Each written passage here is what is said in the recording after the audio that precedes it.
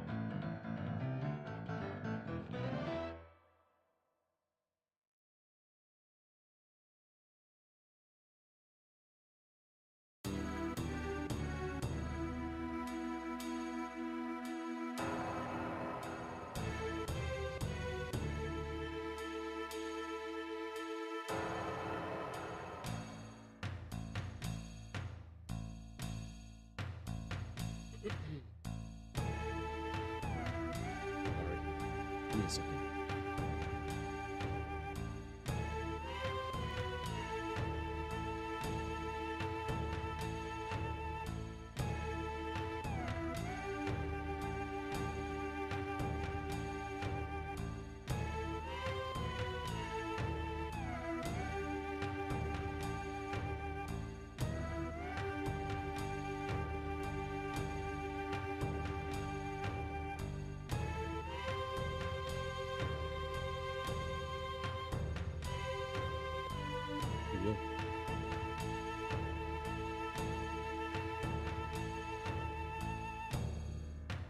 Yo, yo, yo, yo, yo. Testing, 1, 2, 3. Sorry, guys. There's a lot of,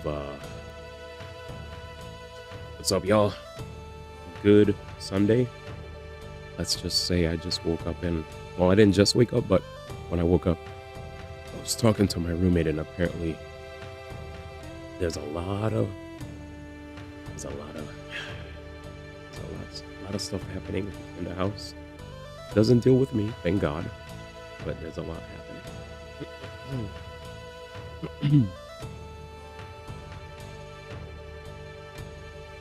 So I had to get updated.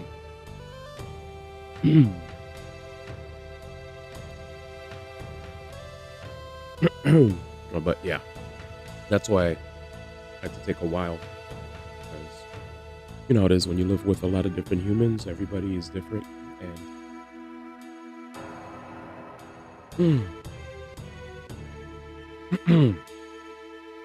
you know.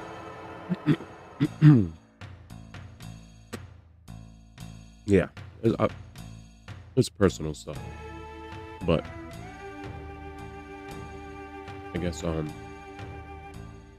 there's gonna be a meeting with the roommates that have issues with each other.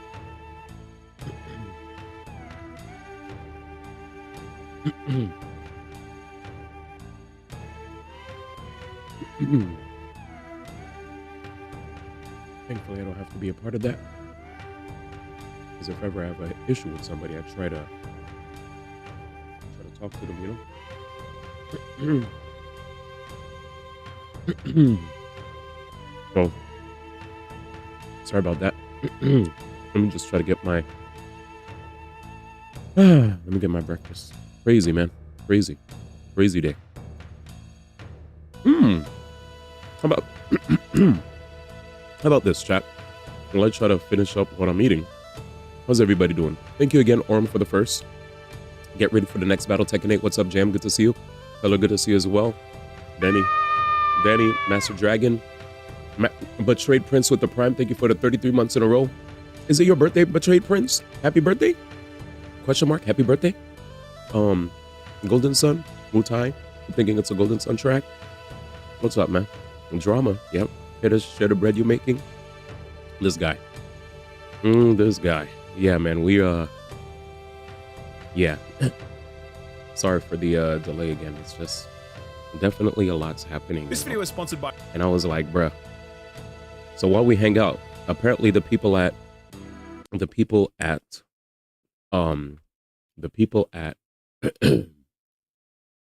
it seems like the people at Shift Up have a Metroid Prime 4 Beyond preview that we could check out together. So let's give it a look see before I do my Spiral Abyss and then play DK Bonanza. Everybody's been talking about Metro Prime 4 a lot lately. Who are offering up to 30% off site-wide as part of their Black Friday Cyber Monday Jeff sale. Keighley's going to announce pick up their all-new the Game Essential Awards earbuds. nominees. These have become a central part of my exercise routine. They're sleek, smart, and way more comfortable than your average earbuds. They actually make exercise enjoyable, which is not an easy task. Get 30% off your order when you visit buyraycon.com/skillup. Scan the QR code on screen or stick around to the end of the video to learn more. You have heat wave on the side. Yo! Come on! What the? Leave him alone! This is probably going to be everybody playing Metro Prime 4. I can't believe it. Don't! That's not nice, dude. It's not funny. Are You right? enjoying this? Exactly. You're hurting me. Yeah, you're hurting him, dude. Stop. That'd be great. Terrible. Hello and welcome to my Metroid Prime 4 preview. I was invited by Nintendo to their Melbourne office to play the game for around about 90 minutes. I played the game's opening, which is that sequence we've probably all seen by now, the one where Samus infiltrates a space station under siege before encountering a sick-looking bounty hunter space pirate dude who's likely to be the game's antagonist. I also got to play another early game sequence where I'm exploring an alien planet littered with ancient relics and reacquiring all of my power-ups. Very, very Metroid Prime. Felt great to be back.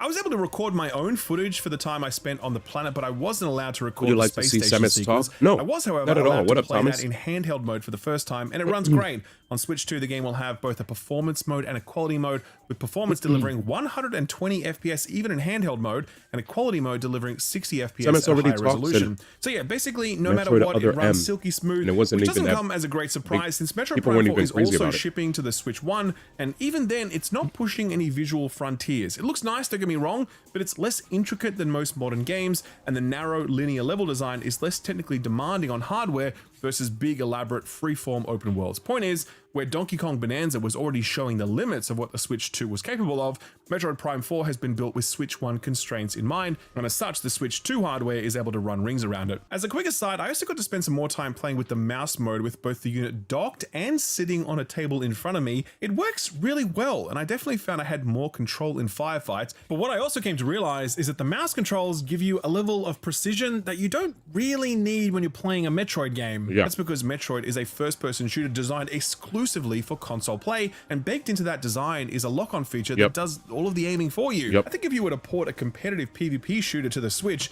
then the mouse controls would be extremely valuable to you. But with Metroid, you just don't need them because the game has been designed from the ground up to be played with a controller, Yeah. and the combat puzzle is not about precise aiming, it's more about simple throughput or positioning. But look, it works, and it's a really nice way to play if you have a setup where you can make use of it. This is going to be a bit of a funny preview because having now played the game on 2 separate occasions, a combined 2 hours of gameplay, I'm extremely into what Metroid Prime 4 is doing, but maybe that's my nostalgia for the franchise talking rather than Metroid Prime 4 really standing on its own 2 feet as a title that's likely to spirit this franchise into the next generation. I know that sounds kind of weird, so let me explain.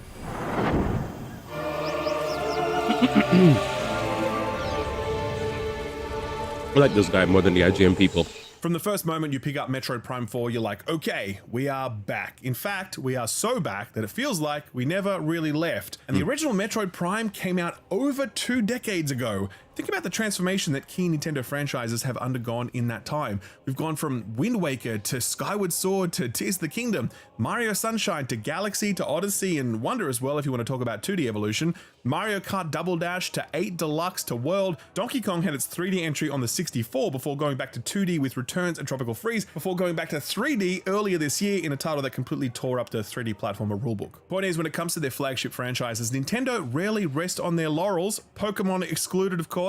They typically put a fairly high premium on innovation and evolution, especially over the long arc of history, since individual sequels might be similar to one another, but that innovation usually arrives at some point or another. I mean, take a look at Metroid Dread. That is the perfect example. Still a 2D Metroidvania, but gorgeous to look at, brilliantly evolved combat thanks to enhanced mobility and the parry system, the chase sequences with that creepy robot thing that was hunting you at all times.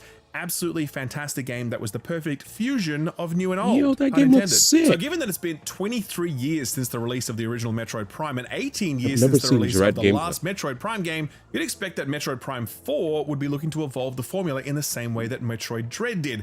But if it is doing that, those evolutions certainly don't present themselves in this opening chapter of the game. What I played felt ripped right from the past. The same auto-aim driven combat, the same scanning, the same approach to level design, traversal, exploration, puzzles, etc. When the preview ended, I went home and booted up the original Metroid Prime and I played through a few hours of it just to check if I was misremembering things, but I wasn't. Metroid Prime 4 feels so in keeping with the original in so many aspects that it feels as though very little time has passed between 2002 and 2025. So you're probably hearing all that and thinking to yourself, uh-oh, that sounds bad, right? Well, maybe, but that wasn't my experience. So I know this is going to sound a little weird, but when I started playing Metroid Prime 4, it instantly reminded me of playing the original Halo, a first-person shooter made exclusively for consoles. All of the design decisions that went into Halo were about how you make a first-person shooter that feels truly fantastic when playing it with a controller. Metroid Prime was built on the exact same philosophy. But which games since that era of shooters have been built in the same way? And I'm not talking about games that you can play on a console or that feel good to play on a console, because there are lots of those.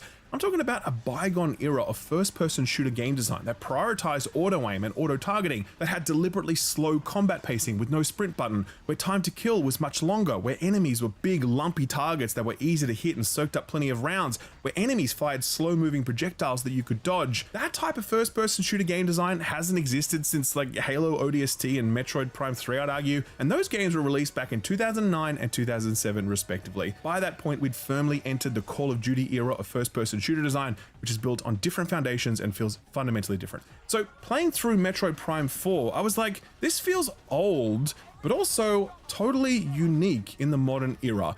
Like, there are just no other first-person shooters designed to feel this way in 2025, and there hasn't been a shooter that's felt like this for 15 years or more. So that old adage of what's old is new again really rang out during my preview, because this does feel almost exactly like Metroid Prime 1 did 23 years ago, but since it's been so long since I played something that felt like that, it felt fresh, but also timeless. It was like slipping on an old pair of jeans. It's comfort food, it's low stakes, and it's relaxing, when most modern day shooters can be quite demanding and stressful. I like those experiences, by the way, don't get me wrong, but it was really nice to play through this, like a time capsule exhumed, one that has aged absolutely beautifully. But again, I don't know how much of that was my nostalgia goggles and the fact that I grew up playing games like this. I do wonder how more modern audiences will respond to this sort of design and combat pacing.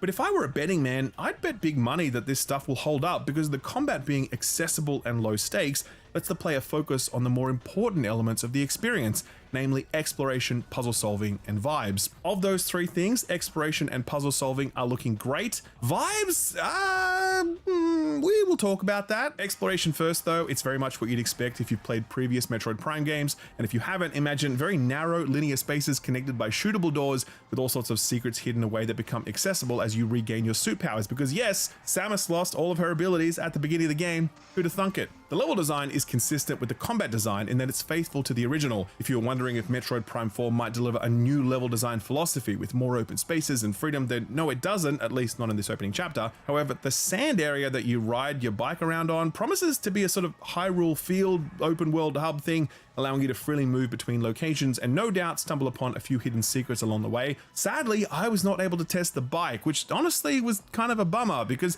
that's the big feature that everyone's curious about, and it didn't look super good in the trailer, so I'd have loved the opportunity to be able to provide some impressions on that part of the game. Look forward to the full review for those impressions, I guess. Puzzle solving is similarly in keeping with the history of the franchise. The main hook is that Samus now has psychic and telekinetic powers granted to her by a near-extinct alien race which believes she is some sort of chosen one. In addition to her regular scanner, which is used just as much as it was in the original game, she now gains this psychic scanner which lets her identify objects that she can pick up and move with her mind.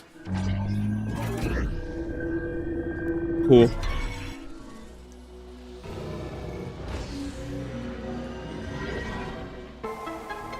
Later on, you'll unlock an upgrade which lets you charge your particle beam during this psychic scan, and that lets you actually control the projectile once it's been fired, something that came in very handy during both puzzle solving and a boss fight.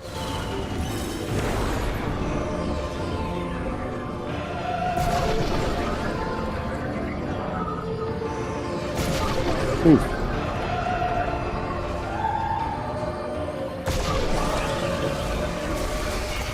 I would say this part of the game does feel like a step up from previous entries, in the sense that the puzzle solving does feel both more sophisticated and more demanding here in 4. Replaying the original, it takes a long time for the puzzles to move past the whole, do you have the right upgrade thing, but here you're almost immediately being asked to creatively apply these upgrades. They aren't just lock and key solutions, they do require you to actually think, and that was just in the opening. So I'm cautiously optimistic about how this is built on throughout the rest of the game, because this was a very strong start.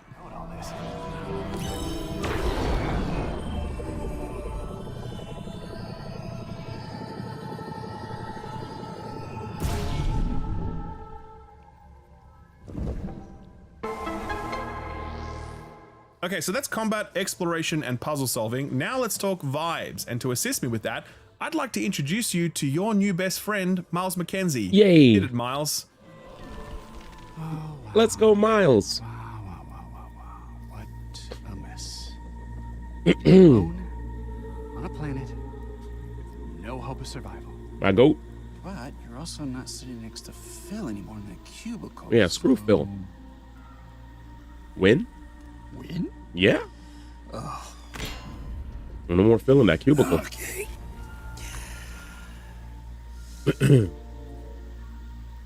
What?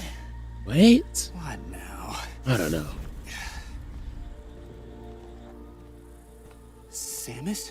Samus. Samus Aran? Hey! Hey, Samus Aran! Oh, stop! Help me out! Oh. Please get me down. I'll just stay right here. Try not to die. Yeah, so as I was watching this, I was pretty shocked at its tone because it is very, very at odds with the Metroid franchise, which is typically quite brooding and self-serious. This felt like Whedon-esque, gun-esque quippiness in my Metroid game, and yeah, it was a big surprise. But I thought, okay, maybe this is just a single cutscene and we rescue this dude and then we get on with things. But no, it turns out this guy is a pretty central character in the game, and after I rescue him, he follows me around for a bit, and he just doesn't stop talking, handing out free advice like this little gem. Might be a good idea to check the map and get our bearings. Now listen, I'm sorry, Miles McKenzie, I'm sure you mean well, but you don't need to tell Samus Aran to check her fucking map. She's been checking her map since before you were a twinkle in your father's eye. He'll later remind you to save your game, and he'll be like, oh, enemies are coming over the walls, when you can clearly already see that there are enemies coming over the walls. So as I was listening to this, I was like, oh man, a lot of people are really gonna hate this dude, because, you know, it is almost objectively totally antithetical to Metroid's whole vibe. Yeah, It's yeah. the isolation isolation of Samus in these alien worlds. It's about figuring stuff out for yourself. It's about quiet contemplation. It's narrative that's often delivered through scanning of objects, not exposition-heavy cutscenes and radio chatter. I don't And see if even he kicked you anybody, were to actually. upend a lot of that stuff, you might think about surrounding Samus. Where did you see that? Isolation of Samus. Almost oh man, there are Okay, there he enemies is. coming over the walls. Let's see So if he as I was kicks. listening to this, I was like, Oh, he man, vaulted. there are enemies coming over the walls. So as I was listening to Yeah, this, he vaulted and Samus Samus in shot these him. alien worlds, it's about figuring stuff out for yourself. It's about quiet contemplation. It's He just narrative that's vaulted often delivered and through Samus scanning shot of him. objects, not exposition-heavy cutscenes and radio chatter. And even if you were to upend a lot of that stuff, you might think about surrounding Samus with characters that fit the game's vibe. Whereas Miles feels like a character pulled from a Persona game. No offense, by the way, I love Persona, but we're talking about two very different franchises here. Oh, Now, boy. there are other characters you'll meet later in the game that has been confirmed in a recently released trailer, but the question still lingers, should there be? And are all of them going to be like this? I can't answer those questions yet, obviously, but I will say this. I think it's just too early to judge this stuff right now. If Miles is a figure that appears and then disappears after an hour or two, Yeah. and the rest of the characters are less Miles, Yep. then maybe this works. But if this is the tone we can expect throughout the whole game, and Samus has to stand there mute, listening to these people yap on about this or that, then I think we're going to have a problem. I also come at it from a slightly different angle, and it's this. Metroid Prime 4 feels, at least in its opening chapter, extremely familiar. And I'm okay with that because I love how this feels and because I haven't played anything that feels like this for a very long time. But I am interested to see where Retro are iterating on and evolving this formula. Yeah. I can't see it in visual design or combat or exploration or puzzle solving, at least not yet, but I can see it here in this companion system and this new tone. This stuff, coupled with the desert hub and the bike riding, maybe it's this stuff that sets this game apart from the original trilogy, and maybe these things work and maybe they don't, but I'm willing to keep an open mind, even if Miles can make that a little tricky at times. It's about to get real nerdy in here. So that's my time spent playing Metroid Prime 4. I really enjoyed it as a fan of the original trilogy, as a fan of shooters that used to be made this way, and as a fan of this franchise and what Nintendo have accomplished with it over the years. We don't call them Metroidvanias for nothing. Nintendo rarely stumble when it comes to their flagship franchises, and given that they had the courage to reboot development of this game a few years ago when it wasn't headed in the right direction, and given how strong Metroid Dread was, I'm hopeful that some of the things that give us pause in a preview cycle end up being less important when compared to all of the other cool stuff that we haven't even seen yet. Never bet against the big end. That's my motto. Except when it comes to Pokemon, that one's always a bit 50-50. All right, ladies and gents, that's all I got. Thank you very much for watching, and be sure to tune in for the full review, which should go live sometime around the game's release, December 4th. Not long to wait now. Thank you again for tuning in, and a big thanks to this video sponsor, Raycon. Cool. This video is All right, and there it is. If this game doesn't surpass 3 million the first 4 months, that only shows Metro Prime has still a long way to go for it to be looked up to like Mario games, Zelda, Xenoblade Chronicles series. I definitely hope they get I definitely hope they get sales, because it does feel like, to me, everybody's been ragging on Miles so much to the point where yeah, look at that. He took a minute to say he didn't like Miles. Now that wasn't hard. I agree. Yeah, IGN leaned way too hard into it. Like, I feel like it's so much better to give us I'm a big fan of giving us the good news first when it comes to these game impressions before we go into the negative aspects, because us as humans tend to focus so hard on the negative aspects of something that will literally disregard the rest of the positive things, and and our brain will still be stuck on what sucked, or what was the bad news. That's why some people.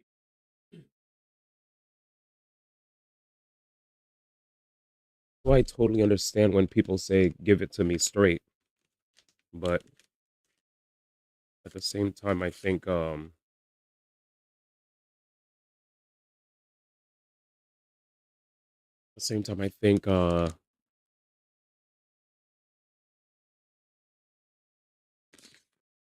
was I gonna say? Oh yeah, I don't know. What was I gonna say? First off, Master Dragon's point. I do hope that they hit millions in sales, right? All the negative press about Miles isn't doing it any favors.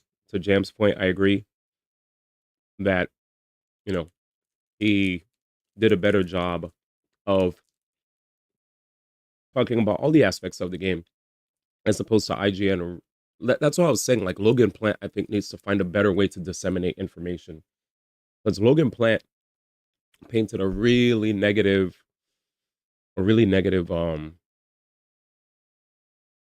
picture of what Metroid Prime 4 is, right? Like if I were to only trust an IGN's take and nobody else's, I would be under the impression that Metroid Prime 4 is, you know, a return to what I've already expected in the past Metroid games, except this time it's going to be a little loud and there's going to be a lot of disruption due to the Marvel movie-esque quips that I'm going to hear from the NPCs that will tag alongside Samus. He made it seem like it was going to last forever until he finally mentioned that Miles did, in fact, stay back once you got the missile upgrade and only, talk to you via remote comms, right? That's about it. Other than that,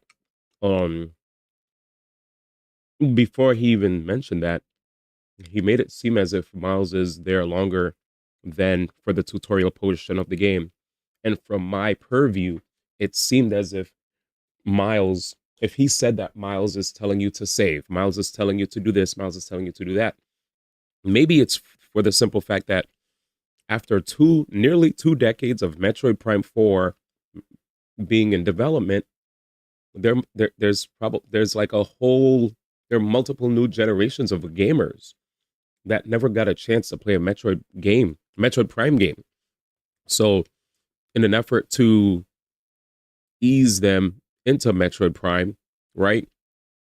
They probably thought, hey, let's have this like creative, let's take a creative approach to, easing the players into how to play the game, right? It was basically a tutorial, but maybe they felt like it was a tad too hand-holdy, because when I played DK Bananza had a tutorial as well, but it came in the form of text bubbles in the bottom, images on the bottom right to give me a kind reminder that, hey, you see this, you could interact with this by doing this. You could interact with that by doing that. But yeah. What about we were just checking out Skill Up's preview to Metroid Prime 4. Not count Pokemon because a broke game still sold more than 3 million copies without even trying to be a good game. I played Pokemon Legends ZA for 10 days. It wasn't a broken game. Just the environment probably looked way less next gen than other games, but it definitely was a fun game. I think post game, now that I look back at it, post game was definitely a bit repetitive. They tried to make us basically do the ZA Royale again and, beat 20 people. You're basically just running through the battles over and over, getting small rewards. And even when fighting the legendaries like Yveltal and Xerneas, it didn't carry the same weight that I felt when I played past Pokemon games on the handhelds. Like when you play Pokemon games on the handhelds, like there's a tone, like the atmosphere. I think everything just being in the city, if you want me to be serious, I think the game just being in the city the entire time kind of like hurts the game a little. The reason I say this is when you think of like the other Pokemon games, even Legends Arceus, you're constantly going to different areas. And for me, when I finally made my way to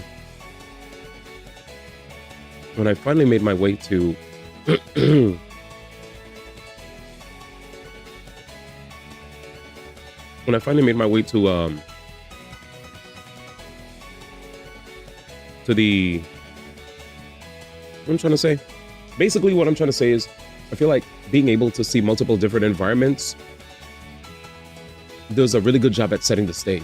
But if you're saying seeing the same environments all the time, and the only thing that I really saw was, only thing I experienced was music change, it's like,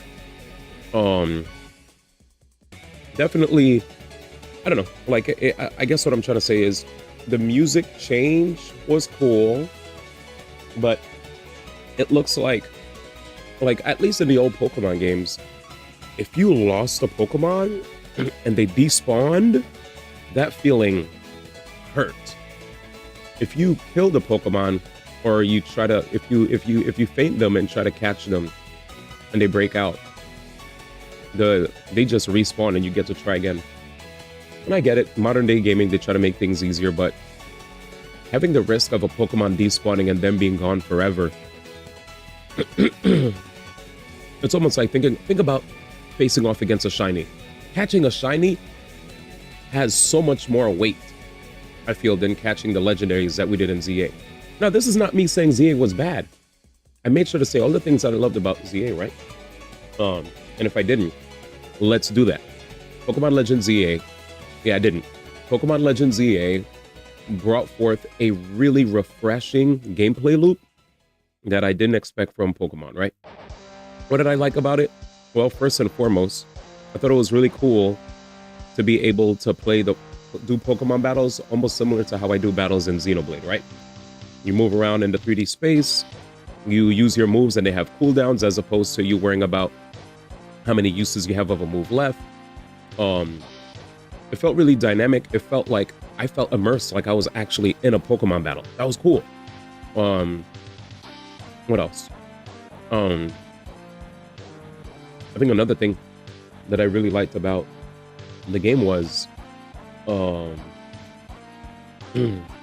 think another thing I liked about the game was the character models and the character models and the Pokemon models, even if it was developed as a Switch 1 game, looked fine.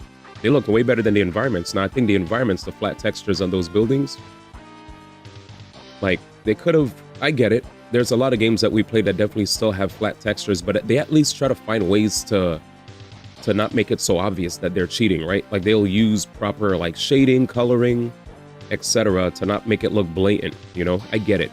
Not everything can look realistic, but I also understand that it was made with the Switch 1 in mind, so there are going to be limitations, but because Nintendo's still in that transitionary period of trying to get people who have a Switch 1 to get a Switch 2, and there are definitely some of you guys who come into the chat that have mentioned that you still haven't gotten a Switch 2 yet, right? But I do want to say that I think Pokemon Legends ZA is not a lazy, crappy game. I think it's 80% a good game. 20% could have went into it to make it like a perfect modern day title, right? The lack of voice acting, the graphics not being up to par, even if it's cartoony, you could still have done a better job with the environments, I think. Also, us not seeing too many different environments, even within the city. The main environments that we saw that were different were like the ice area, right? We didn't really get a lava area. We didn't really get, like, you know, like I felt like they could have cooked a bit more with the wild zones. Some of the wild zones do look different from others, but overall you're still just surrounded by skyscrapers, or just buildings in general. Buildings that have very you know, that don't look too 2025.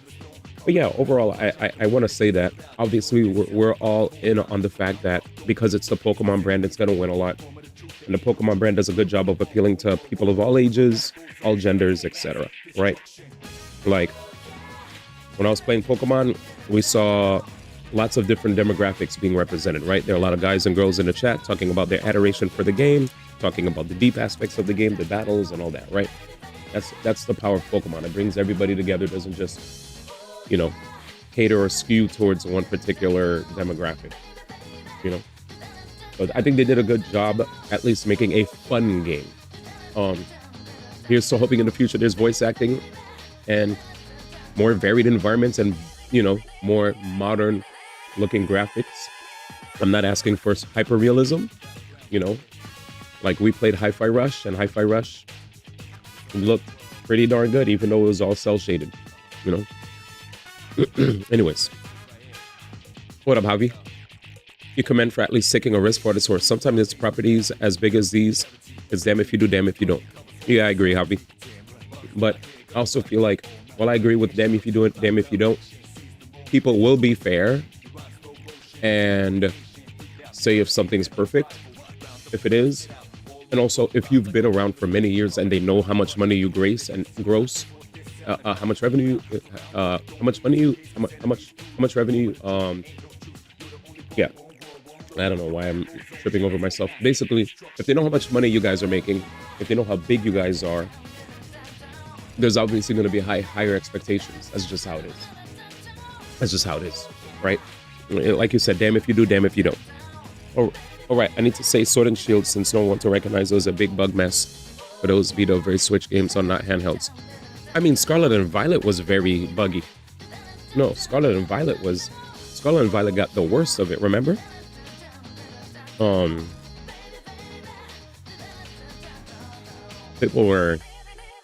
People were very much upset at Scarlet Violet with good reason, you know. Scarlet Violet was I don't remember if Sword and Shield was a buggy mess. I don't remember that. I remembered there might have been some issues where maybe there might have been some slowdown and stuff with the game, because I remember they tried to have these big, like, they try to have these big areas and stuff. I think the fact of the matter is this: it's a big IP. It's not a new IP. It's a big IP that's proven that it can make numbers.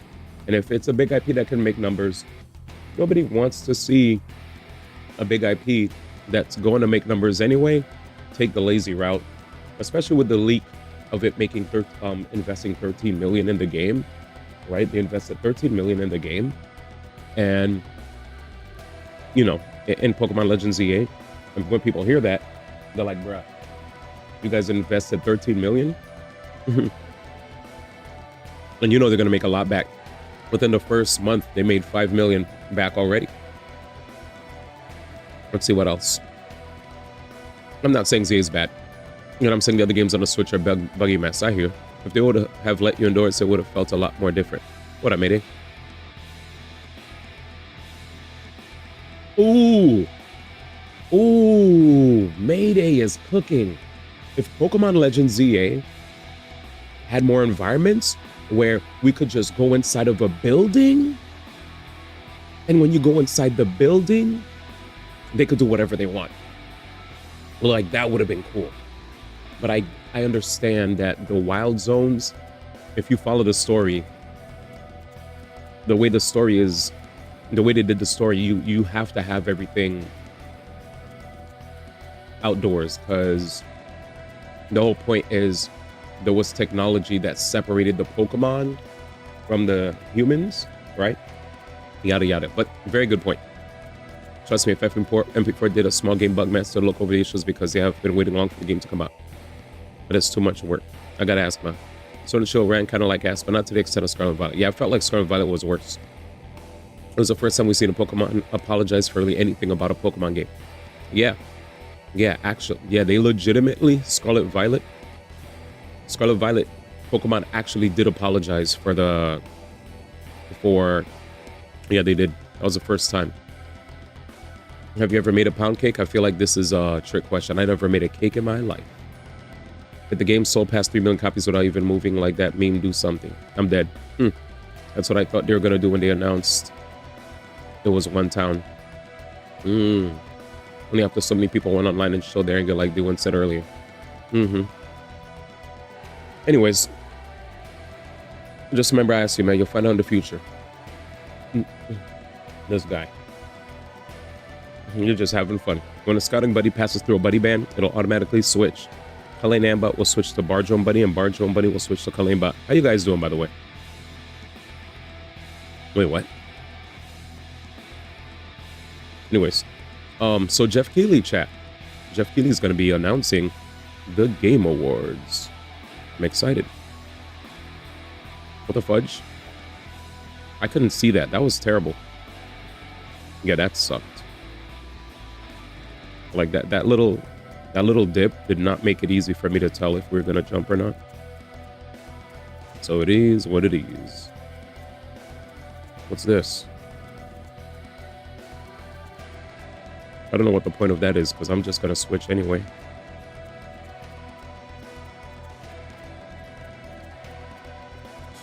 Is this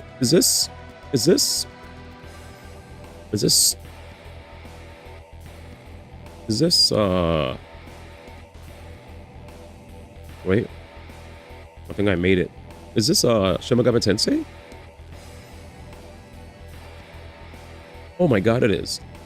Just side watching Heatwave Rivals Aether 2 GFs right now. How's that game doing? I haven't watched Rivals of Aether in a minute. I'm still, well, you're still trying to solve your issue? Yeah, I feel you, man. Let me tell you, man. I'm very, very sorry to hear that you've been going through financial issues. I'm about to be moving yet again soon, so.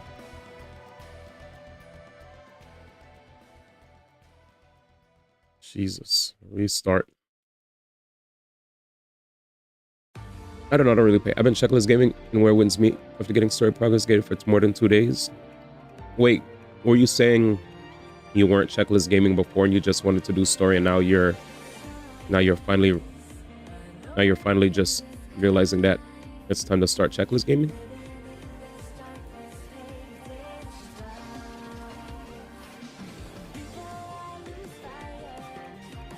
Oh sheesh, not again. Yeah, I used to watch K9 play. I saw a lot of people complaining about, well, not actually, wrong. I didn't see a lot of people complaining about Spiral Abyss. I saw one person complaining about Spiral Abyss, and everybody else was basically trying to help that person. And unfortunately, I guess they weren't enjoying Spiral Abyss. The end.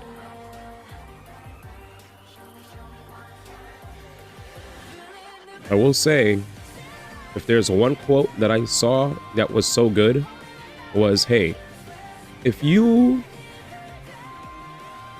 The one thing that I saw that was like so well put by one of the chatters was this.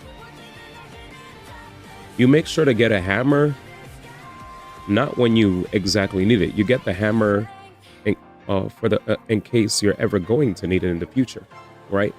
You don't get a hammer after the fact that you need to get a hammer. You make sure you have a hammer in case you're going to need it in the future, right? You get tools, you know, for your house, just in case certain things come up, right? You may never know when you're going to need a screwdriver. You may never know when you're going to need a wrench. You may never know when you're going to need a hammer. So you make sure to get these things for when the time comes, you know? Yes, you have it so when the thing happens, you have it. Did a little bit of both, but every 10 levels you get gated by a timer. It's been a day the last 3 days, not 2 days. You need the levels to continue the story. They just don't want to use the tools given to them for whatever prideful reason. Yeah. How's where wins meet Mayday? Yeah, I saw that and I was just like, for full transparency, an HSR,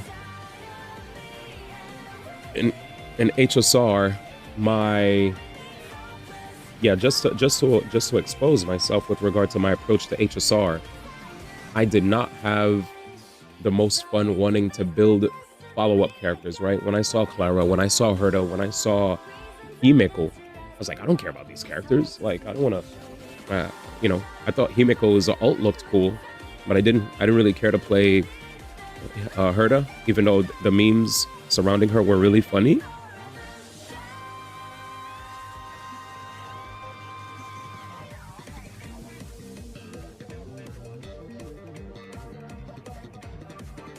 But at some point I had to like swallow my pride and go, okay, if I have to play this character, if I have to play these characters in order to play pure fiction, then so be it, right? because if you guys don't know what I'm alluding to, if you don't play Honkai Star Rail. So in Honkai Star Rail, there's this thing called Pure Fiction. Pure Fiction allows you, Pure Fiction is a mode where it benefits mostly people that play follow-up characters. So if you play follow-up characters, whatever, you will get the best results when you're playing in that mode, right? And because I barely invested in my follow-up attack characters, I had the toughest time. Because mostly what I played in Star Rail was hyper carries, and it worked. The game plan was to just like pick a hyper carry, get 2 supports and a sustain and cook. That's pretty much how I play Star Rail for the most part. Like if you look at most of my most played teams, it's usually hyper carry. It's usually a hyper carry and then 2 supports and a sustain. That's just usually how I play the game, right? I have the most fun just playing hyper carries. That's just my play style. That's what brings me joy. It is what it is. Other people like to have more teams that, you know, require a bit more know-how, and that's fine. And once I started realizing that I'm gonna have to start learning how to play hyper carry characters, I said, you know what? I think it's about time that I started investing in Himeko Herda. And once Fei Xiao finally came out, once I saw Fei Xiao was coming out, I was like, okay, Fei Xiao's coming out. I want Fei Xiao badly because I finally have a follow-up character that appeals to me. A lot of the other follow-up characters, unfortunately, in like visual design, didn't appeal to me. Now, probably, you know, on the battlefield, I would have enjoyed their kit, but I just didn't find them, to me, visually appealing, right? Like, Himiko is beautiful, whatever, Topaz is beautiful, whatever, you know, etc., etc. Like, they all look, you know, Jade even, but like, when I saw Fei Xiao, I was like, okay, I finally see a character that I actually want that's a follow-up character. So I said, okay, we'll get Fei Xiao. And not only was getting Fei Xiao, like, not only did Fei Xiao appeal to me visually, but the fact that Fei Xiao almost felt like me playing the kind of teams that I like to play, where I have a hyper carry and we funnel as much as we can into the hyper carry, you know?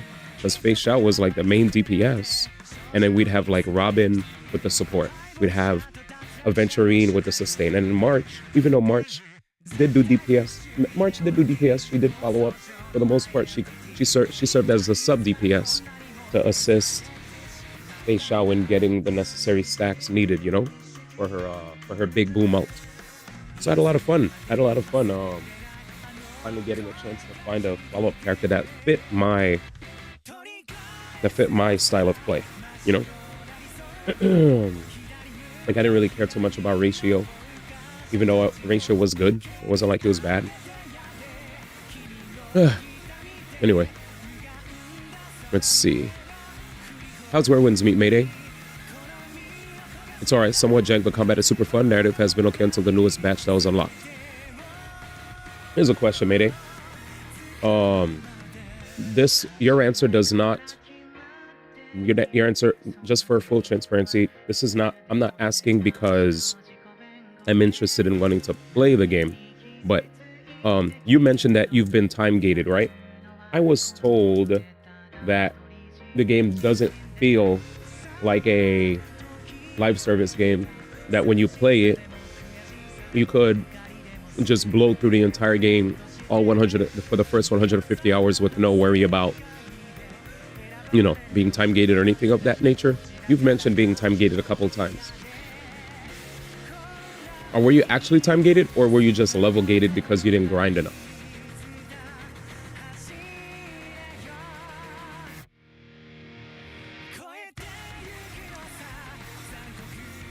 You cannot, at least not at the moment. Yeah, I have nothing against the game, by the way. Full transparency. I don't have anything against it. I'm just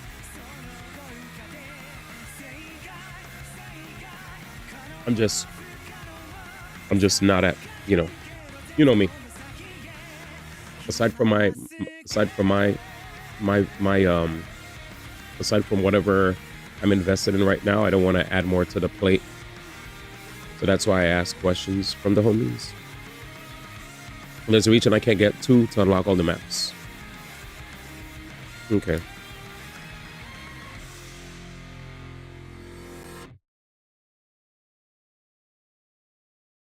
Right now the level cap is 40 for another 2 days. Okay, so yeah, it does.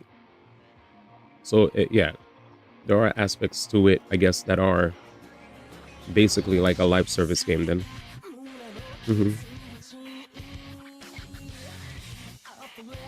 I understand.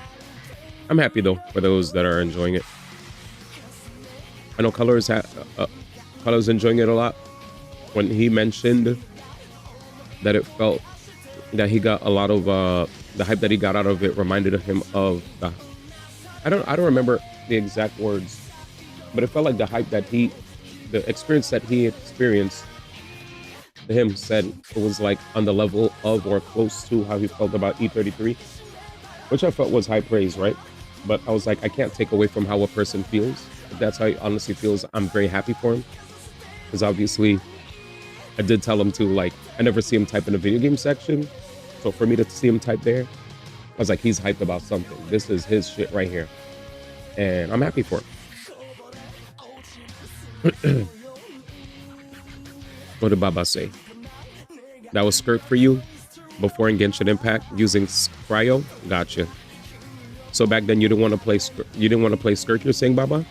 Or you're saying once you saw Skirk you finally wanted to play? I don't get it.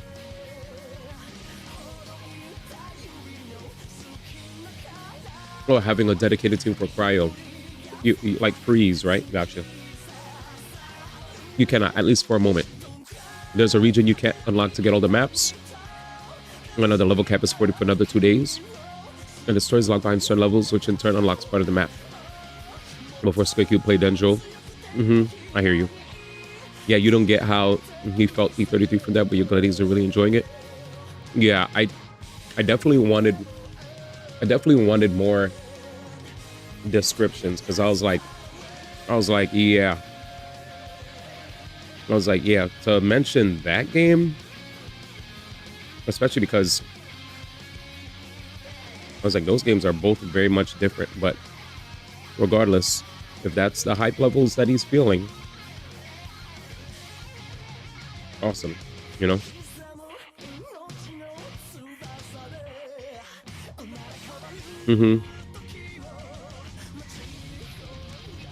For you, it's a 7 out of 10 game.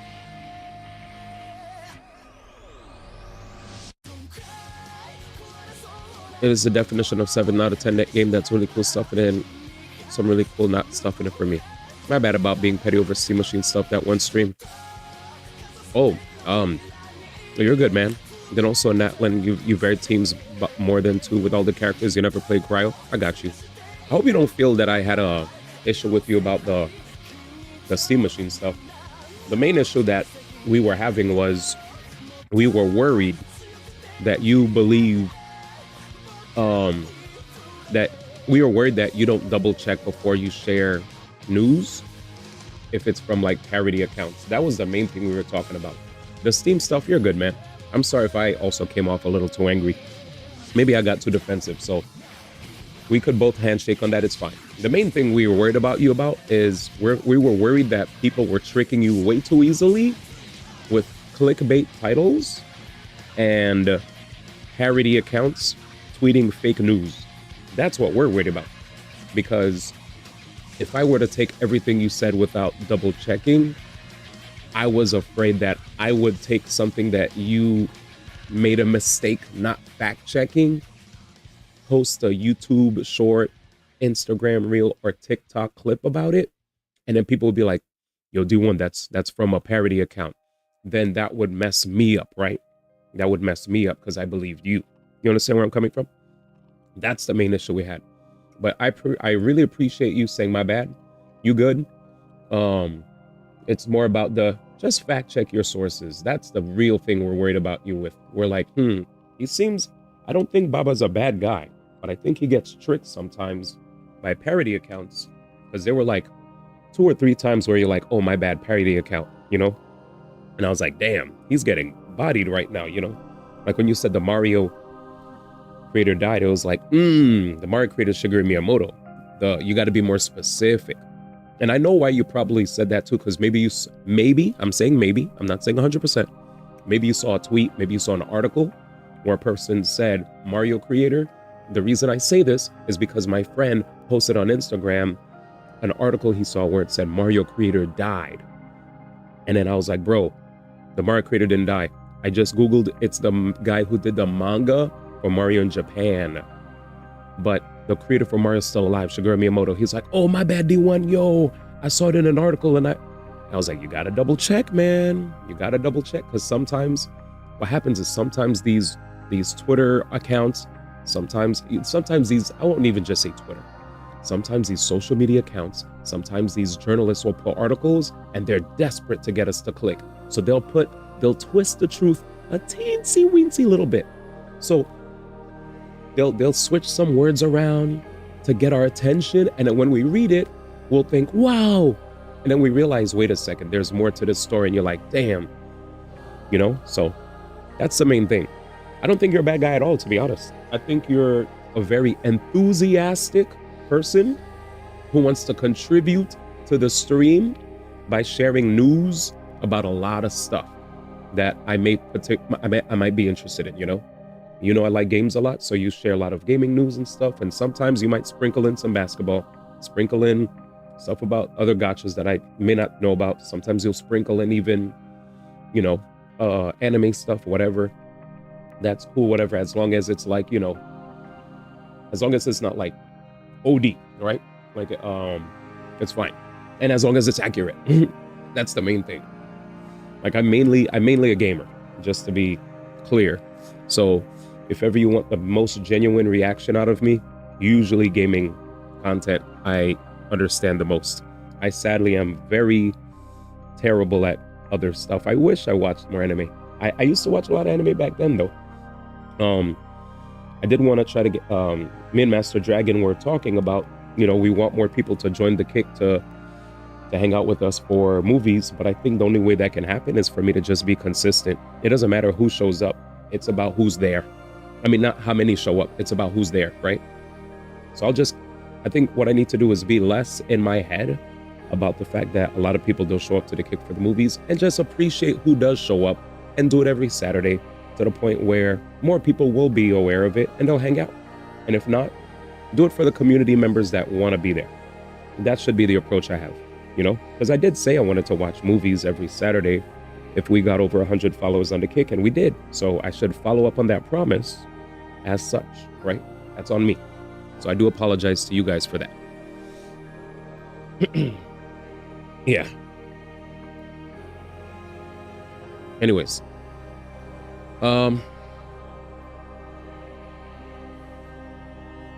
Let's see. My bad. That was me. Some technical issues like dialogue lines will repeat or stop. Cutscenes were played at one point. The region doesn't run as well as the old region. I just wanted to say that. No, I appreciate you. The newest level unlock only gave you an hour of story content. It was legit. Just follow the NPC for an hour. I got you on that. No, I just didn't scroll for the message after the photo text. Oh, okay, I hear you. No, that one was not a parody account. Gotcha. Even on Twitter, it'll ask you to read any linked article to a tweet before you retweet it. That's true. There are times where I've seen something on Twitter, I wanted to retweet it, and then they would say, hey, make sure to read this before you retweet it. Placing miraculous immovability in the 2-level platform will cause it to fall by 1 level. Have you done this part, Jam? Guys, let me throw my garbage. I'll be right back, okay? I'll be right back. It'll just be fast. I hate leaving banana peels out and yogurt.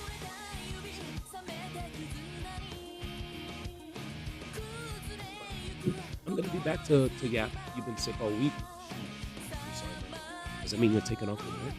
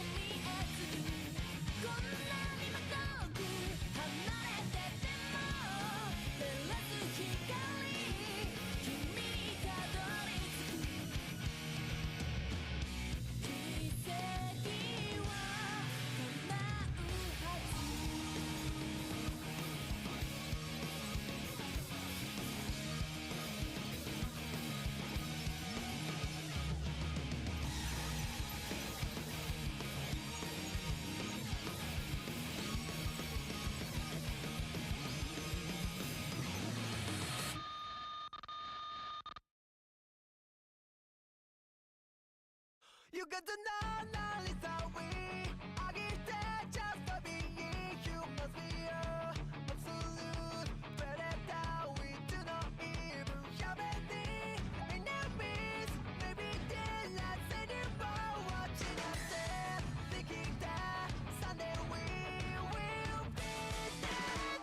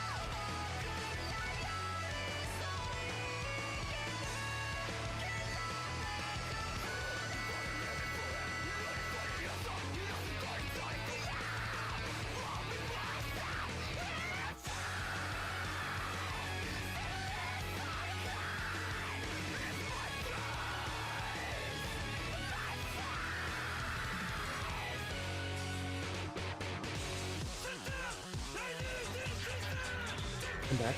That's my garbage.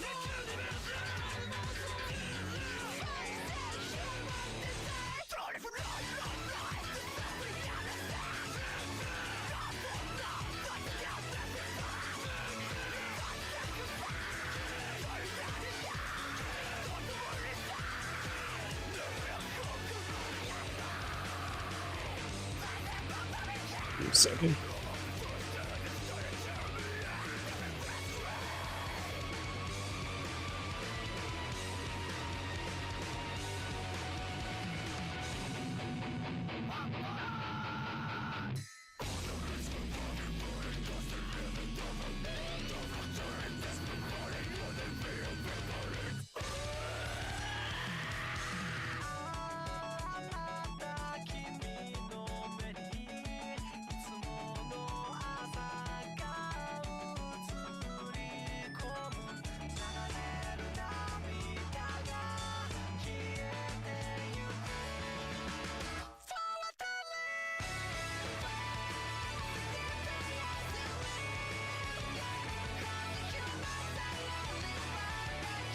Hmm.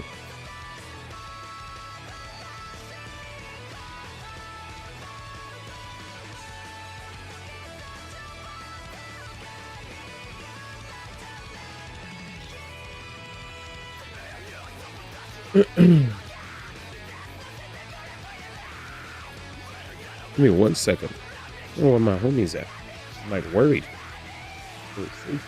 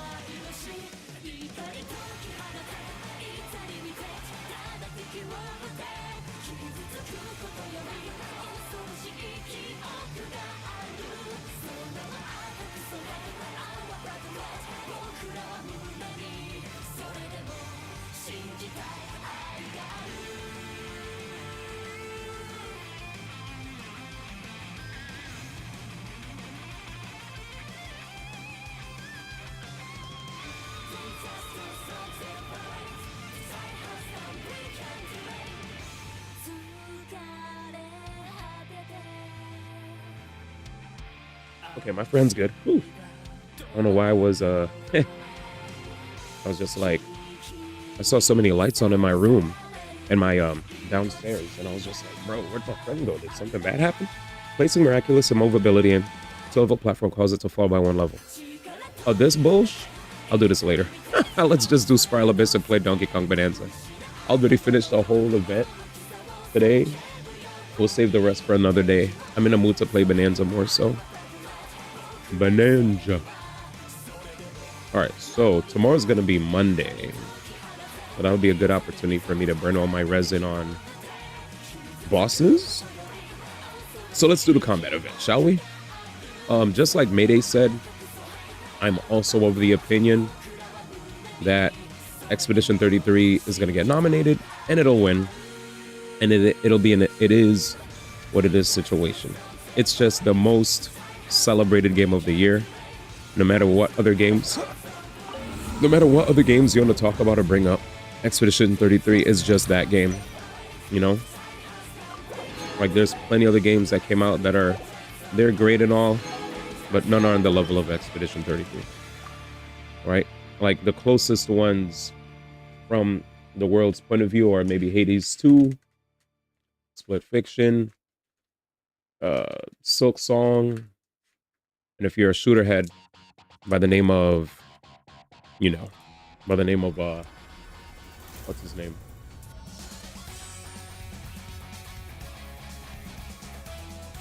If you're a shooter head by the name of Shroud, you'll even think Arc Raiders. All right, let's do this. So what kind of opponents are we fighting here? Yep. Shroud, yep. Wait, what did I say? A shooter head by the name of Shroud? Did I mess up his name? If I did, I'm a gem.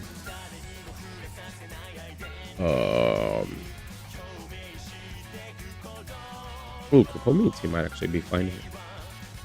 What's a Stormland cruiser? Ryoba? This guy looks more annoying. I'll just play.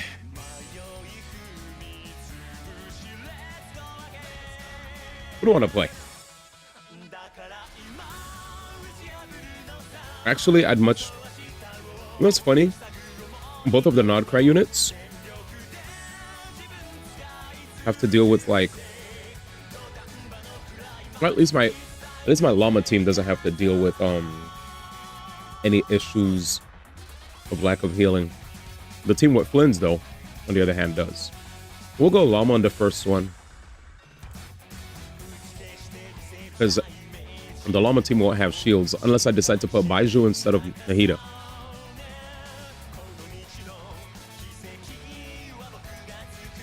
I do like Baiju there.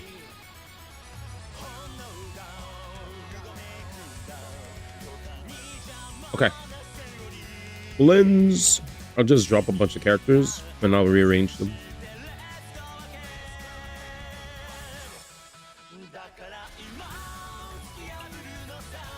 Sucrose.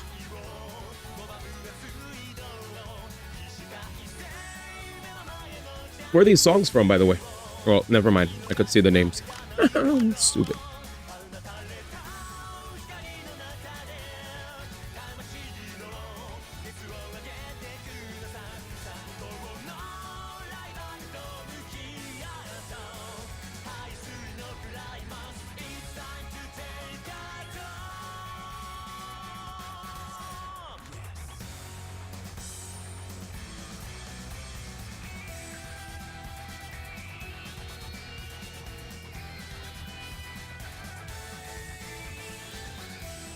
Oh, still level 80?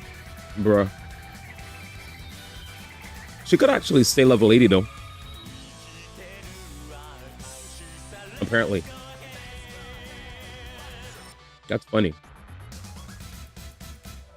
Do I have the mats to boost her?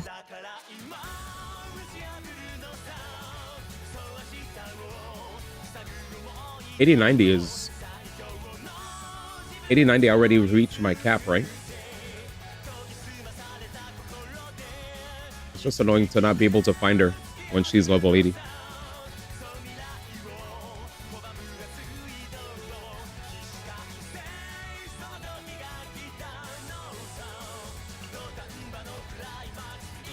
The song playing is an enemy where the MC is Frank Swordsman, F-rank swordsman, with other people having higher and better powers. His abilities, he can turn superhuman for a minute only. What the hell kind of show is that? That sounds interesting. All right. Let's make sure my characters are well equipped. Sack frag. I always have fun when I do this.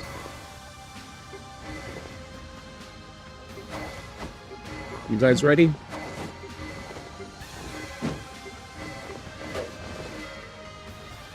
Sack frag for a lot of EM. Will Smith.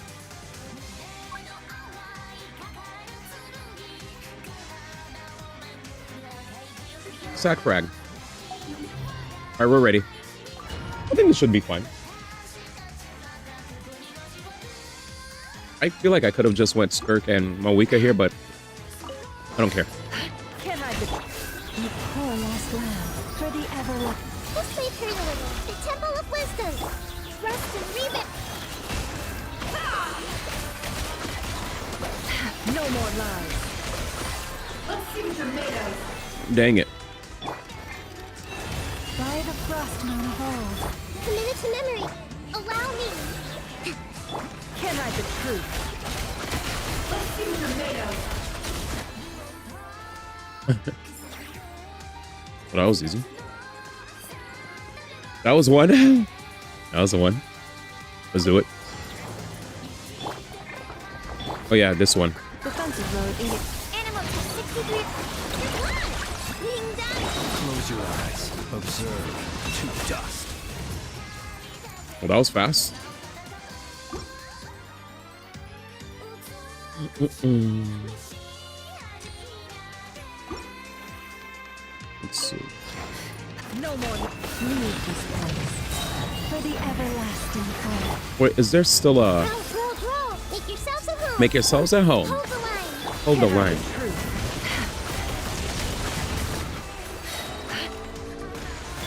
Billowing surge. Is the jellyfish still there? Sure is. Protect us. Oh my god, they nerfed my... It all adds up.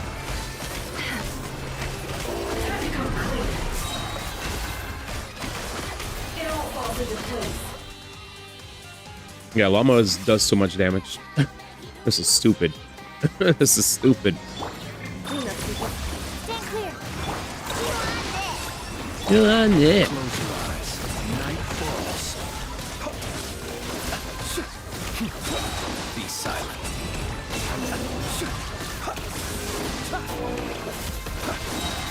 Installation chamber. Well, I should have bolted him. Ultimatum protocol.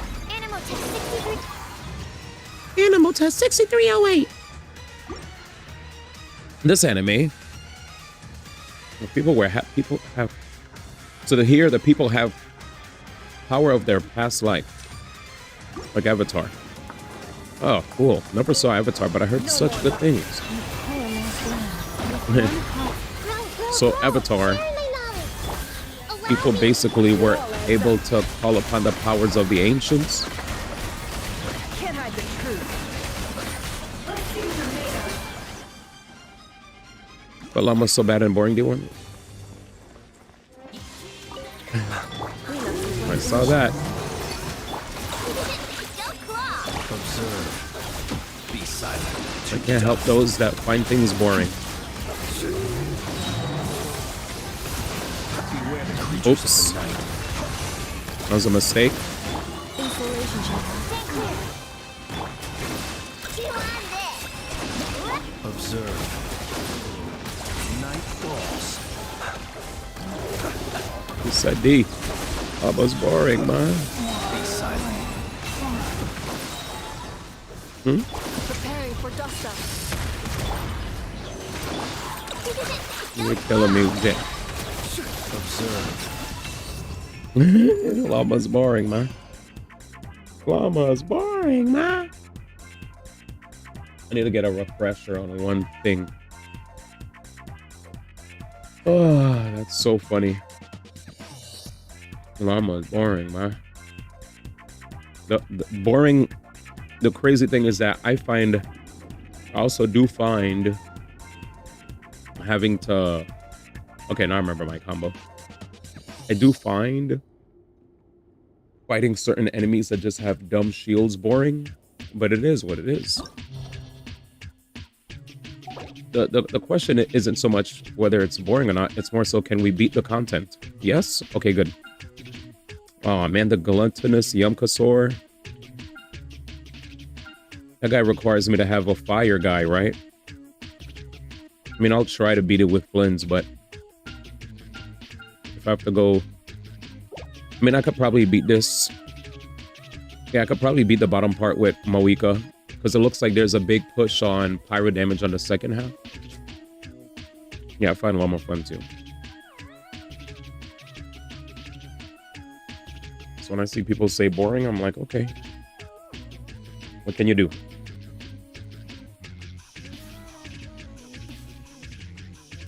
It's definitely a pyro show. So I could finally like drop this and do... I could do this. And then this, I could do this. Yeah, I'll just do this. Because they're definitely just pushing, they're just pushing the Dendro lady. And it's not even a question of whether or not I could do it. I just rather not deal with ignoring mechanics, ignoring certain things that'll give me an upper hand in the battle if I have the tools to do so. Like the best thing about my Genshin account is I literally have every single character that's in the game. So I might as well make use of them instead of making my route to victory, you know, more difficult. Just do what needs to be done. So right there, I had to fight Pride, right? Pride told me do it with Flins anyway. But I was like, I also like being able to burn the Yumkasaur's, you know, fruit before he eats it. I think it's a fruit, right?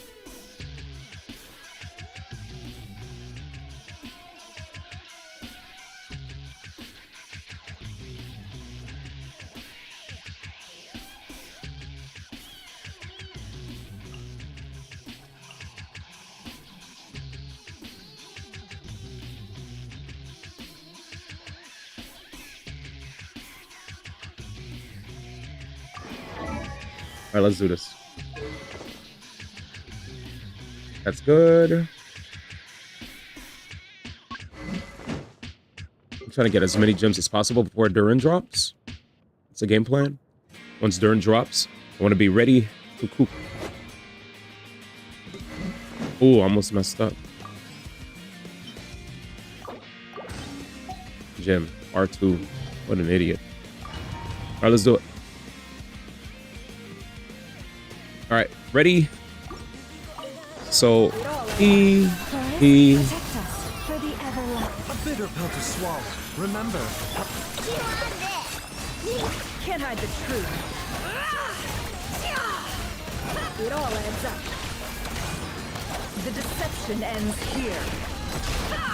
You poor lost Damn. lamb with one heart. mind the side effects. No more lies. Time to go clean.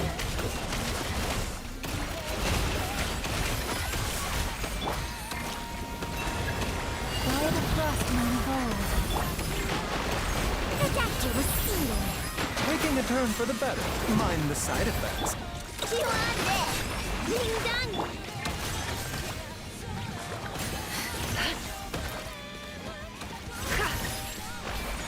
Bruh.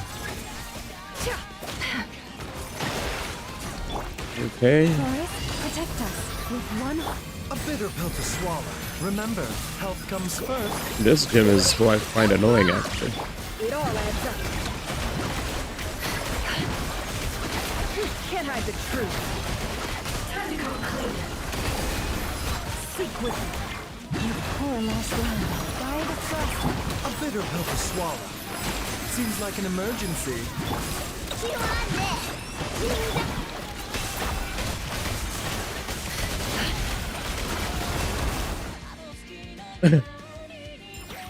Chew on this. That was easy. Everybody stand This is one of my favorite teams to actually do. There's so much tech now with Mawiko that I'm not even using. I still do the regular combos, probably because they're still strong. But I'd love to do her Teamwork is dreamwork. new combos because apparently they do more damage. Suffer the rip from the sky. It's just when you get to do stuff like this.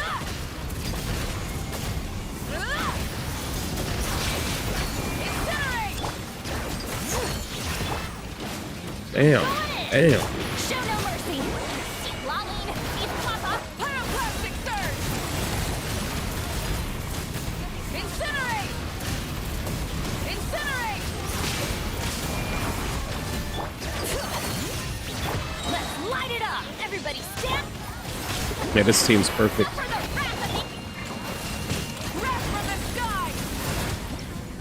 Oh yeah, I messed up. I kept normal attacking. I don't even feel like I'm doing the combo properly. I gotta double check it again. Oh god. Protect us. Not this guy. Remember, health comes Can't hide the truth. Time to go clean. Time to go clean. The deception ends here. It all adds up. You poor lost lamb. With one heart. a bitter pill to swallow. Seems like an emergency.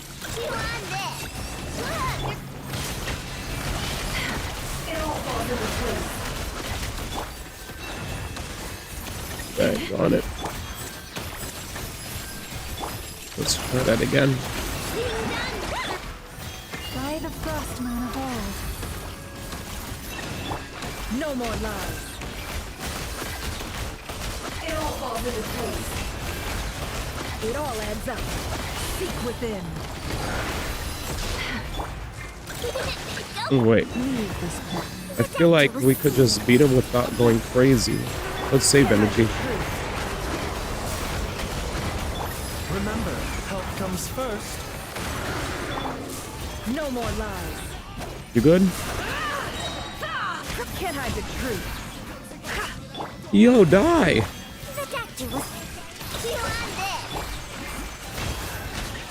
I legit was slowing down because I wanted like to get more health, but I should have probably not have done that. That was grief in chat. Yeah, that was a grief.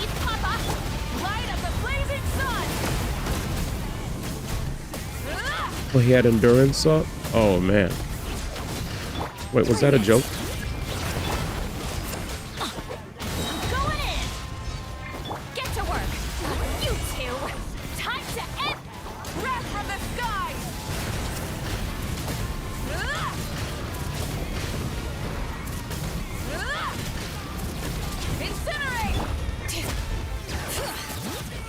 Oh, it was a joke. You freaking guy. I'm angry. I was like, wait, he's joking, right? he is a jokester. Sometimes you forget though.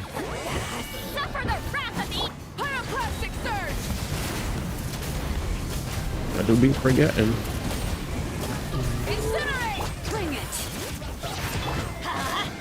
Yeah, that was terrible.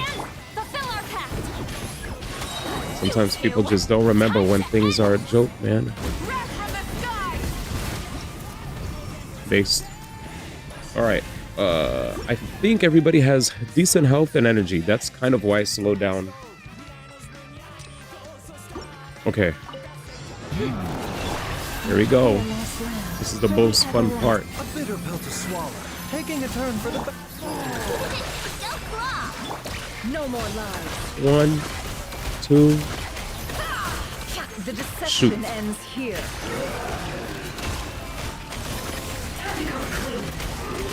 Forest, protect us. Guide across. Swap to Baiju. Put the shieldy. comes first. Chew on this. Skill. Dash cancel. Dash cancel. Dash cancel. Ult. The mystery unravels. It all adds up.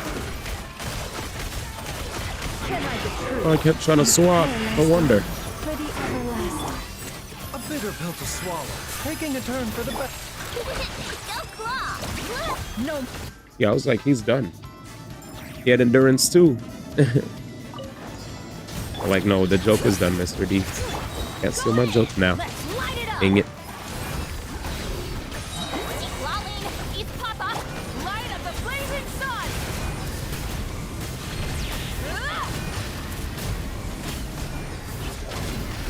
He actually, wait, what the hell? Bring it. Okay, we do have a shield. We do have a shield. We have a shield. We have a shield. Stand down. Get to work. Suffer the wrath of me. Pyroclastic surge.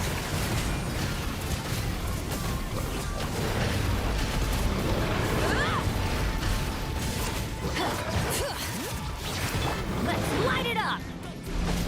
Teamwork is Okay, strength. it's gonna have a shield. It's Papa. Where's the big bang?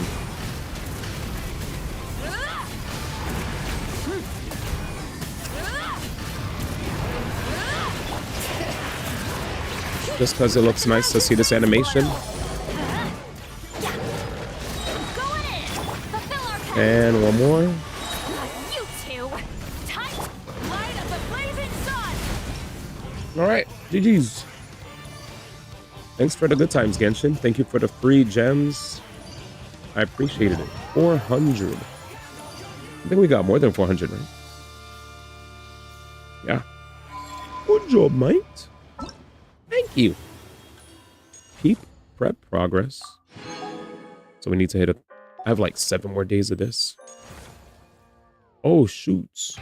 There's a mystery too that I gotta do. All right, we're gonna have to spend some time doing that sometime this week. But for now, let's play some DKs. Let's play some DKs. All right. But that was fun. You said Aika singing?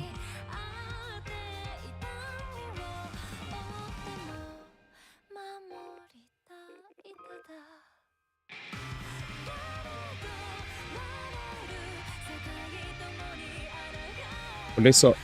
Let me see something.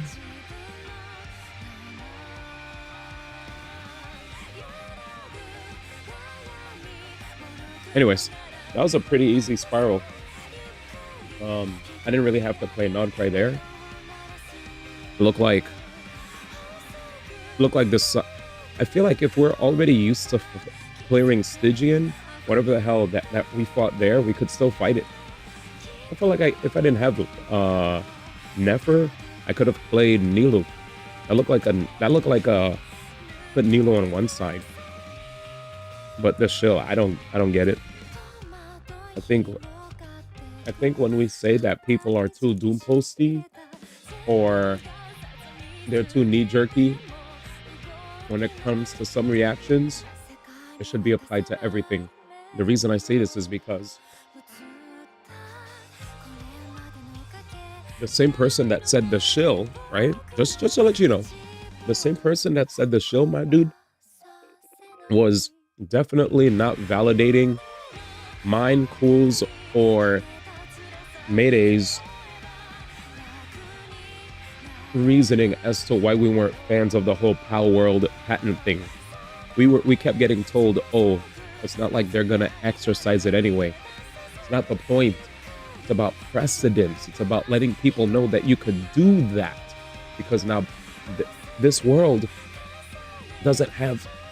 Sadly, this world isn't filled with people that have good intentions. This world is filled with people that also just do things for their own selfish benefit. And to that nature, or to that point, rather, to that point, we will experience moments where people will decide, hey, I'm going to do this thing that's gonna adversely affect the competitors and will only benefit me. Why? Because I saw other companies do it and I should be able to do it too. Let's go, Baba. I just finished. Let's go. GG's. Another easy spiral. Just another day. Right, boys, let's game.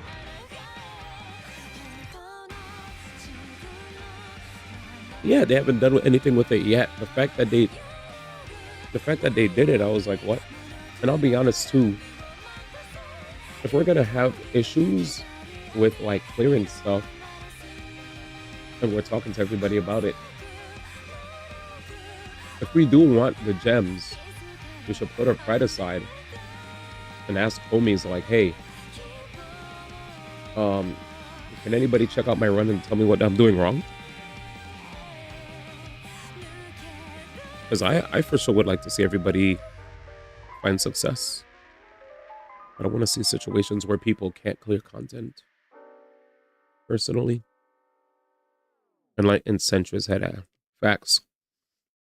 I don't want to say it.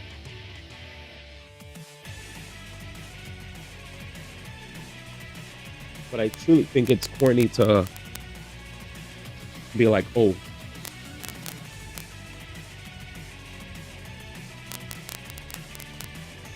they didn't do anything yet, so why are we complaining? Because this world isn't perfect and bad things happen all the time, so we're mentally preparing ourselves for the worst? Like, what?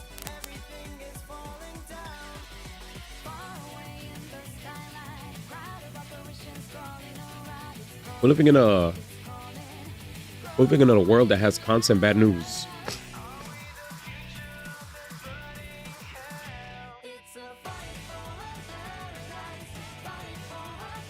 You know?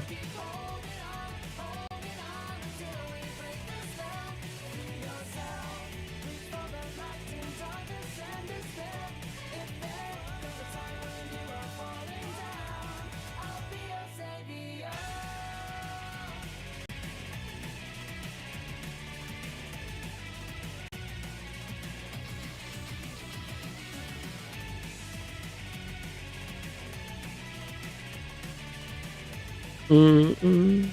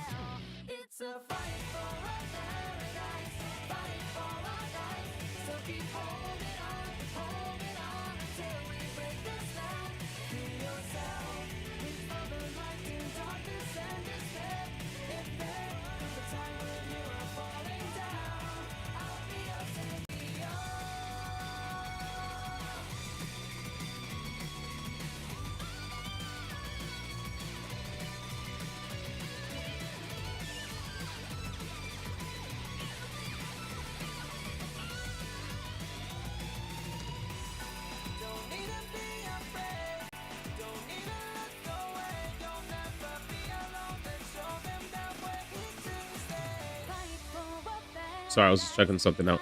I woke up in time for peak. Sometimes I feel like you just lurk just to say that the moment I feel like you just be lurking, waiting for the moment to just pop in and say it. How you doing, man? Donkey Kong Bonanza.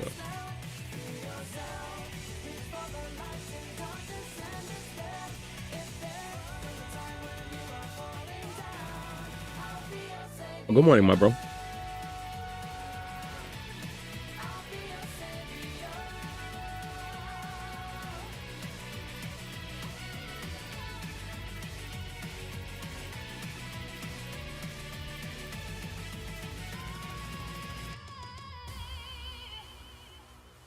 What a nice song. Hey, what up? What up? What up? Good to see you too, Radiant.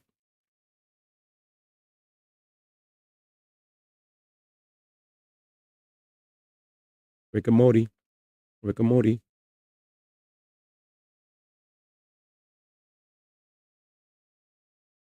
Ugh, what a banger. Give me a second. All right, let's play some Bonanza. I just need to get one song out of my system. 8 o'clock a.m.? Oh, it's 9 a.m. PST? Dang. I might be interested in waking up to catch that live, man. Then again, though, it's just nominees. It's just nominees, right? We could always talk about it after the fact.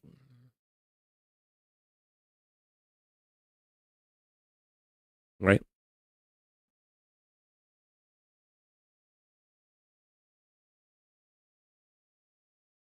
All right, let's do it.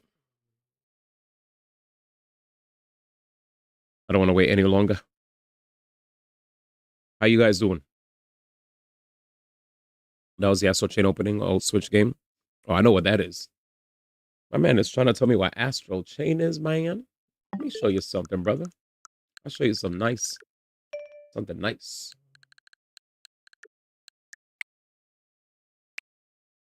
Watch this, brother. Let me show you this, brother. See this right here? Right here. What up, official Z Kid? How much did you buy your Switch 2 for? I'm trying to play the DK game. $500 because $500 you got it with Mario Kart. Switch 2 is $450. 50 if you pay $50 extra, you get yourself Mario Kart for $50 as opposed to paying $80 for Mario Kart. If you get the Mario Kart Switch 2 bundle, you get Mario Kart for $50. I mean, a Switch 2 is literally cheaper than getting it's cheaper than getting the Xbox handheld. Yeah, Legends EA. Yeah, you could get the Legends EA bundle or you could get the Mario Kart bundle. Out of all the latest stuff that's out there, the Switch 2 actually is mad cheap in comparison. It's $450. Here's the thing. I'm gonna just keep it a stack. If you just want to buy it for $450 to save money, you're not really saving money. You might as well buy it with a game. Because the bundles are $500. None of the first-party Switch 2 games are $50. So if you get a game with a system, the math is $450 is the system at base. You get it packaged with a game, $50 extra. You're saving $20 to $30 depending on how much the game is at normal price. So what I'm trying to say is if you were to purchase Mario Kart World, just for visuals, this game right here is $80. You buy it separately with the Switch 2, you pay a total of $530. You buy the bundle, $500, which is what I did. That's a steal. That's a steal. Yeah. So the math is purchase it. He said, okay, you're mathing.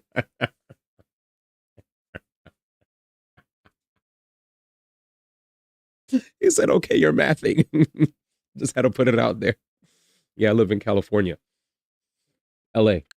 Well, not in LA, but I live in Cali. Anyways, yeah, I'm just trying to help you out because I know too many people that were desperate to get a Switch 2 for $450. But then when they finally wanted to get Mario Kart or another game that could have been bought with a bundle, they had to pay, you know what I'm saying? They had to pay the full price. And they're like, oh, man.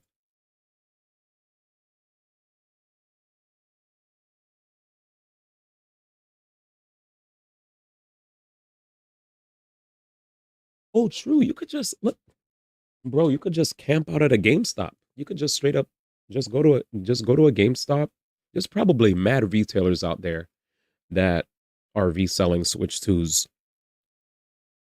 I personally like to buy used products at in stores to make sure that everything's working and all that. So all I would say is go to there's still mom and pop shops, there's still GameStops that exist. Head over to those and see what you could do. You know, probably be able to find something.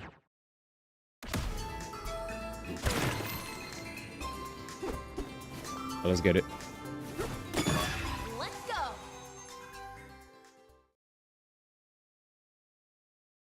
Rising Iceberg Rush.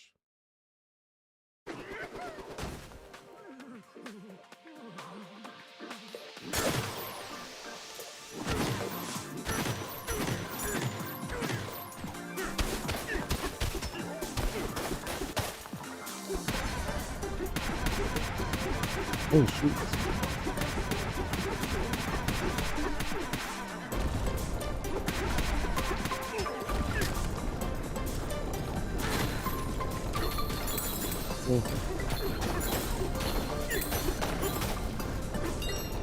Yo. Oh, shoots. I didn't even realize I didn't have any, Yo, what's good, Dolly? What's that?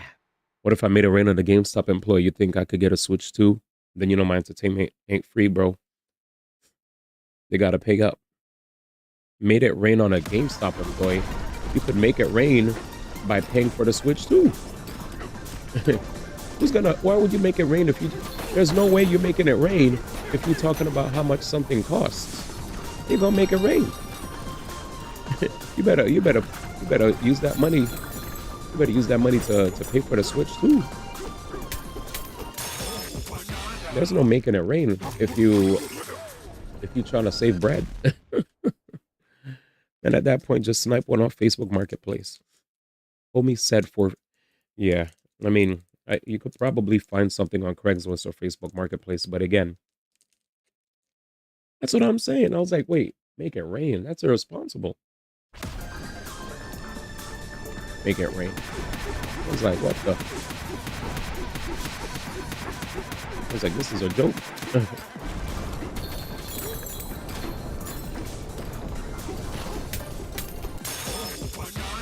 Chat, we're trying to help official Z Kid get a Switch too.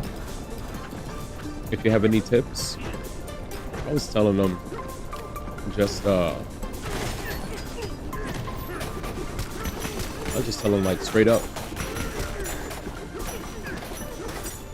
Oh, nice. I was telling them straight up, just either you buy a bundle, you save money, buy a bundle, or save money, buy a bundle for $500 with either Pokemon or Mario Kart, or just buy for $450. But if you end up buying Mario Kart or Pokemon after the fact, you're definitely losing money. But that's on you.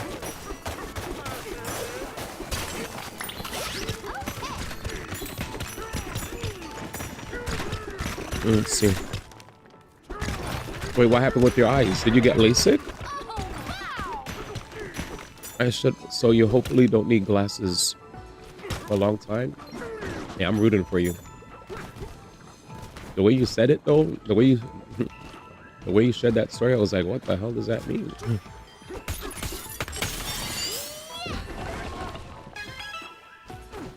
the hell is this?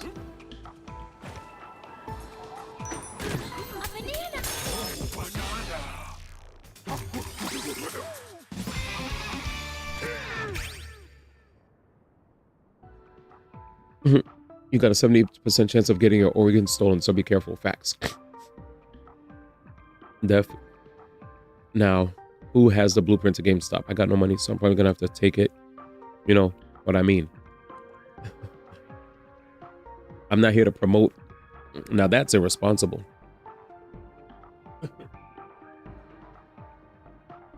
You just admitted on the internet. Yo, guys. Nothing crazy, but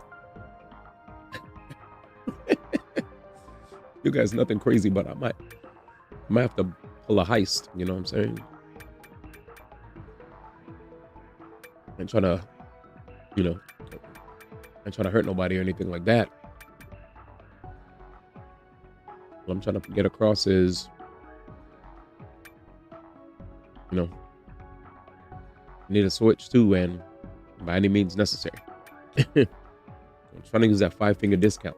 And if you get in my way, your family might have to pray for you in the future. You know what I'm saying? Well, let's do it.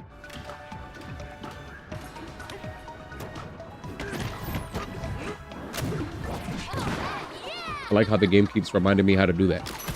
I appreciate it, because I definitely be forgetting.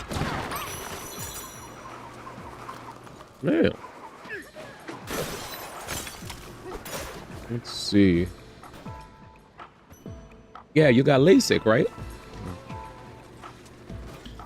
Do they call that LASIK? First off, congratulations, darling. That's an expensive, it's expensive to do that. I don't know if they call it LASIK where you're at, but in the US, there's this thing called LASIK eye surgery, where people basically undergo this thing that allows for them. Oh, you did get LASIK. Congratulations. Yeah, that's money too, right? Hey, that ain't cheap. You know, it's crazy. I also wanted to get that because I personally like not wearing glasses because it's annoying having to walk around and look for them. But I've also grown up having a lot of people say they like the glasses look, you know? I was like, I wonder if it's because it just makes me look like a less intimidating black man, you know what I'm saying? Probably not that, you know, maybe I'm just getting in my own head. Anyways, that said, yeah, I'm praying that you have a swift recovery. It's not cheap, but definitely cheaper than most countries. Nice. You're welcome. Ain't no way bro's gonna Mission Impossible a GameStop. That's what I'm saying. Can you make DK twerk? Wait a minute. Wow. If I may ask, official Z-Kid, do you know who Fighting GM is? Can't stop watching it snow. It's a blizzard higher up, but the snow down here is softer, fluffy. And it's cold like the snow back home. The reason I ask. All warm and cozy inside. Oh, you know him? Because there's a streamer who's a friend of mine called Fighting GM. Snow has all kinds of moods. He makes the same kind of jokes. Good. So I was just like, wait a minute. I was like, wait. He definitely dances, but I don't know about twerks. Ready to go. Yeah, he's a homie of mine. I read this already. All right. He might be my doppelganger. He's Latino, so I don't know if you're Latino. You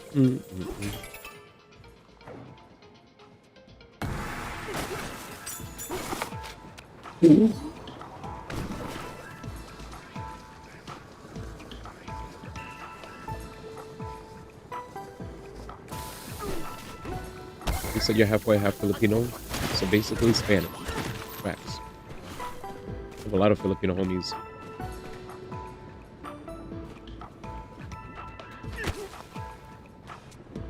Bro? Ah, shucks. He said true. I know it's to the point where I'm honorary Filipino, man. I tell my homies that all the time, man. They're like, you one of us, man. I'm like, thanks. Jam's Filipino. He's Filipino. We're the Mexicans of Asia. Odi. Oh yeah, true. Yeah, basically Spanish. True. I will say though, I always love meeting Filipinos, man. They always give off good vibes, you know. Definitely down to earth. I was like, damn, I wonder if they deal with the same kind of like there are a lot of times I felt like I've made lots of quick friends with Filipinos to the point where I'm like, damn, are you guys like the blacks of the Asians or something? Because I feel like I feel like there's some kind of connection we have, because we always connect mad quick off rip. There's no There's no weirdness, you know. Or, but yeah, shout out to the Southeast Asians, man. Good people. Filipino love to make food for our guests. Oh yeah, they make good food too. You just give them a freaking buffet. I've definitely been fed well by Filipinos. Yep, very good people. How do I get upstairs? He's like, not so much black, but more so Latino. All right, you got it.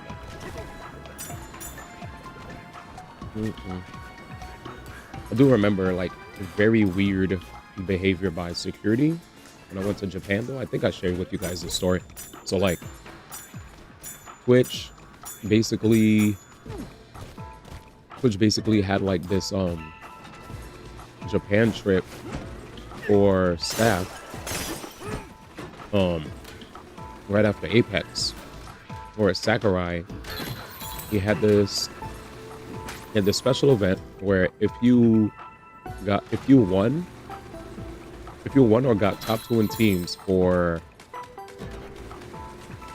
Apex, you got to go to Tokaigi, where there would be an event allowing you to compete.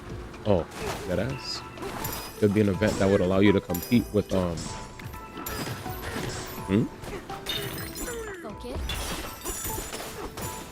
be an event, a team event that would allow you to compete with other really talented teams.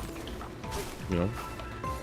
Anyway, all I remember was one of the Twitch employees showed us like a really dope like place where you could like dance and listen to music in Japan.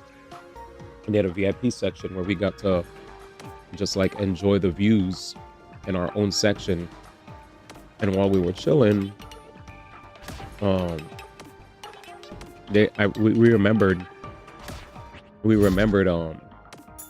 there were like these Filipino women that came up to the VIP section. I guess they were just like saying hi. They just saw a bunch of guys, you know, wearing suits, hanging out in the VIP section. They just came up and said hi, and we were just being friendly, saying hi back, whatever. Nothing crazy, right? Just like whatever. We're in another country, people are saying hi to us. Let's be friendly and say hi back. Security, the Japanese security, were like, "Daijoubu desu. Daijoubu desu." I was like, dang. Like, yo, they were saying hi to us, and then they just waved the ladies off. Then randomly, like an hour later or whatever, Japanese woman came up and said, "What up?" And then the security guards were like, the heck? We didn't even approve them to come through. And then, who are these ladies, man?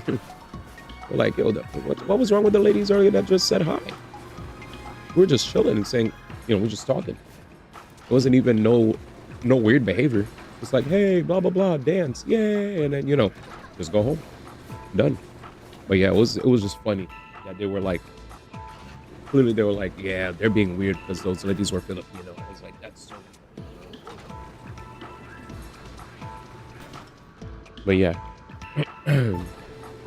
DK Chunky's that Apex Legends, have you learned the way of the rock? What the? Anyways. But yeah, I always found that weird. I was like, bro. Security, why you guys are being weird? The way of the rock. How you doing, sir? What? Yeah, I'm trying to figure out the third place, dude. We're learning the way of the rock. Anyway, long story short, if you guys remember my boy Ayuha, he was like, yeah, Japanese people are very weird to non-Japanese. Same thing with Koreans too. Like they're weird like that to not only like Filipino but Korean. He's like, to be honest, Asians are racist to Asians. I was like, damn, that sucks. And he's like, yeah.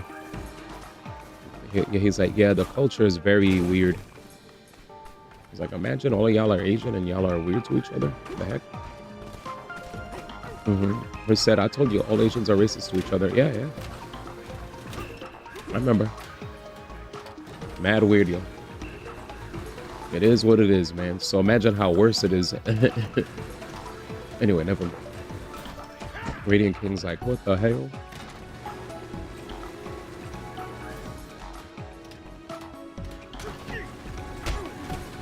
Jesus. The facts of life, man.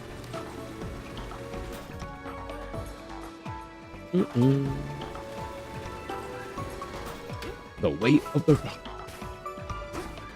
I think that's where we gotta go. Oh no. I was trying to go that way. Maybe we could just go on foot. Yeah, maybe we could just go on foot. Maybe it's not that big of a deal. Cool. Yeah, maybe it's there. Let's learn the way of the rock, chat. I'm sorry.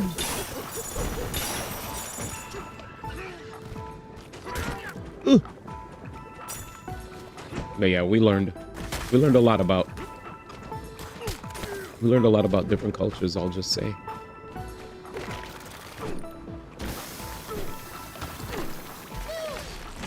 Watch out above you. He said it ain't say like black people who got to double check with light skins to make sure they're actually black and not Latino. Asians can tell from a mile away whether or not a different kind of Asian is amongst them and immediately start the discrimination. Crazy. Wasn't that crazy, chat? Let's see. Oh, chip exchange, chip exchange. Give me banana.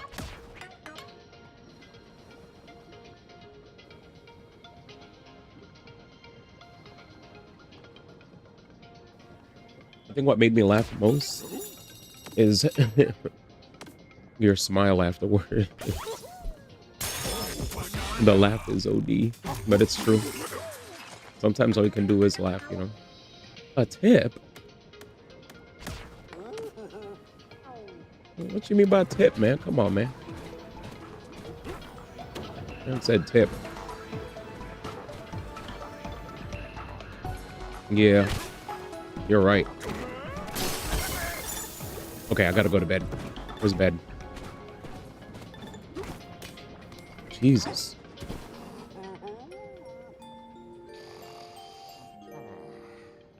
Hey, DJ, I had a weird dream. This room is covered in chocolate, right?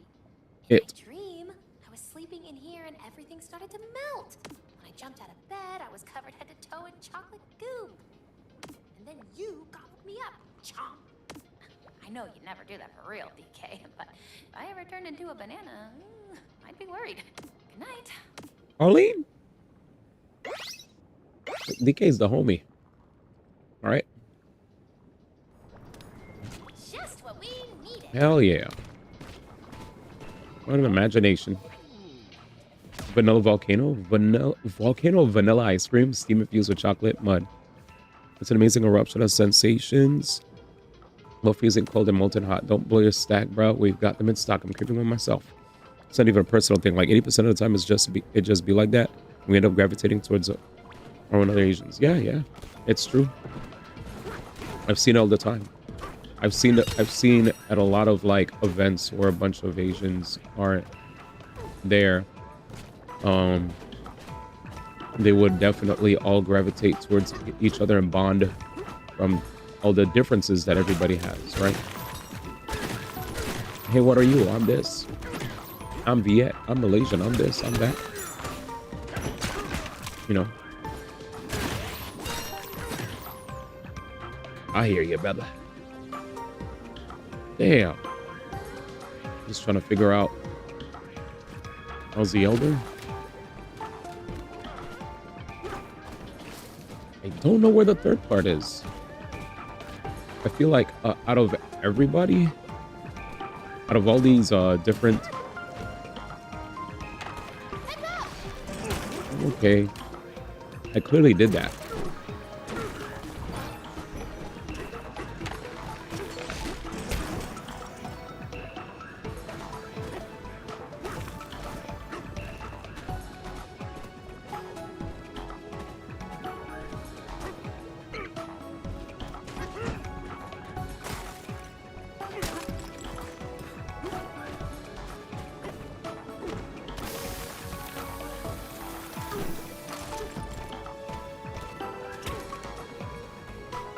Damn.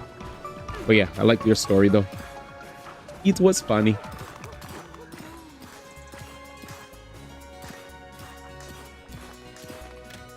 Look, oops. Hey, do you have a hint, mister?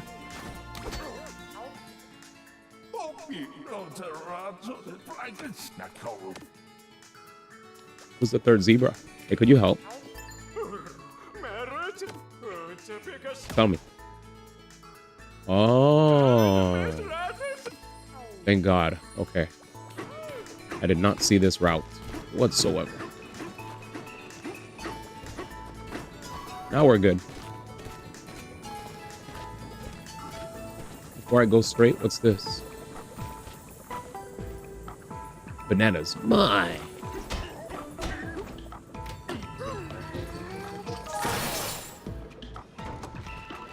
Is that a gumball machine?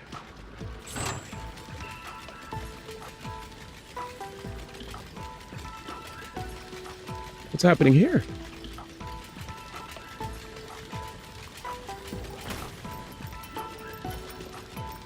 Way of the rock, I've been saying, is just experiment what you can really with the rocks you can rip out of the ground. Rock jump. Oh, when you said way of the rock, I was like, what? I'm still pretty much new. I don't have any rock jump. No. No. Well, I have what I needed. Jesus. You need a break. What's this? That's a banana.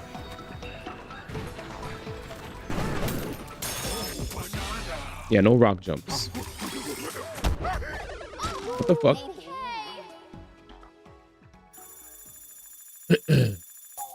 Jeez.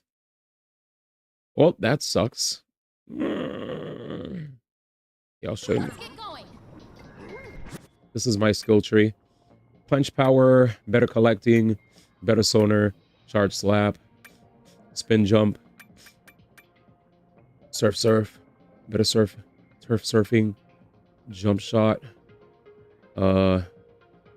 Use a held chunk to do a double jump by pressing B then B again. We'll fire the chunk below you and impact the ground.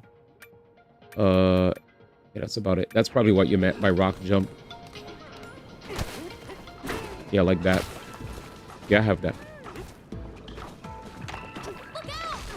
I don't know if that's what you meant. Yeah, I got it already. But I don't really know the advanced tech. I've been just I kind of just been like cruising through the game with my with my basic level knowledge. The way of the rock. Should probably take this.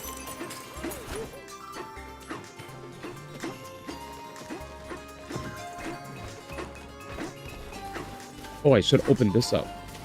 That way if I die. Yeah, that's what you meant. Double jumping. My bad. I don't know if that's what you meant. Way of the rock was incredibly nebulous. Gotcha. Uh-oh. You caught me. I got this ice cube from that ice maker. You said keep outside. your ears I'm pretty open. sure it's made of fruit juice. It's so sweet. I feel like game pretty easy. DK, don't tell Grandma I had sugar before bed, okay? Good night. Grandma? I never even met Grandma. Perfect. Man, laughing at me dying. How do you guys find dying funny? Just know it's That's so dirty.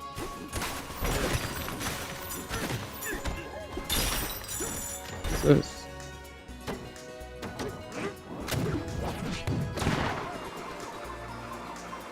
Wait, too high, too high.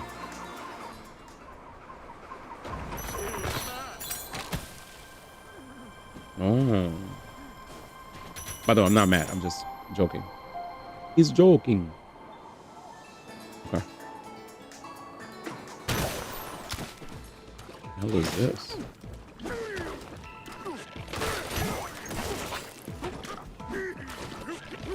Bro, the boss battles have been fun.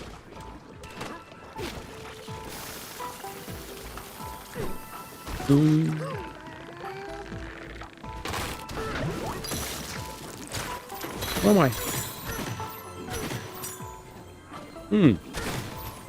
Oh, banana. One more. I do not want to do a flip.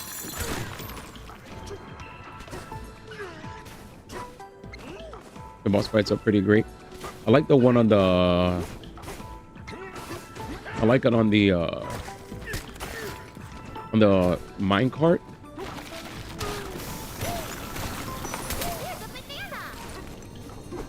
Because every fight I've done so far, I just went into Devil May Cry mode and punched the ever-living crap out of the enemy and then profit. It was pretty easy. Fun though. Fun but easy. I feel like after playing Silent Hill, I forgot what it was like to play games where it doesn't have to be like ridiculously difficult. Like the enemies were really tanky. Is this a safe point? It's not. That looks yummy. Sucks because I can't. It's not that I can't, but I really don't want to eat too many sweets nowadays. I gotta be on my shit. Oh, candy's coming out. You know the roll counts as an attack too? Odie. That I did not know.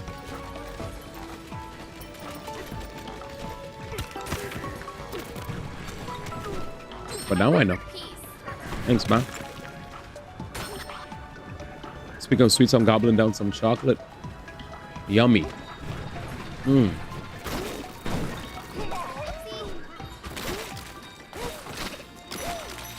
There we go. Perfect. Easy. The whole chocolate bar in my tummy. Yummy, yummy. Do a flip. Is there anything dropping this week? What should I do in my playthrough? It's kind of nuts knowing that. Oh yeah, the roll. You're right.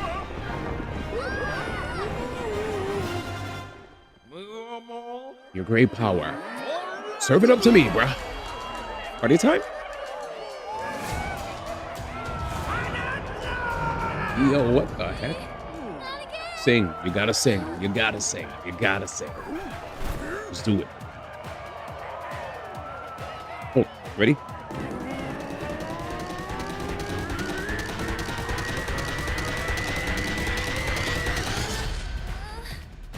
Come on. Got no choice. Yes.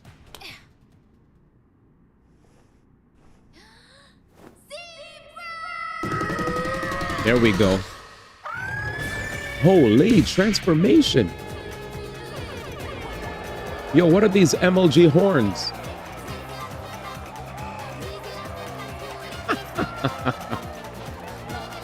Yo, that dance.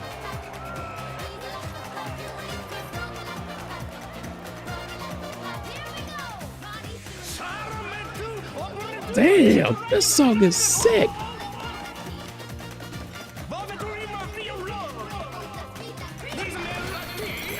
Any terrain? Oh, we're so back.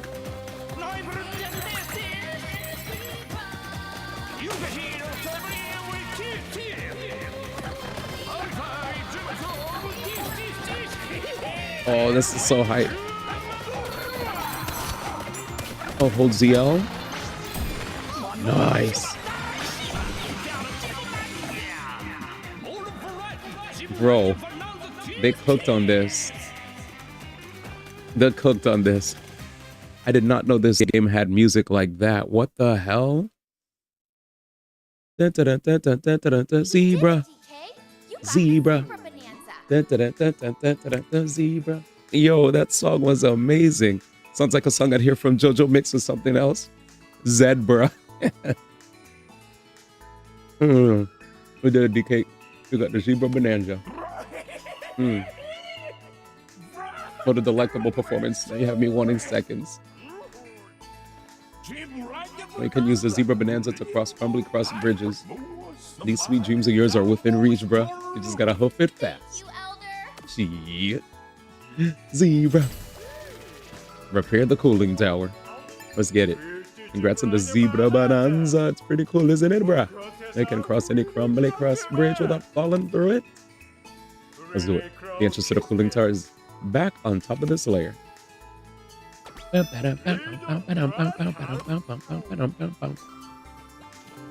I love that Zebra song, man. Zebra. The barrel cannon will get us there fast. Let's do it. That was cool. Hey, what up, Atari? How you doing?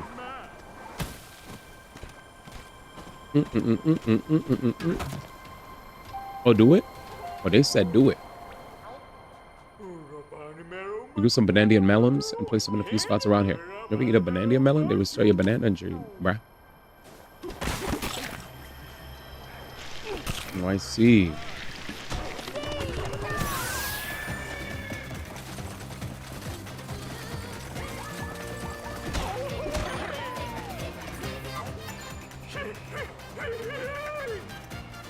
Damn, this shit kind of goes. This is sabotage, bro. It's a disaster.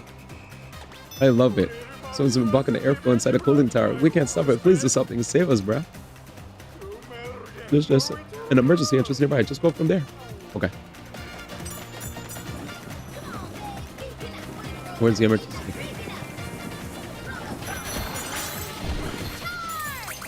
Oh, shit.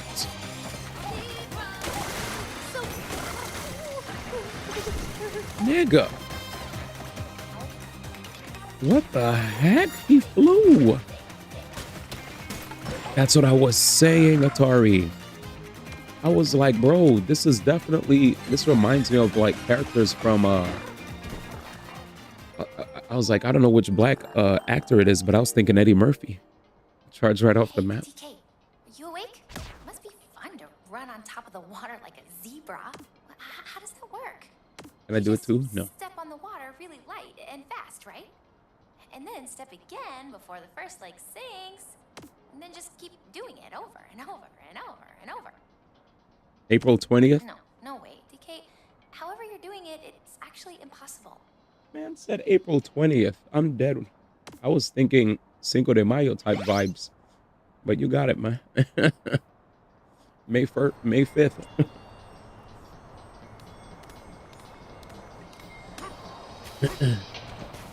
Homie said April 40th, man. April 20th. Just introducing our latest frozen treat, the Fizzin' Soda Float. This float features a special blue soda in this pack with vanilla ice cream made right here in the freezer layer. The translucent blue color of the frigid fizzy soda is like a calm, cool ocean. Stare to it, even you'll feel like a freshwater fish lost in a freezing ocean. Brr, brah. Okay. Let's see. That's a high-ass jump, though. Yeah, I can't believe I charged. I'm a little sad.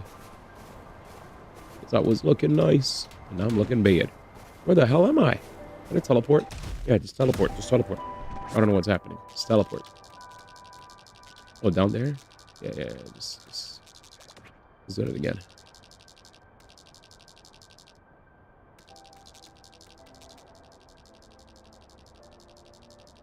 Yeah, let's start from here.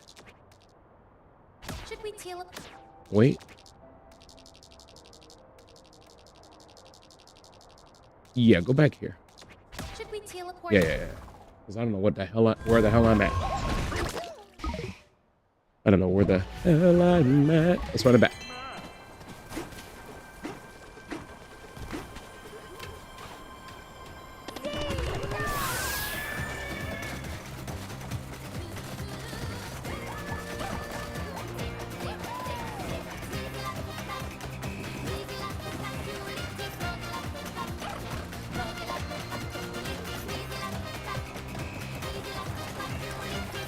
There was definitely something down there.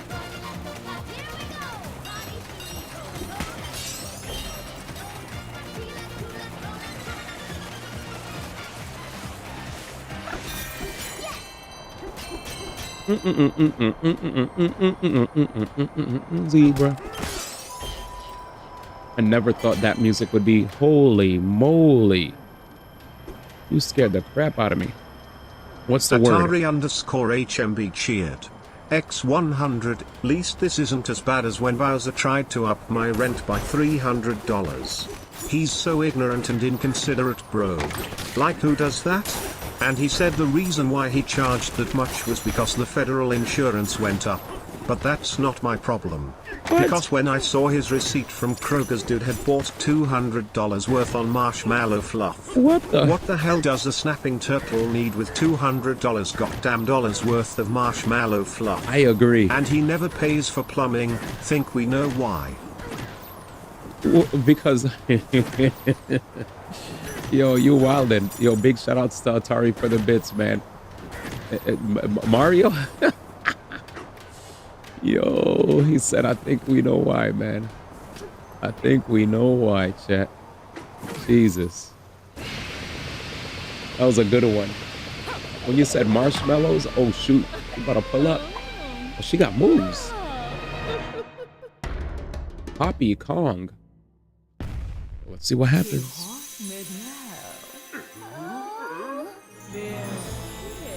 Wait, invisibility? That was a good one. Here we go, y'all. Oh, she disappeared. There it is. Where?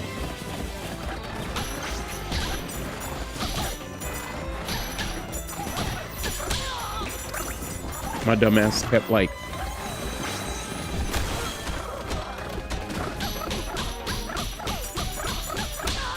Damn. Damn, she's getting looped.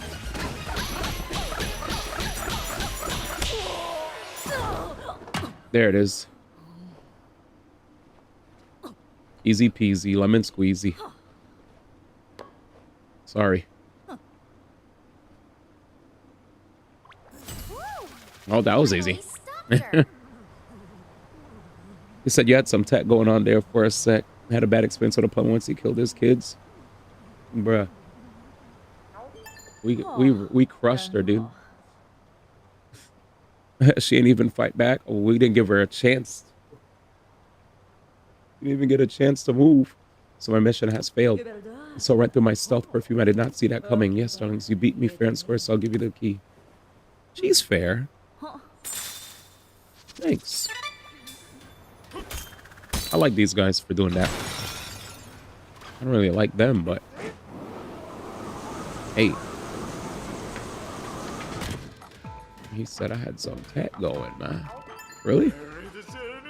Did you really chase that lady off? Thanks a ton, bro. And we got some other problems like that molten chocolate. He said if you mash roll tech, then you rack up the damage quick. Oh. You got other problems like that molten chocolate. It's too hot and it's blocking the way to the lower tower. Yeah, those guys were... I felt like... You know, it's funny. I feel like every time Stepbro sees me fight these bosses, he's like, that's it. He's trying to see the me that got mad at Silent Hill, man. What up, Newt? Hope you're doing well, man. Welcome, welcome in, welcome in. All right, let's go. Right. I'll never forget when you got mad at me destroying the freaking...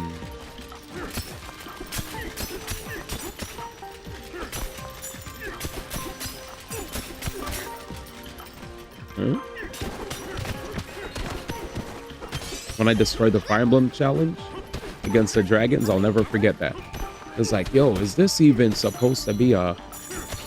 These dragons suck, man. I was like, calm down. These dragons are hard as fuck. Nah, man, these dragons suck. I've never seen no easy dragons like this. I was like, damn. Oh, shoots. This doesn't leak out. Got it. You just got to switch. Hey, congratulations, Newt. All right, bet. So you just got to switch to. I haven't played a DK game in ages. Kind of forgot. Let's see. You just got to switch to. So first off, congrats on that. and he wants to get this or Age of Imprisonment. So here's what I'm going to tell you. This game is a 3D platformer made by the same people behind Mario Odyssey. It's been years since we had a proper 3D Donkey Kong game, since DK64, right? Right, guys? Like before that, we didn't have nothing. So, Age of Imprisonment is a Musu. And if you like Musu games like Dynasty Warriors, then you're good. If you don't like Musu games, because I'll be honest with you. Let me go to the eShop real quick. Let's go to the eShop chat just for a little bit. Let's take a trip. Let's see if we can pull this up. Search. Because I think they show all of the different ones. So, okay, there we go. Okay, perfect. So this, right? This I have on Wii U. This is the only one I got. And I actually had fun playing this. But like, I don't know if you ever played Dynasty Warriors, but like, the gameplay is very similar to Dynasty Warriors, right? And if you like Dynasty Warriors combat, like this, where you're one guy fighting against big groups of enemies, then you'll be all right. I'll be honest with you though, I actually thought Hyrule Warriors was dope when I played it. I legit thought I wasn't gonna like it, but it was cool, you know? It was a cool game. It was cool to be able to play the myriad of different Zelda characters against all the different enemies. They even introduced some original characters. They had Linkle. She was kicking tail, bro. They had Lana. They need to put Lana. I need to see Lana in another game, man. She came through with the cock attack. Volga. Boom. We got Wizrow. Sheesh. Look at that. Sia, the Dark Sorceress, bro. This game had some characters, chat. It went crazy. Yeah, it's hype. I think it's hype. But as long as it's your type of thing, you know. Then there was like, then they had like Age of Calamity. I didn't really play Age of Calamity. There's a demo available apparently, which is cool. I don't think they put any video footage for us to watch. But it's basically like if you saw Hyrule Warriors, it's like the same kind of gameplay. Okay, at least I got footage here. So here, as you guys can see, if you like, I think we could zoom in on that, right? Okay, we could. But basically, if you guys like playing Hyrule Warriors, I think this will be your jam, where you face off against big groups of enemies and you beat their ass. It's all about what matters to you.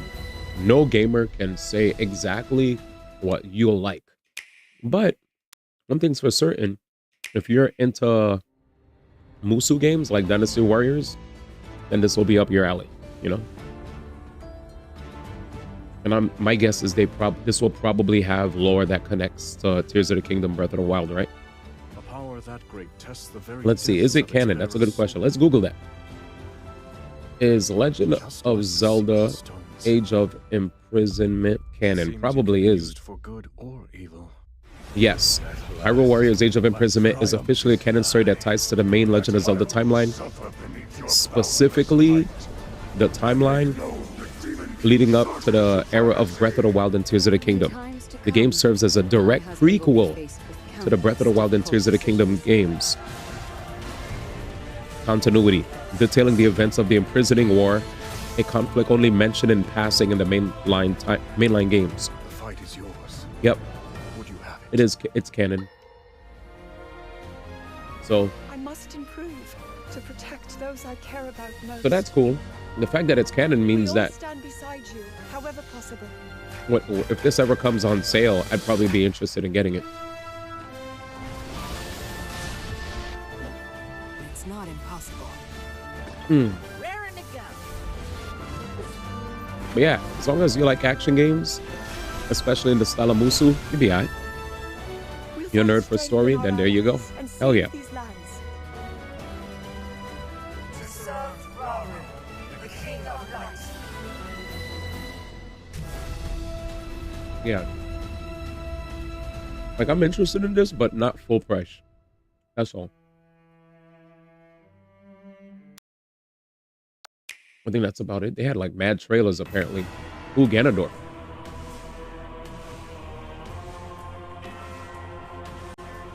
Damn.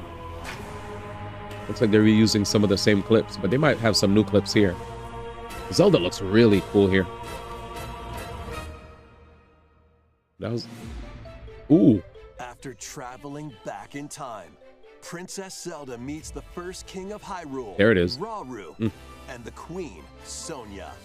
She joins them to take on Demon King Ganondorf in a conflict that will come to be known as the Imprisoning War. Take on hordes of enemies as you fight alongside your allies. Like, this is the main gameplay loop. You just fight like hordes. This brave Korok. But you could play as a Korok? That's it. Get familiar with your allies' abilities so They you did- know which character to swap to. They did show in that, any situation. but I didn't even notice. Zonai devices can bring water, wind, and other effects to combat. Crazy. Make Crazy. strategic use of them to counter your enemies and alter the flow. That's of actually battle. lit. Wow, it looks like there's... Pair up with nearby allies to Okay. unleash mighty sync strikes. Mm. Depending on the pair, sync strikes can deal high damage or have a variety of other effects.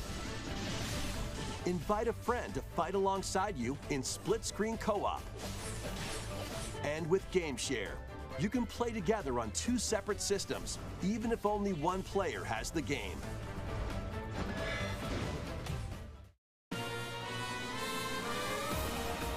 Uncover ancient truths that were only glimpsed in The Legend of Zelda: Tears of the Kingdom. Yeah, you could game share it too.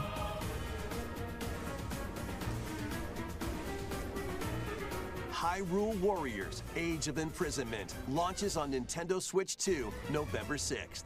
Pre-orders begin later today on Nintendo eShop.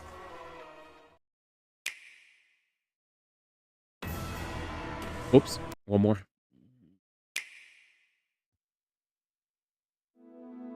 Ooh.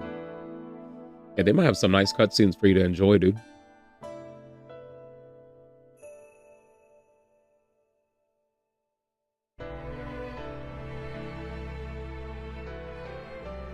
Given an opening, he will bear his fangs.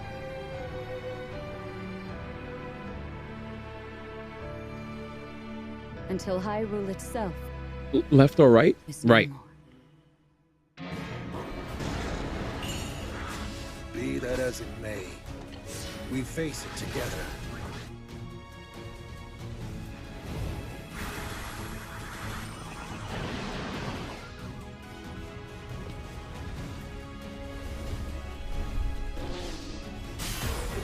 Jesus.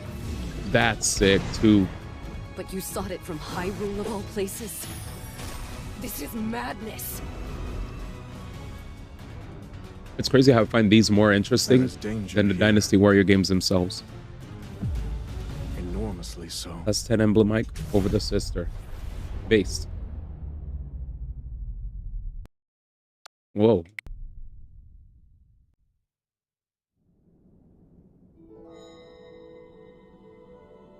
€70 here. A bit steep. I personally would say get DK Bananza as it was already a GOTY nominee, like a lot of people for a lot of different publications. But if you really like the Zelda franchise over Donkey Kong, and you are also very much interested in seeing how the story connects, I'd say follow your heart. Me, I definitely wanted to play Bonanza because as far as like the Switch 2 is concerned, I think the strongest, the most successful games so far have pretty much been like the top 3 are basically Mario Kart World, DK Bonanza, and Pokemon, right? Those are like the top 3 most successful ones. But I heard that Age of Imprisonment got very good attention too because of the fact that they make it canon. So that's a thing. But we'll see. All right, let's continue. Where am I? I also just love platformers. So if you're like I love platformers. I love DK. I haven't seen a proper DK in a million years. All right, what's up? I get the ice maker to do its thing right now. So cool. It's working. What about this one? This one too.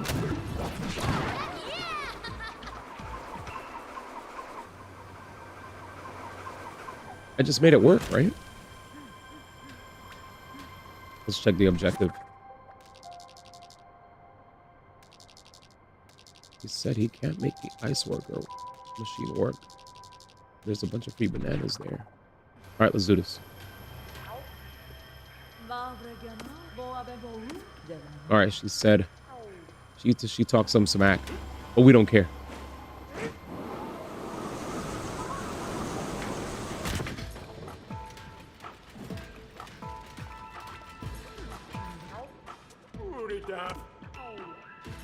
Okay, I made it work. What else? Do I go down? Oh, I do go down. Is that the ice maker? Bum, bum.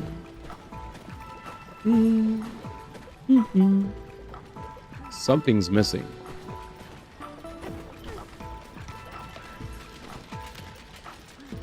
Can I rotate it?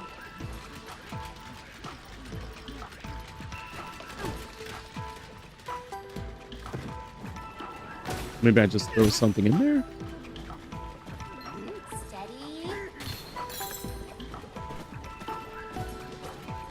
Steady.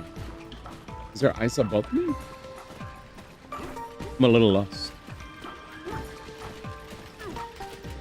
This is the ice maker, right?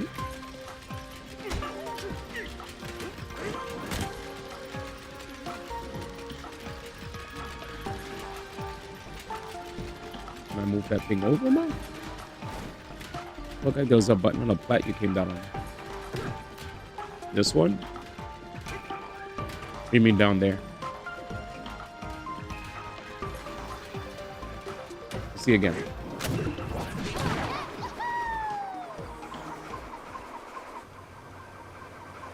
Yeah, that button sends me upstairs. They wanted me to go downstairs. I don't see a lever, anything to punch.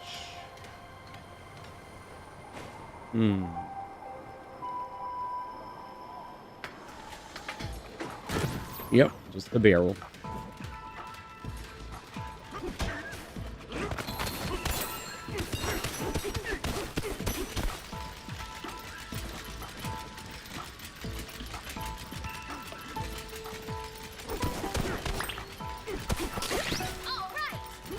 We'll figure it out.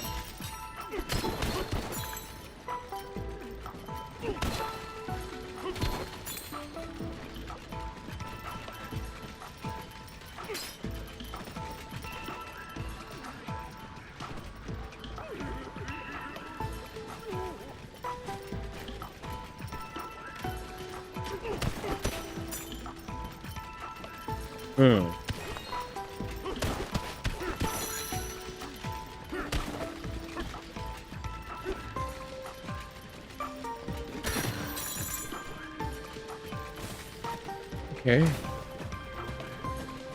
I turn into a zebra?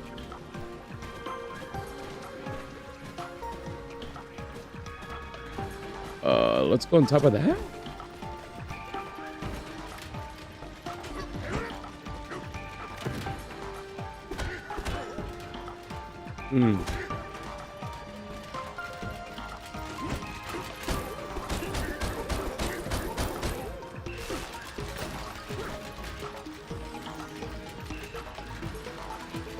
Okay.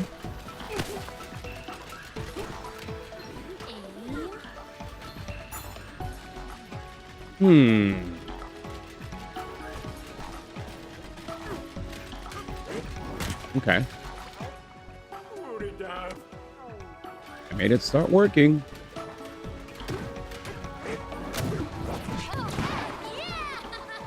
Punch down. Yeah, I guess. I guess punch all the way down then. Yeah, well, let's just punch down. Screw it. Screw it, dude. We're just gonna punch until it makes sense. Oh, that's the end of that.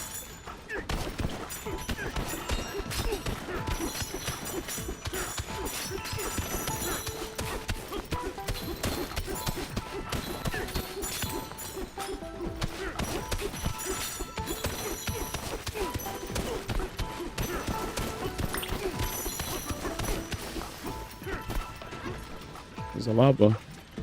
Hopefully this falls in there. Maybe it just has to fall in there. And then once it falls in enough, we'll be good to go. Well, let's just, yeah. Yeah. Yeah, it slants. Oh, we did it.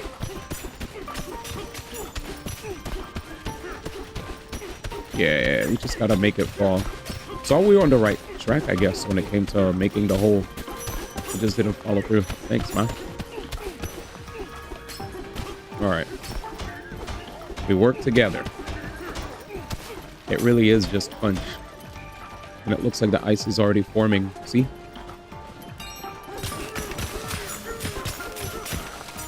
Yep. There you go. There you go. There you go. We did it. It's like power washing but you with your fists. Yeah. I was lost for a second. Because I tried to take too much of a logical...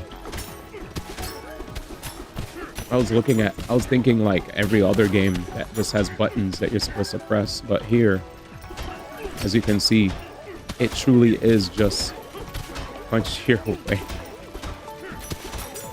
Alright, perfect.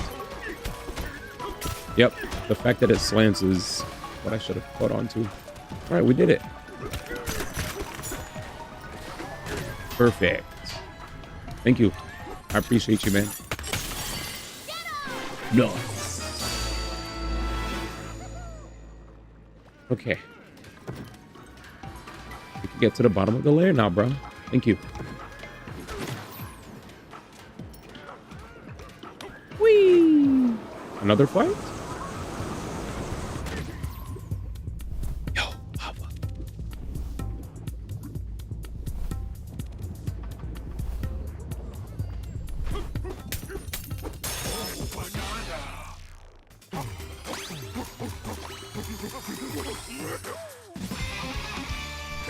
Hell yeah.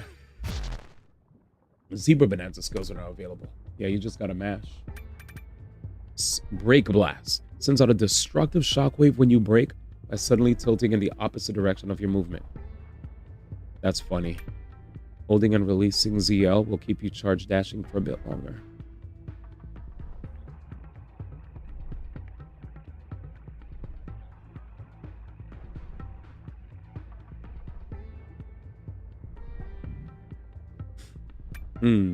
Like this.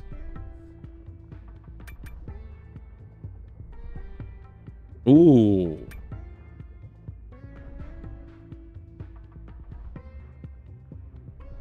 These all look amazing. I like this. I find this one funny.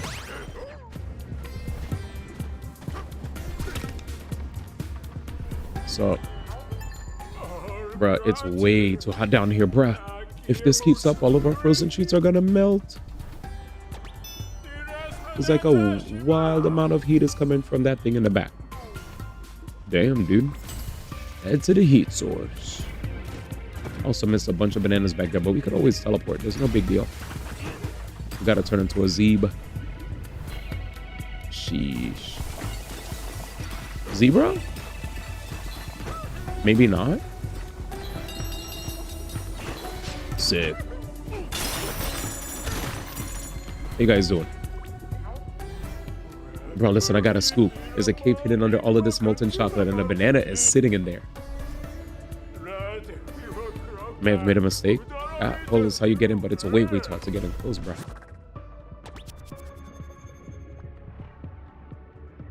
Miscounted your Ikes? Uh-oh. What's it doing there? Uh-oh. Well, my bad, man.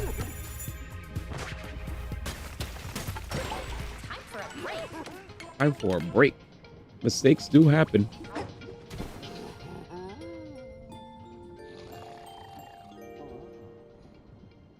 DK, are you awake? Hmm? It was cold before, so I wanted to go somewhere warm, but this spot is way too hot. You okay, DK? Is your fur all sweaty? When we get out of here, we're gonna eat so many frozen treats. Hmm. Good night. Good night.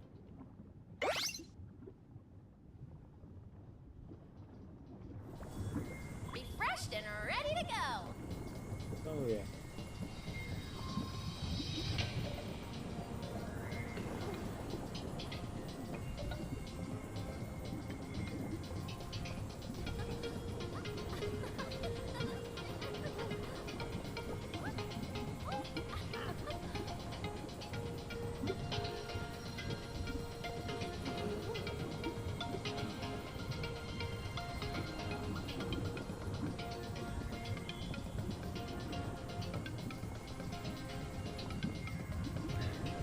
Bad chat. Sorry.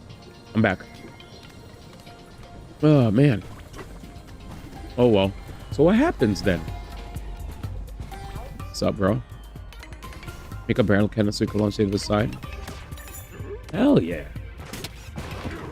Construction complete. Also, if you guys are getting hit with a bunch of ads, we are also live on Kick and on YouTube. Bring back the fragments? Sure.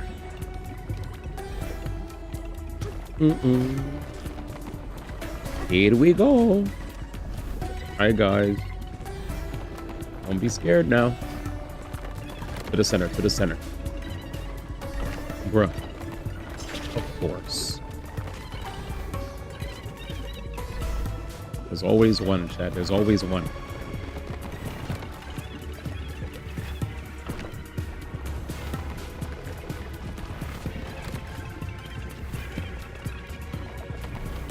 Guys, don't fall. Good. Hello? Okay. Yo, congrats on your Nidhogger, man. Banana.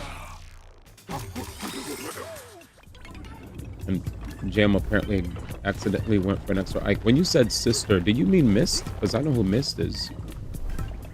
I played both games, man.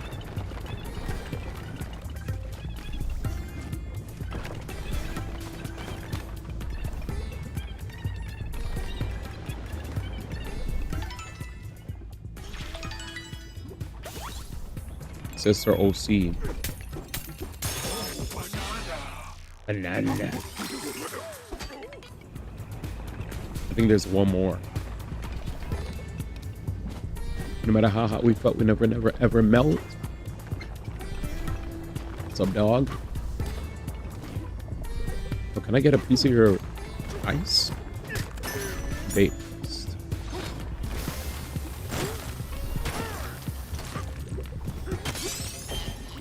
Nice. I feel so bad, chat. We just took a chunk off of him. Ooh.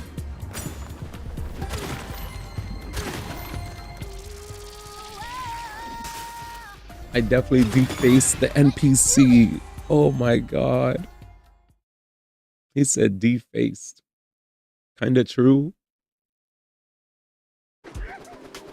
Let me see this real quick. What the heck? That's the sister, ma? Wait. I guess you should have said sister for me to understand what you mean. If you showed me this was the character, man, I would have told you to pull for her. Damn. Is she even like meta? Damn, she got some nice colors, man. Sheesh. Fire Emblem, man. Make sure she's in somehow. Make her put her in the latest Fire Emblem. Don't make it make sense. Just put her in there, man. What kind of unit is she in? Why does she have a megaphone? I have so many questions. She's the most recent mythic unit. So yeah, she's pretty good. It took you a bit to get him dollar. You got her too. Base. Gonna help us out. Just a clear path to get the ice from the ice maker onto the big bowl.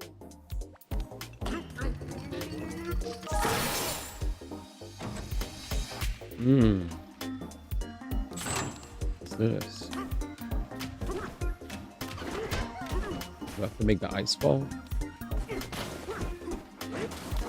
Here we go again, chat.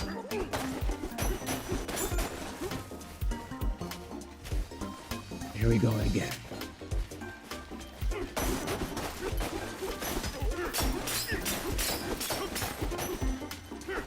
I get it. I get it.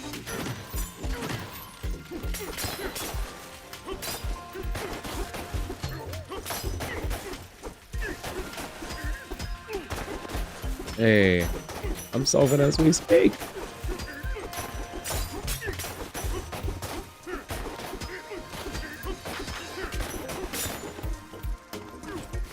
Dang it, we could have broken that wall right here. Versus. Focus.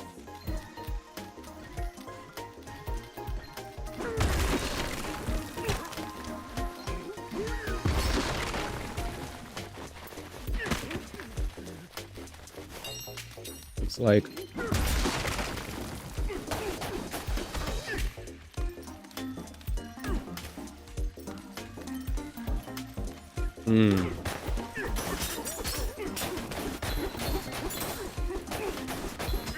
looks like there are multiple packs.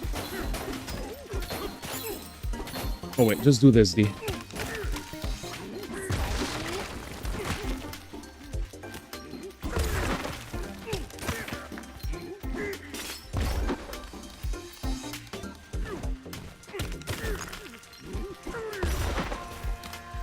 There's no way we're gonna fill this up.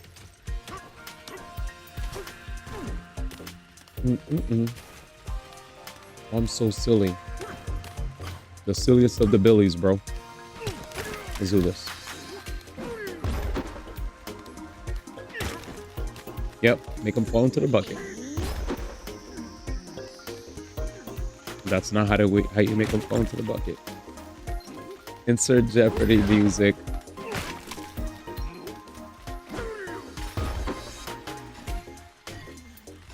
All right.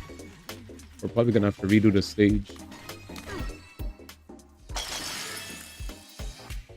Noise. That's one.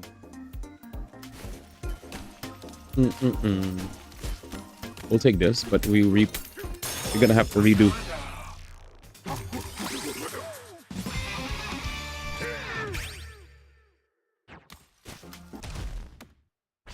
Reset. Okay.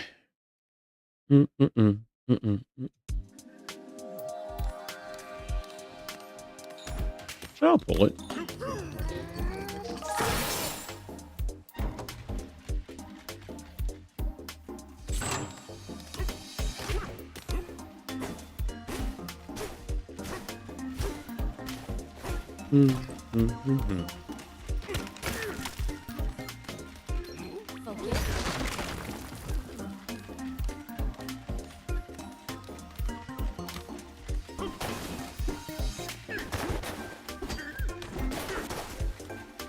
There you go.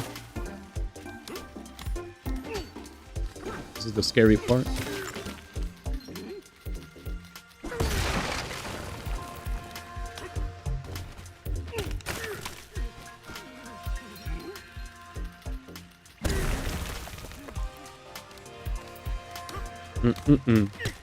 What I'm trying to do here is Steady. okay, this should work.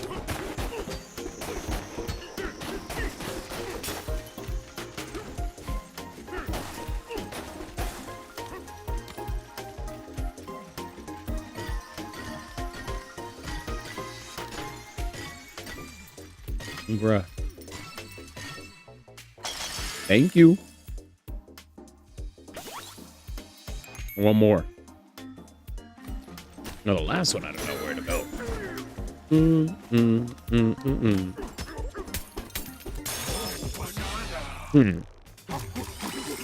Where's the last one at? I'm gonna destroy this entire place. Holy shoots.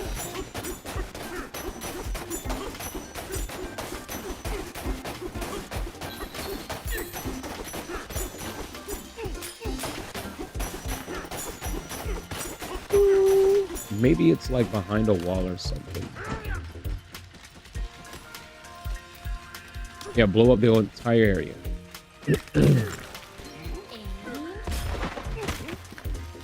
If that doesn't work,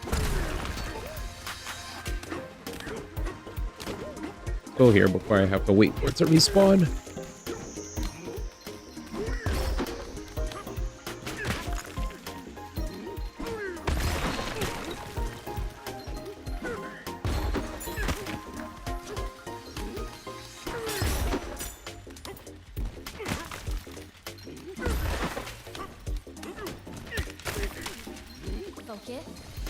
Okay. I like how you could throw while you're jumping.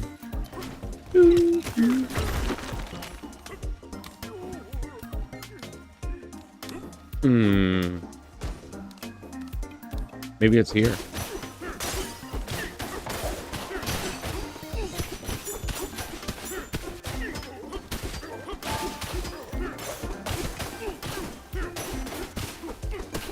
Let's see.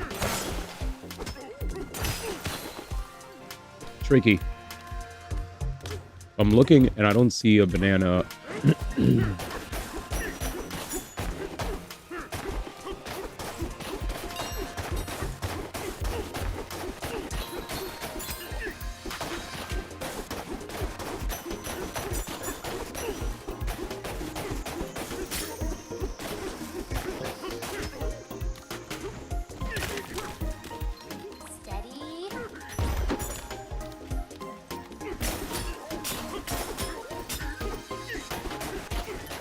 Oh shoot, imagine if it's both.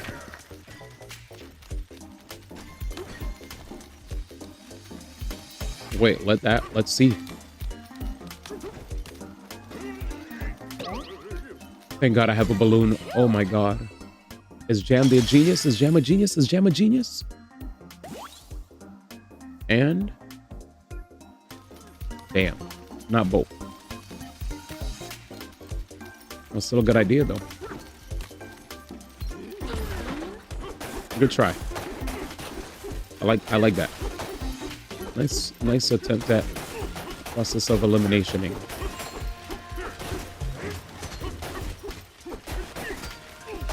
But no. All right, so both buckets are pretty much donezo. They both count as full.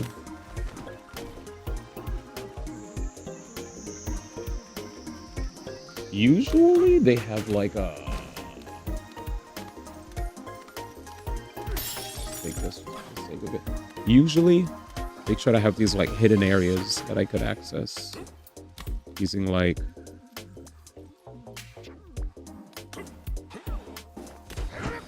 Let's get rid of the ice cream that's foreign. All right, well, let's try that.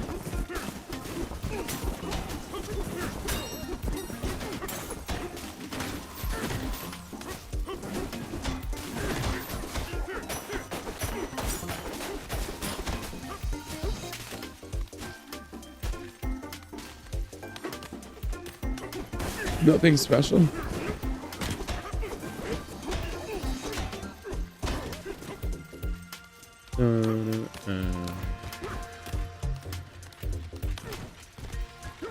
Wait, I see something. There it is. There it is. Aha! I knew it. I had a feeling. I was like, let me look at inconsistencies, bro.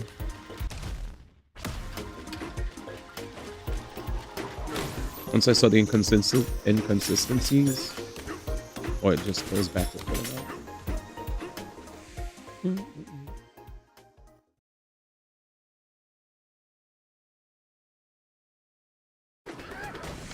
we're back.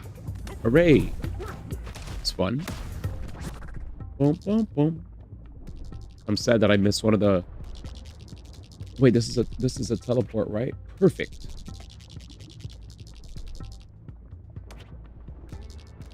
Good. Is there something I really wanted to try, but I skipped?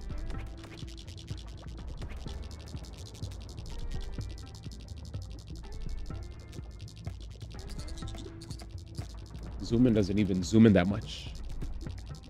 I know exactly what I'm looking for.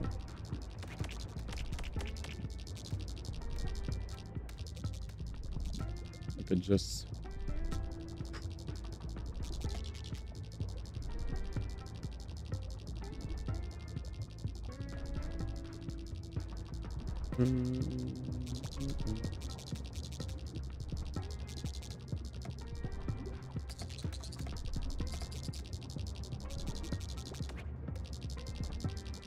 But that's the cooling power interior.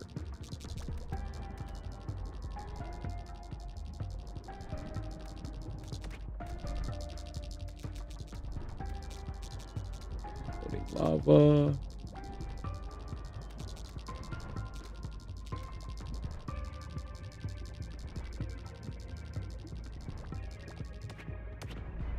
Oh, there it is. I was like, where am I? Perfect. Should we teleport? Yeah, I got confused. Sheesh. Holy puck boy. What up, man? Alright, let's do it. Fudge. On the back. Should we teleport? Damn it. I forgot I'm supposed to turn into a zebra. All right, here we go. I'm ready. Is the floor broken?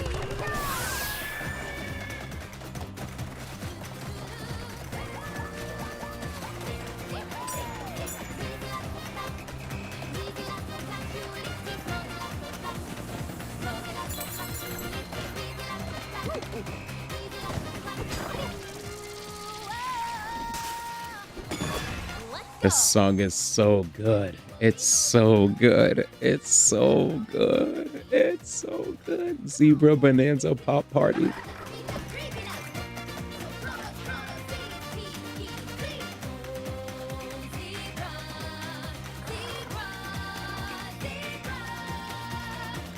Damn, this song is so good. Do your best. Let's fucking go.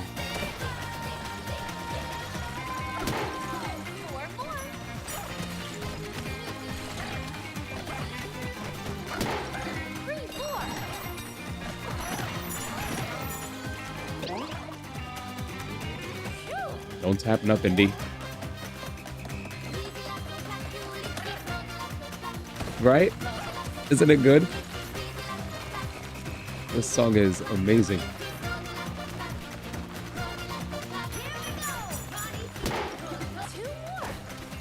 Fudge. I didn't see the hole.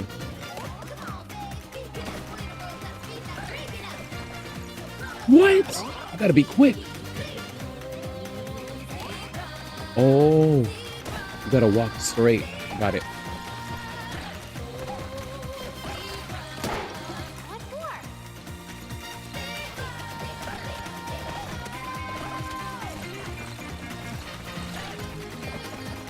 Got it. What a fun game. But there's more to this. Right? Yep, there's 3 more. I don't need those coins. I'm good. I mean, I need them, but I don't need them.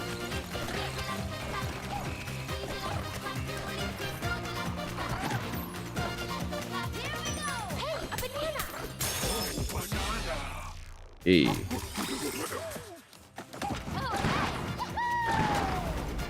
Let's get it, man.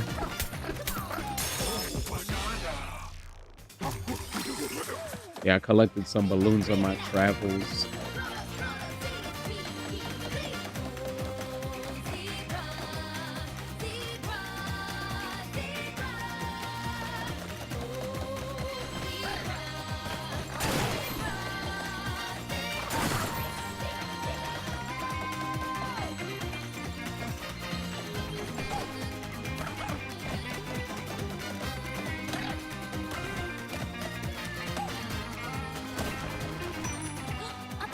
Crap. I have 7 balloons left. I gotta move.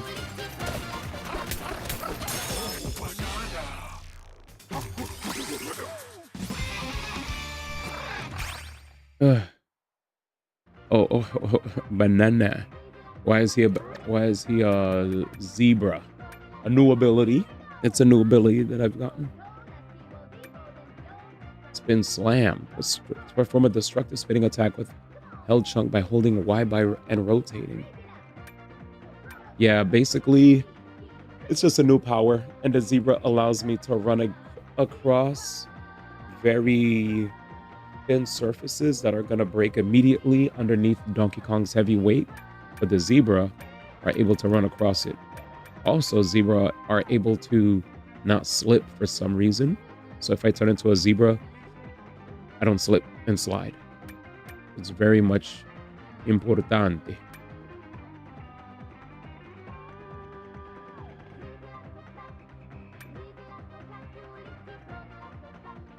So long, Megante.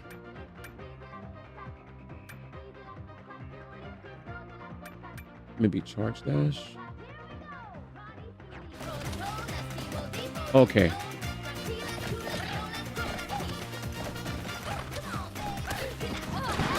Got it. Zebra, zebra, zebra, zebra. All right, we did it. That was fun. That was a lot of fun. The zebra. Oh, I wish you saw the zebra transformation scene. The cutscene was lit. The music was amazing. At least you guys get to hear the song if you missed the transformation, where we finally got blessed with the power. That was really cool. Zebra, zebra, beep, pop, pop, dee, da, dee, la. Beep, beep, beep, beep, pop, dee, pop, dee, la. Beep, beep, pop, pop, pop, dee, pop, dee, la, papa. Zebra, zebra, zebra. Should we teal up? Yes. I need to get some of these items because they do help.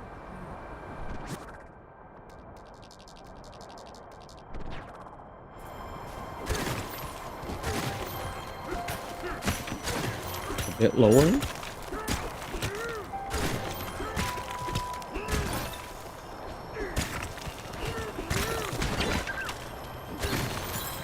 Balloona.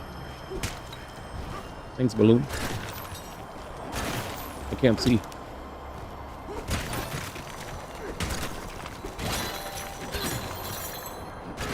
Where is it? Oh, it's right there.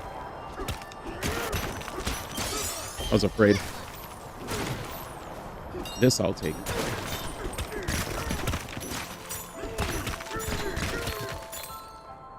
Another one?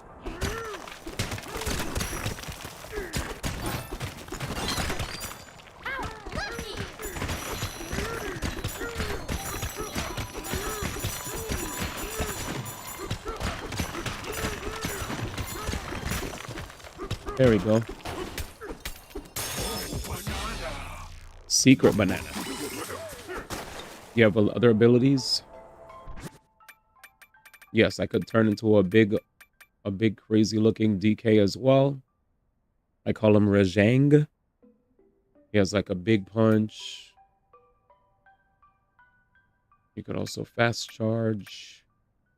He could also get armor if I want. But for the most part, this is like a form where he's just bigger and stronger. These are the two forms I have. Zebra and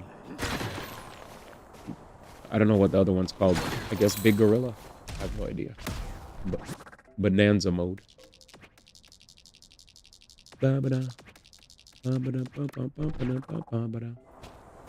Zebra, zebra, zebra. This way.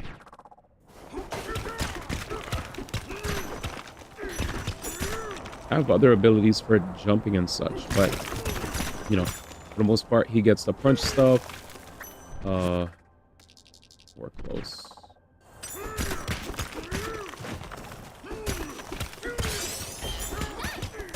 Yep, Mega Donkey. Be careful now. Might get you.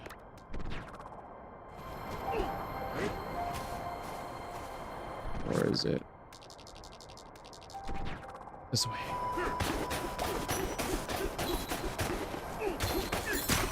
Bro, I never played a game since Minecraft that just does this, dude. to Masher's dream, bro.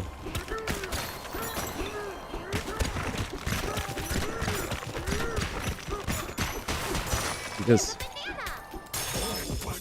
goes crazy. Every 5 bananas you get a new skill point.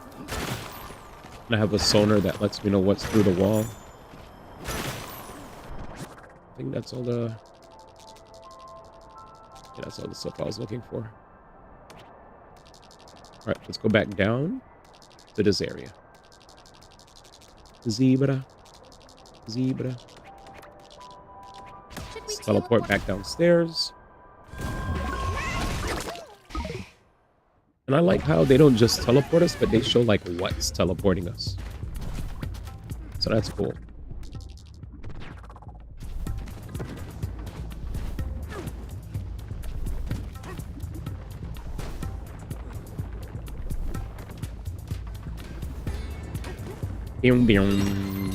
Hi, friend. These rooms are blocked off, but you're itching to get in there.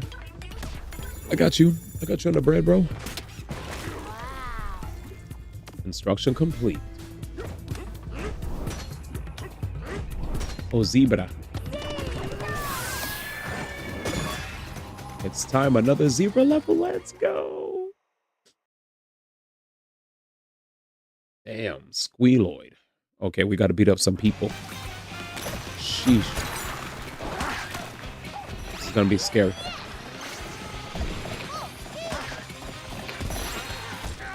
The fudge? I guess no charging? We'll just run and punch? Retry. Ready? No zebra song, by the way. Kind of whack.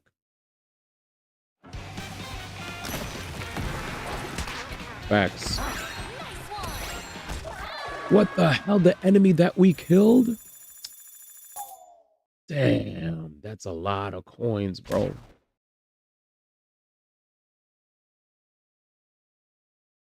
Exactly. Every enemy that I hit is breaking the floor.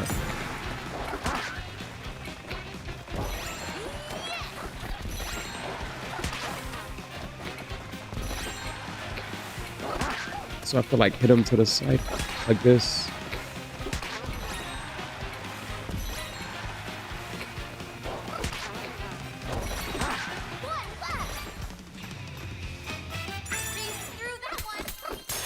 Bro, I had to specifically go like this.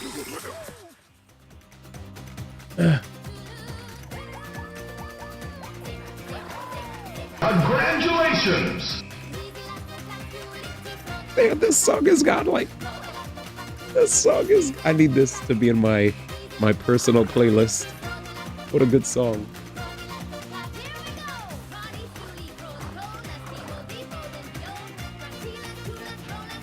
I haven't heard music like this in a minute, too.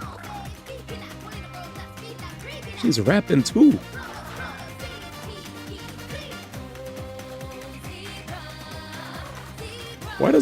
Why could Pauline sing so well, bro? Look at her go. She's like...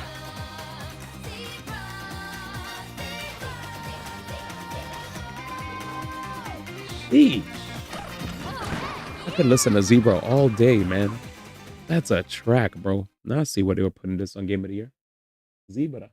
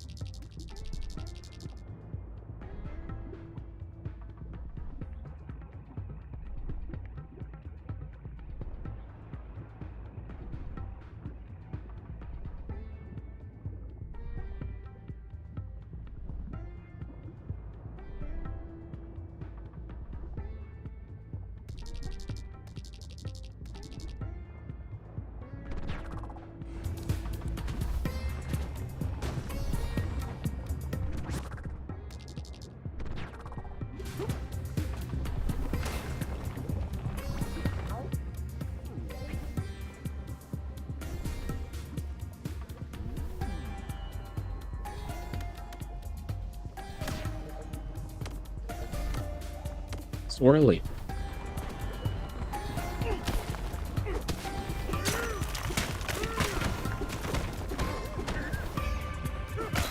Give me a second. I got you, Icky.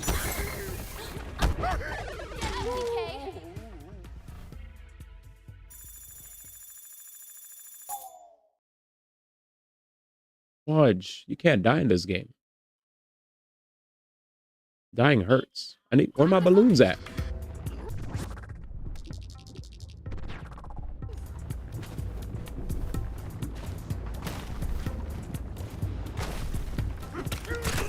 Shroud is such a dork. How you gonna complain that Goody always goes to single player games? I agree.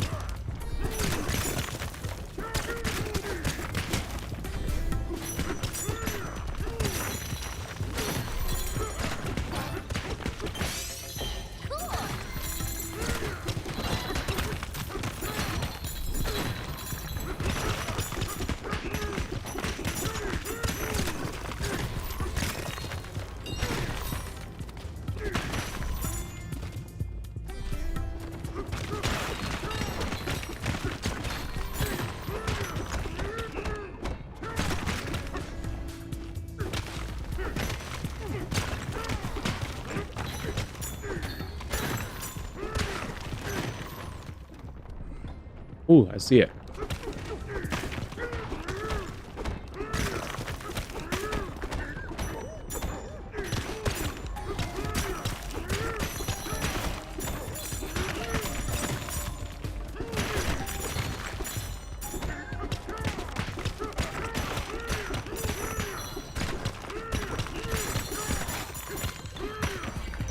Fine.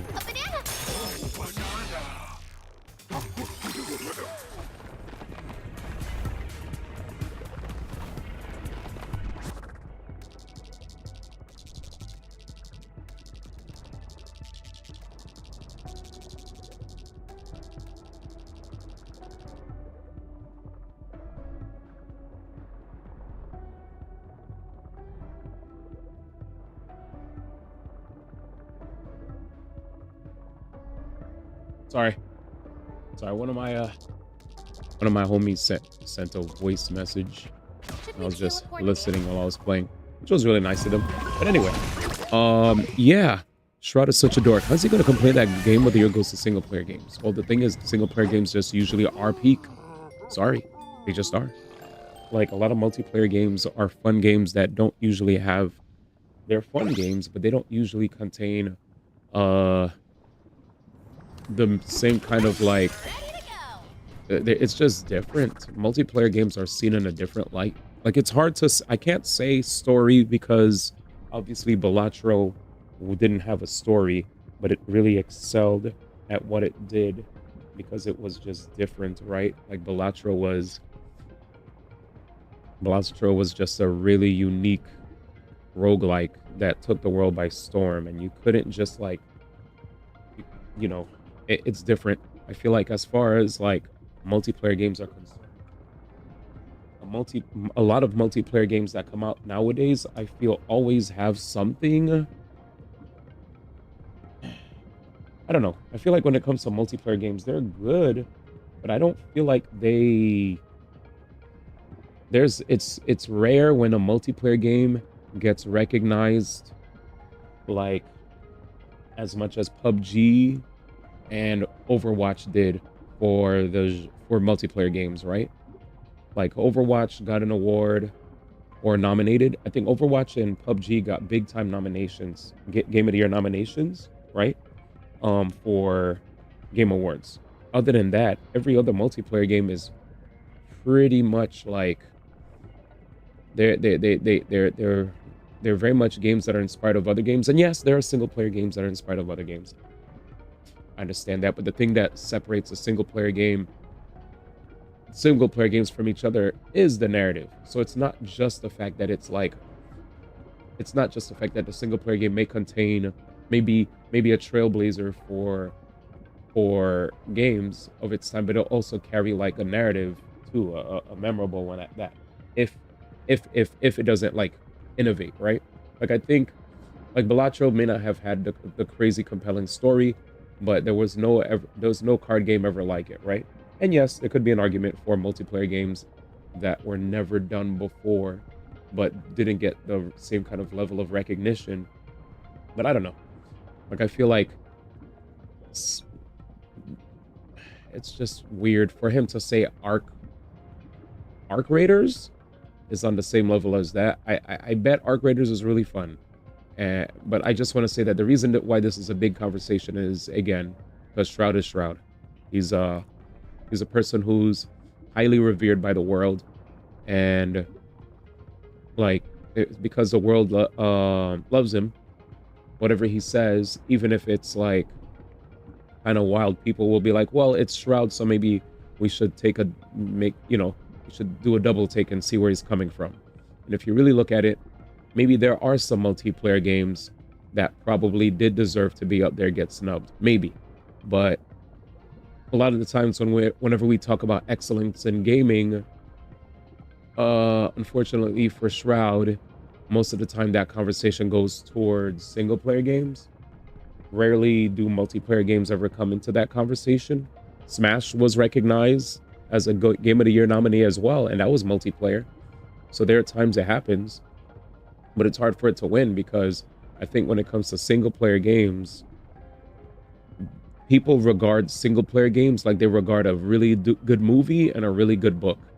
When it comes to multiplayer games, those kind of conversations, those kind of debates don't happen. People don't go into the deep aspect of the, like, what was the, like, I know there are stories, like when you look at Overwatch has narratives, right? They have narratives and stories for all the characters that really get you into the game, right? And again, Balatro didn't have any stories whatsoever.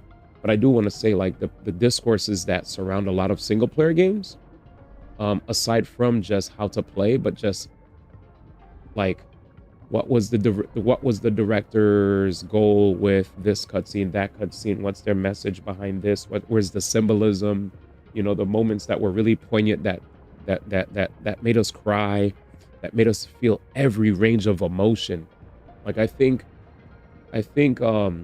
yes, you can feel a lot of ranges of emotion when you play multiplayer games, but it's a range of emotion that is all too familiar of, oh darn I lost, oh yay I won, right? I'm salty, I'm very happy. But like I feel like it's deeper when you get to play a single player game. When you play a single player game, because usually single player games have a story, you deal with all different ranges of emotion, right? Like from the pain of loss, right? Because the director really makes you get emotionally invested in the characters and the story through well-timed cutscenes, the appropriate music, right? Camera angles, voice acting, just everything. They do everything in their power to really immerse you into into believing that the characters are real people. Like, you talk about them as if they're real. You're invested in them like they're real. Like you see them like family almost, right? You really put yourself in the shoes of the MC when you're playing, the pro tag, whether or not they're a self-insert, right? And I don't know, all that stuff I don't get when I play a single player game. And I do want to say, yes, when I play single player games, I can feel emotions, but it's never as deep as, like, I've played so many single player games, I played fighting games, I've played racing games, I've played all sorts of stuff. And yes, I felt happy, sad, mad, glad, but not as deep as the same feelings I got from actually, like, seeing a convincing cutscene that really, I don't know, tears me apart or brings me great elation. Usually the feelings I get is, oh, I finally did the thing that's really hard to do. I practiced so hard to do it, and now I did it, and I feel really good about it. Like, I'm a speed runner. I've been trying to break this record. Sure, I'm not trying to put down a person speed running or a person figuring out a really tough combo with a character that they wanted to play, or overcoming a bad matchup, or playing a low tier and finally learning how to overcome the top tier matchups with your low tier. There's a lot that goes into playing multiplayer games that people don't want to recognize, but I still feel like it's not the same, at least for me, as a person who's invested a lot of time in both PvP and single player games. and even tried his hand at competitive in a lot of multiplayer games too. But anyway, that's just me. Let me read what you guys are saying. But we had this conversation before. Should I even forget that Baldur's Gate 3 is multiplayer and that the game won over 6 awards, including GOTY. I think his complaint is more about story games. COD campaign 10 out of 10 GOTY. Black Ops 7 GOTY. Battlefield 6 GOTY. Campaign 100 out of 10. Shroud knows what he's talking about, man. Marvel Rivals GOTY. Arc Raiders Peak best game made to date. Multiplayer games, especially games that rely on personal skill and playing as a group. I think those really have an effect on the experience, especially when you can't control the difficulty of the PvP or the skill. When you can't control the difficulty or skill of the PvP. All right, bedtime for me. Back to work in the morning. Good night, Jam. He said tuck. But yeah, I think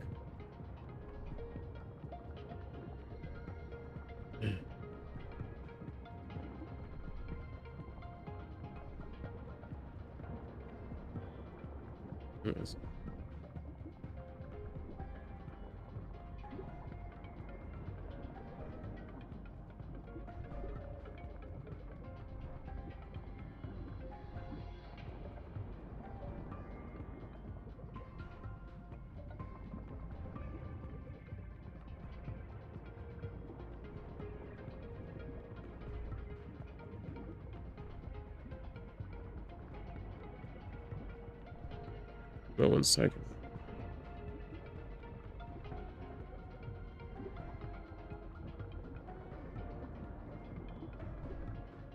Anyways, yeah, I just want to say I know where Shroud is coming from, because if you really think about multiplayer games, the interactions that humans have with each other through multiplayer games doesn't really get, it gets lost in translation, I feel, because people just look at it as, oh look, this one person, you know, played this one game, and you know, this one person played this game. And I feel like a lot of times people just, whenever they think of multiplayer games, they kind of just look at it as, hey, you know, I feel like in a lot of situations where multiplayer games get mentioned, people kind of just minimize it to arcadey fun with the homies, right? Nothing deep, just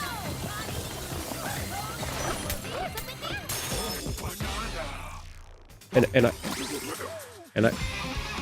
I definitely know, as a person who's invested so much time playing you know, competitive games and such, that there for sure is more to it than meets the eye. But for him to utter that, you know, for him to utter that,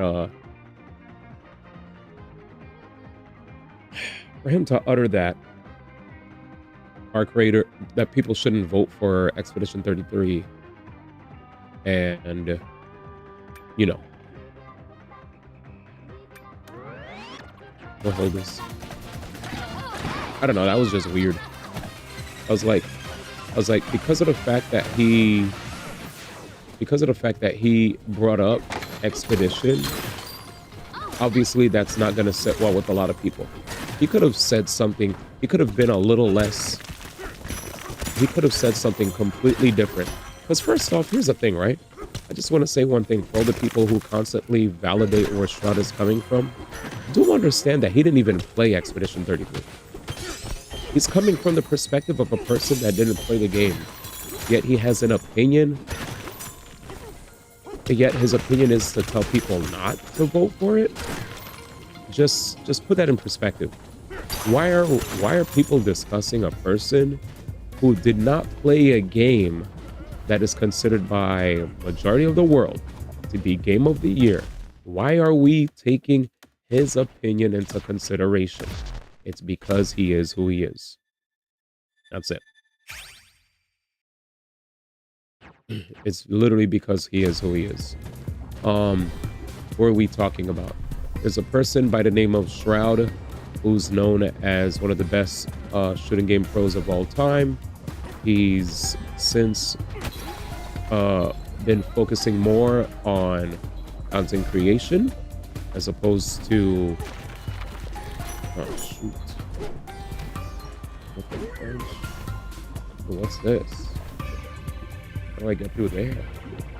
He's since focused on content creation, but the thing that's annoying is like he had an opinion that Expedition 33 should not be getting considered for Game of the Year, and that more people should consider Arc Raiders, and that single player games are always getting the nod for Game of the Year, and why don't multiplayer games get, you know, why are multiplayer games never part of the conversation? It's like, bruh, there's no way you're doing this right now, because multiplayer games definitely do get recognized every year. They have their own section. It's called Best Multiplayer Game of the Year.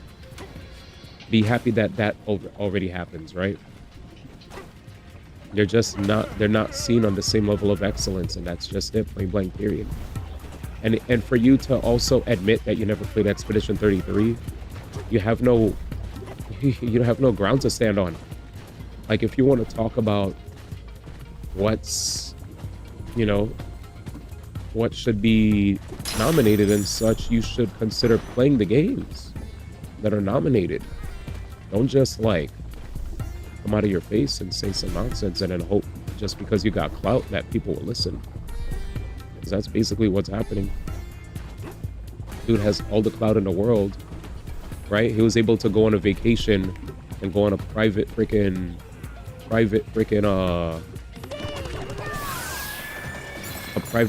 like island to enjoy his like vacation from streaming. Just saying. I'm like, bruh, save me the theatrics. He said, sorry to shot friends. I don't think he's a bad guy. I just think he's coming from a very, what he's doing is the perfect example of when people only look at things from their perspective and don't consider everybody else's. You know? I never hated him. I don't really care. I don't have a hate boner for this guy. It's more of a I'm just talking about the ignorance that's being displayed.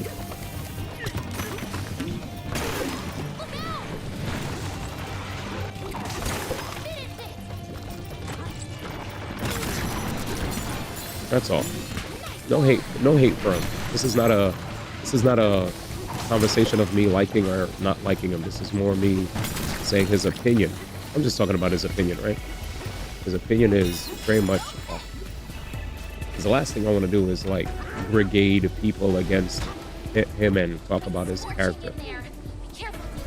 This is not a conversation of his character. This is a conversation of his decision making, his stance. You know, I don't think he's a bad guy either. Oh, let me read what you said. Give me a second. I didn't read everything you said. I got you. All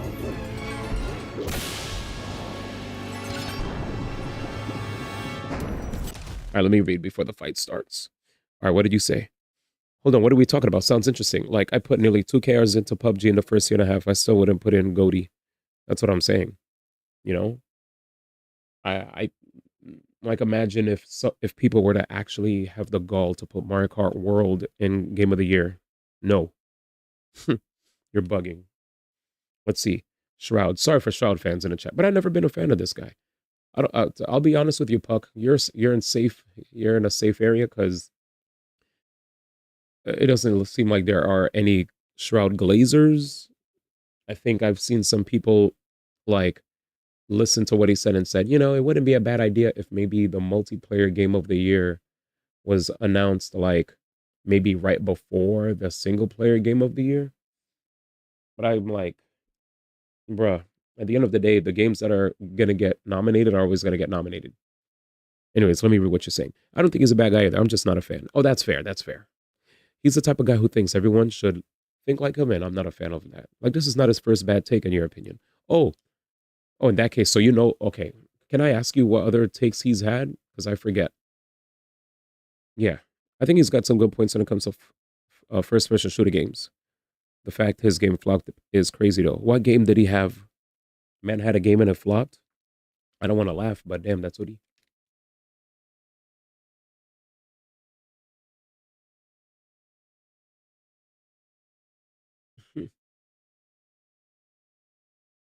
Let's see, I'm gonna Google.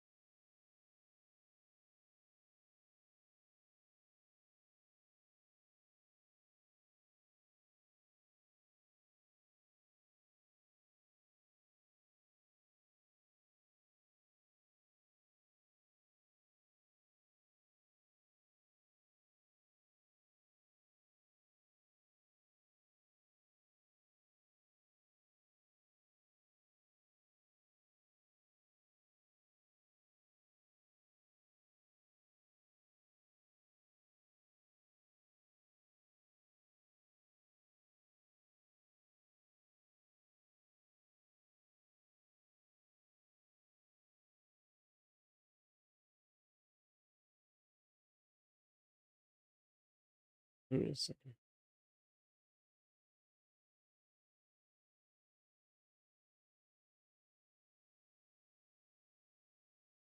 Let's see. What was it called? Spectra was a game he was a lead on in some manner. He was a consultant. I feel like it's another thing that Shroud made many bad takes. I think you can literally Google Shroud bad takes and something will pop up. Yeah, I thought you guys had something for me, but let me see. Shroud bad takes. Shroud is awful at having an opinion about gameplay. r/Star Citizen.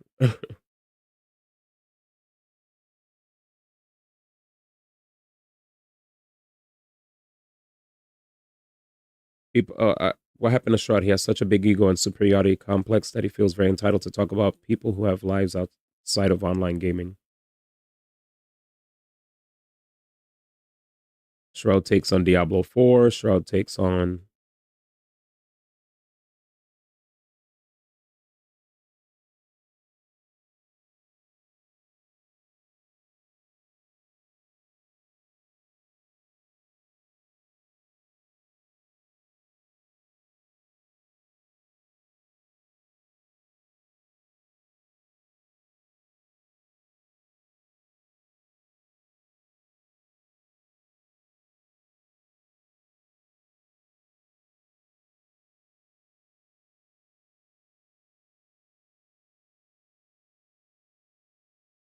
I don't know if he's doing it on purpose or if he really believes in what he says, but whatever. Yeah, I feel you. It's just crazy because, like, I think this is only because this is a perfect example of just really big, well-known people in gaming, right? That, give me a second, chat.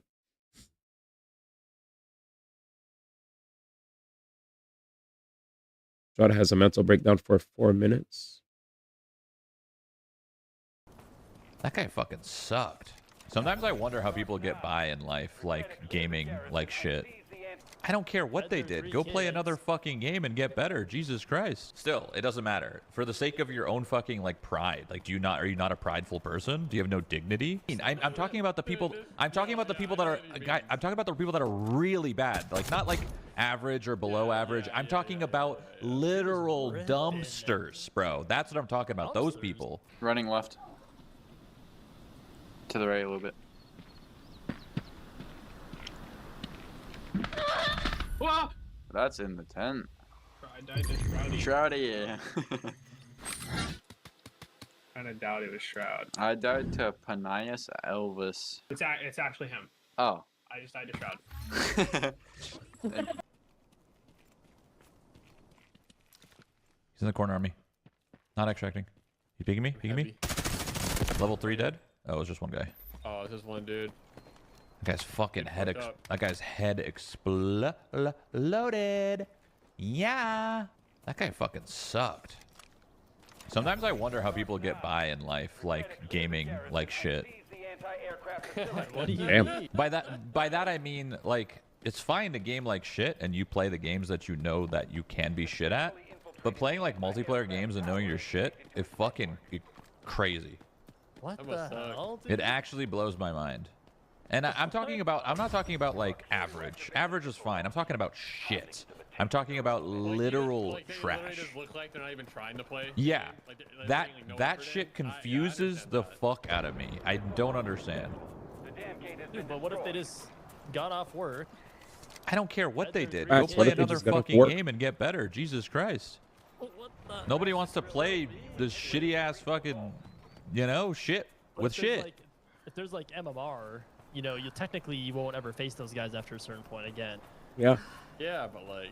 Still, it doesn't matter. For the sake of your own fucking like pride, like are you not a prideful person? Do you have no dignity? You just Yikes. play and you're complete garbage? I don't understand. Yikes. Yeah. You guys know what I mean. I'm talking about the people. I'm talking about the people that are. I'm talking about the people that are really bad. Like not like average or below average. I'm talking about literal dumpsters, bro. That's what I'm talking about. Those Damn. people. Those people. Those people. I don't understand. I definitely. People are gonna take this so literally, but I get what you mean. Yeah. I get what you mean. Damn. Literal dumpsters. What games do you think they should play? Like just when we anything say, else? yo, are these guys AI? Like we're talking about those guys. Yeah, when they don't even they're looking at the fucking stars or something. They're like, yo, look at these volumetric fucking clouds, bro. Like those people. I just don't get it. Like go play fucking Stardew Valley or something and then get better. Wow. Because you will get better and you will improve in different games. I'm trying to gatekeep multiplayer games. Wrong way. Oh, sorry, my bad. I'm trying to gatekeep multiplayer games. That's all. Yikes. Okay. No, Yeah. I You can just want them to actually be like understand valued. You just want them to be. I want them to be a valued, yes, a valued member of the competitive like society. You know how like we as human beings, like at least most of us probably do, like agree to be like good human beings, not shit fucking people. Like that same thing should apply in video games, multiplayer competitive games. Yikes. It sounds worse the more I talk about it, Yes. but you know what I mean? Like Yikes. it makes sense. Yikes. It sounds bad, but it's not. Yikes. It's just the way you're saying it is bad. That sounds terrible. That sounds terrible. All right, you ready to Yikes. hold this, guys? Poor guy. Whoops. Like how can you play a shooter and looking down at the fucking ground when you walk? You know. Fuck our teammate. Yeah, fuck the other guy. The grape guy was cool.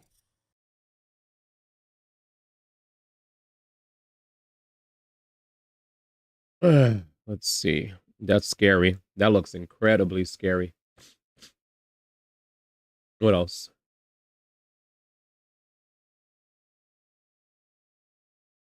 I think there was a ninja clip of Shroud talking about arc raiders.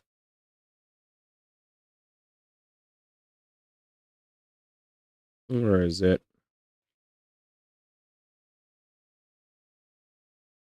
Ninja response to Shroud calling arc raiders boring. That's so funny because didn't he just call this a game of the year?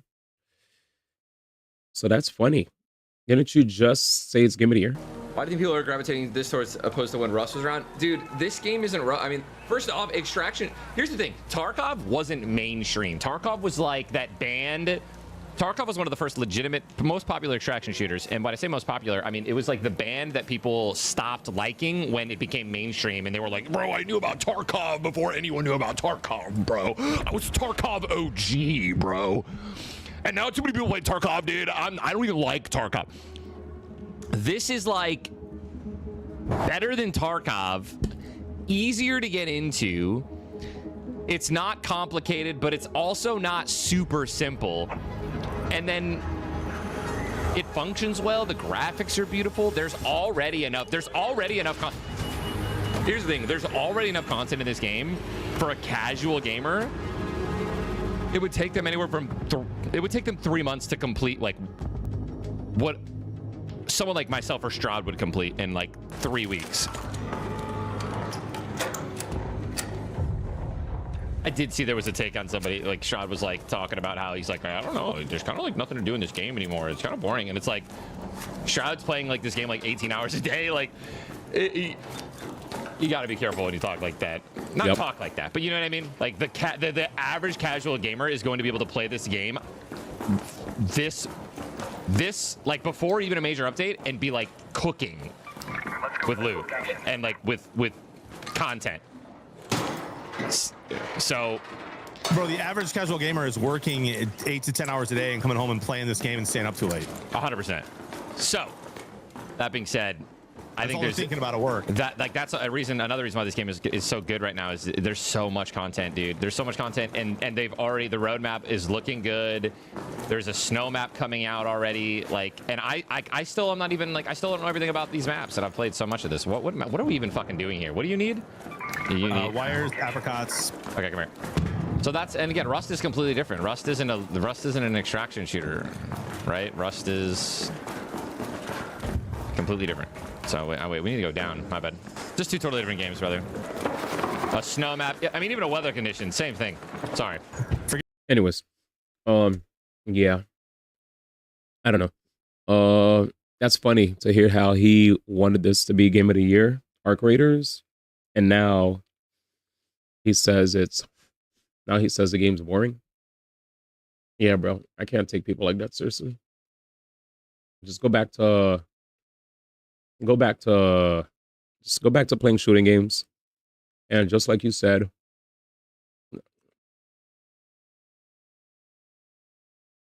well, he shouldn't look good in this video.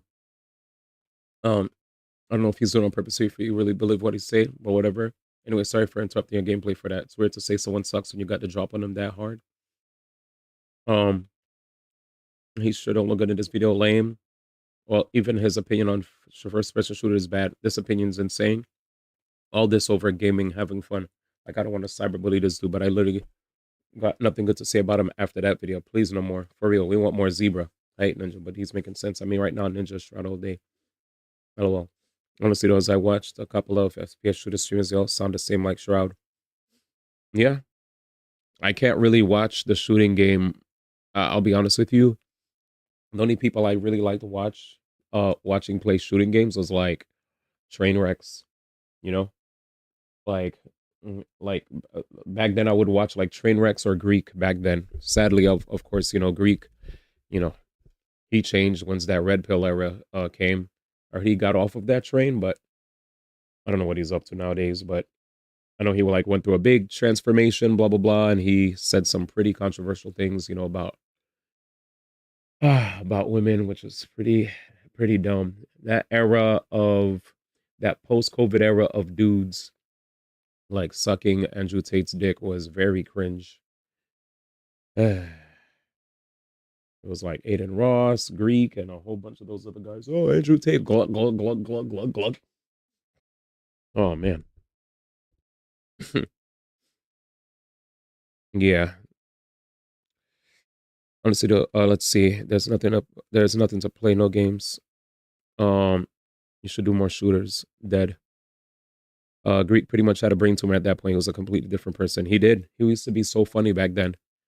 People were like, you were funnier when you were... People said you were funnier when you were fatter, which is wild.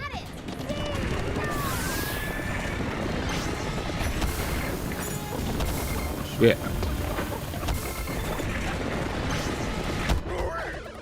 Okay. How are we gonna deal with this fire guy? Let's figure it out, chat.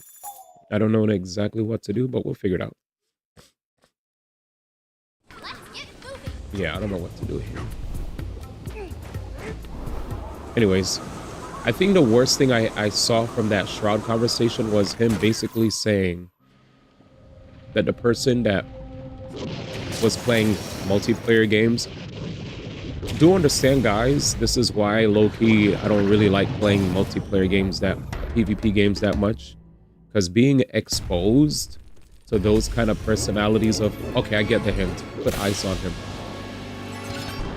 being constantly exposed to those kind of personalities of people is very much exhausting. I don't like playing multiplayer games and dealing with ego Andes that are like, oh, you know, like, they're like, I remember I played Marvel Rivals for a decent amount on stream, and then there would be sometimes I'd deal with people that just had like massive egos about, you know, massive egos about how things should be done, this and that.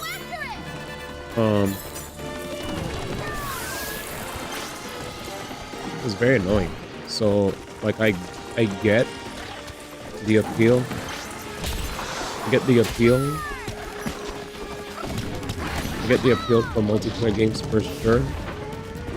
But I do want to say that sometimes it's annoying to deal with people that have egos, especially if you've been playing video games for multiple years, where you've exposed yourself for multiple years to playing multiplayer games and dealing with people with egos that don't remember the importance of just having fun.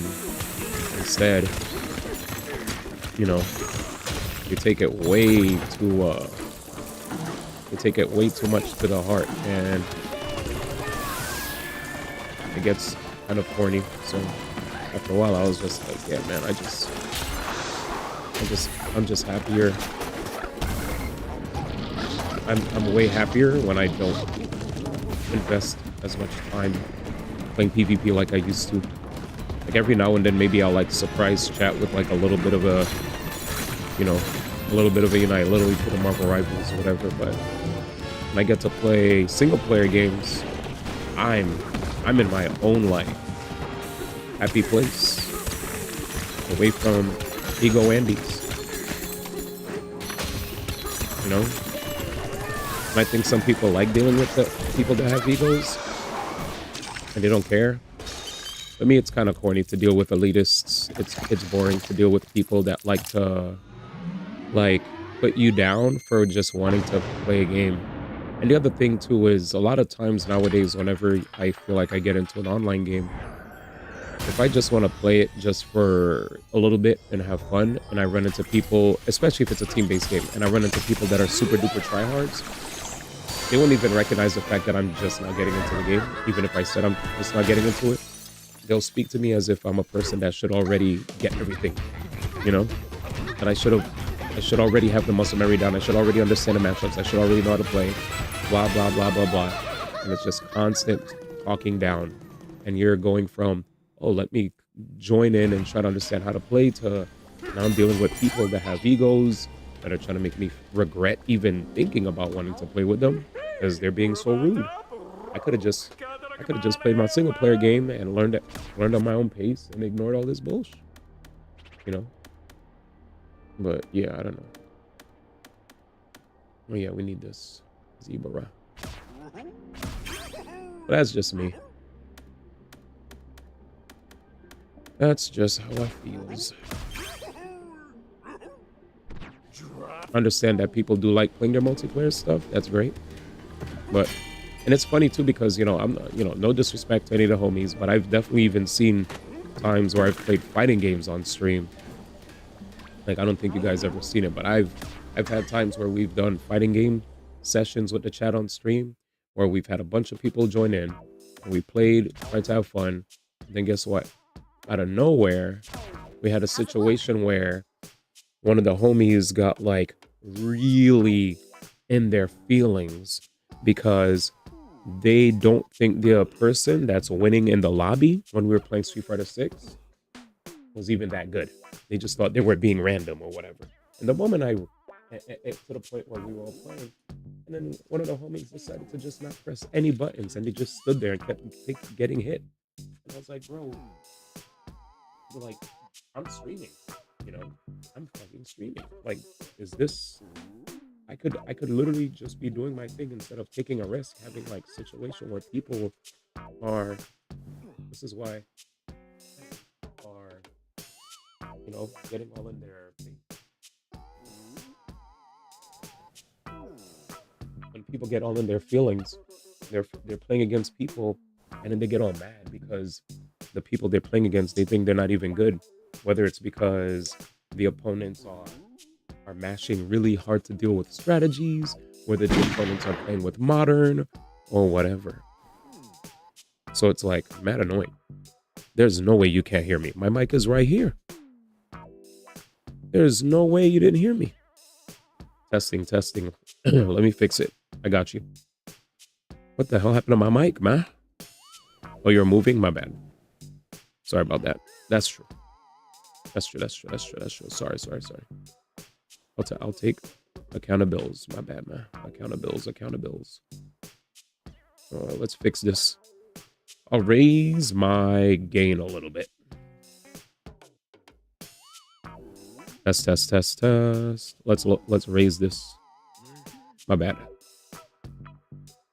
I'm just trying to make sure. Testing. Could you guys hear me like way better now? This is probably way better, right? Zebra. All right, perfect. And I'm not even yelling. My volume's the same. I just fixed the gain. All right, cool. Yeah, so basically what I was trying to say is, yeah, I was moving around. That's probably why you guys couldn't hear me. What up, Gentle? How you doing, brother? That's why you gotta play. All right, let me read something. I feel you on that. Yeah, I can't play multiplayer games anymore because of that. I feel like I could still play multiplayer games, but I definitely just, I feel like with full transparency that I play multiplayer games on stream more so for the community, for community building, or showing like, for giving back to the community. Like, hey, let's all get together and enjoy games, right? Like sometimes I'm in the mood to play multiplayer games with the community because, hey, we're a community. Let's all get together. Let's have a good time, right? Let's have a blast. Let's let our hair down a little bit and play some games, right? With no care in the world. When I played Kirby Air Ride, perfect. That was great. There were no egos. Was I garbage at Kirby Air Ride? Hell yes. But it was amazing. All the egos were at the door. DK Master was there. Zara was there. Muggy Bros was there. And there were multiple other people that joined to play Kirby Air Ride, and we were vibing. I was like, damn, you know what? If we could have more multiplayer sessions like that with the chat, where egos are at the door and everybody just pulls up, logs in, has fun, bada bing, bada boom, perfect. That's it. No, because like I'm not here for seeing the people that are like, oh, I'm better than you, or you're trash, or you didn't even deserve that, or they rage because they lose. I'm not here for that. I'm not here for that at all. If you're here to just be like, hey, let's play, and we play GG, yo, that was fun, yo, good games. And if you are salty, you know, just keep yourself in check if you're salty. Because don't worry, if you're salty, the other party on the receiving end, the other party on the other end that's observing that you're salty will probably recognize that and will be cognizant of the fact that they shouldn't push your buttons. At least that's how I am. If I beat your ass so bad in a game that you've never came at me a certain way to make me feel like you look down upon my ability or you're trashing on me or whatever, then I'm gonna make sure to come at you with respect when you're salty. But if you always come at me with energy that makes me feel worse about my ability and about myself, be ready for me to deliver that same energy back. And if you can't handle that energy, then you should have never put that out there to begin with. You know, should have never put that energy out to begin with. And sometimes people do that. Sometimes people will have all the words to say, but the moment their ass gets beat, now all of a sudden you can't say nothing back to them. And it's like, come on, man. You got to make it playful. Like when it comes to the pool parties, if I notice that there are people that get all this and that and the third about, you know, me being lucky or whatever, um, I'm just gonna be like, hey man, you know, I'm gonna keep that in mind. If they show me a certain type of energy when good things happen to me, I have the green card to also, you know, send that energy back if I feel like it. You know what I'm saying? I'm just saying. Fair is fair. Fair is fair.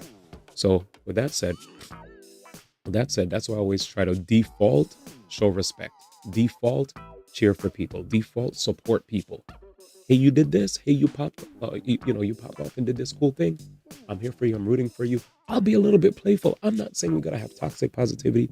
I'm not saying that we gotta make believe that we gotta walk on eggshells and we can never joke. We could joke as long as it's clear that we're joking and there's no real hard feelings. You know, if it's a joke, sure.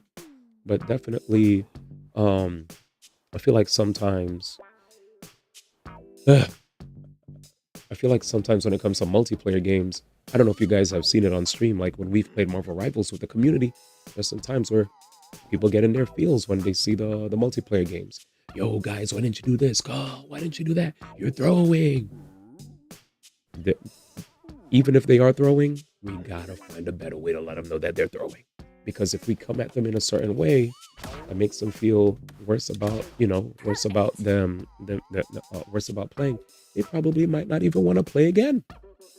So think twice about how you're talking to the other person. Remember that there's a human on the other side of whatever you're saying, you know? People never remember that. You always forget that they're talking to a human. Just remember, man, you're talking to a human being, and if you really want them to listen to what you're saying, speak to them with respect and they'll listen. But if you come at some people in a certain way, they're going to think twice about wanting to play again because they're like, what's the point? Is this even fun or is this a job? You're talking to me like I signed up for the army and you're the sergeant. I'm not about to drop and give you 50, the fuck, or 100. Fuck I look like.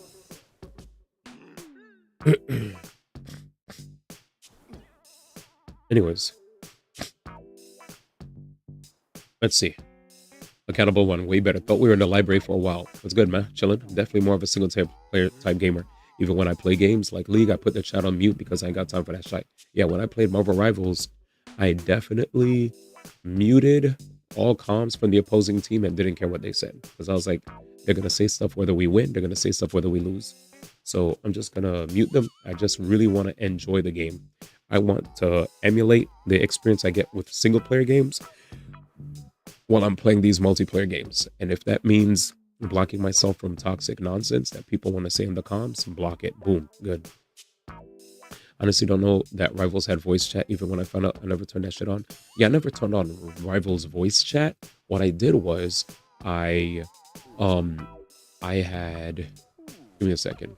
What I did was I only would hear, honestly, because I muted text chat and voice chat from randoms, I would only hear stuff when I had people from the Discord join. And it was 50-50. Sometimes homies that jumped into the Discord that would play would be polite and they understand like boundaries about what's good to say, what's not good to say. But then there's other times where people just straight up would, you know, would act like we're in the grand finals playing for $1 million. And it's like, I do want to listen. I do want to understand what do we have to do better. But we're humans. You're talking to humans. So speak to humans in a way that will make them receptive to the feedback you're giving them. That's all I ask. Anyways, facts. I'm about to try Rivals and making sure that voice chat's muted. Why you being mean to me? Got to be able to take the punches if you're willing to dish them out. Facts. Fair is fair. That's why I always have fun on the stream pulls. Libra brings the energy when I pull up. Yep. When D1 pulls, I pray on his downfall. JK. Can't wait for D1's Unite will turn. The fact that you have no Ling Yang bothers me. Woo EOS before that happens. That's funny. Imagine King K. Rool came back. That would be crazy. That's true, Jax. What up, Jax? Shout out to YouTube. We got the YouTube chat coming through. Jax from the Digital Circus. Yeah, man. I hear you. Holy D1 wisdom. Facts, man. With that said, chat, I do want to warm up a plate of food because a brother did not have dinner yet and it's 12:31. So, is there anything that I could play that could like, let's see, maybe I could find something for you guys. Let me find a short YouTube video like at least a 10-minute one, so that by the time I come back, it'll be ready. Zebra. Zebra. Ba-ba-ba-ba-ba.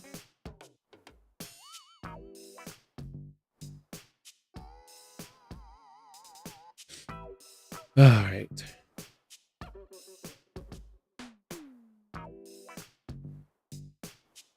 Give me a second. There's a lot of chatter about Metroid Prime 4. So maybe I could play a video about that.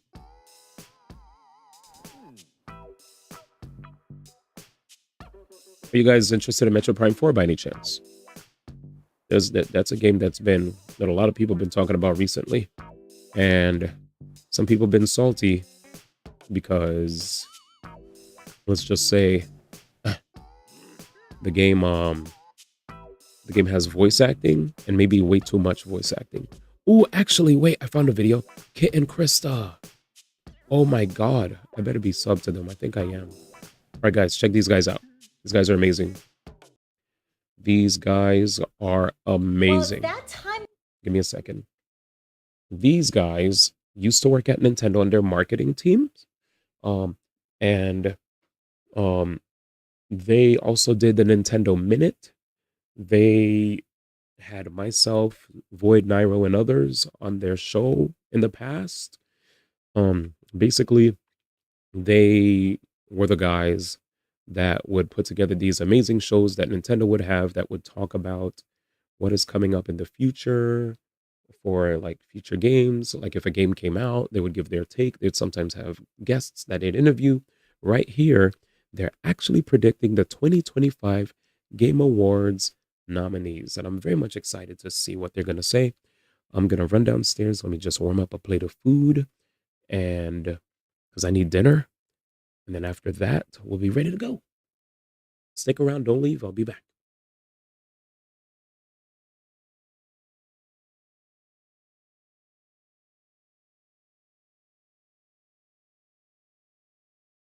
Well, it's that time of year again Sure is. already, which is exciting, but also time has passed.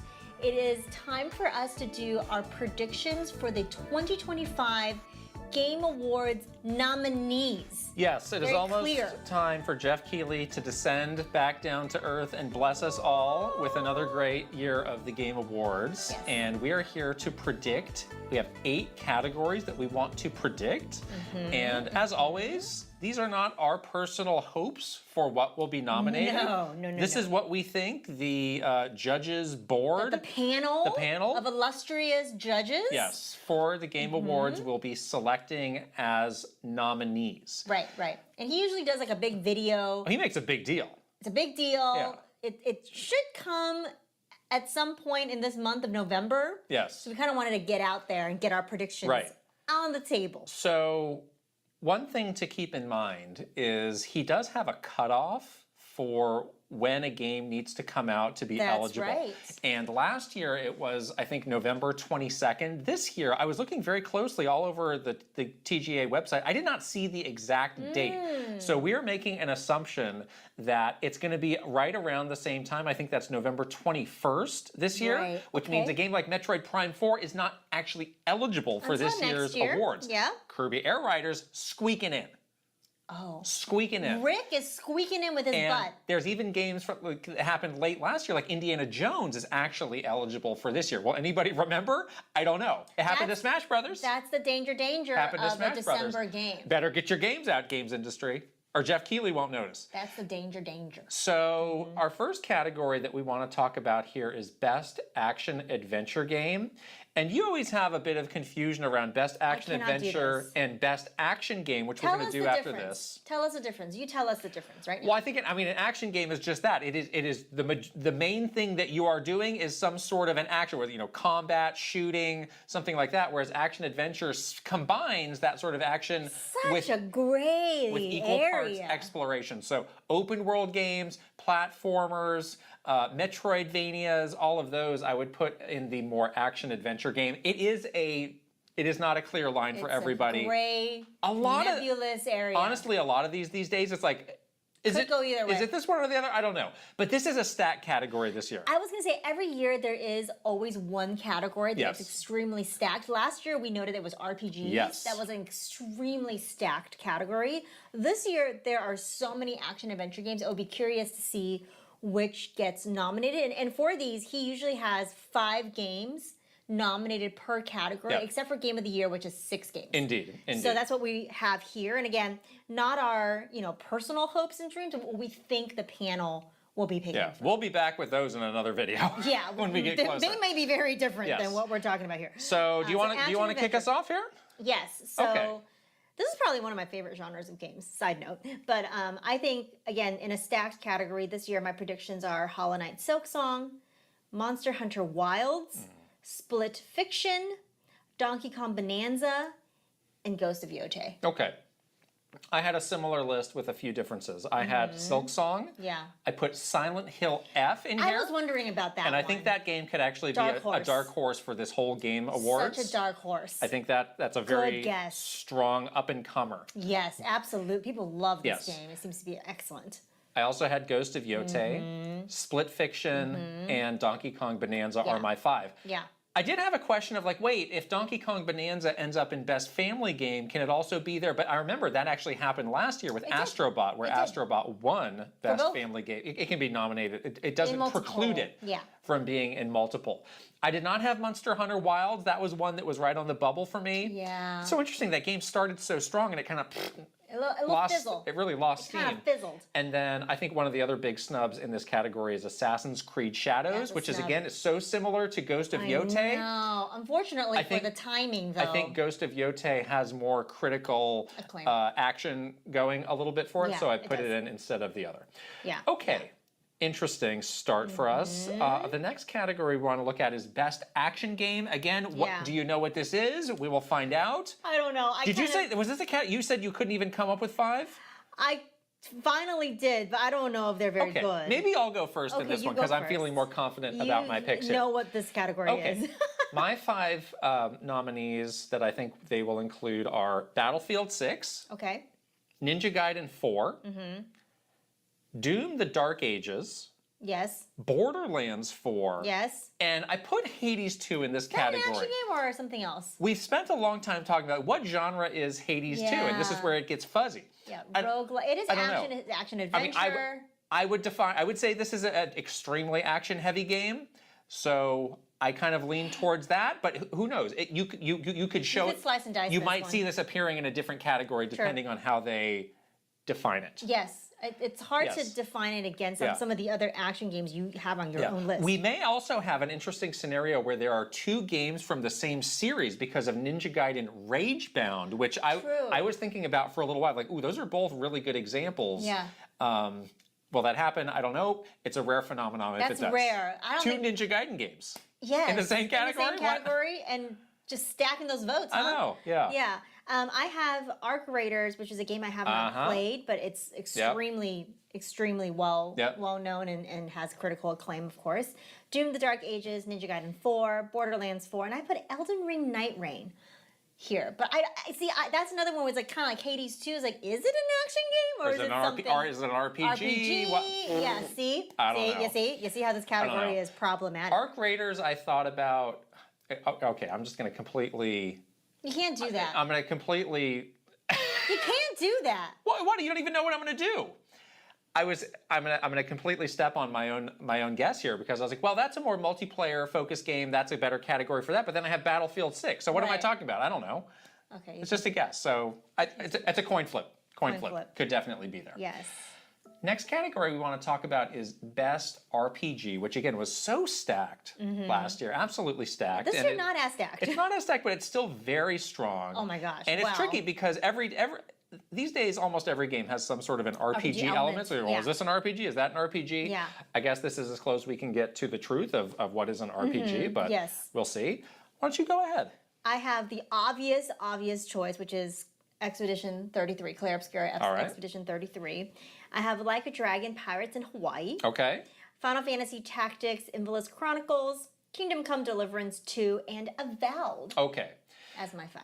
I have mostly the same list. I have Clear Obscure. I have the Outer Worlds Yeah, 2, I thought about that game. which Yeah, I thought about it. is a game that did not really make a huge impact, but I think people love critically, it. Critically, it was doing well, yeah. enjoyed.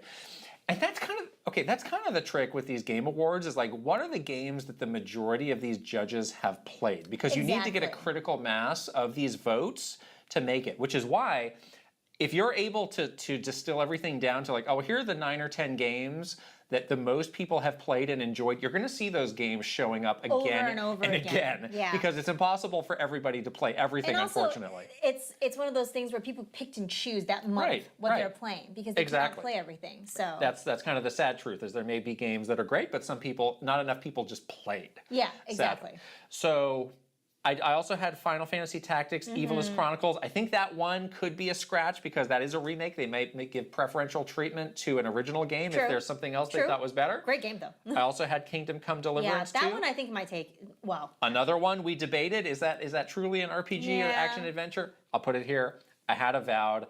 The one game that I do want to talk about is Deltarune. I thought about Deltarune, but I didn't put it on here for reasons of that game is not complete. That's exactly what I was thinking too, is we're 4 chapters through that now. We got many more chapters still to come. So if this game is, it's like what they did with Lord of the Rings with the Oscars. It's like, let's wait till it's done. Yeah, and you then gotta wait for all 3 movies. And then we'll give them all the awards. So I think this game is in a weird place where those chapters were really great. But as far as one of these awards, like I think it's an incomplete game. Not everybody's going to agree on that. Although Jeff Keighley he's like, we're nominating this DLC. Maybe he's nominating an incomplete game. Anything could happen. Jeff Keighley. Anything could happen. He's a wild card. Yes. Okay. We're now on to the best independent game, which is a category that it has been advocated that maybe this should be cut when we do our own Kit and Krista Game of the Year Awards. We do not have this. We don't have this because it is so hard to know what is truly independent. Yes. But if he's going to have this category, we'll give our best guess. Yes, exactly. So what do you think? For me, I have The Blueprints, Hades 2, Hollow Knight Silksong, Split Fiction, and Absalom. Okay. I didn't put Clair Obscur up here because I don't know if being published by Kepler means they're not independent. Well, what about being published by Electronic Arts like Split Fiction is? See, I don't know. This is why it's really hard. I don't think that game is independent. But yes, Clair Obscur is truly an I can already imagine the conversations that are going to happen about this. Is this, isn't it? It's an annoying conversation, which is why they should just do away with this and just like just rate these games on the merits of the games themselves. But I mean, like, you compare that to a Silksong, which is 2 guys. Exactly. That is truly independent. Or like Hades 2, or The Blueprints. Yeah. It's like you cannot compare Split Fiction or Clair Obscur to those kinds of games. Anyways, here's what I had. I also had Blueprints. I did have Clair Obscur in here. Toss up. I don't know. Toss up. Hades 2, Silksong, and the 5th game I went with Ball Pit. Oh yeah, that one's getting a lot of play a very right now. buzzy game right now that again is coming in with a lot of heat. I do think Absalom is in a similar boat. They're both roguelites. Both kind of came out at a close period of time. Both have a lot of good momentum for them. So I think you could go with one or the other. I don't think we're going to be seeing Split Fiction in this category. Okay. Yeah. Well, I don't know. But who knows? Who literally knows? I don't know. I don't know. Call of Duty, best indie game. Yes. The best Nintendo family category. game. Well, the last couple of years it has not been the Nintendo. But this year, I think Nintendo's got a stack. Nintendo's properly back. They're back. And they've got stuff for best family game. They got some stuff. So let's talk about this. Yeah, we used to love, when we worked at Nintendo, we used to love this category because it was a guaranteed win. And even if you lose every single other category. After getting stomped by Astrobot. I know. I was saying, when we were there. That one hurts. That was like, don't worry, we'll win something. You know what I mean? Right. Like, we'll always win the consolation something. prize of best family game. The consolation prize. Right. But then, last year they got shut out by Astrobot, which was pretty interesting. No, last year was not a great show for Nintendo as far as winning awards. Late year Switch. Yes. But anyhow, this year they're back with tons of They're going to have a lot this amazing year. games. Yes. So I have Mario Kart World, Donkey Kong Bonanza, Super Mario Galaxy 1 and 2 Remaster, Kirby Air Riders I put on here because I'm hoping We that think it will be eligible. Yes. ekes in, and then a non-Nintendo game, Sonic Racing Crossworlds. Okay. Once again, I had mostly the same list with one change. So I had Donkey Kong Bonanza, Mario Kart World. I had Pokemon Legends ZA. Oh, how did I forget about Pokemon? In here. Oops. That was my. I have that instead of the Galaxy Oh my gosh. remakes. I But totally who forgot. knows? They love these families. They love the Mario. I had Sonic Racing Crossworlds and also Kirby Air Riders. Yes. If for whatever reason, if the cutoff is earlier, again, as of right now, Jeff has not said exactly. I do have Power Wash Simulator 2. People love these games. I know these games are huge. Huge. And I was like, oh, you could make a good case for that. Yeah. That's I true. don't know. If there's no Kirby Air Riders, then I'm going to put Pokemon ZA in its place. Because I don't know how I forgot that game, even though I You're literally just replaying it. played it and beat it. What's wrong with me? Come on. Okay. We have our final three categories. Of course, we're culminating in Game of the Year. But first, we're going to talk about Best Narrative. This is a great category. And this is a very good category this year. Yeah, I'm excited Very about good. this category. What do you think? So I have Claire Obscure, obviously, Death Stranding 2, Split Fiction, Ghost of Yotei, and Assassin's Creed Shadows. Okay. Interesting. I have a few more differences with you on this list. So I have Death Stranding 2, yes. Claire Obscure, yes. Silent Hill F, I have here making an appearance. I have Hades 2. Oh, yeah. That's a very good narrative. I also have The Outer Worlds 2. And this is one where I did think about Ghost of Yotei, but I think like those two games, that and Assassin, they kind of like neutralize each other. Yeah, I was either it's going to be they both get on this list or nobody gets on this list. That's exactly what will happen. Actually. Exactly. You're so right that they either we recognize both for their independent storytelling of the similar kind of era and the place having taken place in Japan and all that stuff, or they just both not make it. Right, but that said, like, don't underestimate the power of a big, like, first-party Sony game really ticking all those boxes that Jeff is looking for. Like, oh, it's cinematic, it's beautiful, it's beautiful. It's got like the presentation, moments. yes. Like, I mean, Ghost of Yotei takes that. Looks great on his giant screen. Yeah, you got the leaves blowing and the music's going. You know, it's never know. Yeah, you never know. Good stuff. All right, best score and music, and this truly is a stat category this year. This is a great category. This is gonna be a tough one. I can't wait to hear them perform all of these songs. I can't wait to hear those 10 seconds of each of these songs. I can't wait for Lauren Testar to come out for 30 seconds. Thank you. Flying from France just for 30 for seconds. your 10 seconds of glory. Thank you. Wow. Anyhow, Claire Obscure, obviously. Yep. Hades 2. Donkey Kong Bonanza. Death Stranding 2. And then a little dark horse of Sword of the Sea. Oh, wow. Interesting. Yeah. Okay. That game has some heat.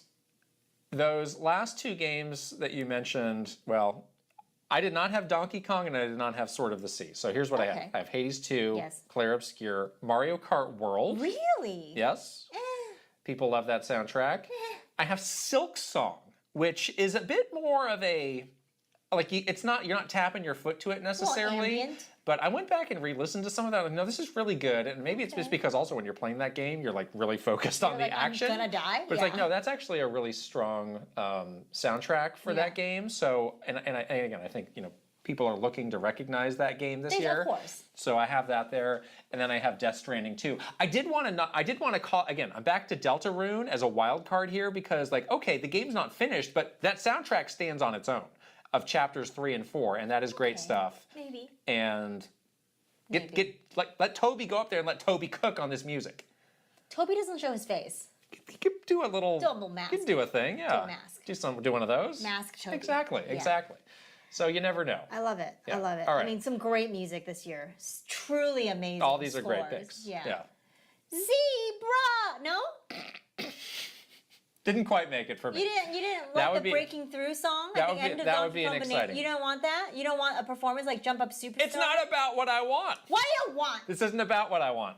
It's never about what I want. Let's wrap up with Game of the Year. And as you were saying, for this category, instead of the 5 nominees, we have 6. That's right. That's how he does it. So what are your 6? My 6 are Claire Obscure, Hades 2, Donkey Kong Bonanza, Ghost of Yotei, Death Stranding 2, and Hollow Knight Silk Song. Wow. I have... Is it exactly the same? Oh, you have Split Fiction. I have Donkey Kong Bonanza, I have Death Stranding 2, Claire Obscure, Split Fiction, Hades 2, and Ghost of Yotei. But now that I think of it, Silk Song is an omission on my part. But what do I cut? I think Silksong is going to be on this list. What do I cut? You had Split Fiction. I'm going to cut Ghost of Yote, actually. I'm cutting Ghost of Yote for Silksong. Sorry. Real-time decision. Real-time decision Sorry, Sucker Punch. on my part. So it's one of those years where there are maybe like 7 deserving games, There's but there's going to be some snubs for sure. But there's 6 slots, and then there are a couple wild cards like Kingdom Come Deliverance 2 is another one that could be Silent Hill. Hill. So I take that back. Maybe there's like 8 or 9 games. That's what I'm saying. That There's could be deserved. Yeah. Some dark horses. There's like 5 locks. And then there's like a handful of other games that are competing for that last slot. That's unfortunate because all those games are incredible games, obviously. Those games are going to be annoyed if they don't make it. Oof. Yeah, but that's what's fun about this. It's fun to see what makes it and what doesn't. It's pretty stacked this year, honestly. We were treated to some amazing Very games. good year. So it's gonna be challenging to like narrow it down to the 6 to be nominated for Game of the Year. But yeah, that's what we have. I mean, he has a lot more categories than the 8 that we've talked about here, obviously. But like, what is best game direction? We don't know, so we're not going to try and predict it. Exactly. I don't even art direction is one that he does. He does so many of like multiplayer, esports, it just stuff goes on another. Goes on and on and on. Yeah, so we're not doing those. This is why the show is like 4 hours long. Yeah. But yes, these are our early predictions for the Game Awards 2025 nominations. Right. We obviously will be doing more predictions for like after we see the nominations, what will actually win. Yeah. We have our own Kit and Krista Game Awards, which I would argue is the best Game Awards of the ones year that really you should actually watch, and the one that actually matters, which will have all of our personal picks and our community picks. Yeah. So all of that stuff is coming up to celebrate 2025's great games, which is going to be really fun. Sure is. Anyways, if you have predictions for nominations, let us know in the comments. We're going to wrap this video up and see you guys later. Bye.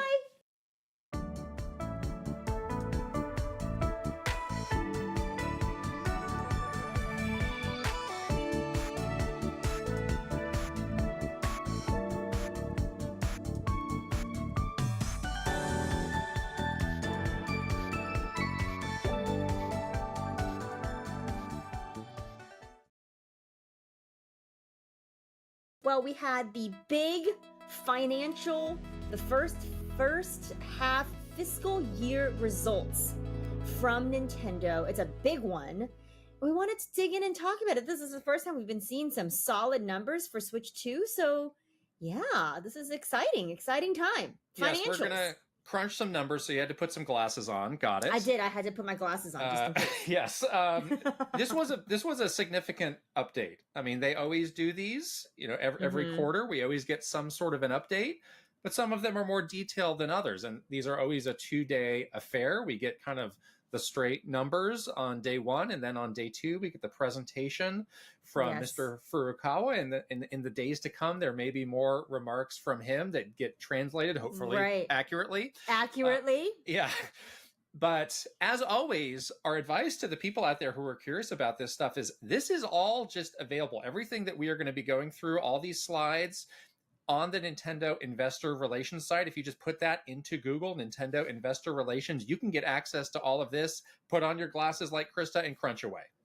It's fun. It's really fun to go through this. And learn a lot. I mean, you can learn so much, and again, become a bit of a savvier Nintendo fan, and kind of project yourself what you think the future of the company will hold. And beyond the numbers, there's always a lot of little tidbits of information in here that really speaks a lot to what Nintendo is prioritizing for the future. What are their big projects that they're focused on? So you can maybe, crystal ball for yourself a little bit, like what the next couple of years is going to look like for you as a Nintendo fan. So that's always a fun thing to do. Anyhow, let's dive into all of this stuff because it's, like you said, it's quite a lot. They did share their consolidated financial highlights, and this just means how much money they made. And they made a lot of money. They made a lot more than they did last year. Yes, Pretty much everything is up. In some cases, significantly. Net sales over 100% up. Wow. There are these couple points that are down, and you might be wondering, what's this? What does that mean?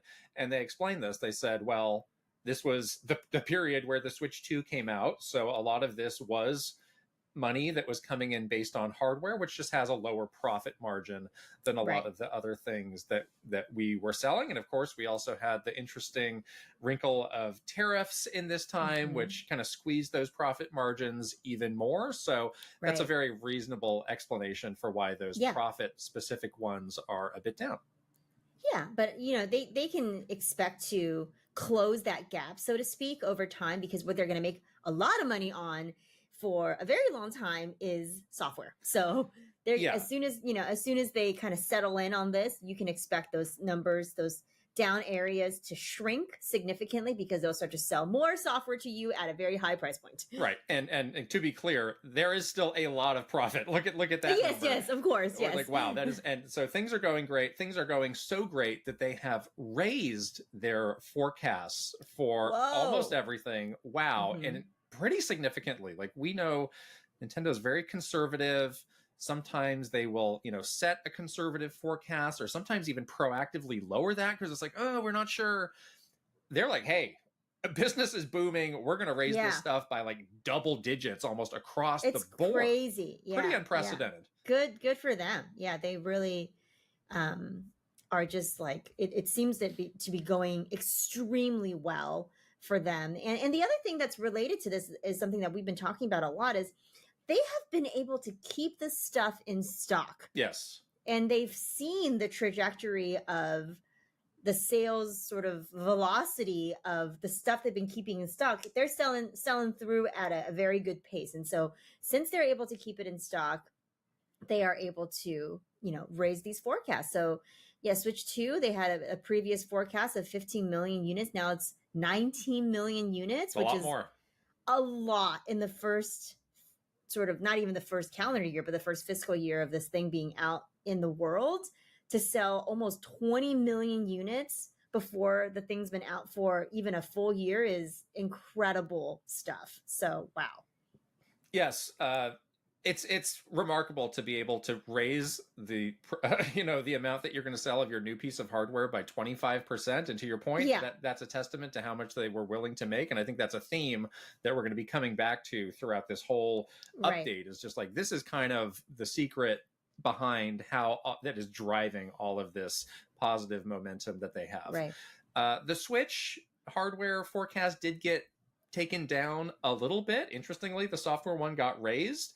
Mr. Farakawa talked a little bit later about the plan for Nintendo Switch, which is interesting as well. Yes. So Switch 2 is at 10.36 million units as of the time of them recording this. And we also got updates on the big software titles. So Mario Kart World, 9.5 million units. Donkey Kong Bonanza at 3.5 million units. You can do the math to come up with those tie ratios. That's a very high tie ratio for Mario Kart World. Of course, they do have the bundle, which is the majority of what they have been selling. Yes. That bundle is supposedly getting phased out. We don't know the exact details of that. So, and that's not a tie ratio that you can, sustain forever. So when that number does start to go down, I don't think anybody's going to be getting worried. It's like, all right, this is the natural order of things. Come out of the launch. Yes. And the standalone software is quite expensive as well. So I think people that wanted this game would have gotten record-breaking sales for Nintendo and Where's stuff. my welcome tour sales update? That's what I was looking for. I didn't get that. I wonder why. Yeah, Donkey Kong 2, reporting really strong numbers here. And people were saying, like, can Donkey Kong carry a brand new hardware launch? It was sort of the second game that came out in that like immediate launch window, and people were wondering, it's not a Mario game, it's not a Zelda game, is it going to carry? And it did really well. So it's a testament again to Nintendo. Like, they have more amazing IP that can do numbers in their arsenal that's not Mario and Zelda, It's a bit tricky to make sense of some of the sales numbers for, the first 6 months, first year of a new piece of hardware, because it's going to be a smaller number because there's a smaller number of systems out there that can play it. So I have seen some people looking at that Donkey Kong number and like, oh, okay, 3.5 million. Is that good? Is that not good? I totally understand. Like, it can be a bit hard to get that kind of perspective on it. But later on, when Mr. Furukawa did his presentation, he did focus on Donkey Kong. He's like, no, we're very happy with this, and we're going to continue to push this. That number is just going to keep going up.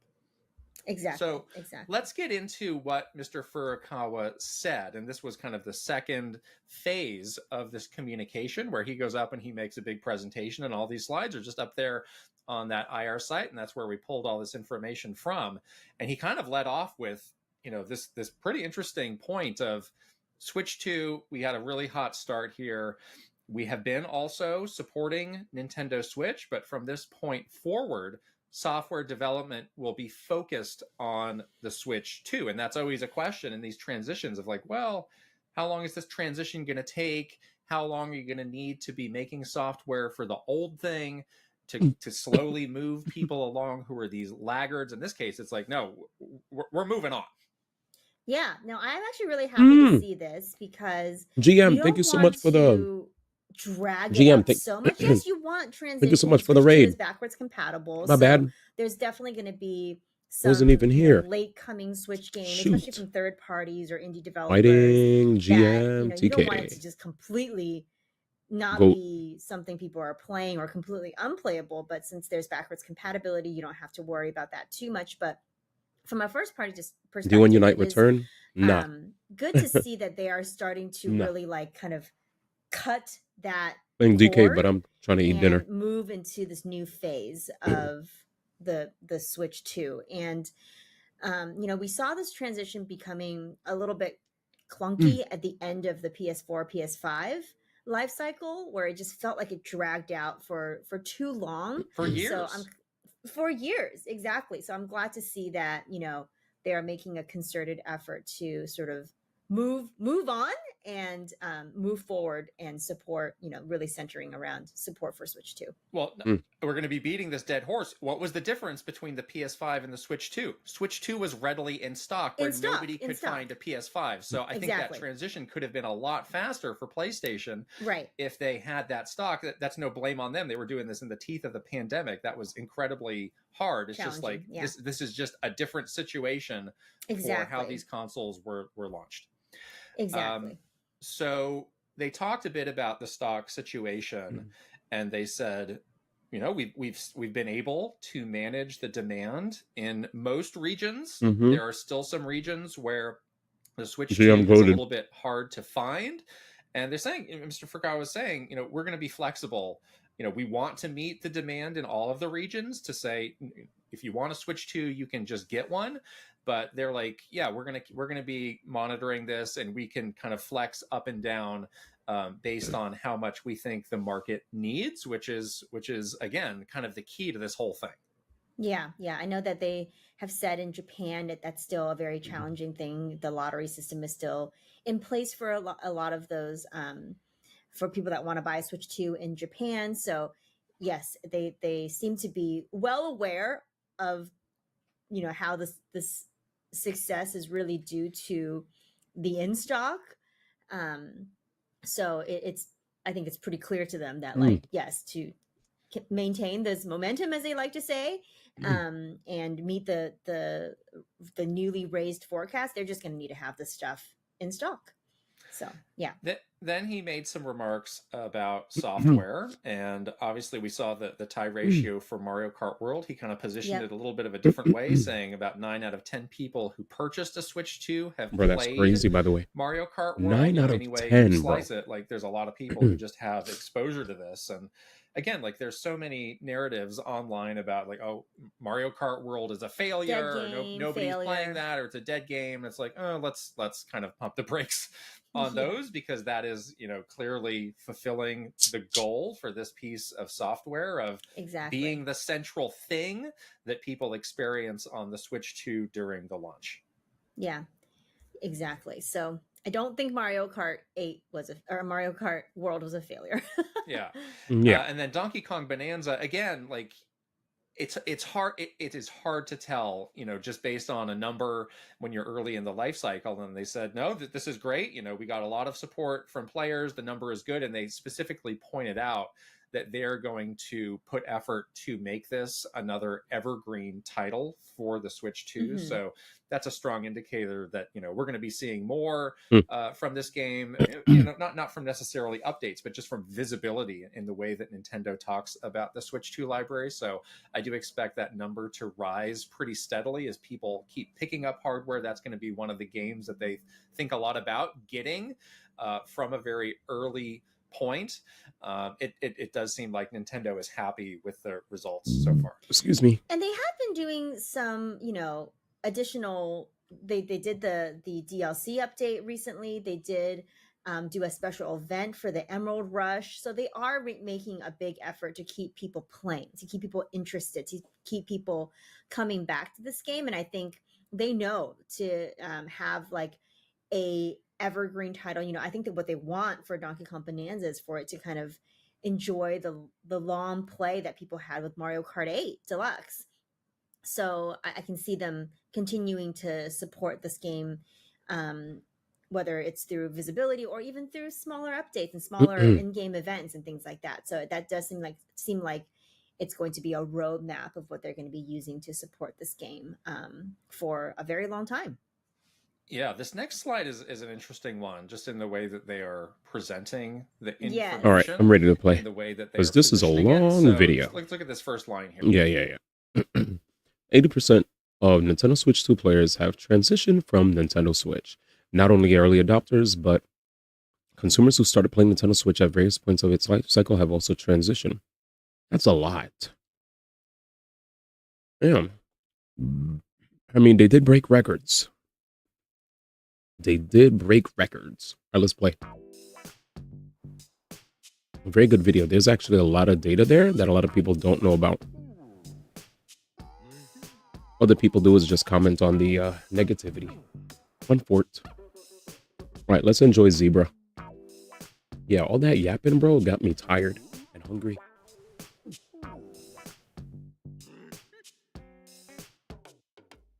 But I'm about ready to zebra it up again.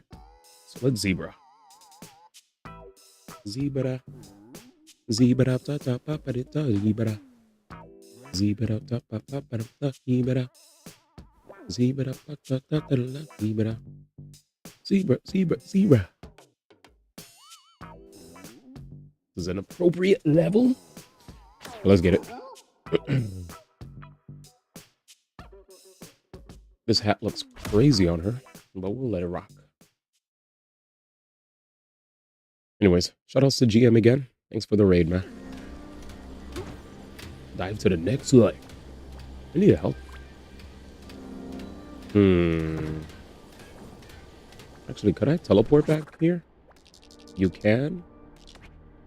This is a sinkhole, right? In that case, I'd like to teleport to one of the beds. Yeah. There you go. Should we teleport? So the reason I'm going to teleport there is this allows me an opportunity to get my health back.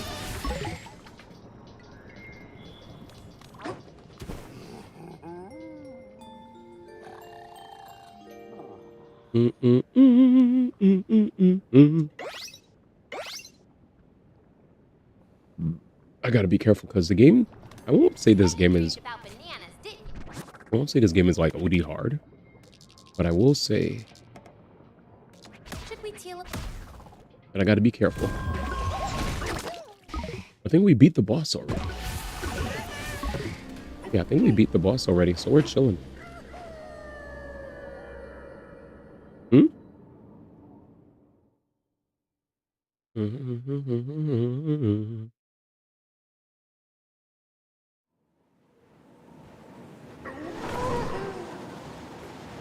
New area. That place was too cold and too hot. And wow, Poppy put up a good fight. But the way you went all bonanza back there, that was awesome. Okay, Planet Core, here we come. What the hell is this?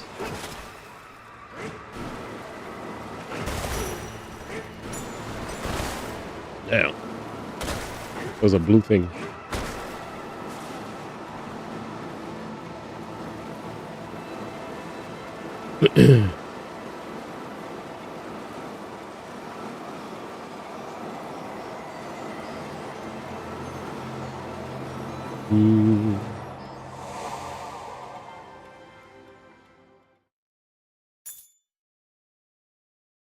Damn.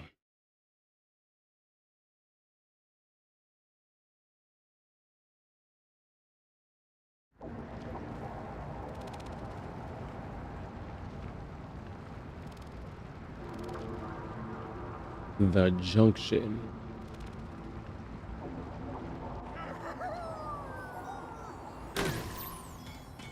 Freezer path.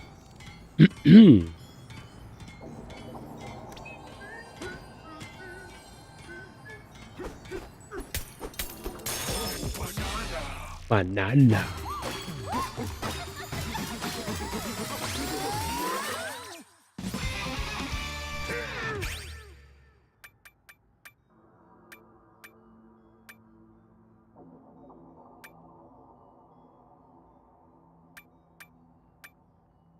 Oh yeah, I didn't go for this.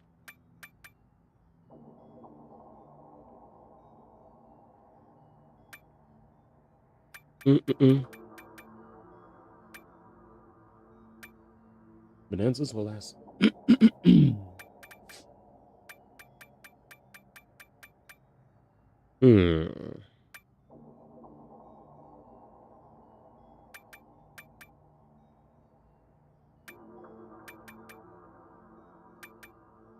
Does apple juice do? Oh, increases the max number of apple juice cans you can carry to 2. I'd be forgetting about that.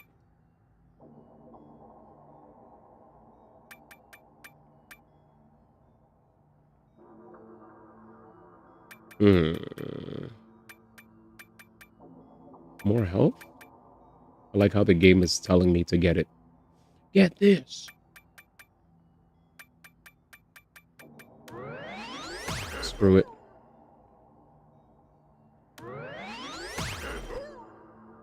I'll take it because you might never know. Whoa, no way! Everything's been pointed out. Facts.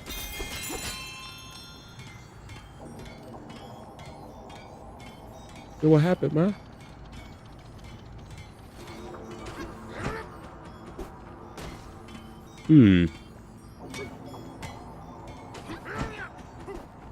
Oh, just roll.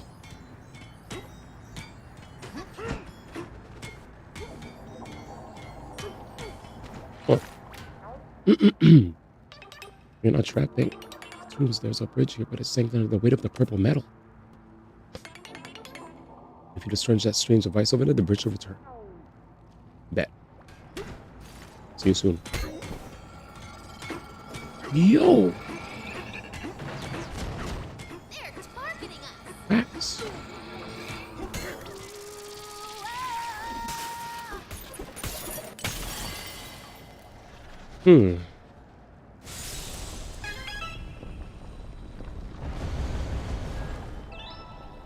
Banana. Let's head there. Okay.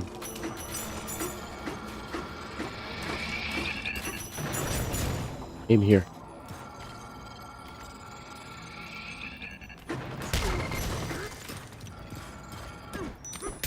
A banana.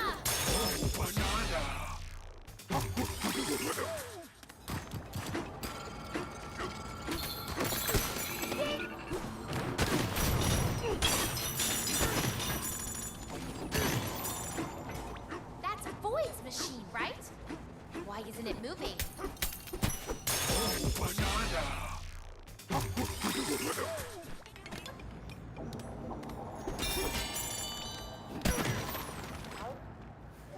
Song of the Explorer Tone, verse 12. The branch path has become a single road once more. The chill winds of the snowy peaks and the sweet fragrances of the forest have left our hearts fill. We sing with joy as we write this. Alright, where do we go here? My man is stuck. Say something. Oh, we have to fix the right side now. Zaya.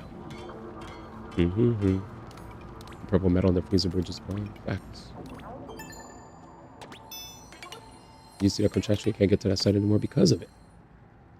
And there's only one way to get at that gizmo. You have to get the warp going.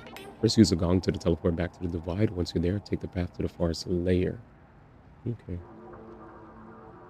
Wayne Betsky.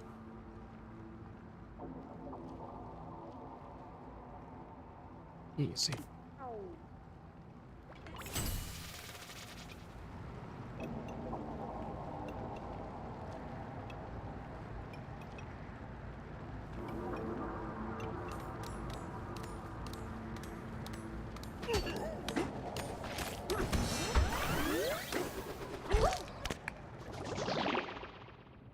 Hmm? Oh, the divide. Okay. Mm-hmm.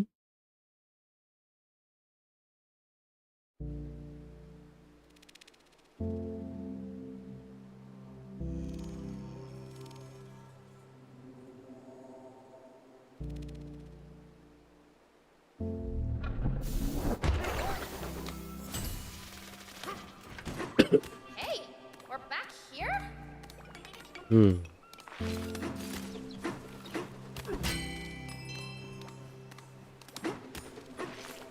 Hmm. Hmm.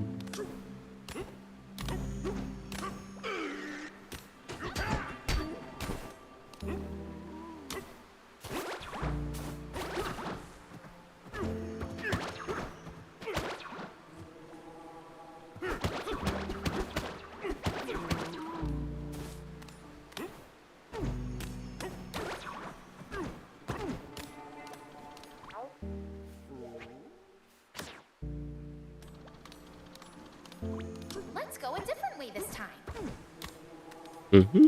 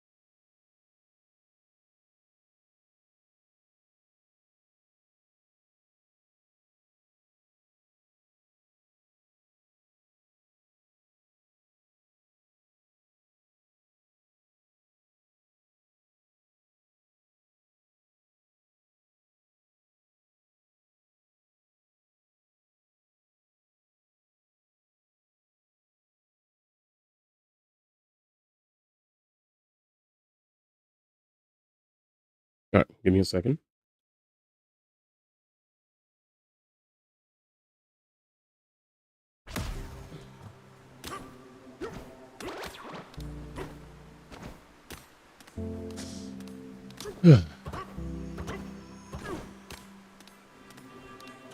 Oh, I see. I see.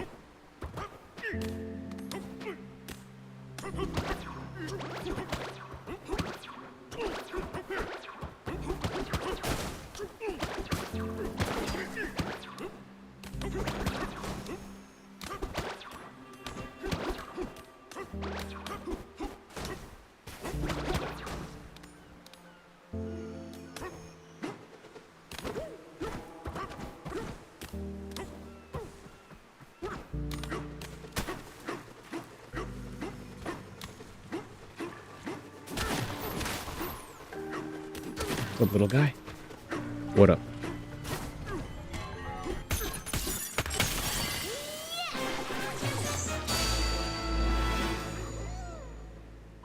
Let's go.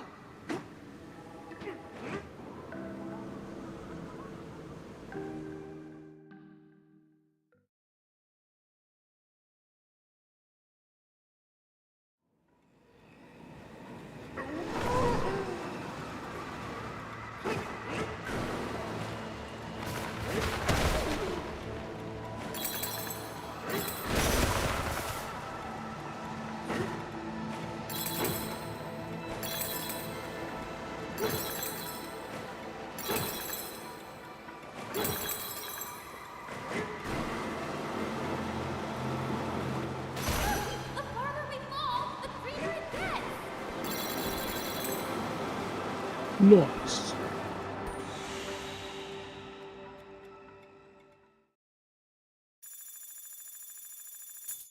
Okay. Hopefully I get a decent amount back because we lost a lot of coins earlier.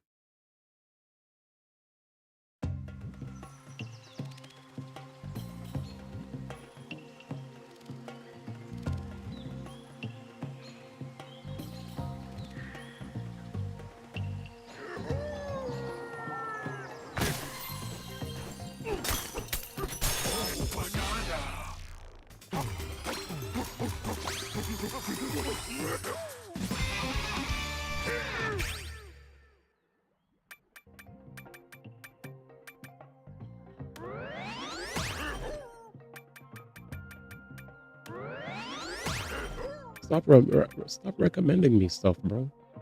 Sheesh. That get me tight. Someone's over there.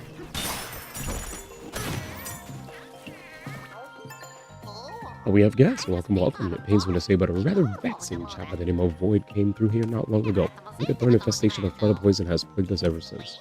What's that? You're on the hunt for this very Void fellow? Well, you should make your way to the actual hotel then. I'm certain the Elder will be keen to assist you in this endeavor. Okay. Head to the Eggshell Hotel.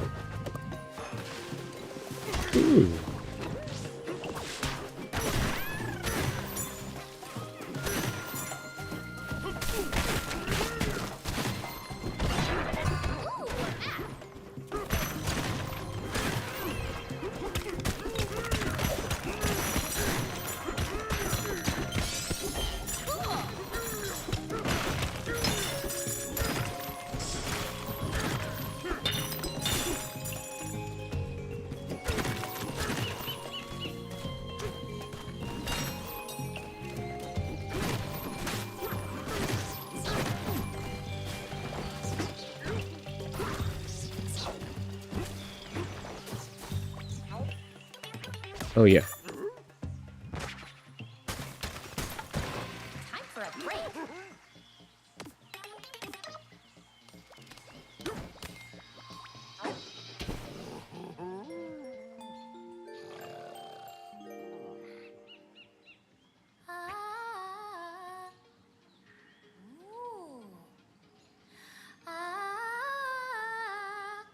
This room has awesome acoustics.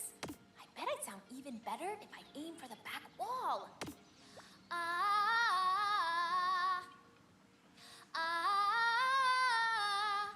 Whoops! Forgot it's sleepy time. Sorry.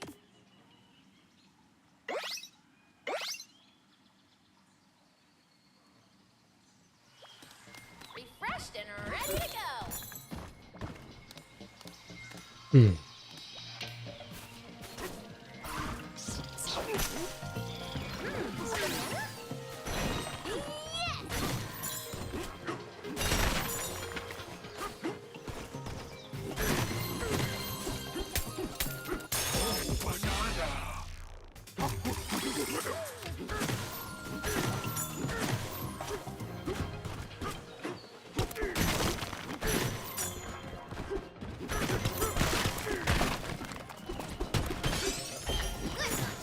Wait.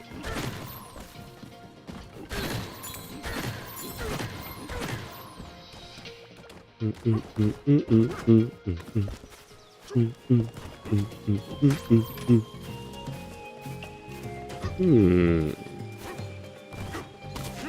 the hell is this? Free bread.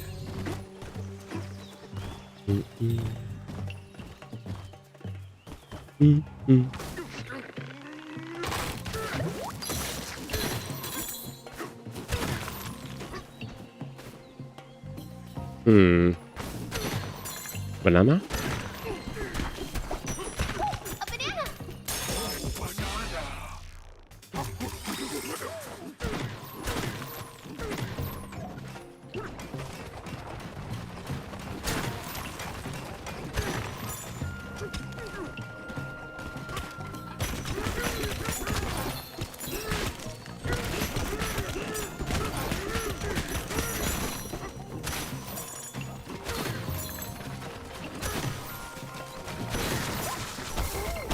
Oh, fuck.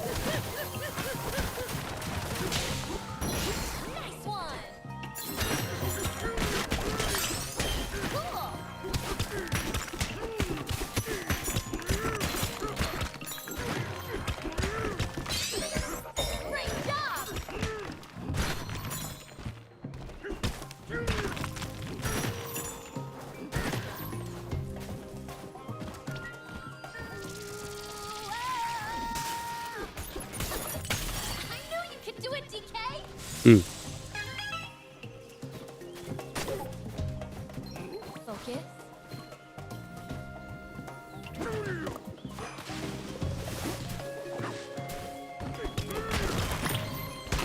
All right.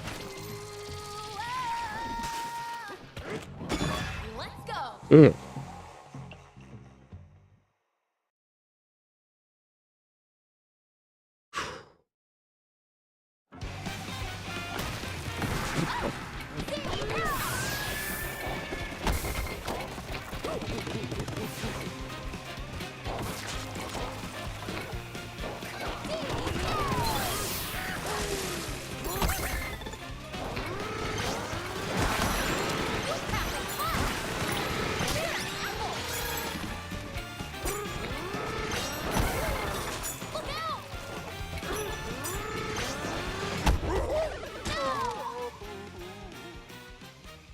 Huh? How do I beat these guys? Hmm.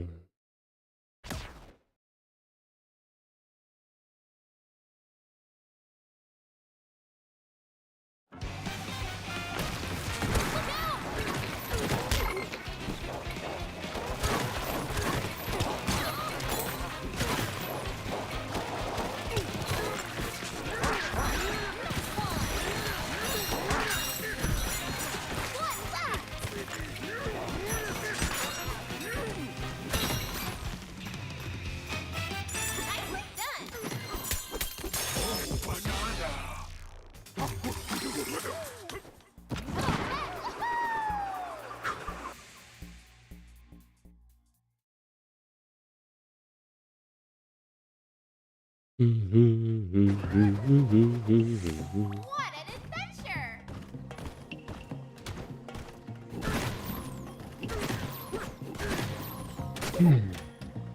Steady.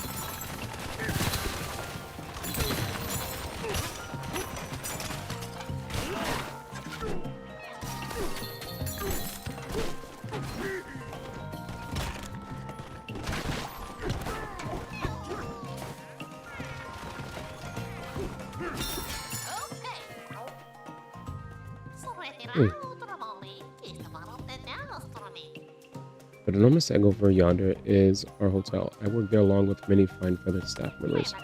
If you wish to speak to the general manager, she's on the top floor. She is also the Slayer's elder.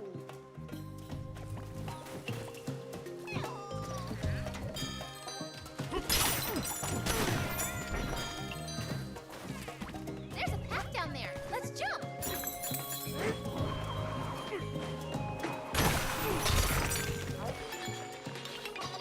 What a thud you landed with. You rocked the world. Let us guess. You're looking for the Eggshell Hotel? So you should head to Bellhop Burb. That's where the hotel staff hangs out.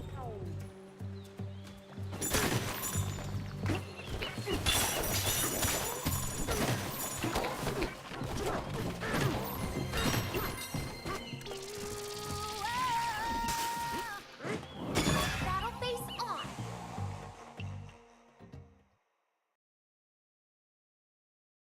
Mm. Mm.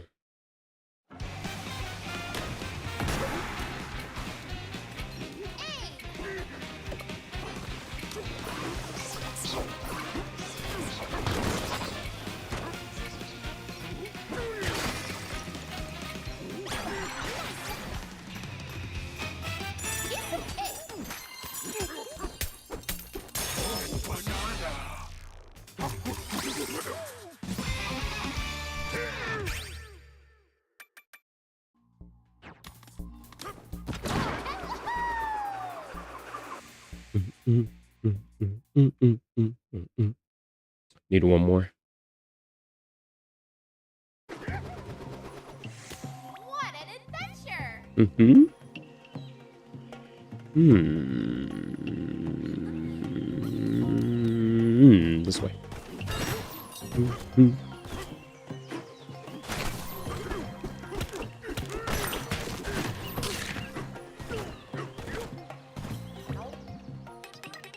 Oh, please.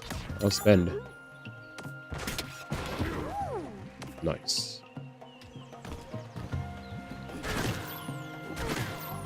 Take it. We back. What up, dog? Oh, shoot. Okay. Top floor. Is there a pin there? I see.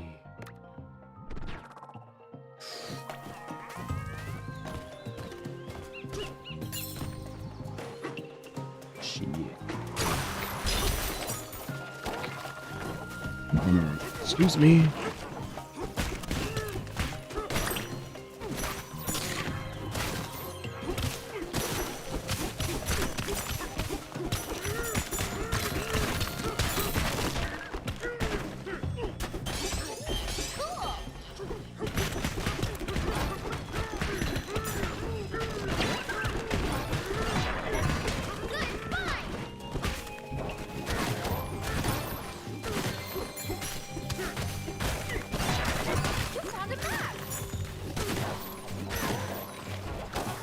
Hmm? So, the hotel staff members live in the bellhop burb. You should ask them about the actual hotel. Mm-hmm. New area, fams. New area. I'm a big fan of areas like these, high key.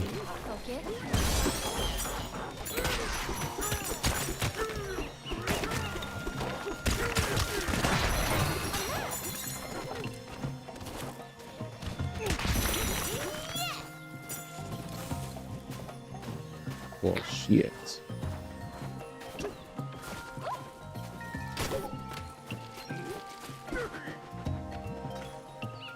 Right. The boss of the ice place, the lady. There was a lady who, you remember the lady with the purple on?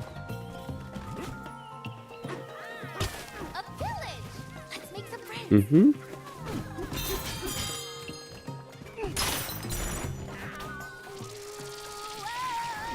Invisible monkey. Facts. After we beat her, we pretty much came back. Oh shit. It's time. It's a throwback.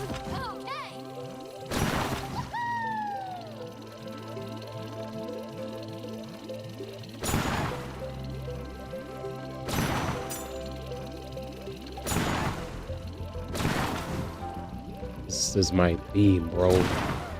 This is my theme.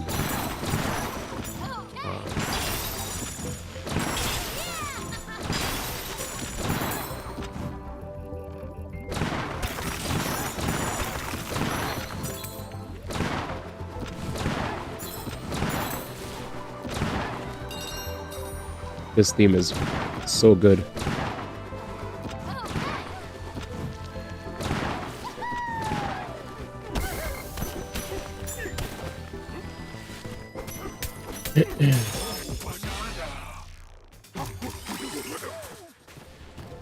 Yeah, just thank you guys. I have different tastes, but as long as you had fun, man.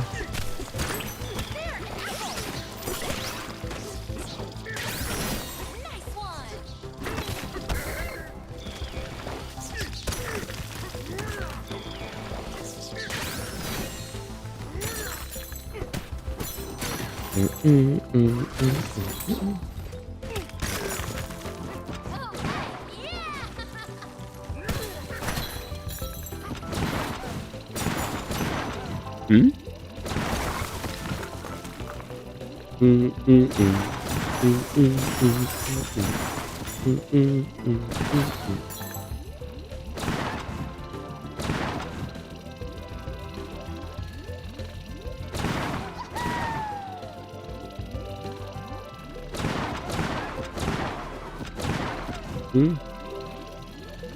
How? Let's see.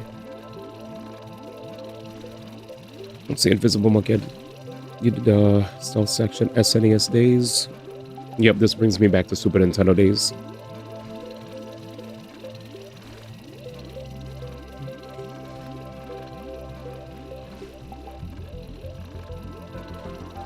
I mean, you guys could have a conversation about it when he's awake. I have zero inputs. Oh, show. I totally understand how. I can definitely say I've had times where me and him didn't see eye to eye on stuff. How the fudge? Like he likes. He liked Silent Hill F. I thought Silent Hill F was good, but he liked it a lot. Careful, okay? Mm-hmm.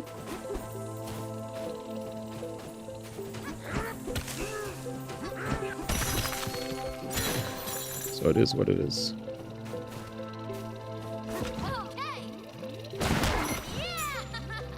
Oh yeah, I was just like, that's a him and Mayday combo.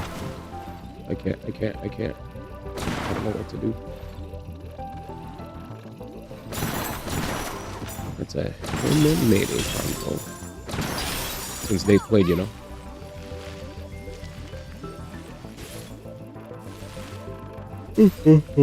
So let's play my DK.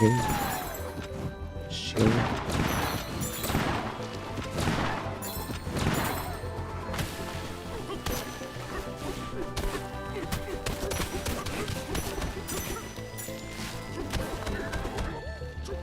Obviously, I hear what he has to say, though. I ain't ignoring. But at this point, it's a Mayday and him combo. You know.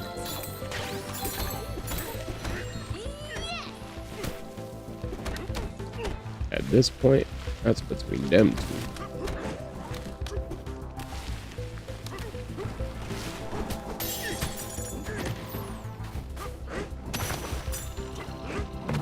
He did make a mention how he did not see how you saw it in the same light as Expedition. I was like, maybe that's just his cup of tea. So there's times where people will make statements and comparisons that we definitely will never understand, but that's what it is for them. It is what it is.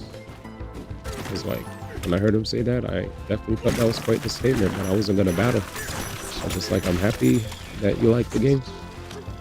It is what it is. That's all there is to it. That's why Expedition, some high ass praise. But you like it, you like it. Need something to break this.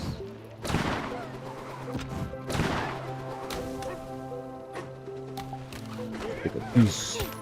Nice.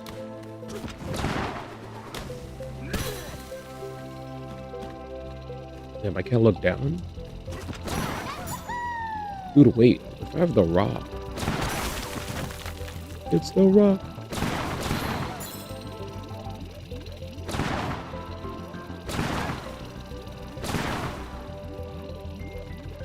Interesting.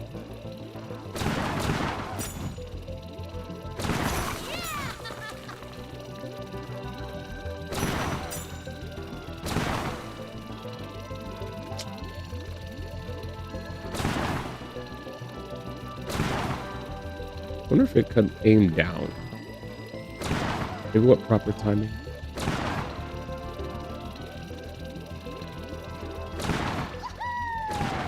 Oh, it doesn't.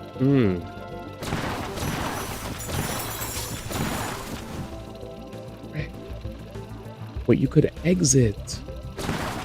You could exit, ma. No. Oh, is it because I had a rock in hand?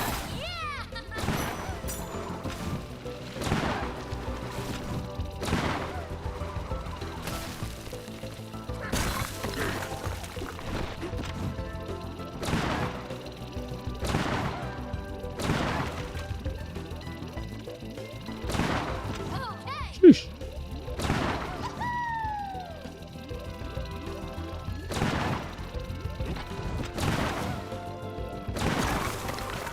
Earth.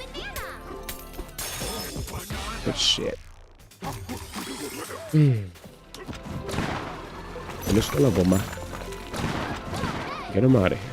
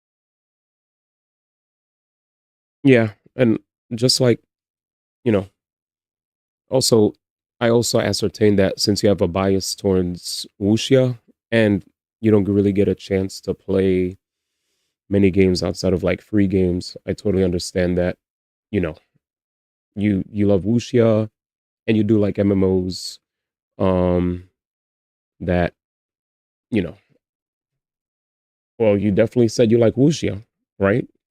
You said you like wuxia. You don't have a bias, but you said you like wuxia and you've been looking forward to wuxia, correct? Well, you're claiming that I have a bias towards Expedition 33, right? I, I, all I said was me having a love for Expedition 33. Like, I don't know what's the point of you saying you have a bias, but you see how like it doesn't feel good to hear people say you have a bias. I don't know if you realize that.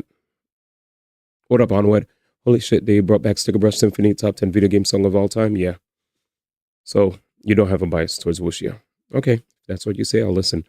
You barely touched MMO aspect. You like the single player games more. I guess when I said MMO aspect, more so like time gating or level gating, you know, like those kind of aspects of live service games where it's like you have to wait till a certain day where, because um, Mayday was saying that when he was playing that he couldn't access something until 2 days later, which is like a thing that people do experience when they play live service games where it's like you have to wait till, again, that's why I feel like this is more of a you and Mayday convo, because he's when you were busy playing your game, he was like rambling on and on about the game and saying that he thinks it's like a decent 7 out of 10 game. But you know, and then when I was just like, maybe this is just basically Color's cup of tea. You know, he is an MMO person. He said he likes wuxias. And he also says that there's like hours and hours of single player game content. He also did mention that um from his playthrough, he couldn't just straight do all the single player stuff straight up like all in one shot. He said he was getting gated at points, which is a thing that happens when you play live service games. So, um, if me bringing up bringing up the acronym MMO will continue to be like a cause for us to feel like one is not understanding the other, I could just say live service game, right? So there's certain aspects to the game that, you know, feel like a live service game where when he's playing, he's like, oh, I can't access this until X amount of days pass or whatever, right? things that we feel that we experience when we play gachas. Wait 20 hours, wait 24 hours, wait 48 hours for this. Now you could access this. I'm not shitting on your game. I was just saying that I think at the end of the day, I'm happy you enjoy it. And I'm happy Mayday's enjoying it. Mayday's not enjoying it to the same extent that you're enjoying it. He's not saying the game's bad. From his experience, he feels like there's a level of jank.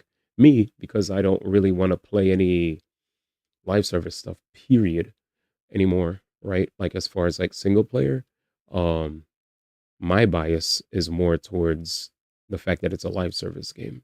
That's where the bias actually is. It's kind of like you with gotcha games, right? And me too. If we see something as a gotcha, we're immediately turned off to the point where it annoys Jam, where Jam goes, I hate when people see gotcha games and they continue to get turned off by it, or they keep categorizing it as gotcha. And I'm like, I'm sorry, Jam, but most of the time when we play a gotcha game, they have the same kind of nonsense that you experience in it a lot. To the point where you can experience burnout, and you don't want to do it anymore.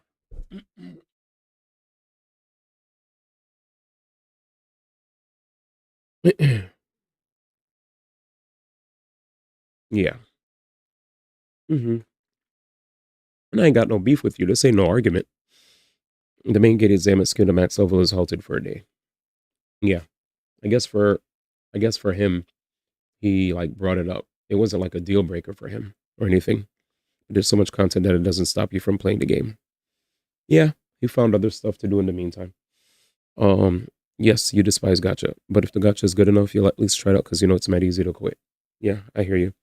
Me, if I hear something's gotcha, I'm just not even gonna waste my time, because especially after this year, where chat came out of nowhere, chat pulled up and said, try this gotcha, this gotcha, this gotcha, this gotcha, this gotcha, this gotcha, that gotcha, this gotcha, this gotcha, that gotcha, this gotcha, and of course they supported for me to play them, so I'm hella appreciative.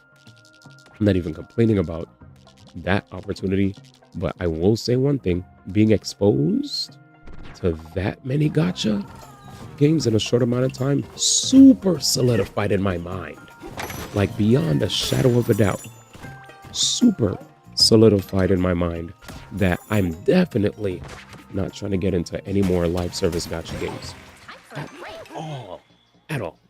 all. Like after I played so many, I was like, it was fun. It's fun when it's like a short little 3-day thing.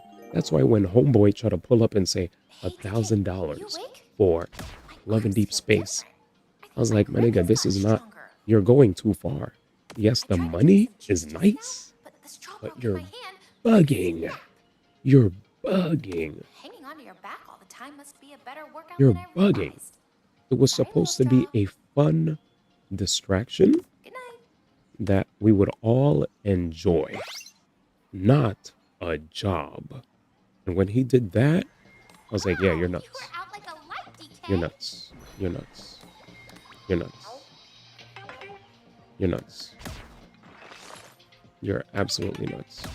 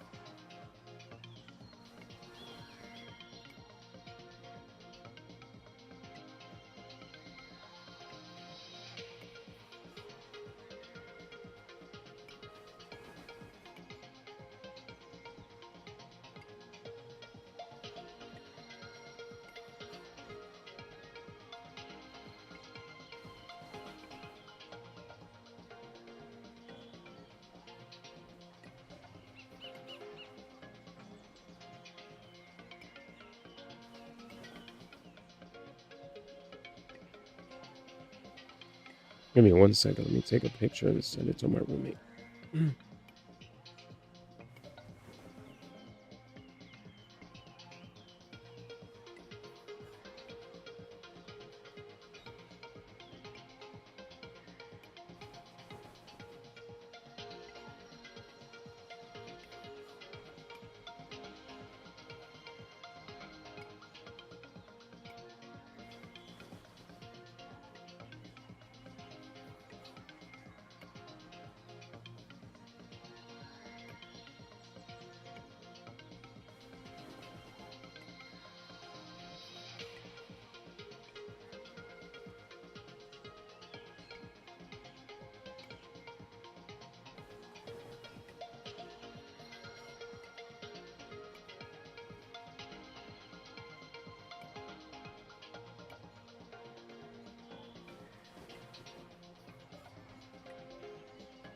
All right, I'm back.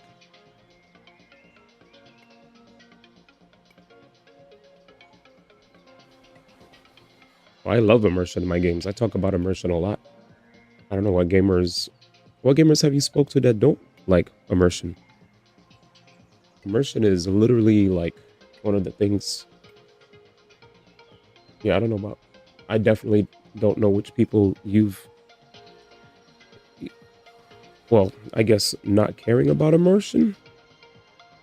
Yeah, I don't know which gamers you've communicated with that aren't about immersion. Because I feel like one of the things why a lot of people have been yapping about whatchamacallit, issues with things like Pokemon was the difficulty of feeling immersed because of the lack of voice acting.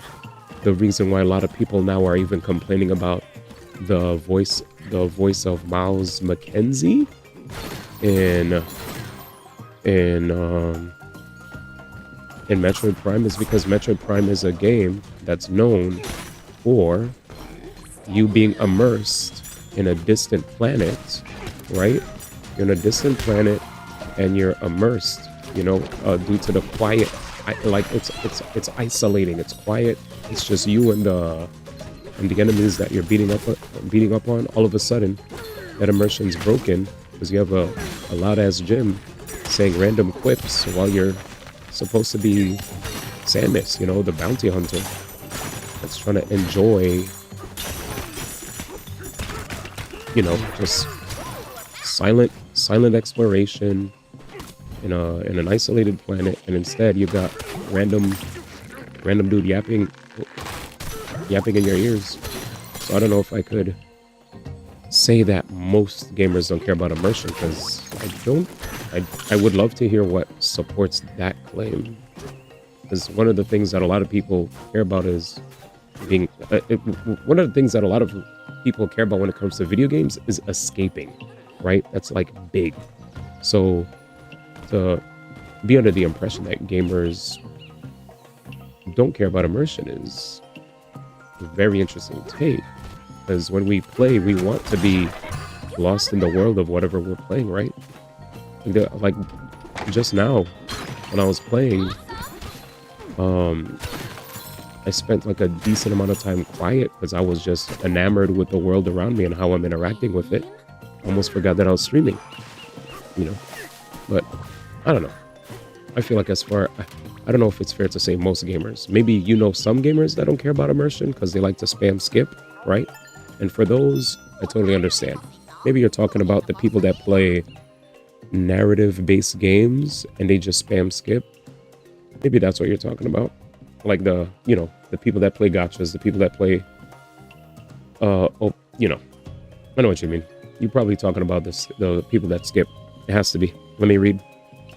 They don't care as much. Like, we can all get immersed in that. Can I bet what's going to happen to the final boss? Not at all, Jax. Let's see. So I'll reiterate that I said as much. Like, for the average gamer, they love immersion, but you really, really love immersion. Those people, too. Huh. Okay, let's see. You are checking with the hotel, yes? Well, good news. You're almost there. Please do stay focused, and when climbing the big tree, you cook there. Hazards abound of late, though I can trust you can handle them.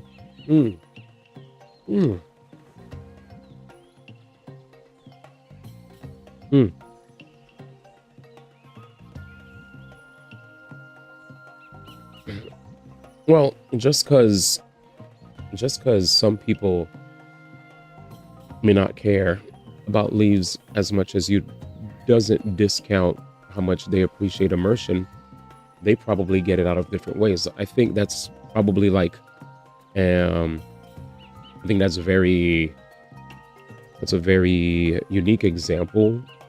And I will say that if we were to use that example, then we could also say in a disingenuous fashion that most people don't like collabs, right? You know what I'm saying? You hear what I'm coming from? Just because there's a person who usually has very different, and I don't want to say polarizing, but maybe the word is polarizing, right? They like, the common person will have certain types of tastes, which is why people continue to do certain things, which is why you may see like leaves on the screen right here, right? To really give us the feeling that we're in a forest, right? And then other people may not appreciate it as much. Other people may love when there are collabs in games. Other people may not appreciate it as much. But I just wanted to say that most turns your message into a blanket statement. Some is fair because we don't really know the percentage. We might just be unfortunately surrounded by people who continue to prove our confirmation bias true. You know what I'm saying? Like we'll have confirmation bias, right? I believe this, and here it is, evidence. It's like, yeah, but what's your sample size?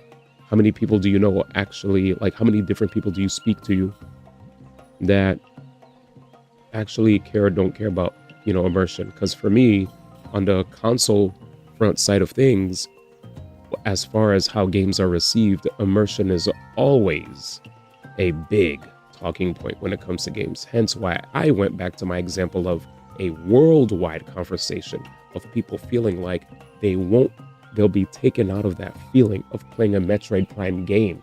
This is like a worldwide conversation, right? This is not just a few gyms saying they spam skip when they play gachas, right? This is a conversation of like more than just reviewers, but multiple gamers, multiple commenters, multiple YouTubers, multiple Facebook forums. I've seen it on TikTok. I've seen it on YouTube. I've seen it on Reddit threads. Everybody right now is afraid that their immersion will be ruined in Metroid Prime. Others are saying while the immersion might be ruined there, it might potentially be just a tutorial. So there's a split, right? Everyone is agreeing that that guy definitely brings a different dynamic to Metroid Prime, but some are afraid that it will be persistent throughout the game, or will continuously get interrupted, and it'll have immersion breaking yap, which happened in Metroid Other M. There's evidence of that explains why people are worried, because Metroid Other M had Samus talk a lot, right? And Metroid Prime 3 had people talk too, but it wasn't that bad. And then on the other conversation of immersion, when it comes to Pokemon, people are still like, damn, Scarlet and Violet, freaking Legends EA, like y'all make so much money. Please throw us some voice acting. Because we it would probably make these cutscenes come to life. Another topic of discussion with regard to immersion, to the point where people started even being tribalistic, saying, oh, Digimon over Pokemon, blah, blah, blah. I'm not saying each and every single person, but I will definitely say it was a very big conversation, to the point where I noticed, damn, a lot of people are really trying to get across the fact that they want to be immersed more in their games through this means, or they want to be immersed more in their games by taking away these means, right? So that's why when I saw you use most, I was like, I know we run into lore skippers a lot.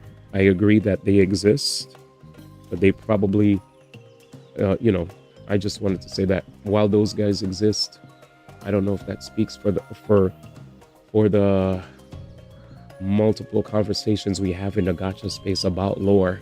Like all over the place, there's tons of people that love to look back and talk about some of the best moments that happen in each patch. And I do want to agree that yes, there are skippers, but do we sincerely believe that they take up the vast majority of people who enjoy gacha? In your honest do you honestly feel that way? Well, that's your point. You care about every little thing. It was just an example which I was asked to provide. Like, I'll even RP walkthrough scenes just for the immersion factor, which not many gamers do. I'm just saying I'm on the extreme side of things. We're still on the convo if I say gamers don't like immersion, which I never said. Maybe I should have said also go the extra mile about as much as me. That makes more sense. I've seen some of it, but I've only seen that in the modding scene. That was actually a better thing. You go the extra mile. As you mentioned how even you saw me when I was playing one of these quests in a gacha game. I was running really fast through the section, which, to my surprise, while I was running fast, I kept seeing the yap that was happening get cut off. And I was like, what the hell? Are they not accounting for us running? Like, are they actually gonna make them yap and then cut off the yap while I'm like moving from one place to the other? To which some people were like, whoa, whoa, whoa, he's not even being immersed. He's just rushing. And to me, I wasn't even trying to rush. My default is always to just run. I always just run when I'm in the overworld.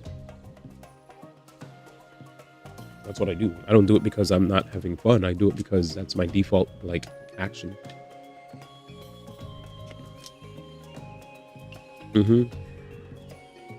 Please do stay focused on climbing the big tree. Hazards are bound as of late, but I trust you can handle them. Once you said people don't go as ham as you do, I was like, that's so much better. Amazing, amazing, amazing reply. Thank you. That was so much better for me. Because at first I was like, huh? And I could see where you're coming from.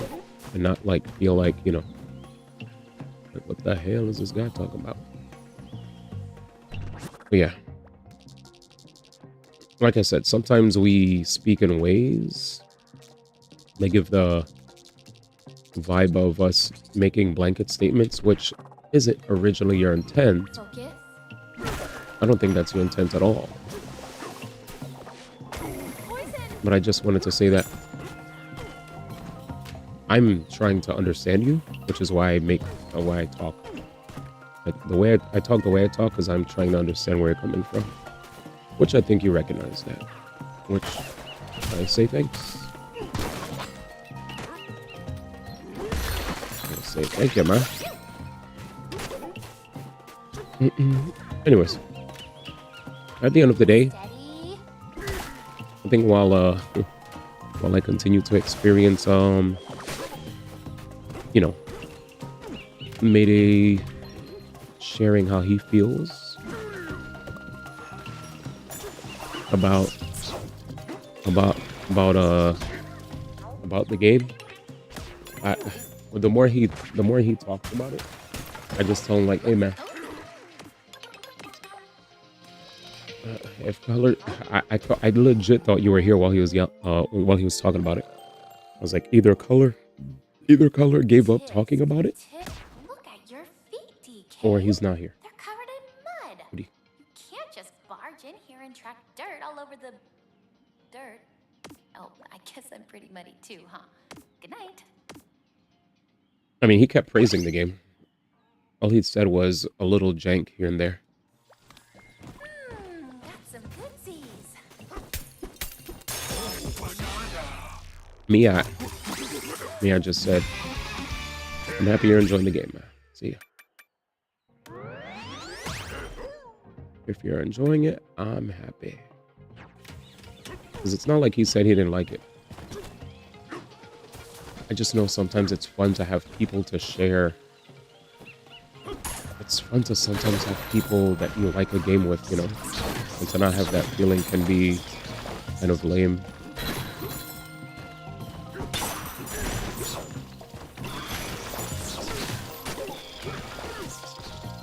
Focus.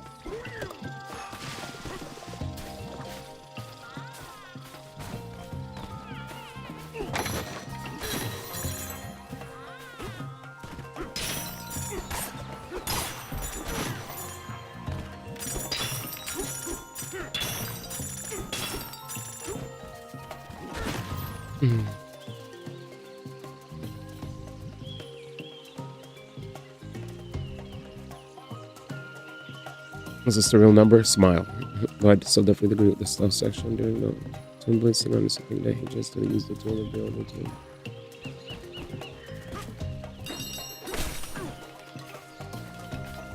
Yeah.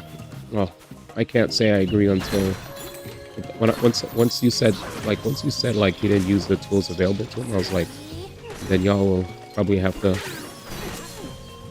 chat about that one then. The way I saw it, like I said, right, there definitely are times where me and him do not agree.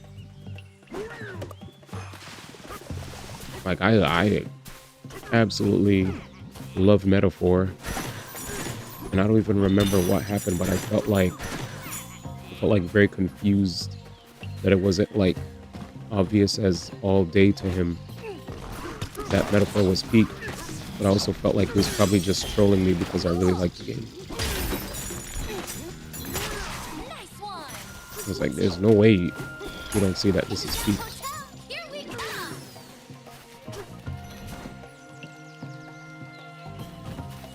Like, to me, that game was insane.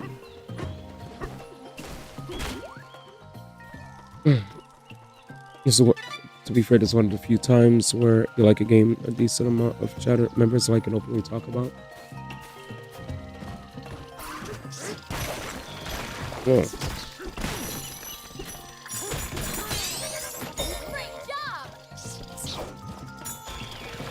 Jesus.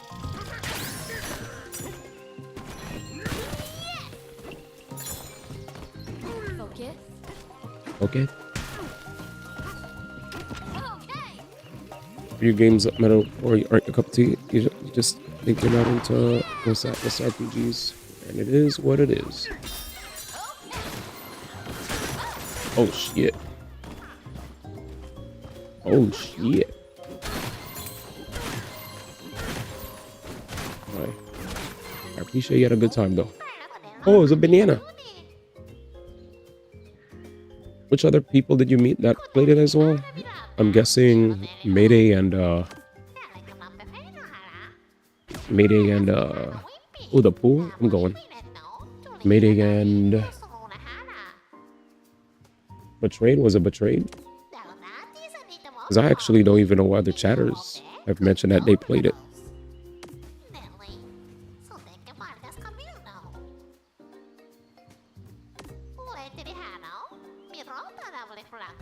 Gotcha.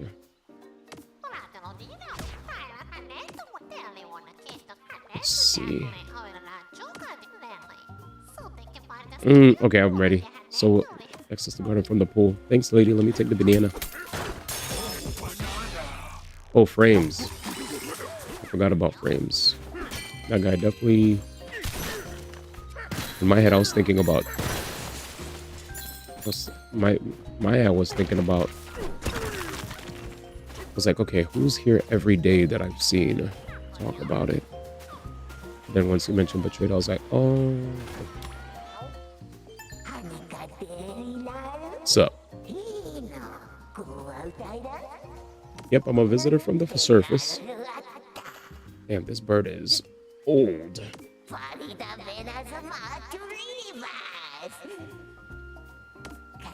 10 stars? This ostrich elder is now a DJ. Bananas the planet core. Planet core. No guided trips. Who self-proclaimed VIPs from the surface checked in here long before you. They were quite a nuisance, spreading poison and all sorts of nastiness. I fear they've affected the quality of our service. We may find ourselves reduced to, dare I say it, 9 stars. And by the looks of it, you are capable of wielding bonanza powers. Look at your hotel's finest amenity, ostrich bonanza. That sounds to you like that I have a task for you. You must bring ancient record to me. The whole thing will split in 2 pieces, you see. I will say though, I definitely enjoy watching the Roach King play Where Winds Meet though. The attentive staff here can provide more details. Please enjoy your stay. I did the same thing with Starfield. I saw Starfield, and I was like,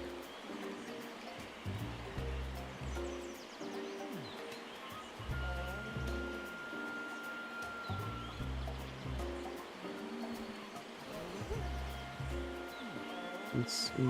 Okay, I'm back.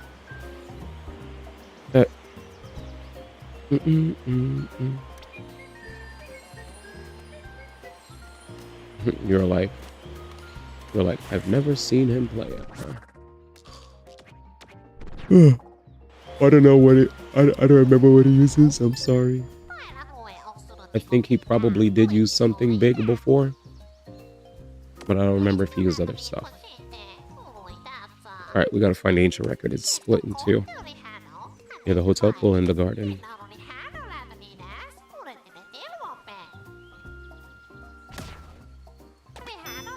Egg room below. Retrieve the record piece.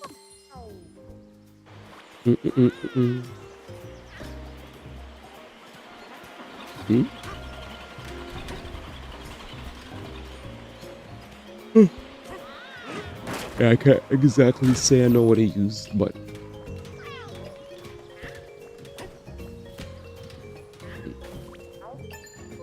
it's a way to get to the garden below. In fact, according to staff gossip, there may be an ancient record piece there in the garden. See the door over there? You'll want to go where it takes you, but do watch that first step. And be warned, the garden is overrun with thorns thanks to that awful fellow who came through here. Yes, proceed with caution as you search for the ancient record. And I ain't scared of no ghost. I ain't afraid of no ghost. There's no ghosts here, by the way.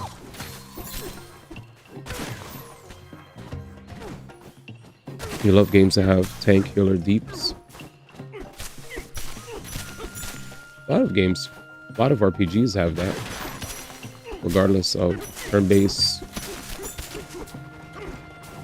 He said the Holy Trinity, man. Oops. But I hear you. Whether it's shooter or single player game, you give bonus points to them. Gotcha. Have you heard of the Eggshell Hotel Secret Room? This is it. But you'd like to see what's inside? Yes.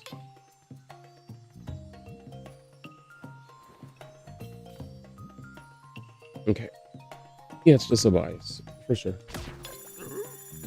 Rock on. Construction complete. Let's go. Oh, let's go. Did you do Spiral Abyss by any chance? I played Spiral Abyss and I saw lots of chatter over Spiral Abyss. And I was like, why is there so much chatter over Spiral Abyss? Like, this looks like an abyss that's definitely clearable without chill stuff. Like, we've fought these enemies before. I was like, I don't want to be rude, but how are we actually saying, I don't want to be rude, but how are we saying 35 stars it is, man? I was like, to this? Like, I was like, man. This a bit. Zara was like, and that's my cue. Oh, that shit made me laugh. Thank you. Thank you for making me laugh, man. Oh, Jesus. It was shilling Arlecchino over any non-Christ stuff, and I used Dea instead. See, I used Mawika.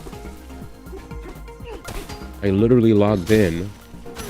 I said, I looked at one side. I was like, okay, this is. I looked at one side. I said, this is. Oh, fudge. I see.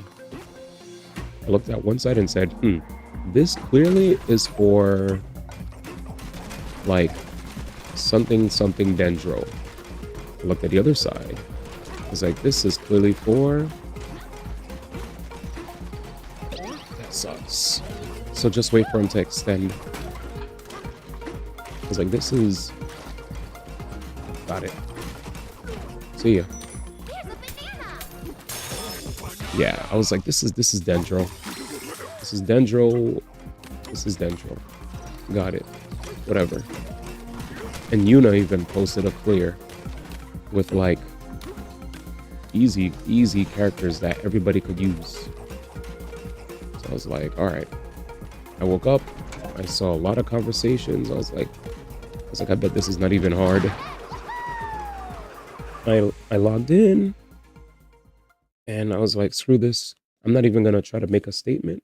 I'm just gonna play Llama and I'm gonna play Llama and Nefer. I think I did Llama. Nahida. I know. Just because I could. I was like, I don't care. I'm just gonna play Nefer, Llama, Nahida. No, Nefer, Llama, and did I do Nahida or Baiju? No, I did Baiju. I was like, screw it, because I didn't have the healer. So I was like, instead of like just going in and taking the damage, I was like, I'm gonna be puss. So I just straight up went in there. Plus I have a C2 Baiju, so that's my dog. How do I break this? Anyways. What the fuck is this?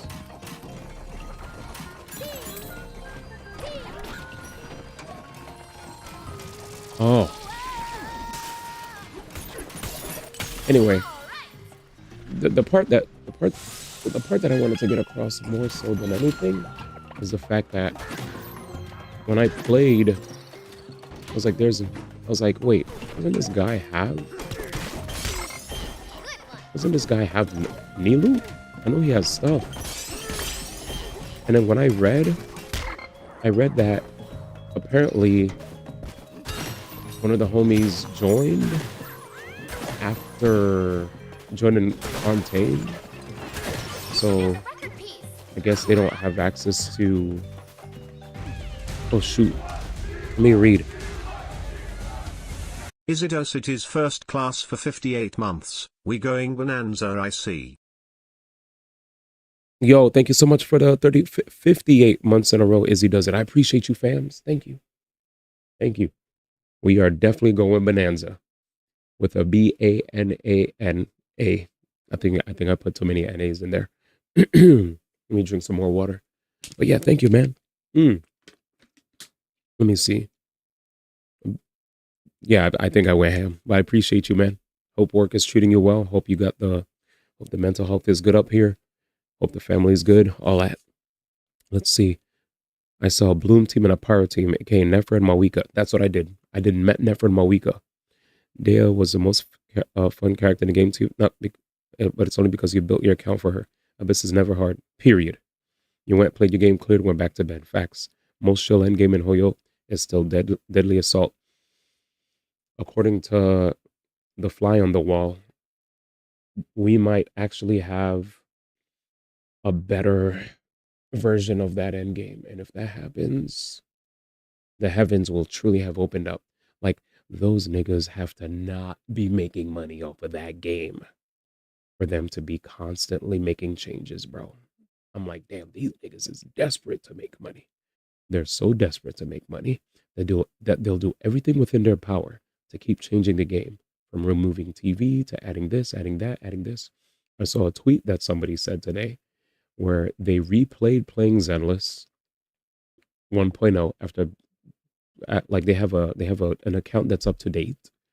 They decided to start from the beginning and play all of 1.0, and they were like, they thought they basically said they thought they were senile when they felt like 2.0 wasn't as, like, they felt like 1.0 was so much better to them, and when they played 2.0 they kind of felt like something was off, and it just wasn't clicking and feeling as epic. They went through all of 1.0 again, and even through some of the highs and lows of the story, overall 1.0 was still like a banger to them. They also felt like what they liked about 1.0 was seeing a lot of the characters pop up again. You know, like we got to see Lycon come back, right?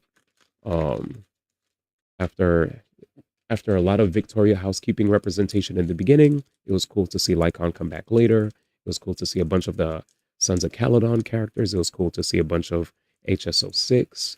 It was cool to see a bunch of like you could just, like, they really felt like everything was interconnected. And I was like, maybe it's because things are still early and they're setting the stage for 2.x. So it kind of feels like they're resetting.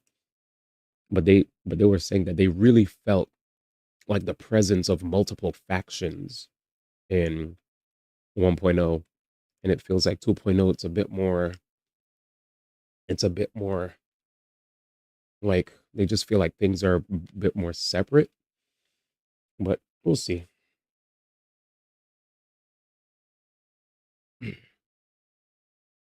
On my break, wanted to see what's good. Oh, we're chilling. All right, let's go. Yeah, we're vibing. We're stuck with the chat about a wide range of subjects, basically.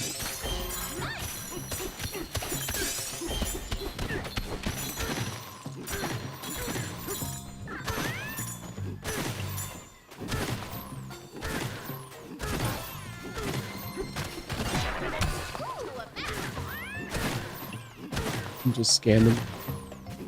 Oh shit. Oh, I did this. Dumbass.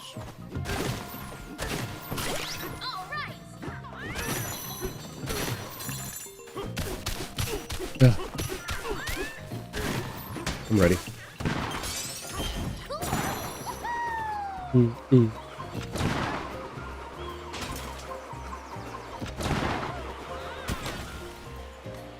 Damn. Wait, what's this? What's this? What's this?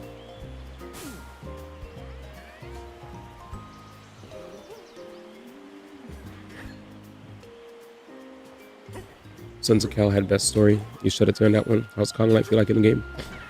A big time. I think you gotta remember at one point it said the story and gameplay primarily finished up until the Miyabi patch and had to pivot the gameplay afterwards. So when it's still working towards redefining the gameplay while still working at storytelling. Yeah, I just feel like people are still, people are definitely, you know, still trying to like, they're still trying to like, I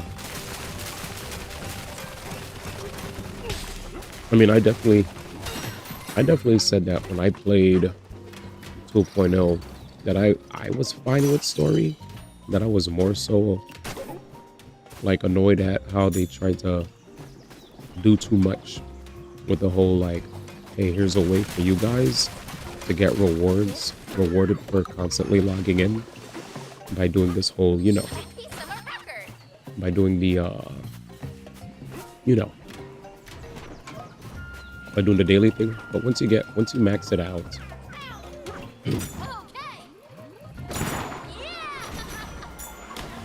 there it is. I don't know where the other one is though. So once you max it out and you're good, it's not that big of a deal. But aside from that, just story-wise, I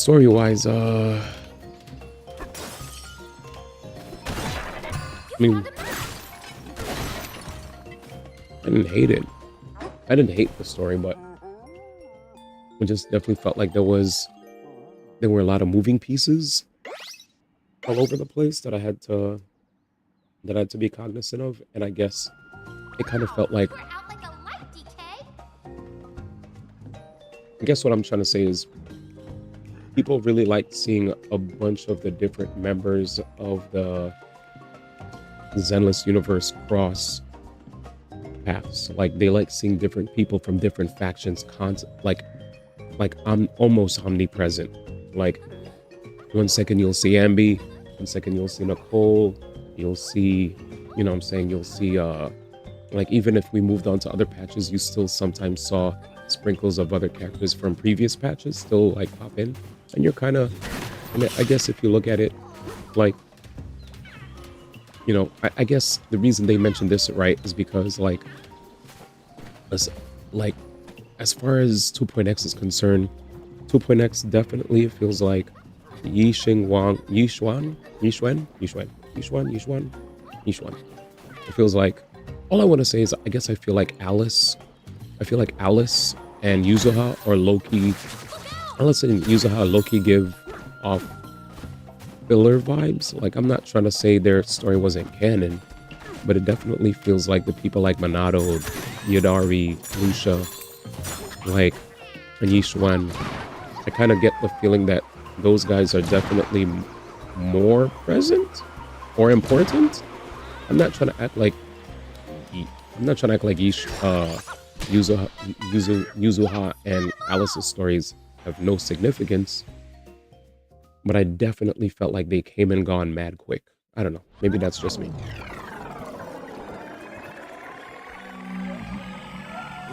I mean, apparently I'm not the only one that felt that way.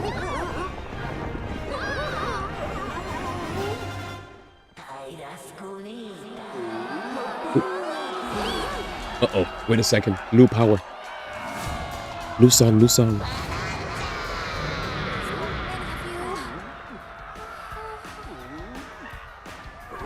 Sing, ma, sing. The zebra song was so good, by the way.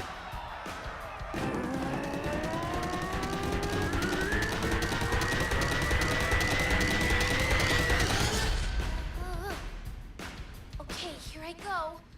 Here we go. Ostrich time. You're gonna look ugly.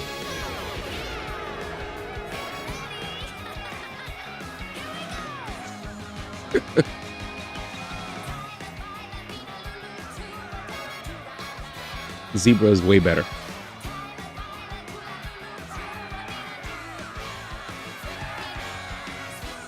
I'll take it. Zebra was way better. All right, let's go. So can we fly? What the? So you said they're still refining things, and as they refine things, the story continues to take a hit. I mean, sure.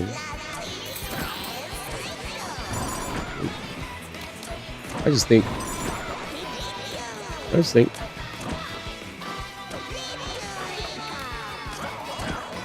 we'll probably see things get more hype in the middle. All right. I'm looking forward to the next patch for sure. Because I feel like once the Void Hunter takes the stage, things will kick up. You got the ostrich bonanza. That's all. The bird is very buff. You should have know it don't make a big push and dipped. Yep. Bird is buff, race bending, weight. Ostriches can't fly, and Nintendo said they can. Crazy. Give me a second. What's this email?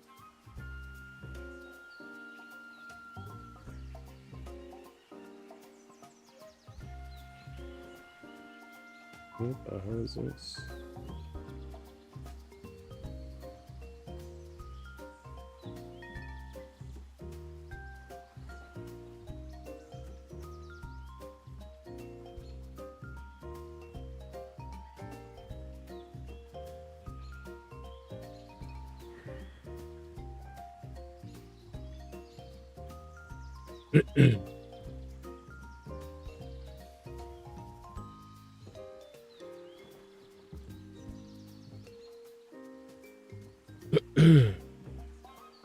Most likely we will.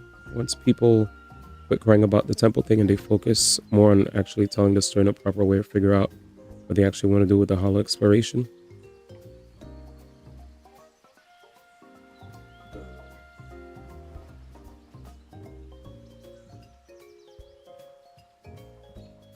Zebra was dope. Most likely once people quit crying about the temple thing, they focus more on actually telling the story in a proper way or figure out what they actually want to do with the hollow exploration. Extraordinary. Your singing voice soars beyond the clouds. Pardon my excitement. It is time for you to check out, but I do have one final request. If you see those horrid guests, give them a 10-star ostrich bonanza beatdown for me. Well then, I hope you've enjoyed your stay with us and eagerly await your next visit. Safe travels. Sure.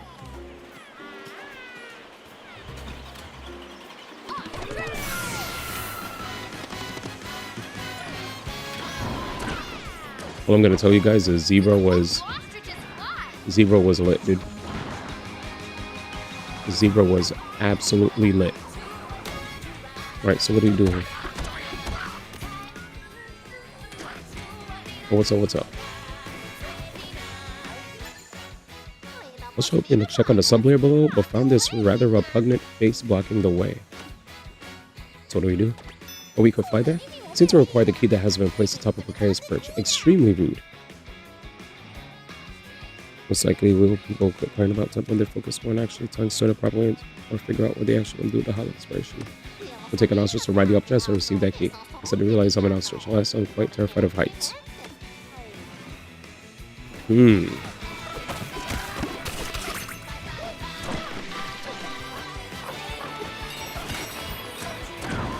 Nice. Easy. It's pretty fast. Ostrich song is okay, but Zebra definitely was peak.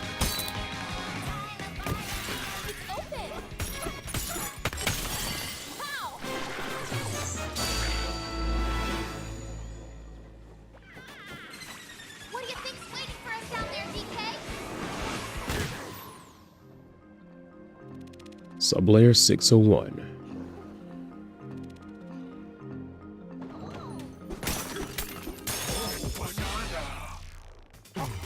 Nice. My man comparing songs. Zebra is too good. Ostrich banana skills are now available. Glide through the air by continuing to hold ZL after fluttering. Ooh. Nice. Banana. Stoops. Fly faster and farther while holding ZL to flutter.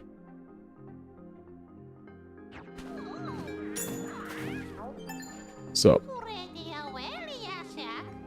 yeah, Zebra was insane. The wetlands here are usually quite picturesque, but then the poison began to flow, and our beautiful layer became more and more submerged in the awful stuff. This keeps up, even the eggshell hotel won't be safe on its perch above. 3 plants sprout forth the poison you see here. Please make them stop. Smash the poison plants.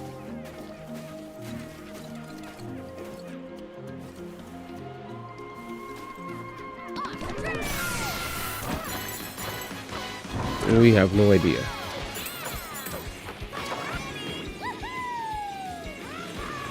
Nice.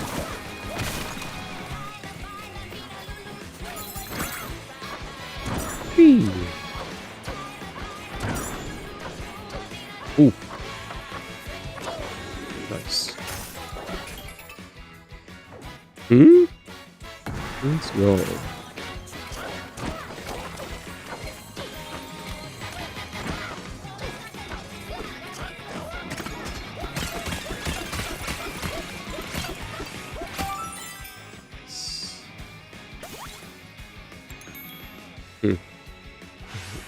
Yes, man. I love immersion more than everybody else, man.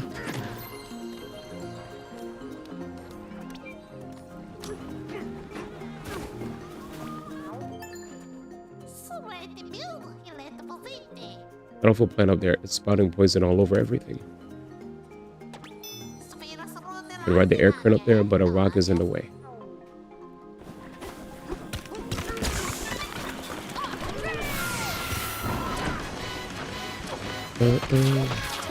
Easy. Perfect. Shadow. This song is growing on me.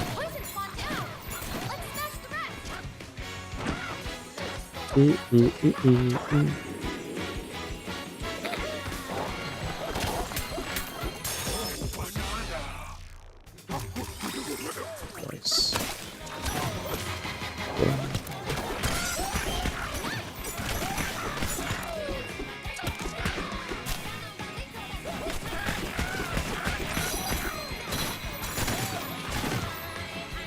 There's definitely a banana there that I'm trying to get. Oh, it's easy. Banana. Is that comparison? Oh, fuck. Ugly. What? Jesus.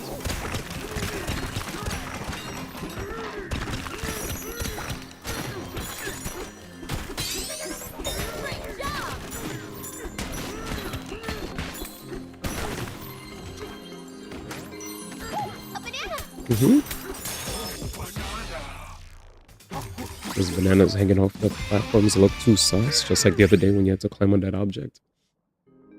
Okay, dude. Okay. Okay.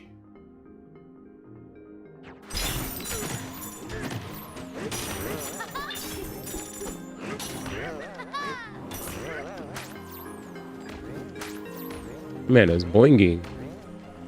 Boingy boingy. Zabba-dabba-dabba-dabba-doo-ba-dee. Oh, this is a bouncy surface.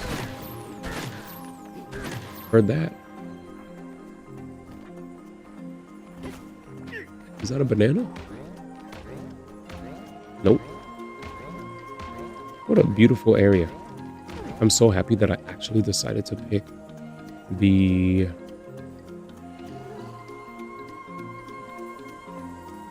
Okay, let's go over there. I'm happy that I decided to pick the...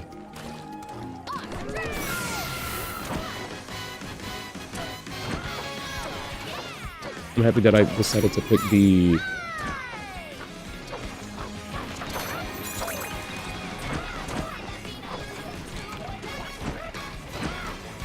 There we go.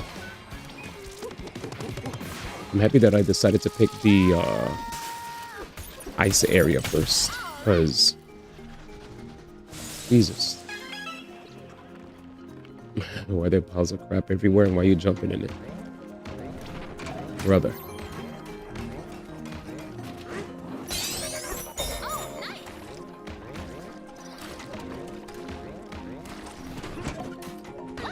Nice.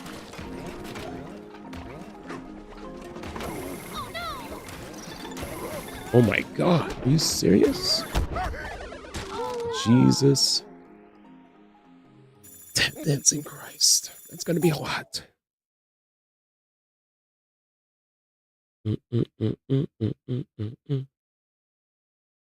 Careful, okay? They've got all these shit in their inventory to fling at people in zoos. Into the drink. Oh, there's a banana.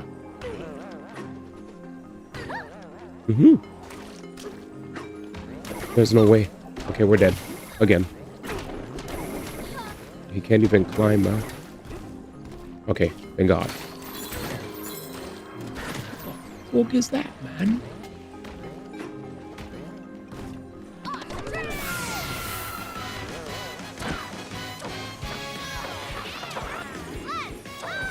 Yay.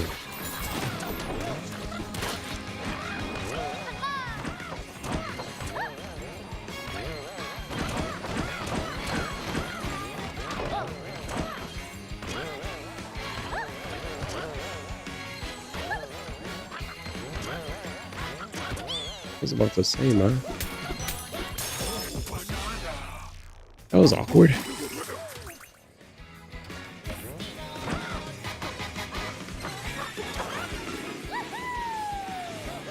Oh, they don't never mind, they do de-transform you. Bro, I was about to ask if they actually let you stay in form to... Nope. My goat.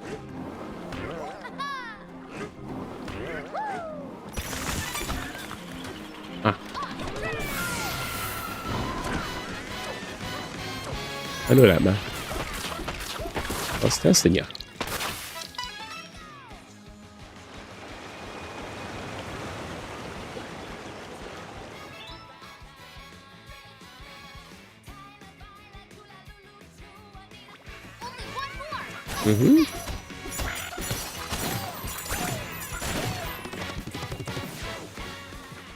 I was like, this ain't zebra. Get this joint out of my ears, man. Get it out of my ears. I don't really think I need to spend on that. Go find a banana. He said that'll be. I was like, you know what? I understand why you're too shy to sing in public, man. Keep it that way, man. Y'all heard zebra? Sheesh. Zebra was peak.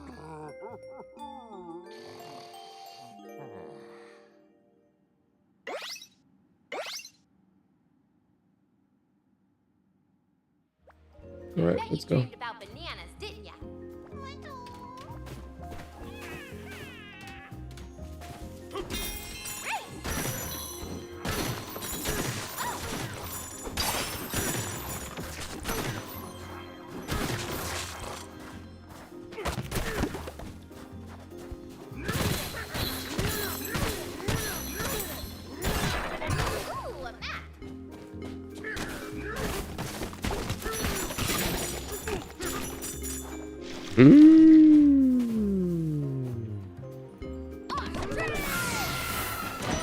Oh, frick.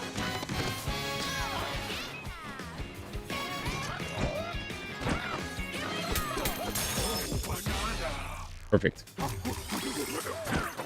No, said racist. Who's racist? Also, what were you sharing from Sega? Because you definitely caught me mid gameplay again, man. Look, poison water spewing out of the plant up there, fierce and gross.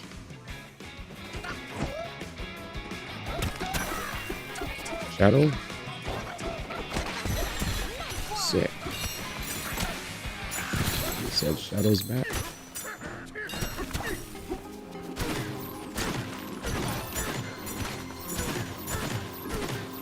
Give me a second.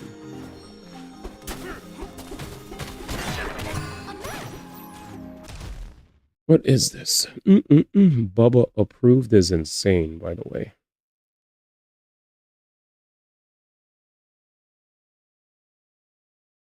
Is this a video? Sega now has a Shadow Timberland. I don't even like the way it looks. I'm gonna go back to what I was doing. It looks whack.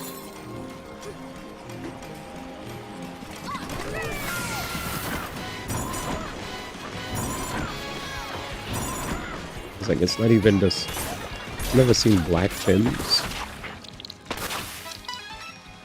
Those Tims are ass. Those are pure black Tims. I've never seen, as a New Yorker, black Tims, please.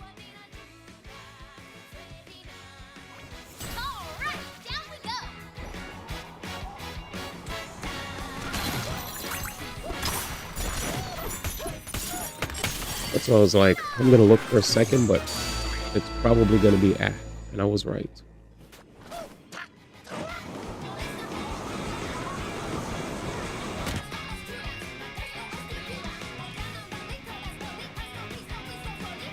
Those Tims are like whack Tims though. It's like black. The only Tims I know growing up.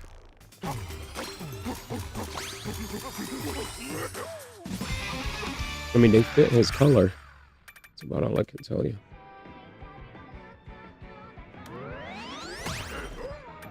Fly higher and farther by holding Z to flutter.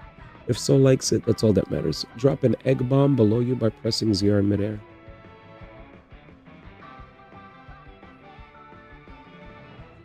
You can stock only one egg behind you at a time.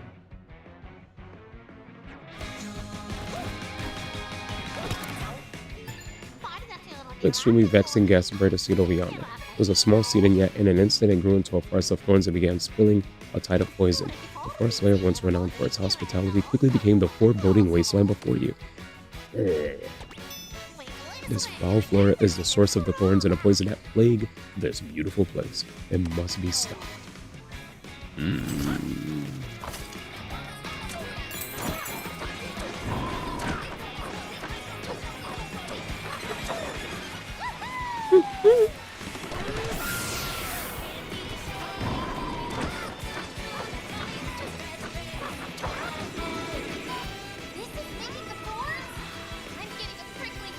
Boo.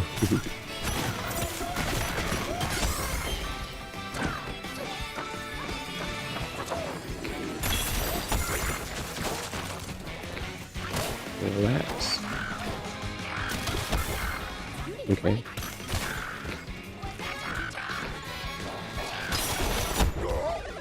Jesus. So many spiky enemies. Okay. Damn.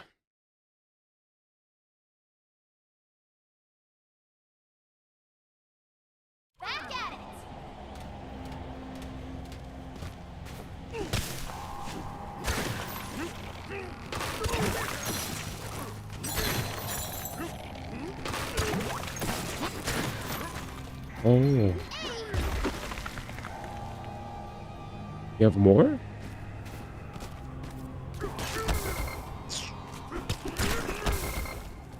Bruh.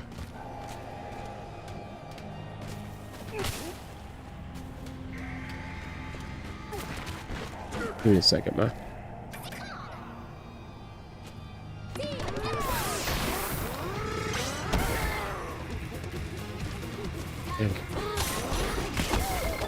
Damn. Not even that, man. You got it. You got it. You got it. Today. Jesus.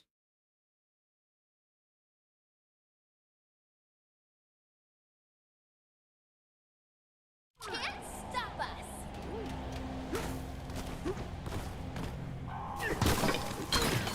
Great job.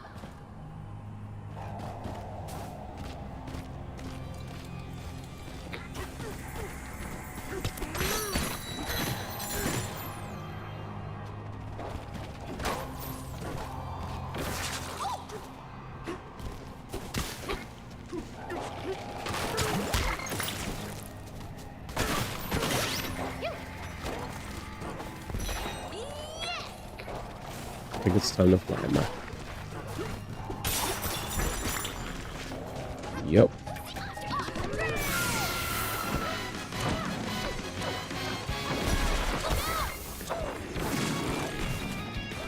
Fly, man.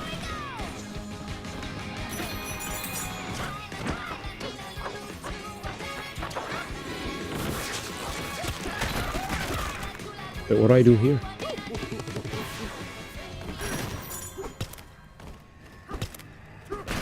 Root out the thorns.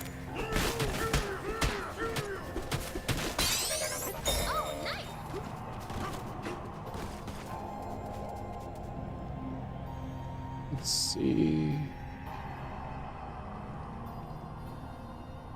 Shit.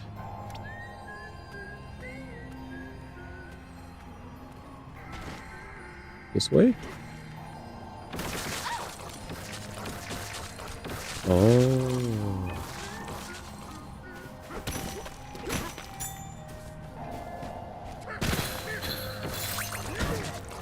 Oh.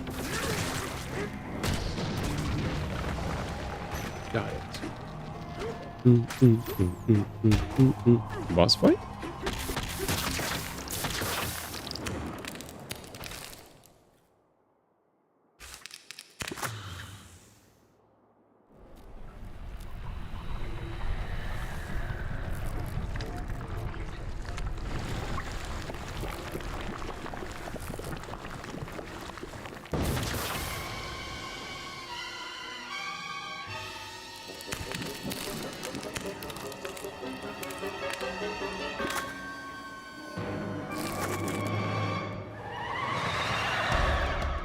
Abracadabra?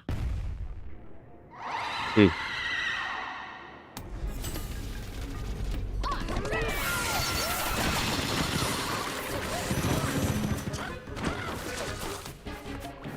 the vines to get across.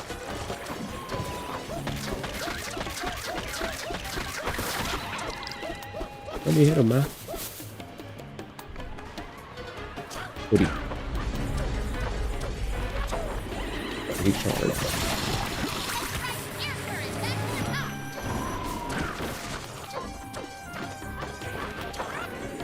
Anyways.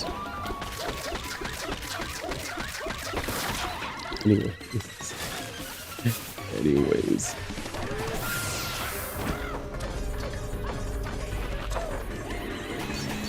Baby game.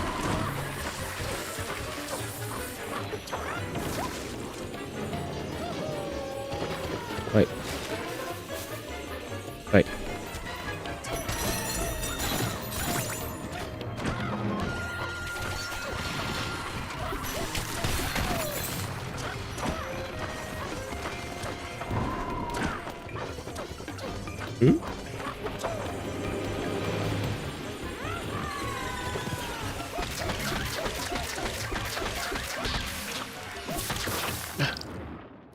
Easy.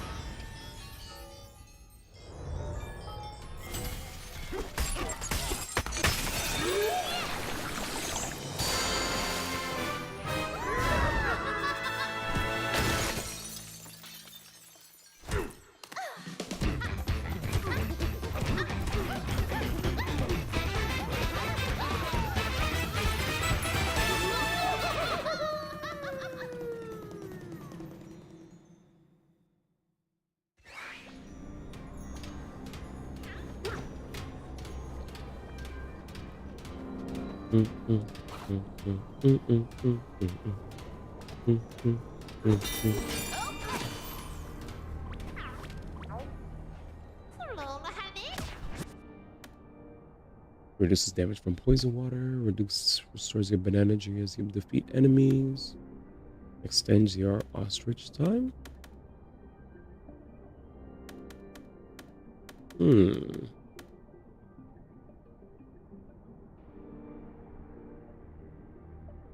Take it, ma.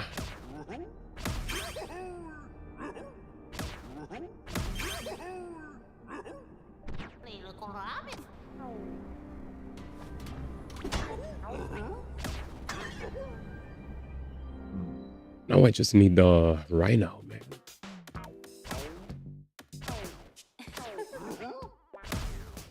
We did it.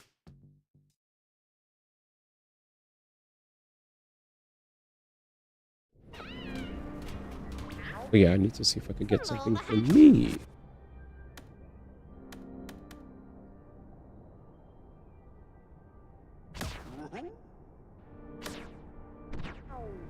I'm good.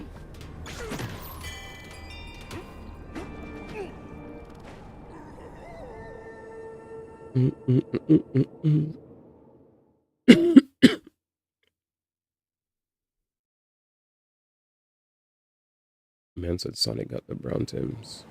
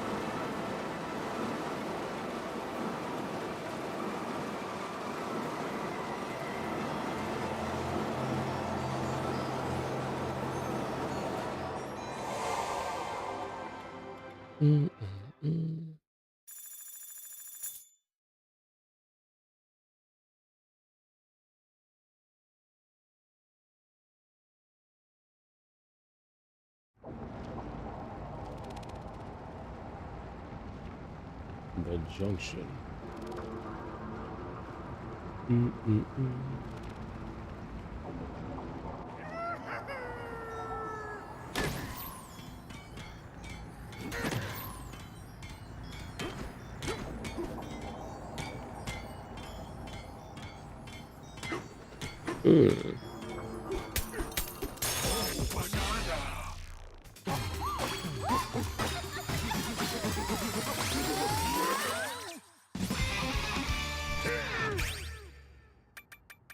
What time is it? 2:57.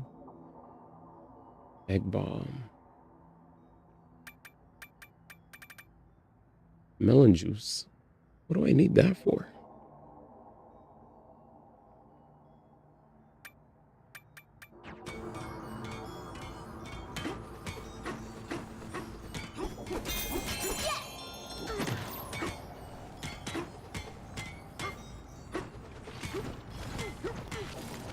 What's up, pal?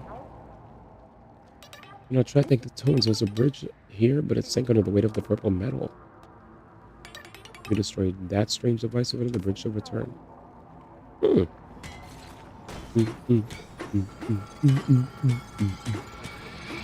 shit.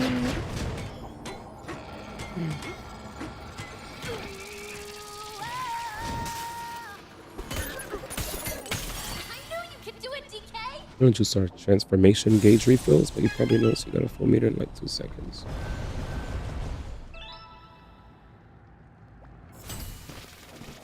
For free.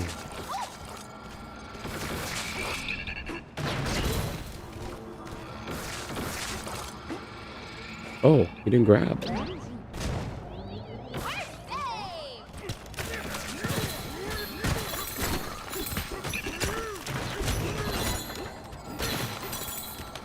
Yeah, I get meters so fast that I never cared.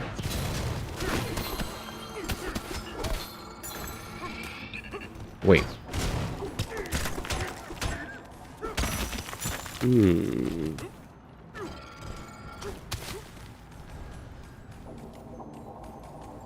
Nice. Hey, a banana!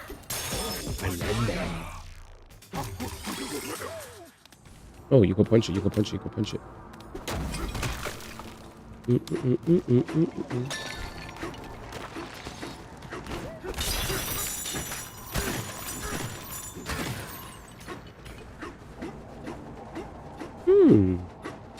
He said, "Don't fall." True. What's next?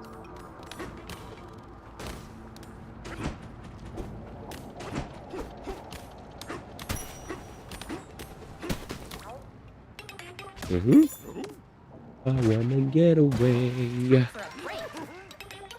You and I. Sleep.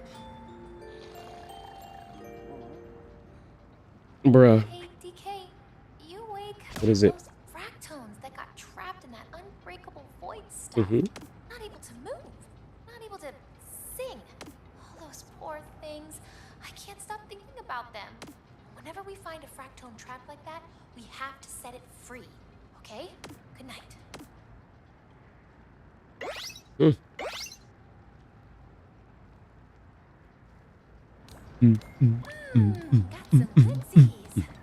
So, the bridge reaches the other side now, but it doesn't look as sturdy as it used to. We suggest you watch your step.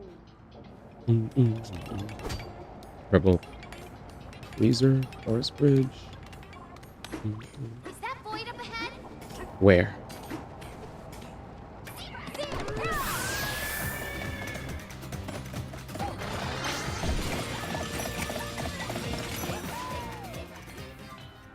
Damn, I had to hear zebra, man.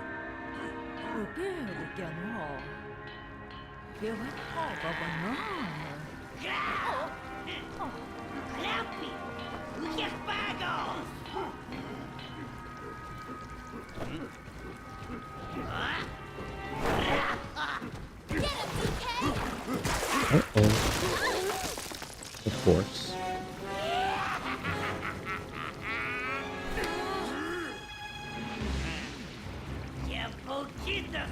I'm busy. I'll deal with you later. Turns on a rocket banana. It looks all nasty too. Chase after the void car.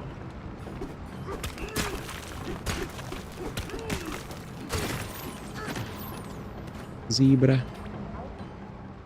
The president flew to the upper layers. Surely he's the one you want. Go, pester him. Or perhaps you think I'll have some intel I'll be willing to share?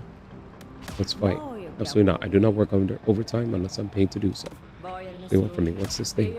This thing is a machine that's capable of digging deep into the underground world. Well, Pauline, darling, you should know that. We took you for a joyride in after we captured you. Of course, right now, it couldn't dig its way through a toddler's sandbox. It's out of fuel, you see. I'm sure the president is acquiring bananas from the layers above us as we speak. They part perfectly.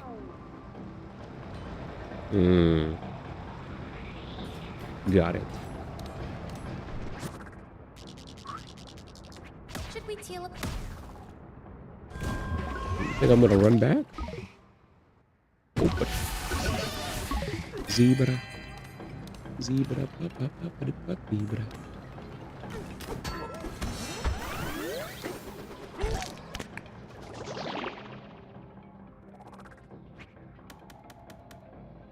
Top layer? Shit. Back where it all began. Alright, so we're going back to the hilltop layer. We're about to see what the hell is happening.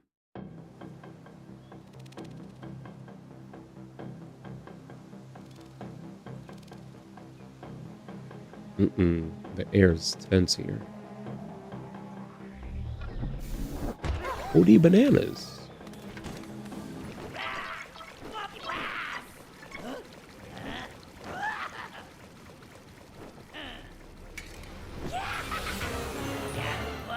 What the frick?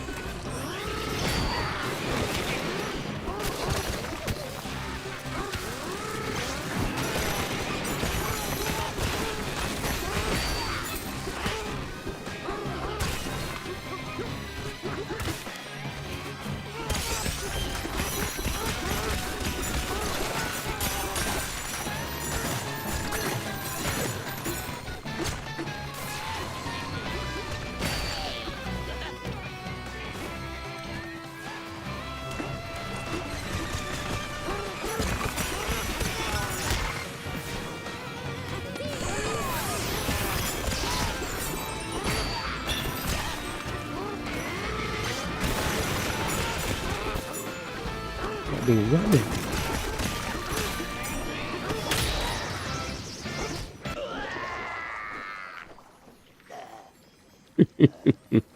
Because they don't give a crap.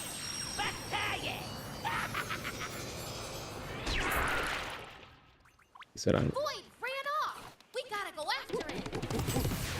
Damn. So I understand how Fat Memphis want to mess with a Nikkei that can punch a turtle into you. I agree. I agree.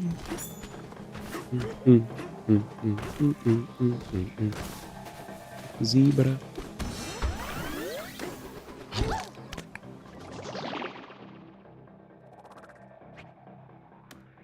Oh, Lagoon. I remember this area. This area was actually a pretty cool area in the beginning of the game. I wonder if they're gonna make him have, like, he said Lego Void. I see whose side you're on now.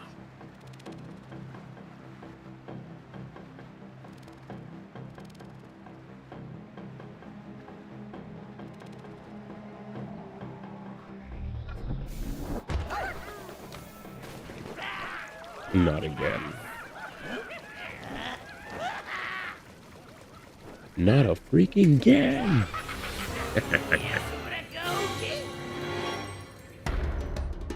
Full health, full health.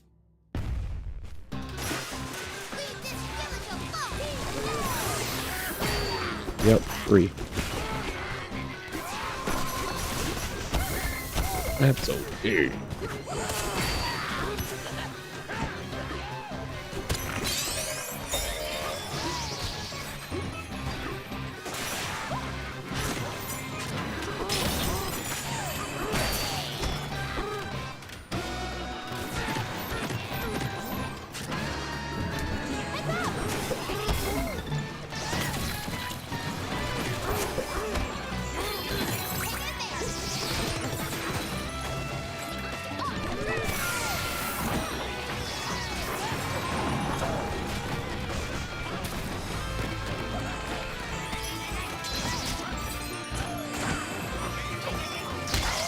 Where the fuck me I go?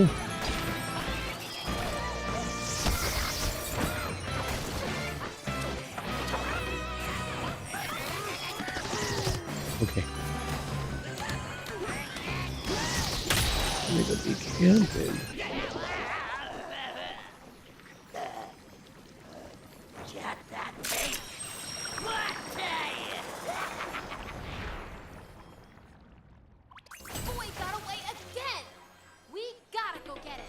What a lame, bro. You gotta be camping.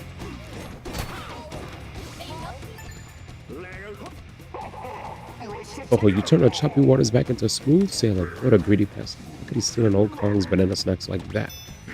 He's a warp gong to chase after him. Give him a spanking he'll never forget. Thanks, ma.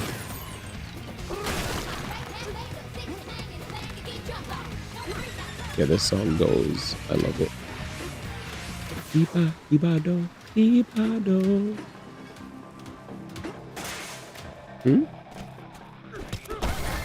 Come on, man. Let's see.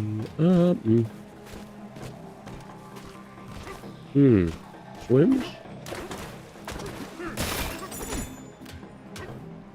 Chill, what up, Argracia? Chillin'.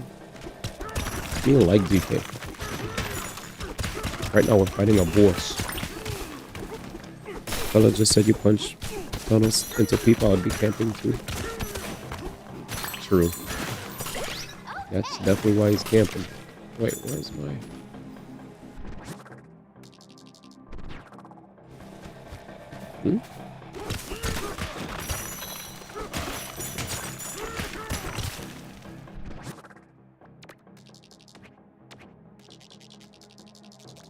Bruh. I don't know why the pin was there.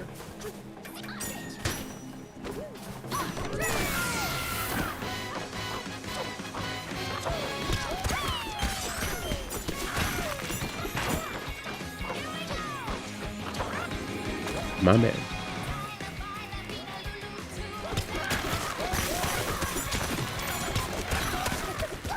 My bad, I'm trying to get my points up. Stop licking your lips after eating me, god damn. Oh, we're going back. The junction.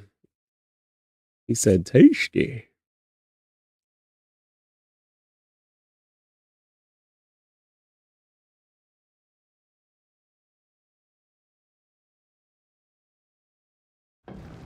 Mm.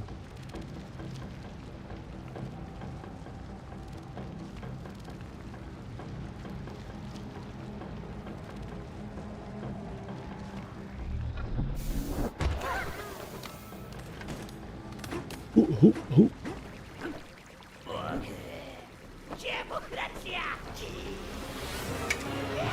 Too late. Fuel tanks full. Losers. Dang it. Ah, man.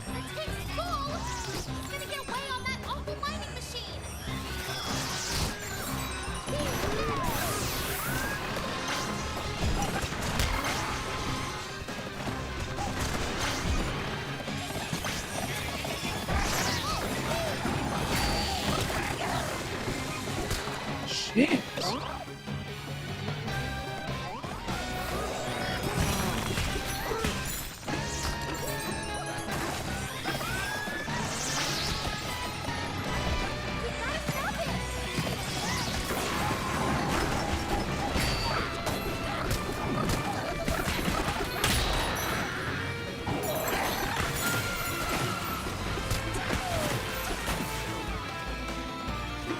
He's like, where the frick did he go? Okay, hopefully we get to fight him on like normally. Yeah, I think we're about to. Let's see. He said, eat it. This guy. Here we go.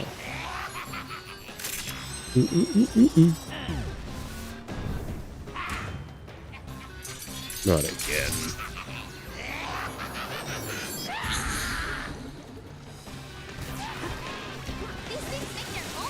Oh no, the frame rate.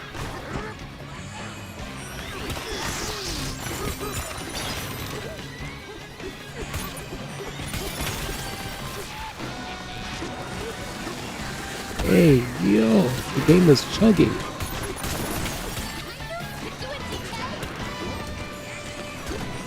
Oh no.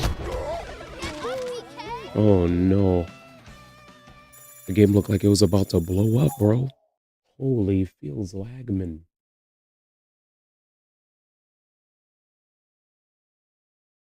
Careful, okay? Sure.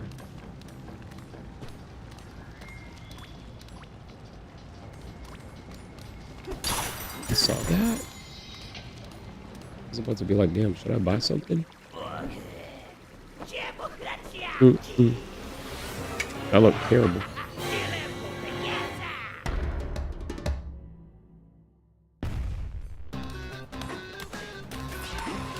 Are you serious?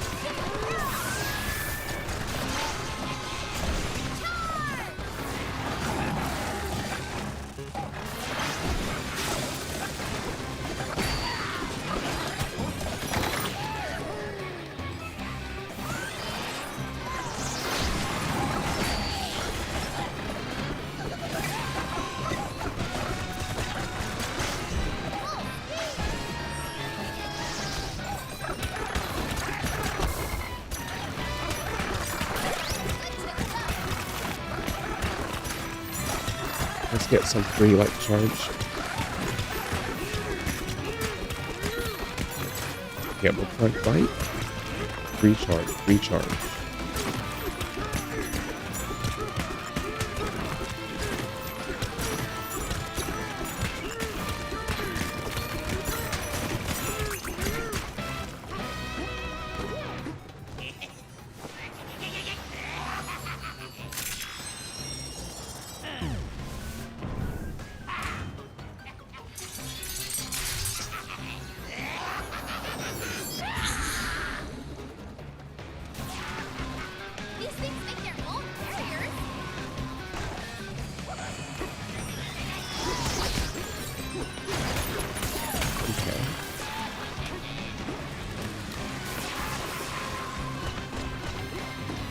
Holy frame rate drops.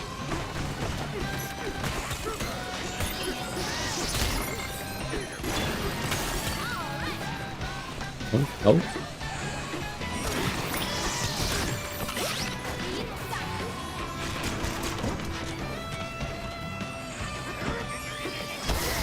Wow, made it in. I tried to like spin jump and then air dash over.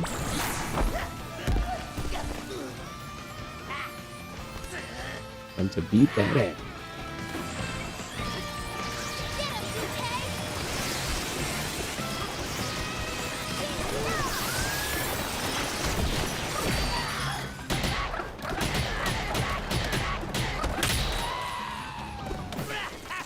We got him.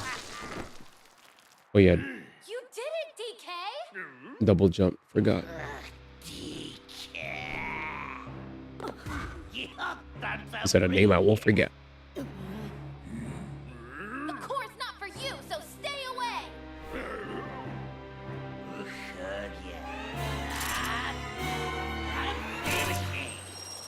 I thought spinning was going to be enough, so I tested it.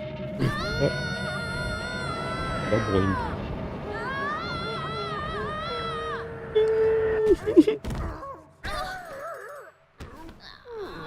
Poor guy. Yeah, he's so much more expressive. It's almost like, you know, when you look at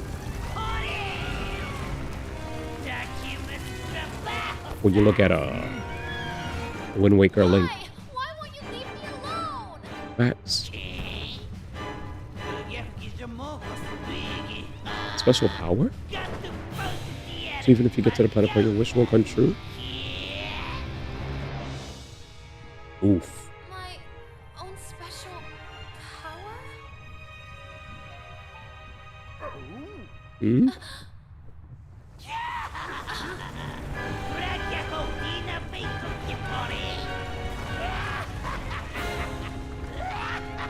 That laugh.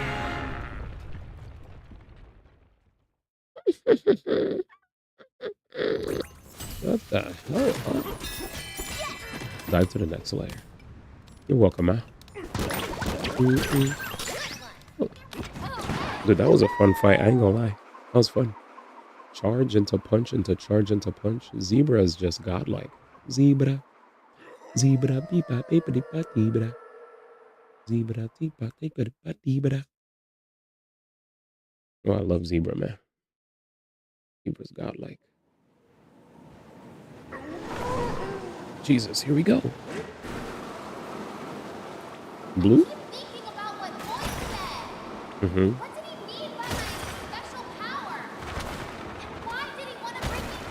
Monkey syndrome? Tiny monkey. Wait, do people refer to as that thing as that? Oh, crap.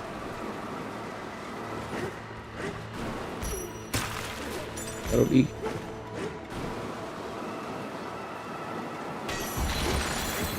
Oh, I see. Too late. I wish I knew that earlier. Yeah. Spank the monkey, ma. Nasty. Disgusto.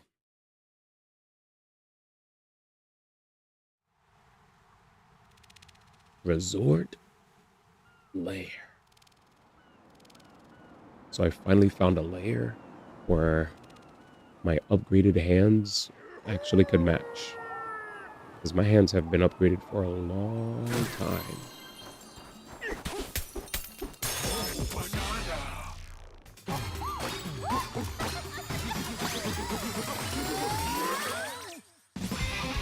How many? Few.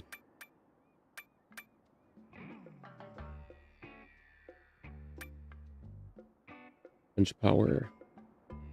We're getting there. Banana?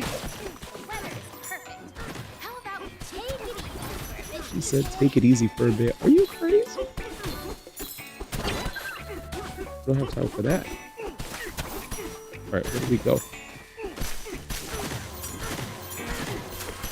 Fossils.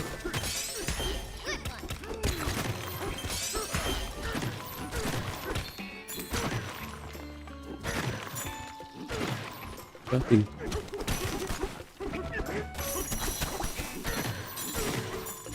Banana?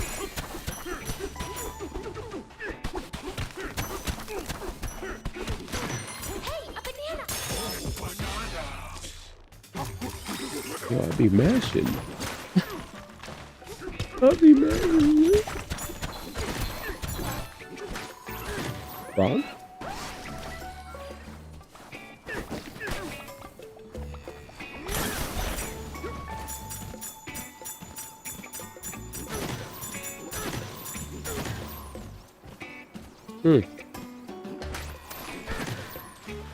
Anyways, where do we go? Banner. This is nice. Oh shit.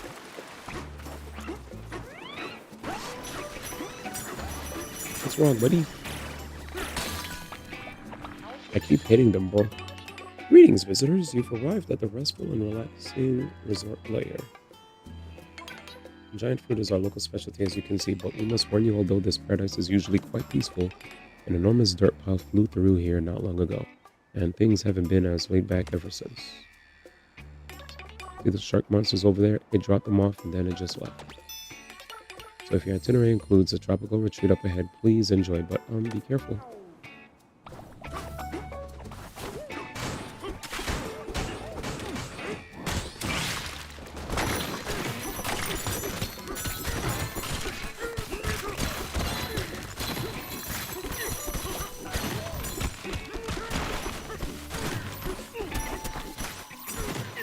Well, it's just a chest.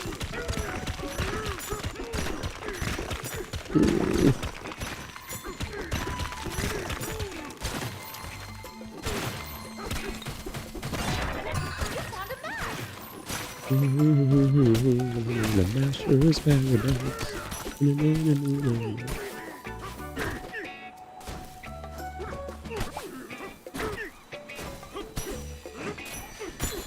The way of the rock.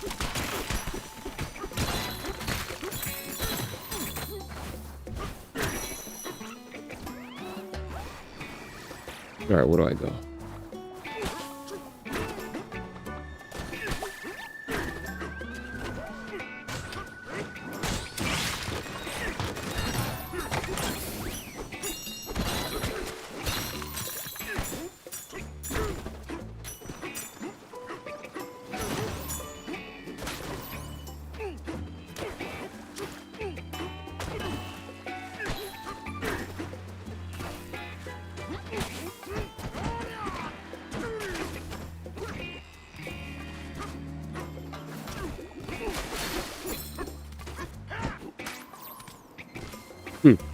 Never been that fun.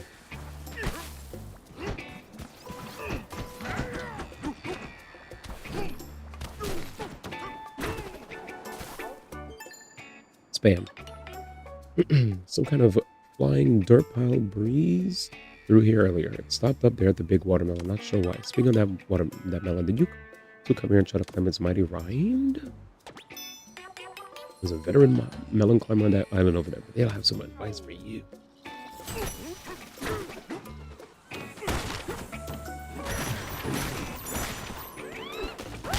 What?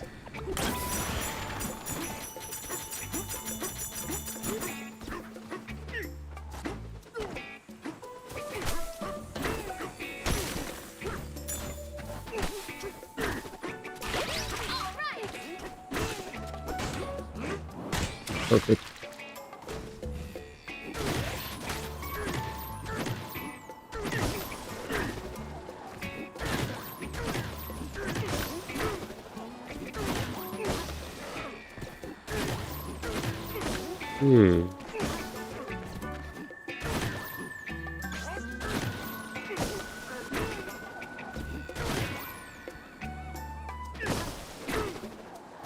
It goes back down, right? I'm wasting my time. There's something going on over there.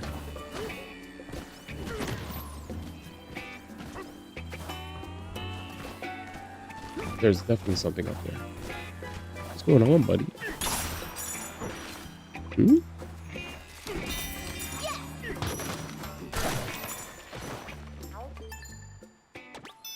Dude, what's going on? We could climb. You could climb the big watermelon from here, but the fastest way to reach the top is to use the liftoff ore. Just tear off a chunk of liftoff ore and you'll blast off on a rocky rocket.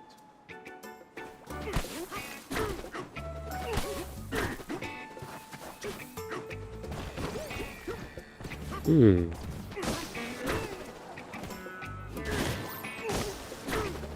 Hmm? Oh! Oh!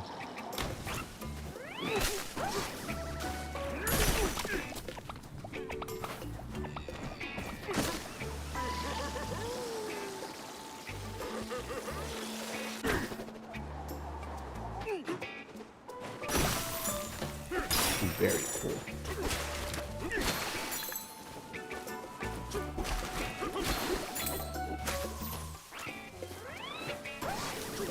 Thanks, Ma.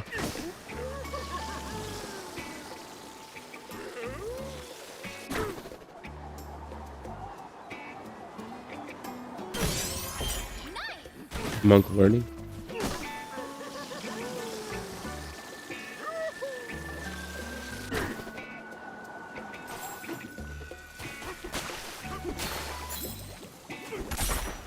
He said, "Woo-hoo." Right here.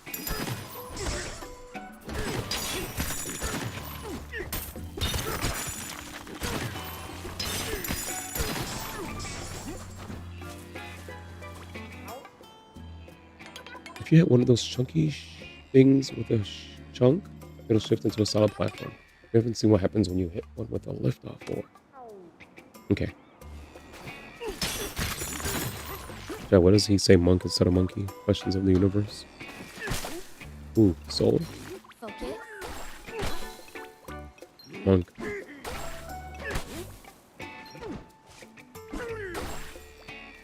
Monk, ma.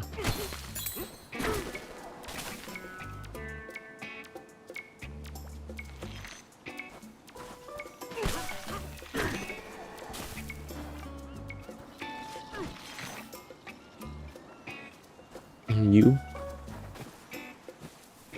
Man said hello, you DK.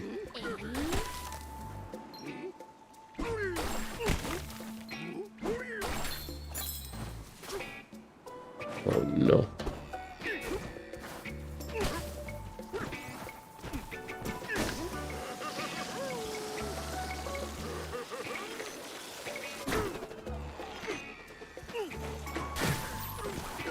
I see. So hit the platform with it.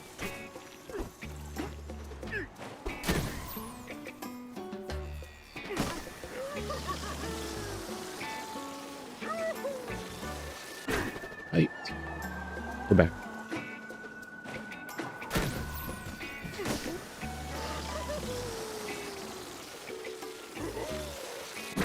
Rip.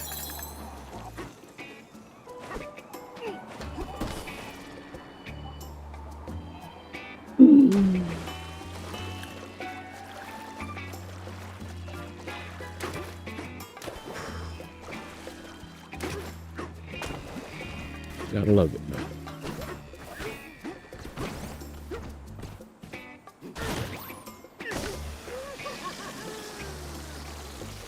Banana?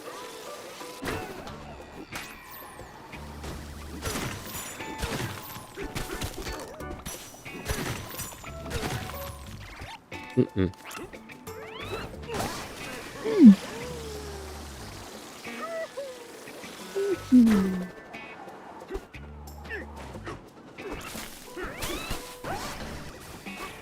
Monk.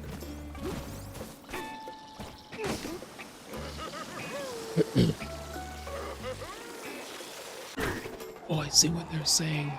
Aim it, ma. Focus. Yes.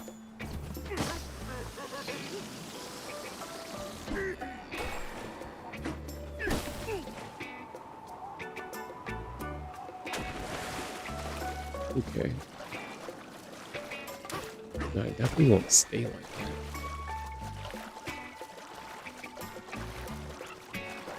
Right.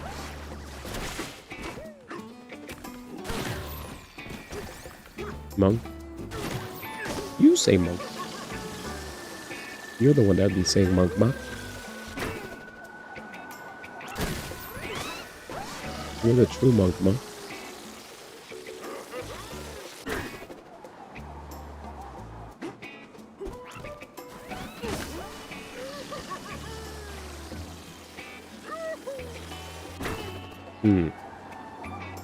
No, you. I say monkey.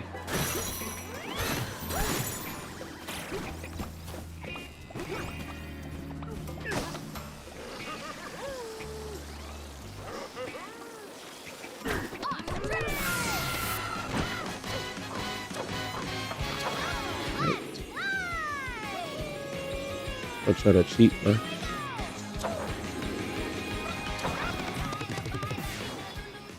Ooba jeeba.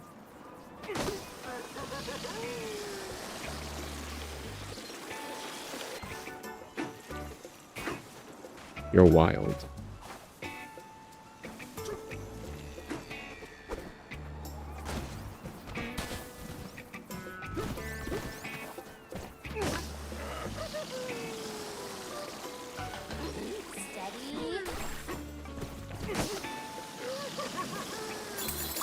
Took a little bit of a brain, but we did it, ma. We did it.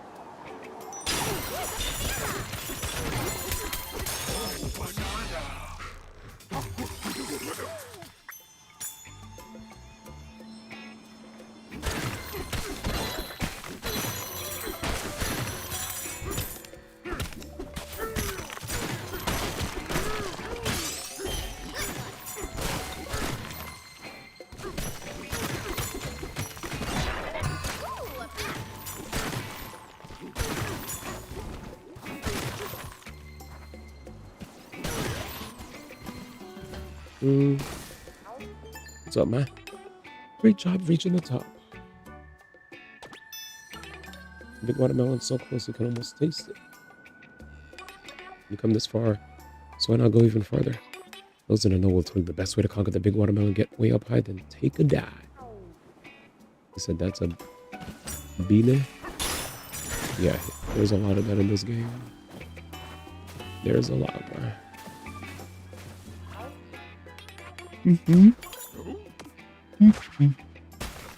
Bang, bang.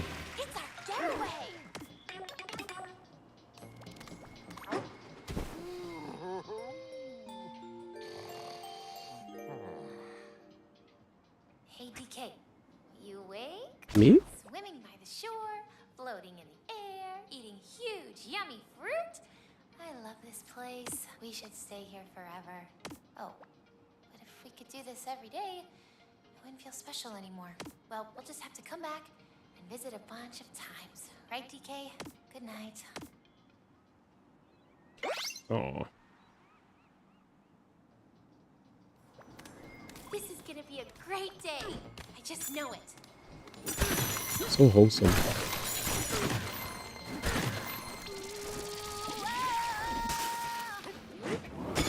Let's go.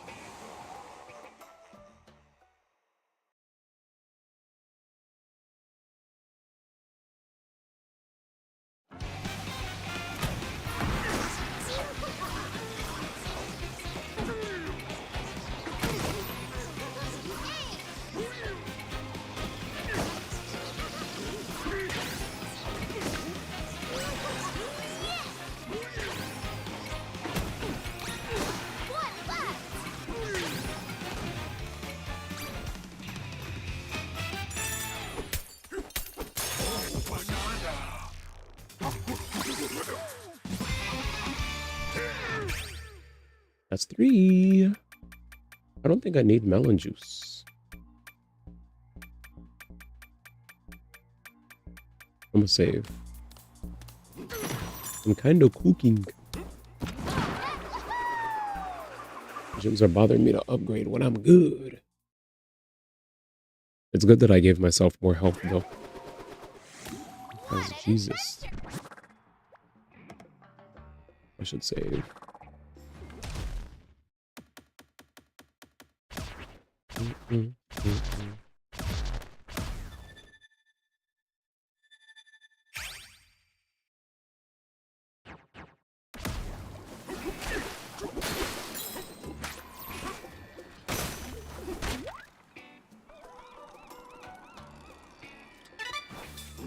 But I see a thing down there.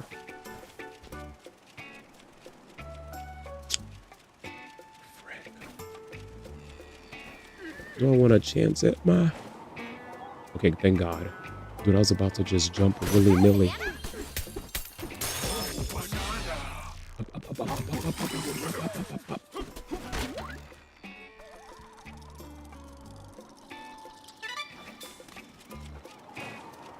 Shit is so serene.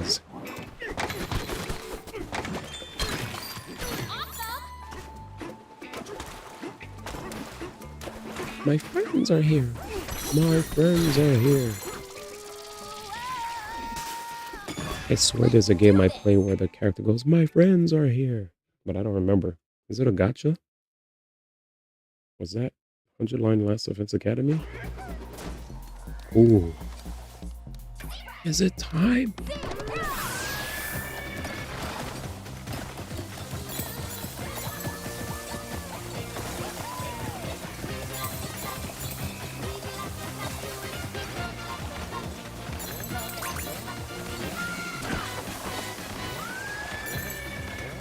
Zebra, man.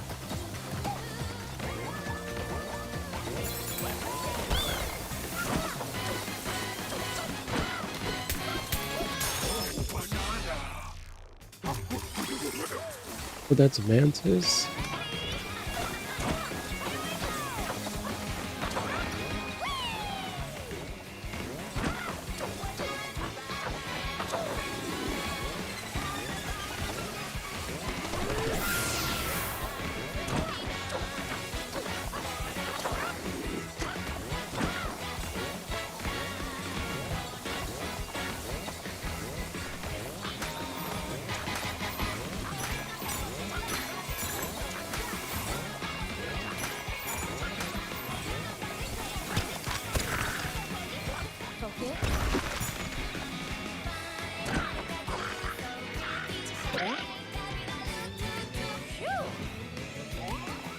The racist is crazy.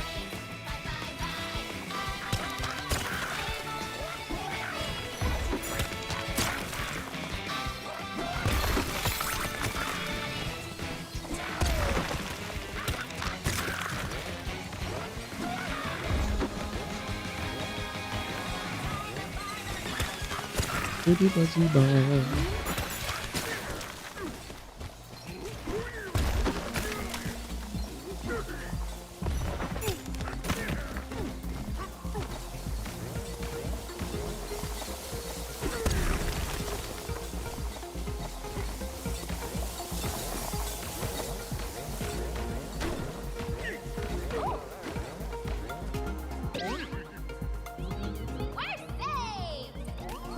Lucky. I needed a double jump. Man, laughing.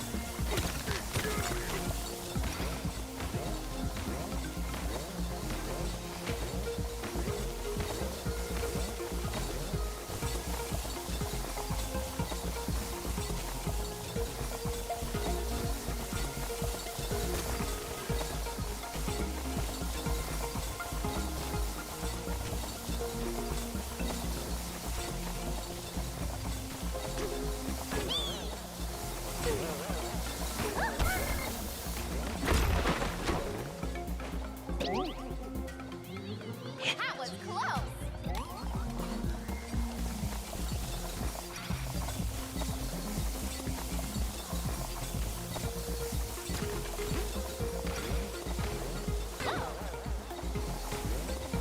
Yeah, I could just hold the button down. And then you punch. Zara said that too.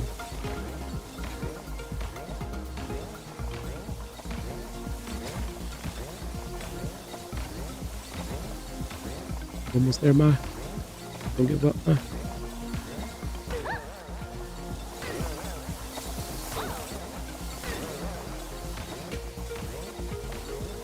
You made it.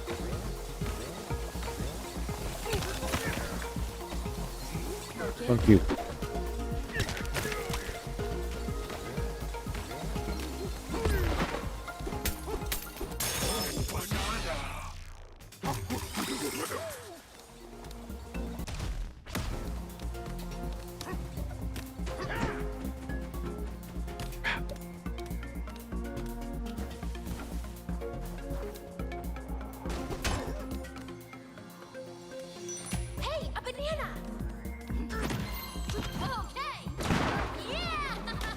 How though?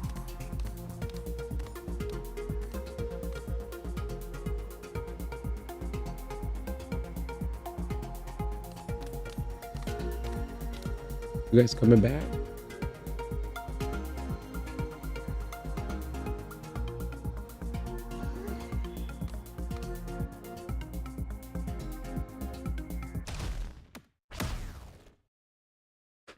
Tight.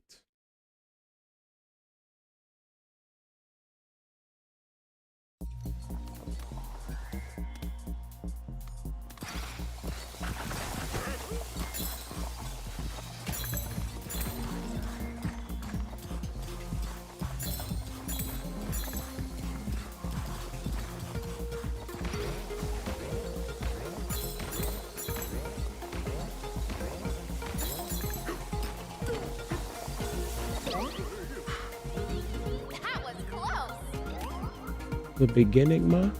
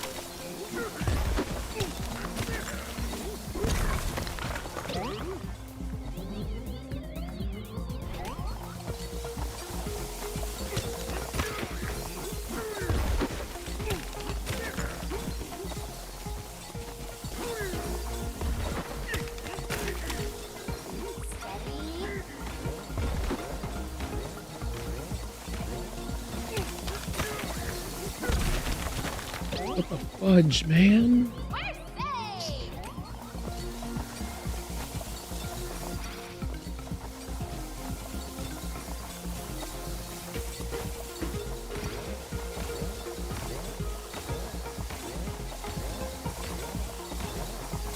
Don't aim it downwards.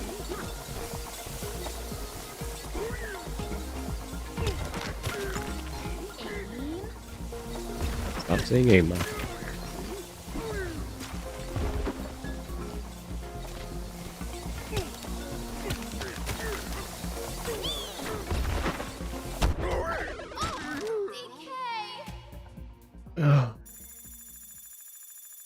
I got too brave. I got too brave. I wanted to start using double jumps and shit. Jam myself. Careful, okay? Yeah, yeah.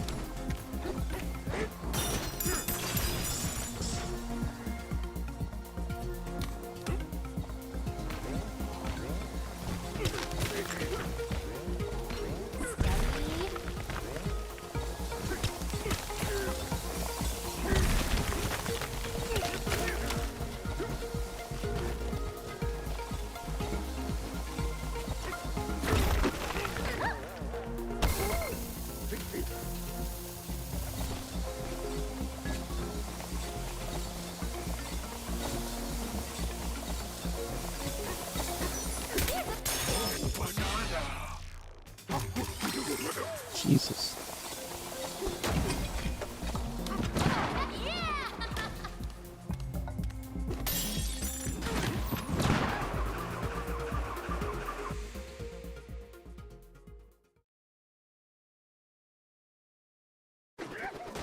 What an adventure!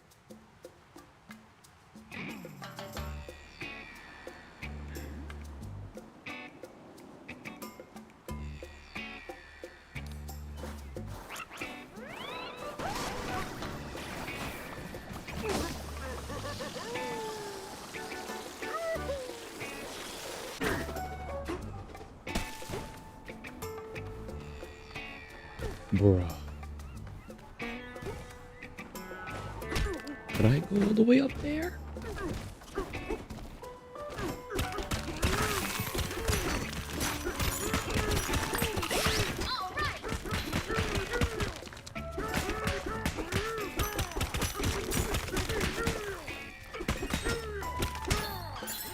Oh, you can't climb. Nope. Nope. Nope. Not regularly. Okay, okay, you got it. You got it. You got it, ma.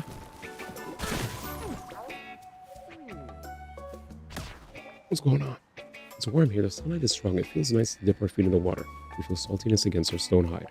The sand is damp and clay-like, with the vibrant fruits buried in it everywhere. After eating our fill, we slept in the shade of a tree. Before we knew it, our nap had lasted several years. Now that we all rested, well rested, it's time for us to head for the next sinkhole, onward to the origin of us.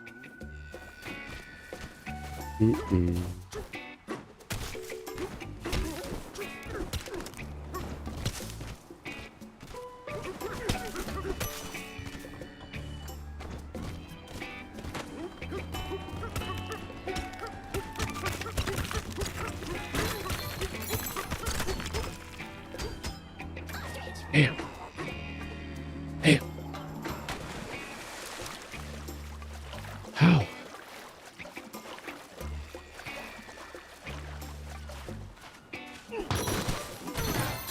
Oh, we should go back. Banana. Yo, what up, Dan? Rather, what up, Baba? He said, oh, banana. Unless you saw a banana. Good morning, fams. How's DK? Chillin'.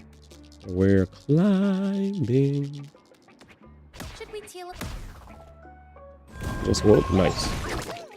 Me, I'm freaking hype because one of my roommates was telling me how oh, there's a gym that somehow hears you even if you put soundproofing. Kind of annoying. IT. Thankfully, I'm not here forever, but still, it's annoying to deal with. You know, especially when you think you're not making noise. But it's fine. I'm still chilling.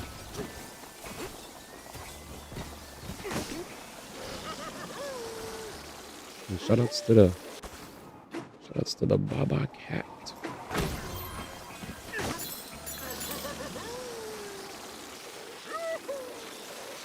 Oh, we found it. I hope you guys are good. That's why I had to like raise the volume for my mic, but still speak at a decent vol.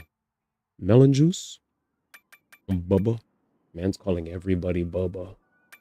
You're wild. You're wild.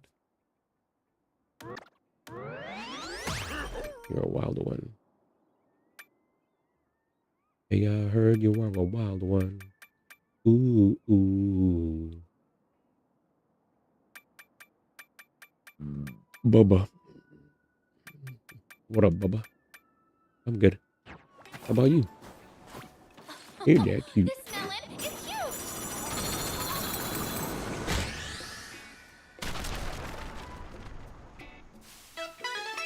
Hmm? There's still more to go. Let's dig, man.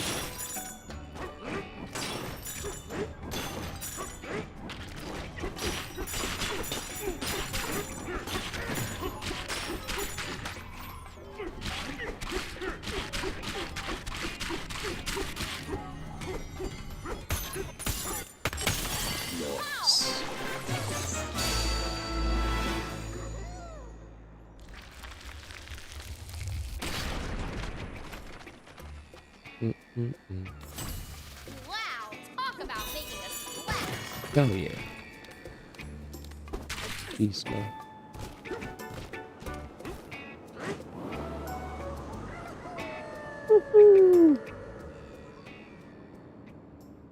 Jeez, man.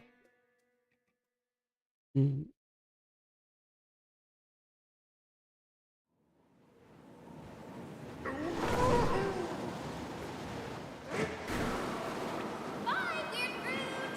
You were fun! We had so many back-to-back battles. It was nice to relax for once.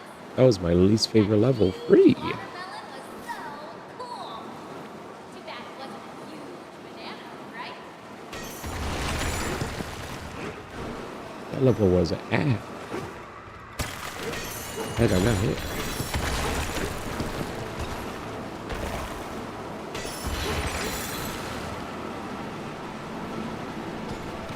Punch down. Hell yeah. That's the only way. That is the only way to do it.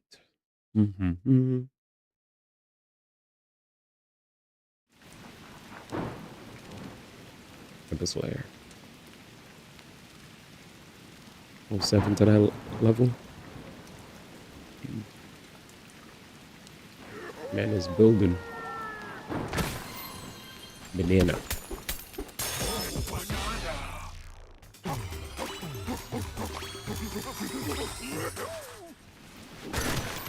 Zanny. That level wasn't like a bad level. Just too much water. Once they expect stray clouds to dropping from the surface, a strong front of ape with a chance of human grow in the afternoon. You go out, remember to bring an umbrella, a very sturdy umbrella. And they said, lost a pull up.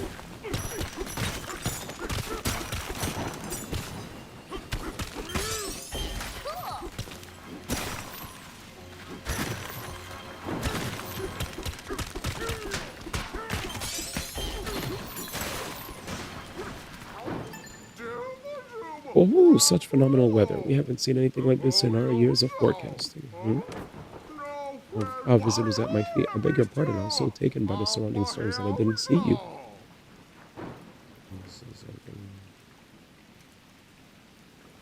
Let me see something. But attend so much water, IGN. Facts.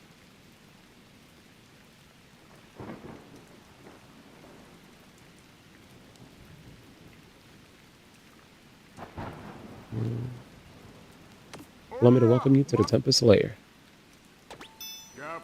If we'll be here a while, it'll be wise to meet our elder. She's the top of the forecaster in the underground world. If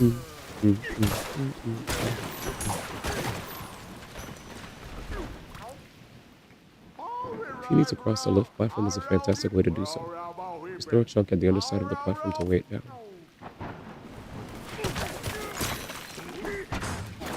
You see? Nice.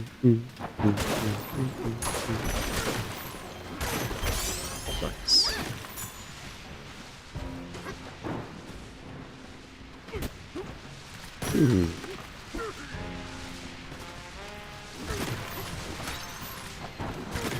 don't think I could get that regularly. We'll figure it out. He said, that's icky, not IGN. Man is still tight about Spider-Verse getting a negative review. It's funny. Hey, DK, you awake? So many tornadoes outside. It must be hard to live here with all this wind. I mean, I guess elephants do have thick skin, so the wind probably doesn't bother them much. Oh, but the fractones! The tornadoes could break them into pieces.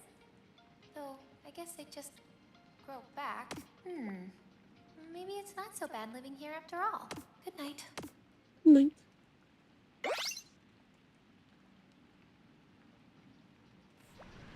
Refreshed and ready to go.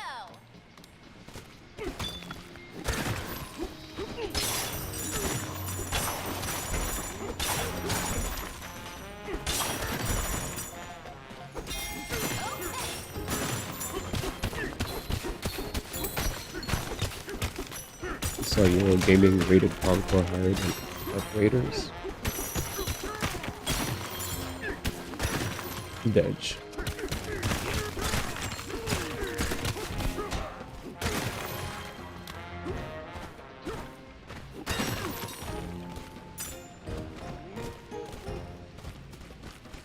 I ain't playing none of those games. Reduces burn damage from lava or oil? Interesting.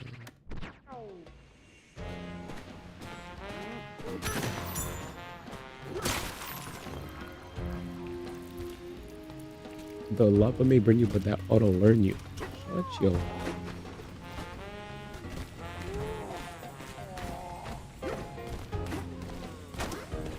So where's the person that I talked to for the wee banana? Once I'm done watching today's weather, I might fancy a dip in the hot springs. I need to warm this chilly heart of mine, and a warm dunk sounds fantastic. He's an elephant. Let's do this. Yeah, IGN for reviews is whack.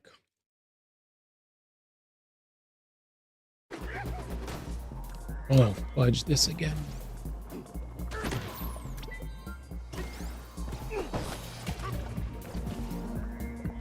There it is. Shit.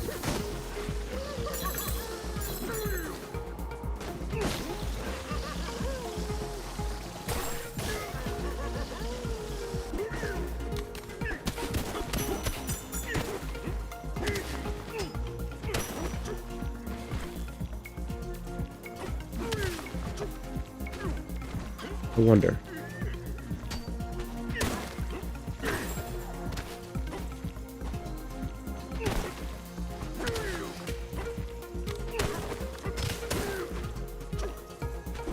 How do I throw upwards?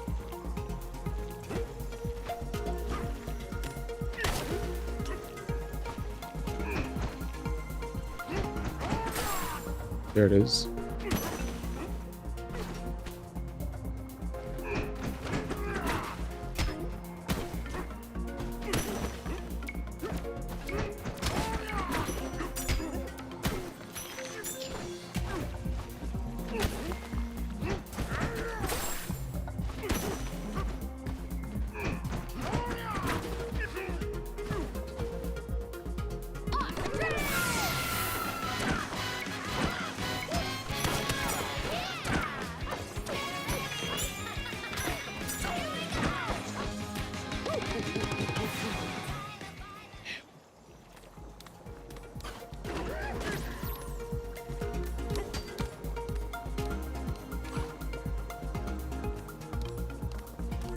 Yeah.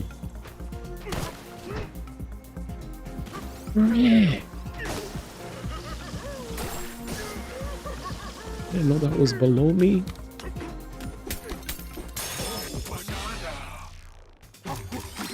Oh, I'm pissed.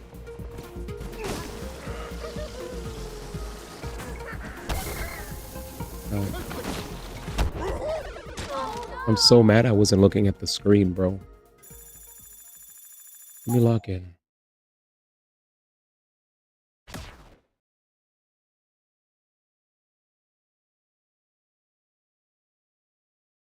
Careful, okay?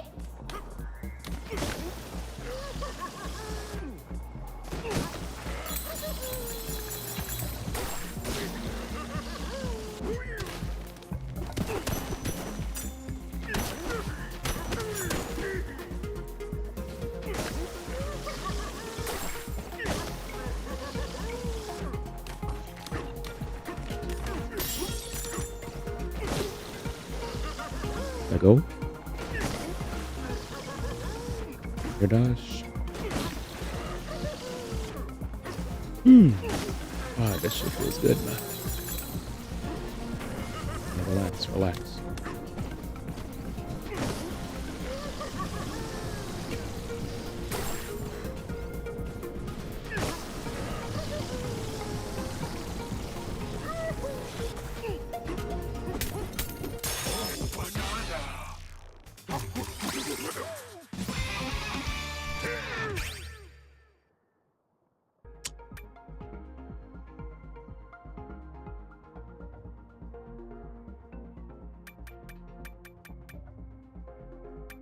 Do I need more hearts? Oh my. Not really.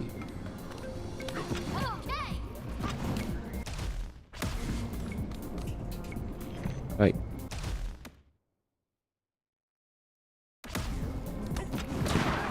Yeah, we're not done yet. There's one more.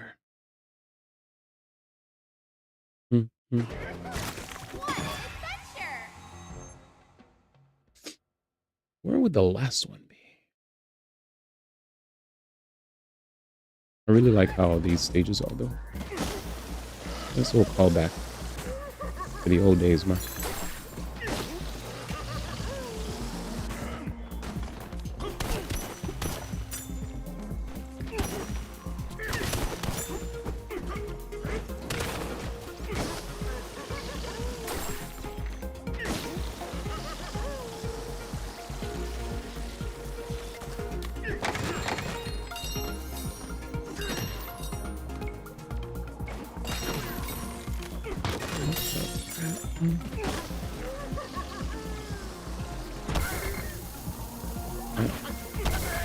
I'm getting jammed. I'm getting jammed. So we learned that there is most definitely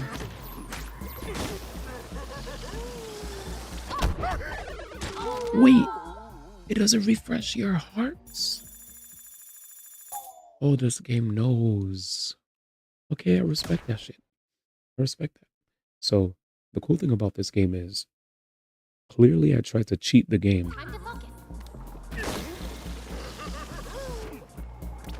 They said no to that.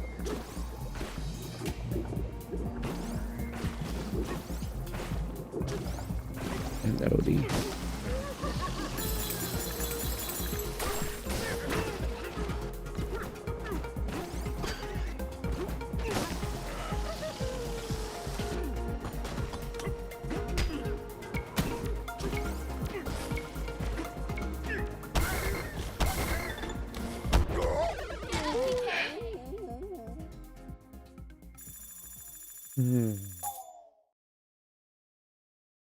That's a lot of coins. 1,000. 1,000 freaking coins, man.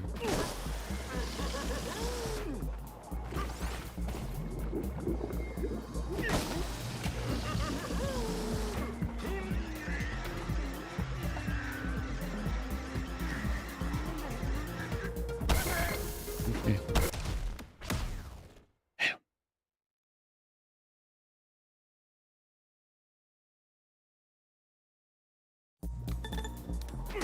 What the? What do I have one heart?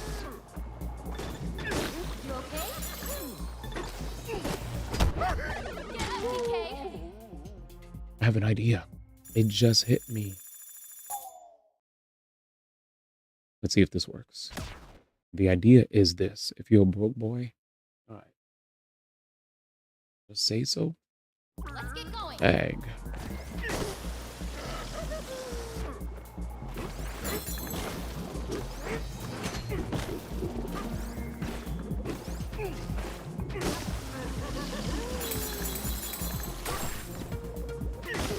Yeah, I saw about that. I wonder how the Ubisoft was feel, man.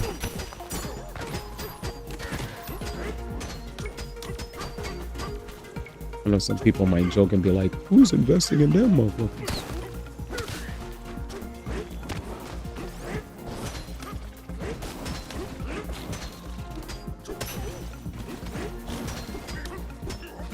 Ubisoft said, stop investing in us, thanks.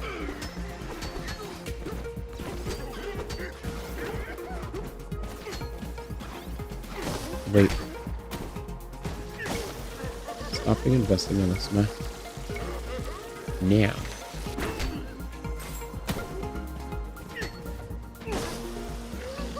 What it? But yeah, that's crazy. Jesus.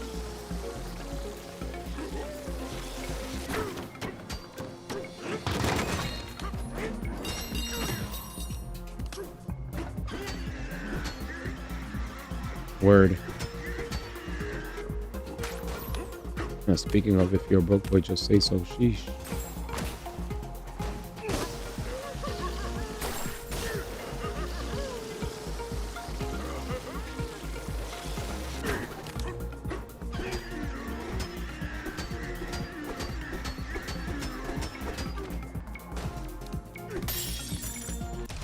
That banana's the very last one?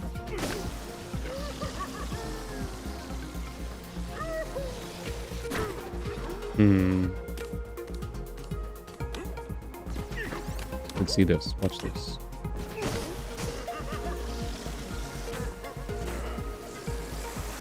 Never mind.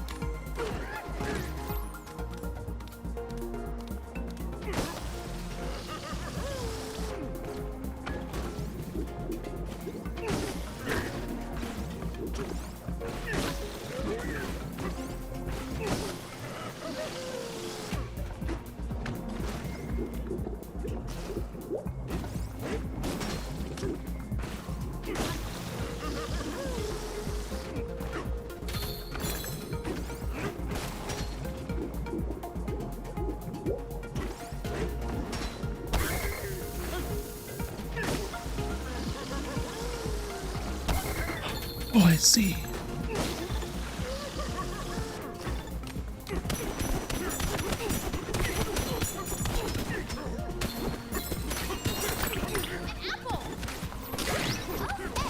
Finally.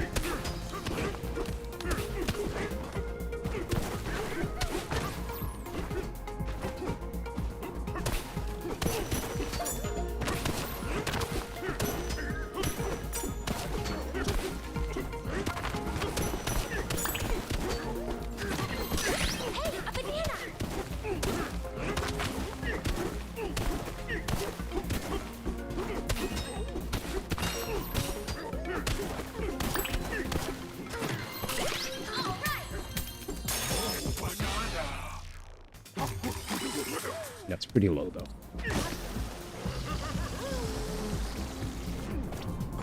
If you're Ubisoft, just say so.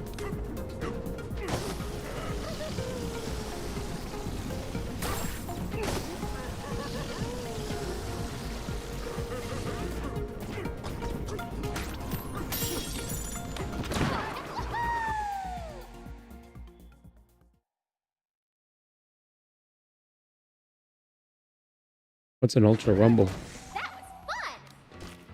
What was that?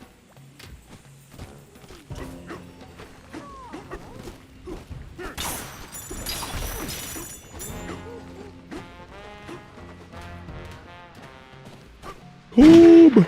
What up, man? Jeff Keighley. Jeff Keighley, ma.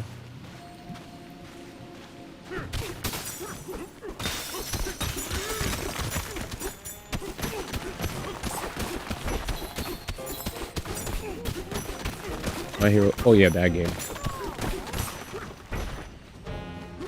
The My Hero game.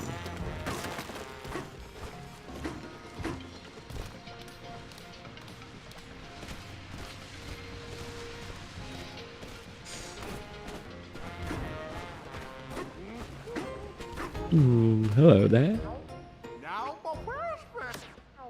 My Hero.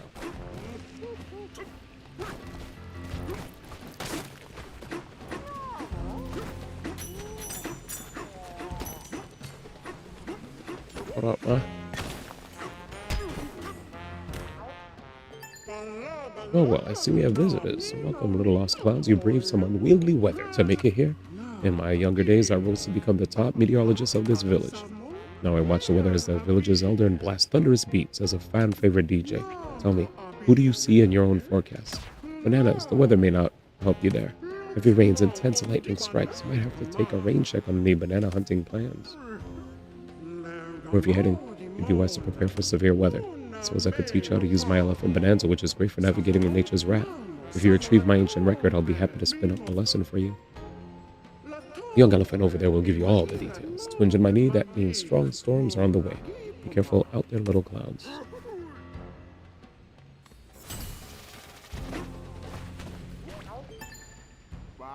Sounded like you had a pleasant chat with our elder. Sorry to eavesdrop. With ears like mine, it's not hard not to do. I also heard a rumor that you came all the way from the surface. How thrilling. There's an altar beyond this tunnel. Ancient record is kept there, so it should be easy for you to find. Zebra. Zebra. What the fuck? Alright, man.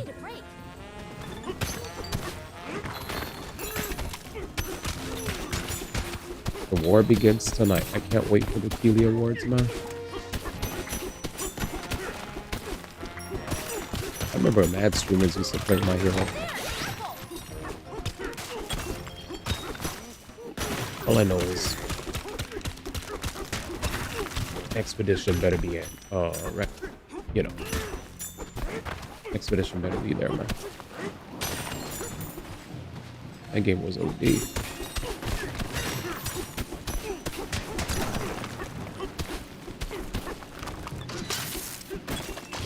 Of course it will.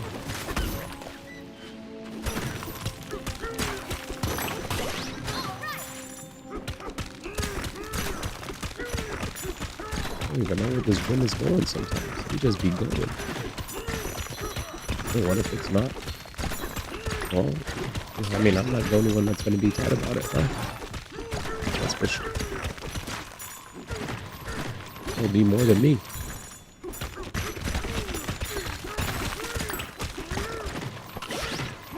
It'll be more than me, man. The big stink that happened with the Grammys, man.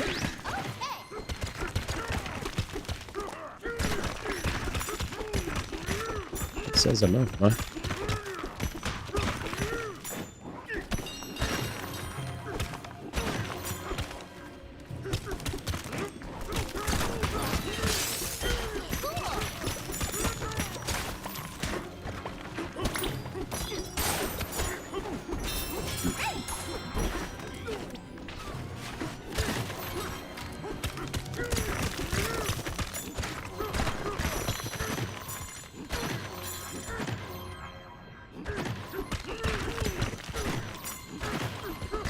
Yeah, the Grammys were like a huge indicator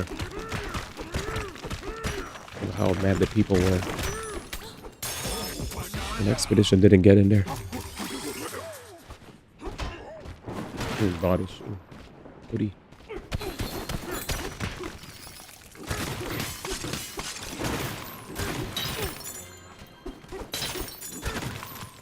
Body shoe.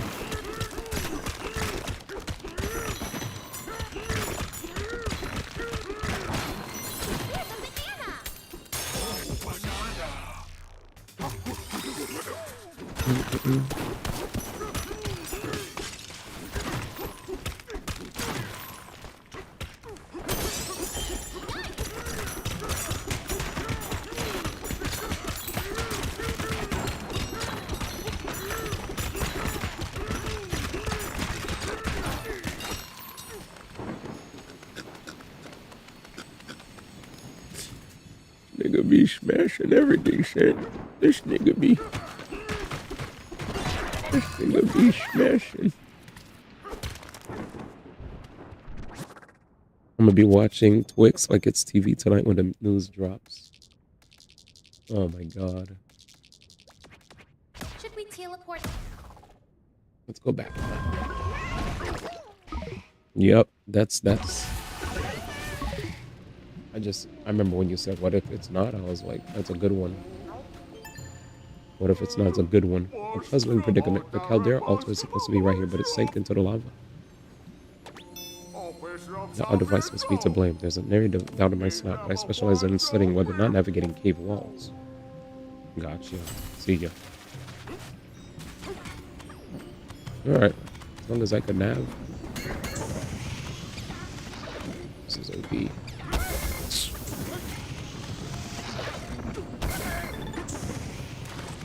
Alright, man.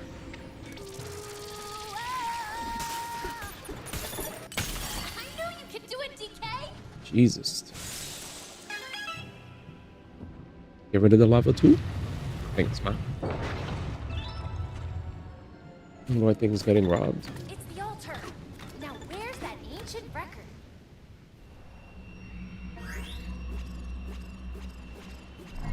Arc Raiders, ma. Maudi. Oh, Blueprints probably might get stiff. Let's be real.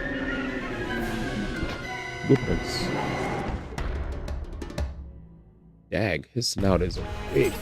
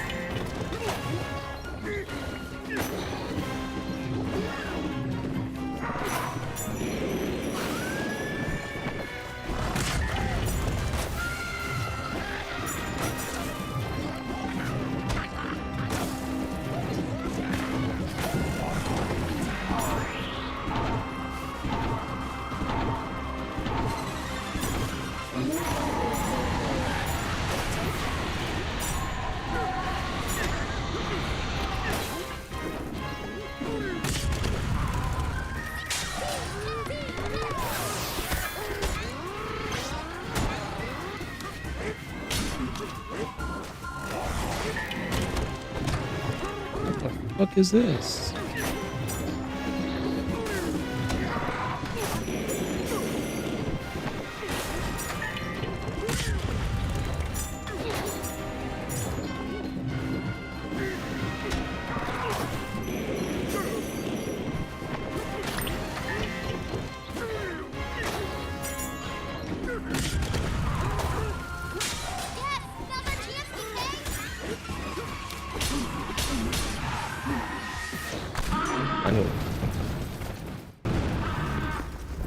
So you feel like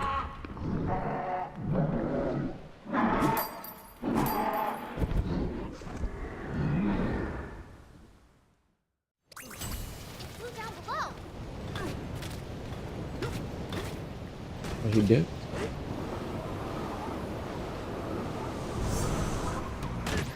Damn, he dipped.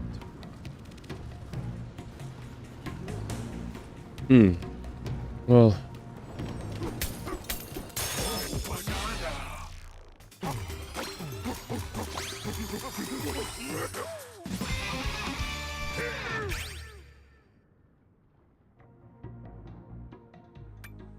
yeah, honestly, as far as the Game Awards are concerned, the games that I think are surefire making it in are Expedition 33. Like, if we're picking 6, Expedition 33, free, right? That's free. After Expedition 33, Hollow Knight Silk Song. After Hollow Knight Silk Song, Hades 2, those are guaranteed. He probably might want, I think Joseph Ferris probably would get a nod. Blueprints, like, I think Blueprints didn't have a lot of buzz surrounding it though. That's the thing that sucks. Like, whenever I talk about, like, the thing about the Game Awards, there's always going to be a mix of stuff that belongs there and then stuff. Okay, so here are the top 6 highest rated games for this year. People, I'm just going to show you right here. It's right here, ma. Hades 2, that's 1. Expedition 33, that's 2. Blueprints, that's 3. Split Fiction, that's 4. Donkey Kong Bonanza, that's 5. Hollow Knight Silk Song, 6. That's an easy and solid top 6. To be honest. You know, to be honest. But I feel like if there was a game that probably might not get recognized, which would suck, would be Blueprints. I feel like Hades 2 would stay on the list. I feel like Clay Obscure would stay on the list. I feel like because of Blueprints coming out in April, he might just forget about it. You know, even though I don't know. It's just weird. I feel like Blueprints is 100% one of those really good games that came out this year that barely anybody talks about, you know? And that might hurt it. That might hurt it. Because I'm looking at, like, if you look at the previous year Game Awards,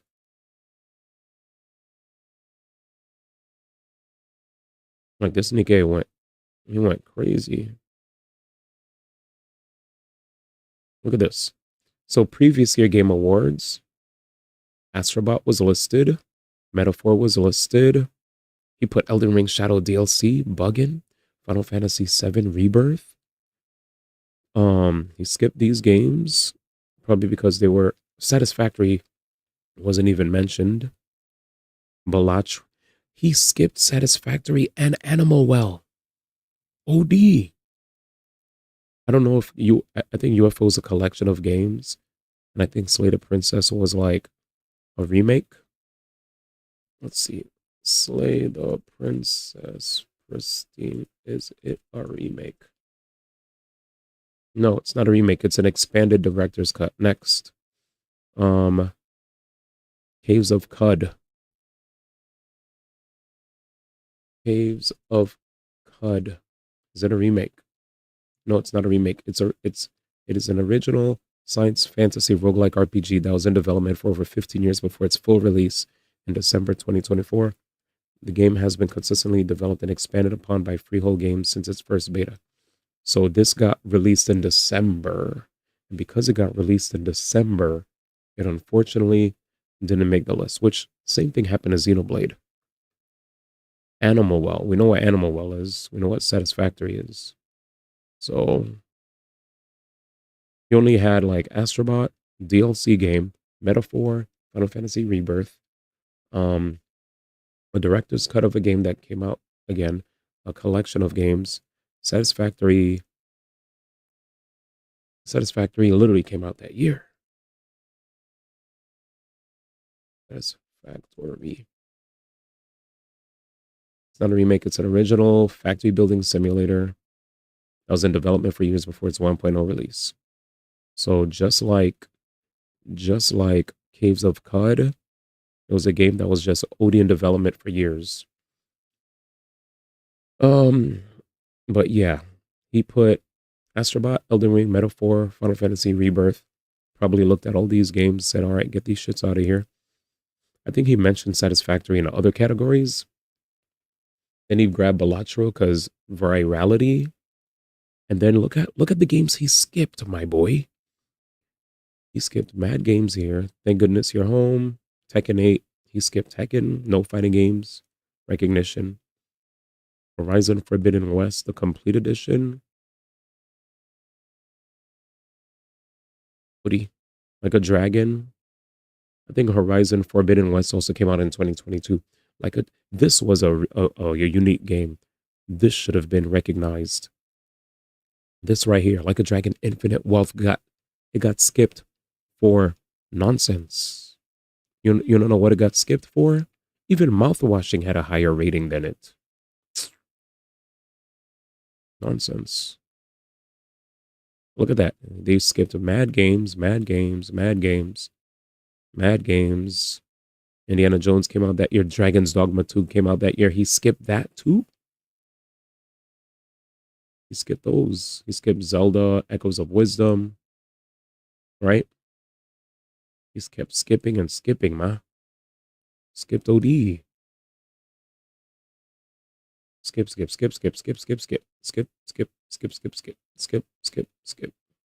Me Side came out that year. Skipped. Skip.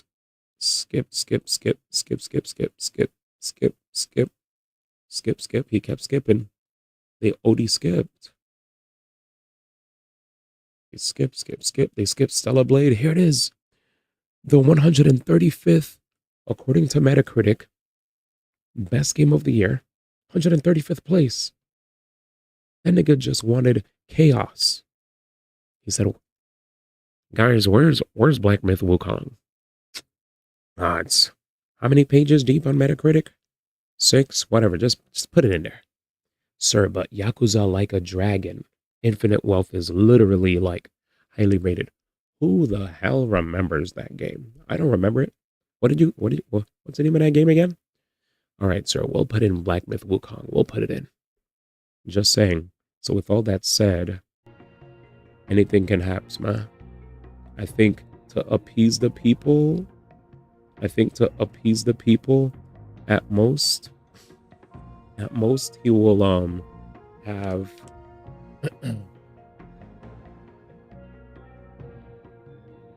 oh, well, I didn't even Starfield it's in the 80s.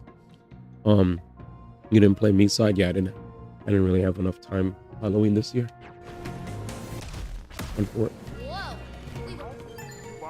But yeah. Let's see. Yeah, so the way I look at it, I don't think we're gonna see a Kingdom Come Deliverance. I think what Jeff is gonna do is he's gonna definitely have highly rated games and movers and shakers. If he's really about that life, he will not put Yote, he won't put Death Stranding 2. You know what I'm saying? He has to be real. If this is a prestigious event, don't put Yote in there. Don't put Death Stranding in there, my nigga. I need to see DK Bananza.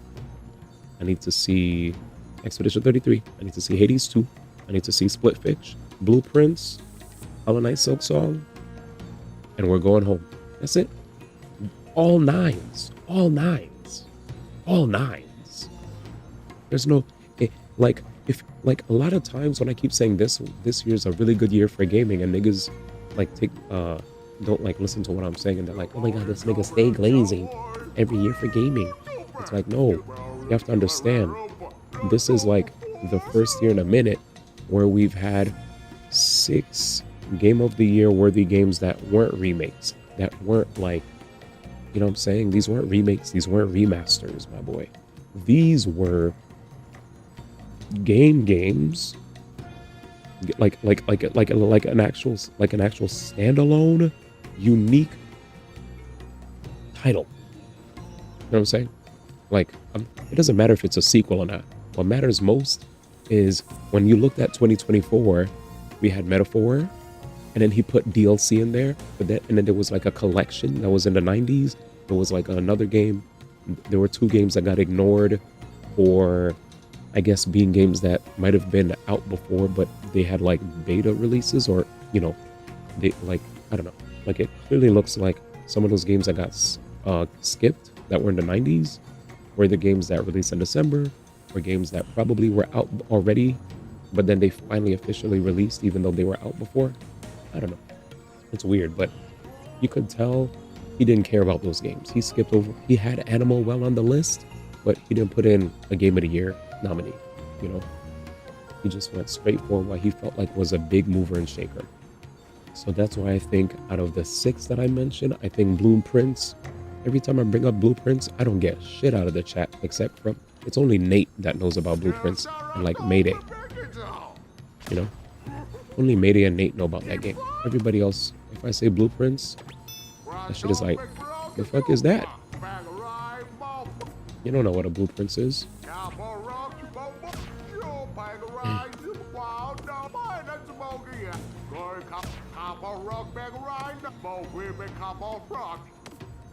Fiery Rain. Shit.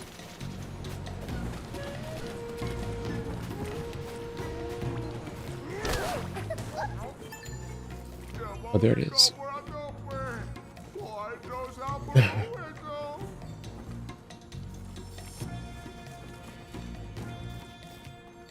Let's see. Alright, what were you saying?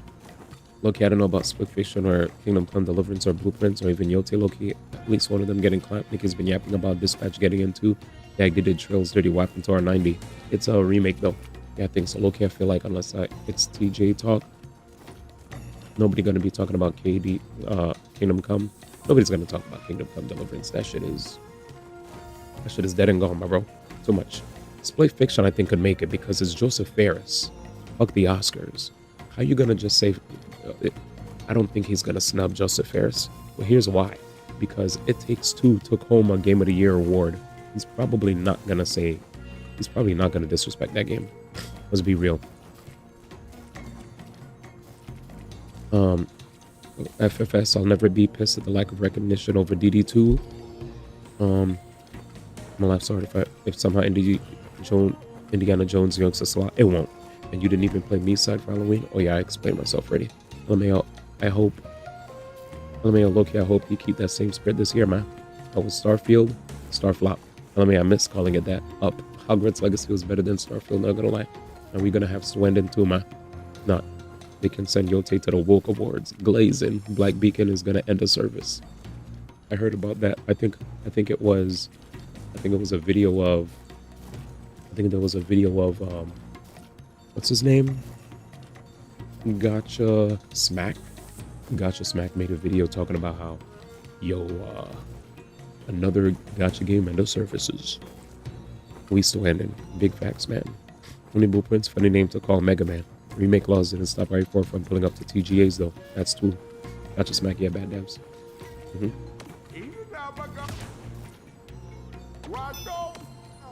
Yep. I totally agree.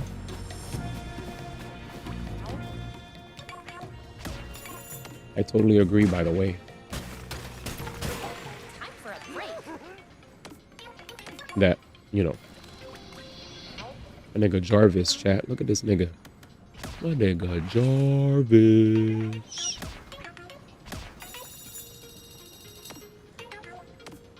Thanks, Jarvis. Yeah, I heard China got favored over a little bit. I don't know why.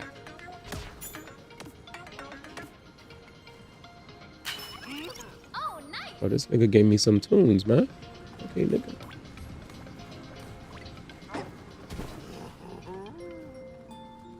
Yeah. Oh, you play this game? Sheesh. I fell off the bed. DK didn't see that, did he? Oh, how embarrassing.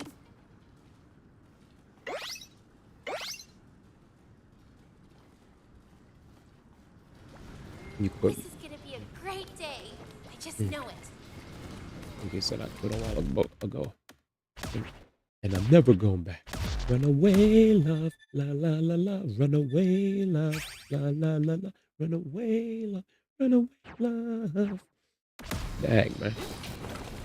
I say, never years old. The world is so cold.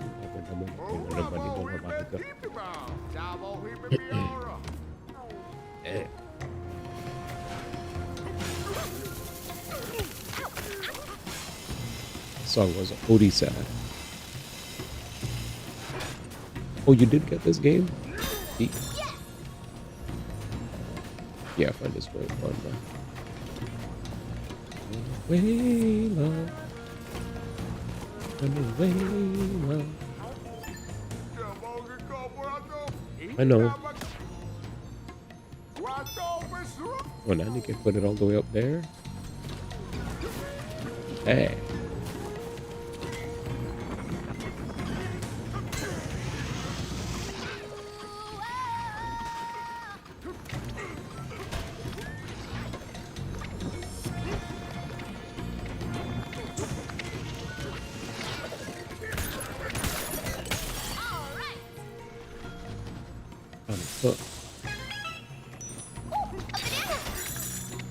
Where? She said a banana. Nigga, where?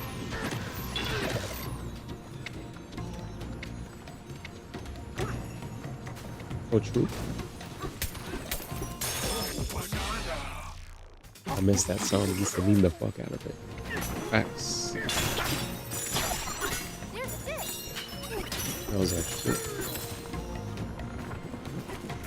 That was 100% our shit.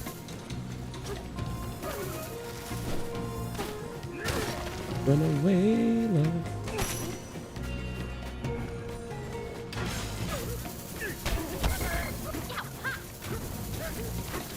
Jesus. Here's a record piece.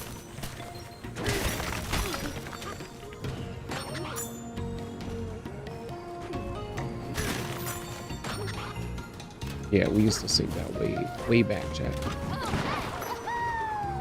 I was about to say, you gotta send me back way easier.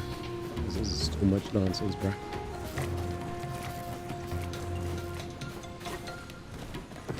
Gotta get back, huh?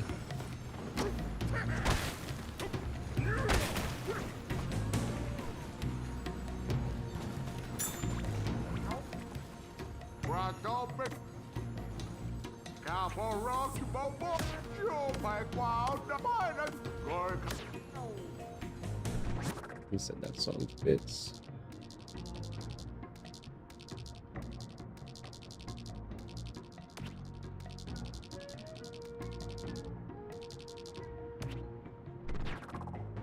Damn, how the frick did we go back upstairs, man?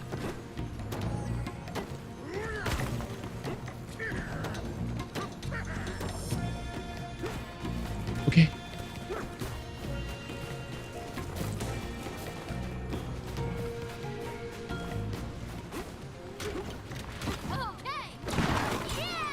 Thank you. There we go. I was about to say, man. 4:38. Time to sleep.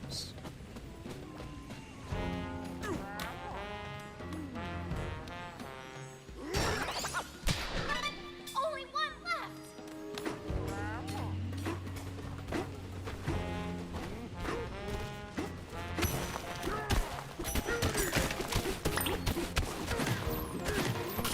All right.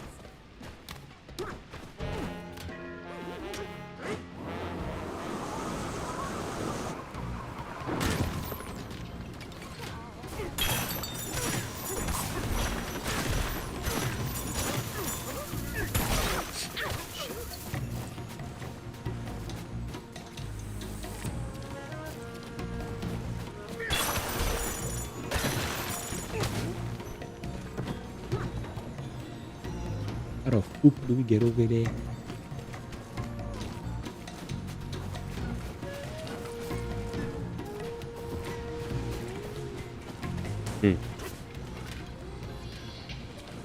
No. Respectfully, my nigga. No. No. No. Look at Cobb is wild.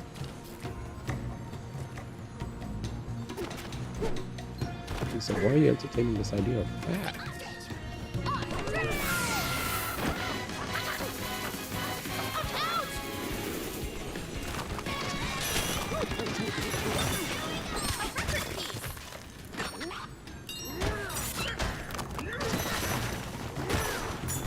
I'm gonna keep it a stack. That probably wasn't the proper way to do it. I was like, these niggas. I was like, that probably wasn't even how to do it, man. I just said, fuck it, we ball. Nigga, wait, where are we?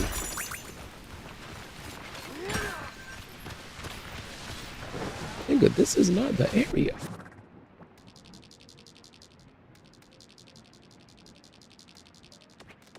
Nigga, why am I outside?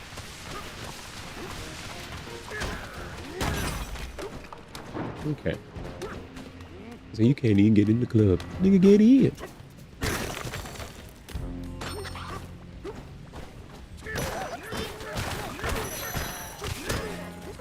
As long as he's honest, bro.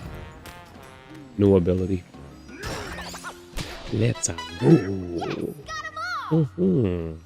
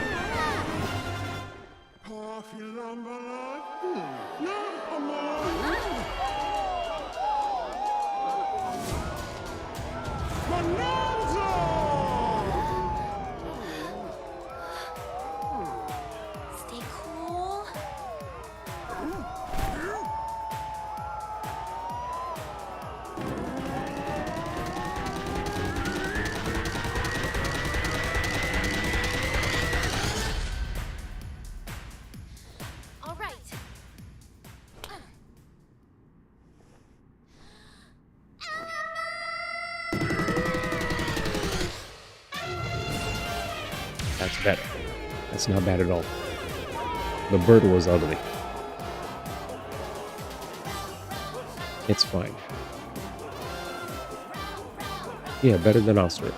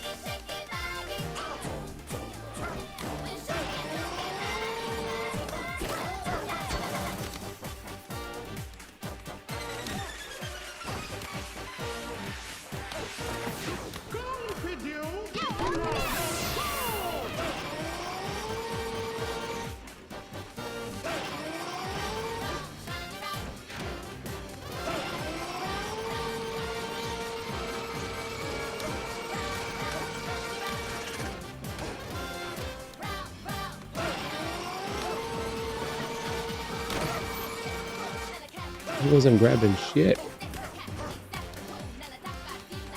I don't feel like I did the tutorial proper. Do it again, man. Let's do it again, man. I was like, wait, how do we throw?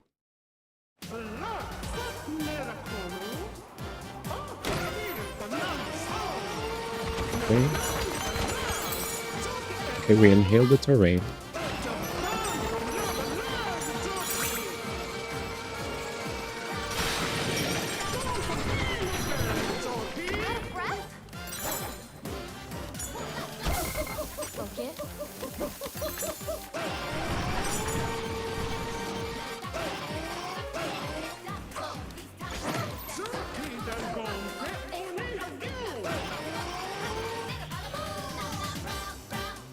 In your trunk, not grab.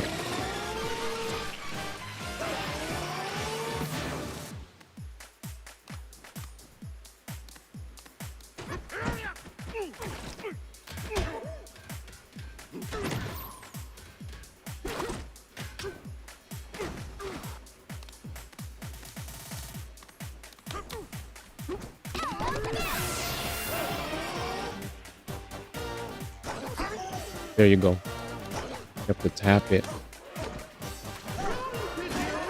Now I understand. I didn't know you're supposed to tap, man.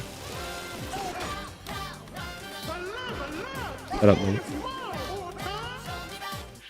I got it. So it's tap ZR and hold ZR. Thank you. So you absorb a bunch of bullshit and then you type it. You just have to tap ZR. Because I kept hitting ZR. But I guess I held too long. Now we gotta head to the planet core. You got it though.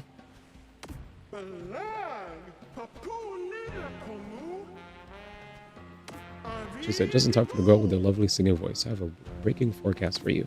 The winds of fate will be at your back as you journey to the planet core. And there's 99% chance that you'll find a banandium root. Banandium root? Oh, woo. You seek the planet core but don't know what awaits you there? It is the banandium root, a mysterious entity with the power to grant wishes. Those who obtain the banandium root can make any wish come true.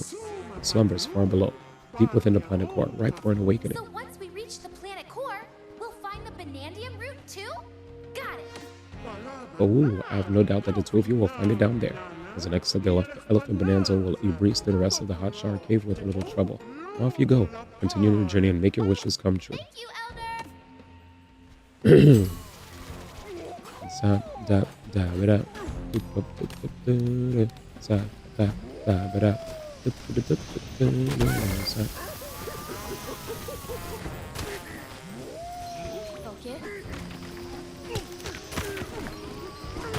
Fuck that, I don't want to absorb shit. Anyways, he said I wrote this. Jam. Jamisms.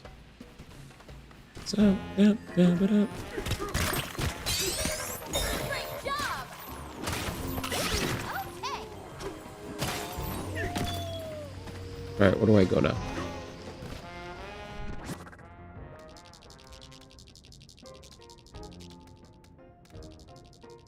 Hmm? Go down there.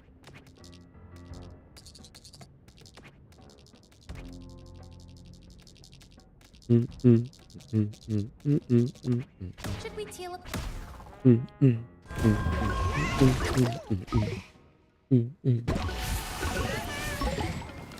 Sleeps.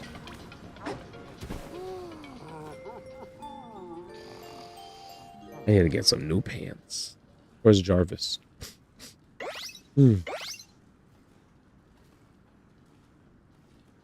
Jesus.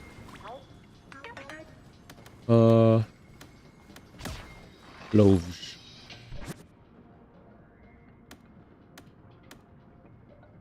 Noise. I don't like this color though.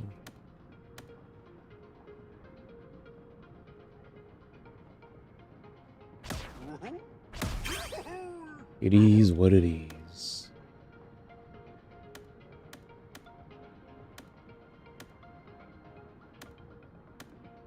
Oh, I like this.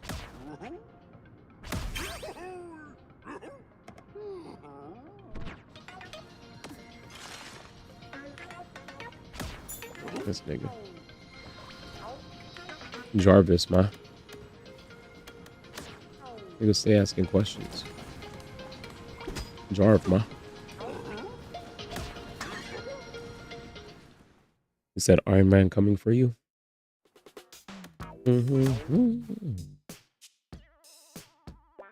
Oh. No, actually I'll keep this tie. Suits you. So less burn damage. 1, 2, Iron Man's coming for you. 3, 4 to shut the door. 5. Jesus Christ. Oh.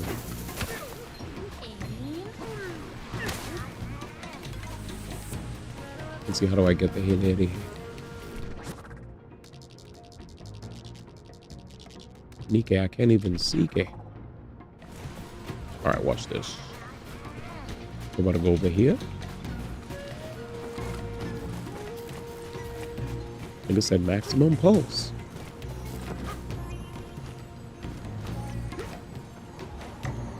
Woody. Oh, I need a key, ma?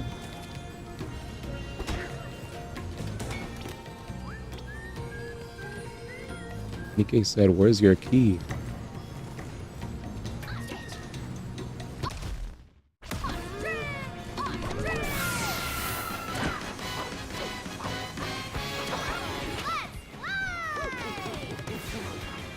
Where's the key? Where's the key, ma? A bat swooped in here? Or watch it open its maw wide and spit out a peculiar looking steak.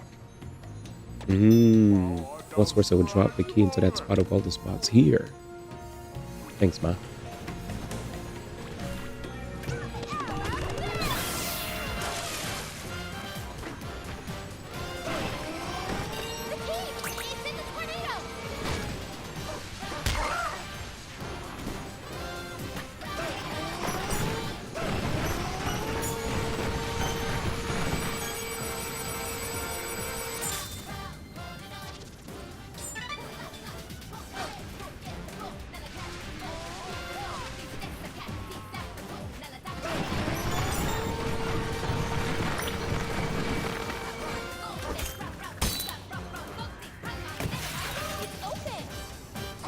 Instead of bat, stand up. I'm dead.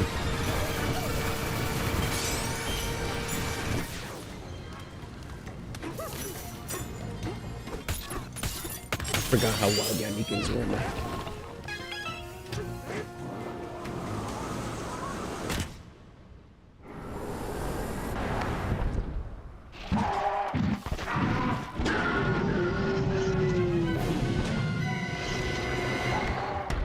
Fuck this bat. Come on, man.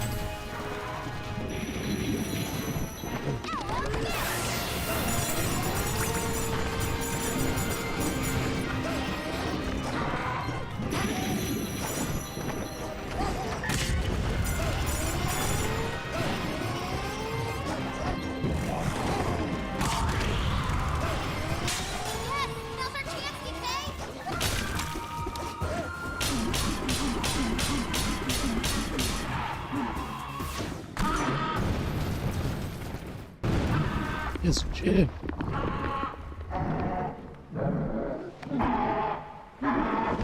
Man said, how's this level been? Oh.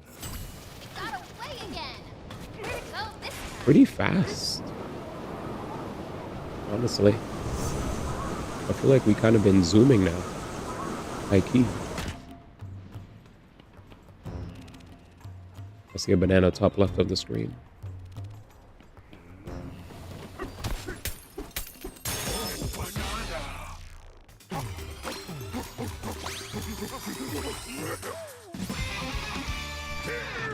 Bana. Elephant Bana skills are now available.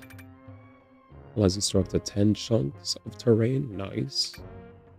Increases the range and distance of terrain you can inhale. Increase the amount of time that you can hold inhale.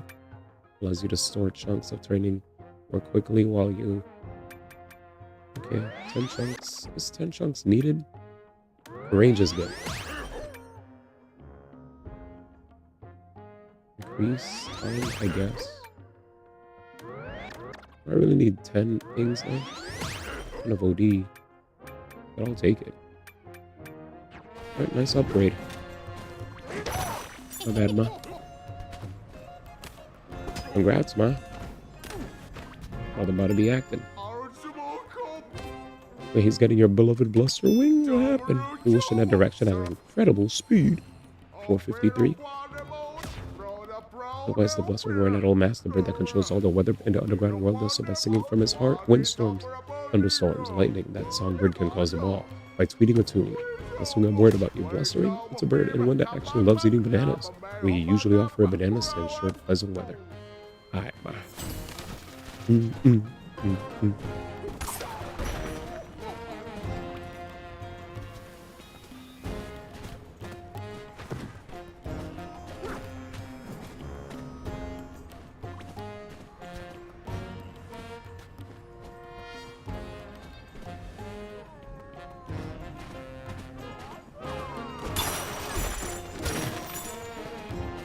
What up, Deej? How's it going, baby? How's it going, man?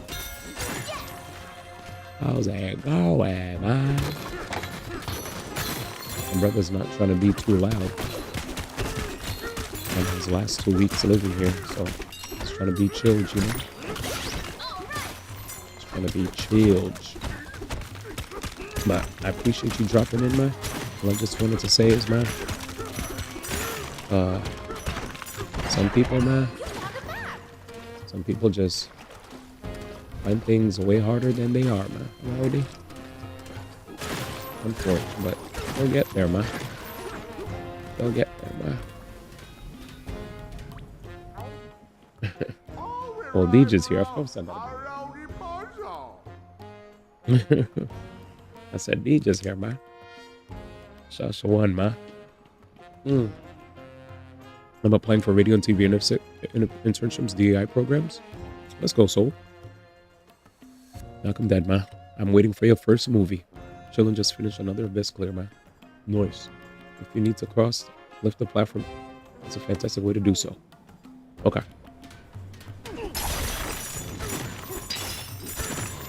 He's like, DJ's here. Watch this nigga talk about how some niggas can't beat a bitch. Chill, man.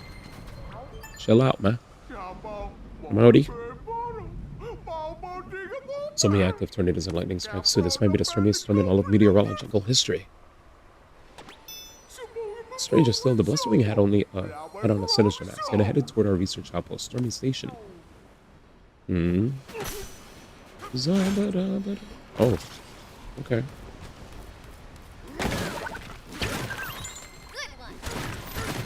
Thanks, man. Finally, I kind of miss doing puzzle levels. High key.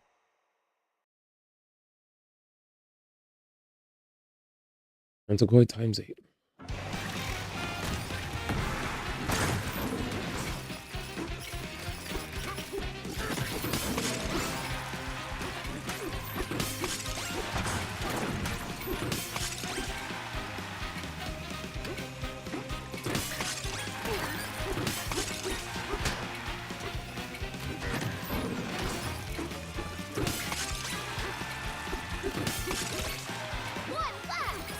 Come on, man. Sheesh. I was here earlier. Oh, Lurks. Lurk Mast. Lurk Master.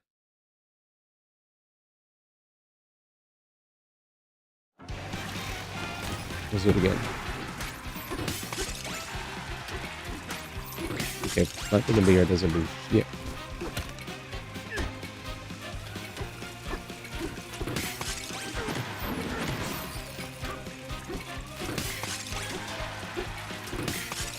See ya. See ya. See ya. See ya. See ya.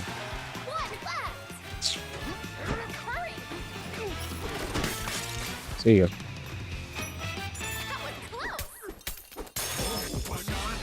Bananas, man. Bananas. Oops. Yeah, I gotta go to bed soon though.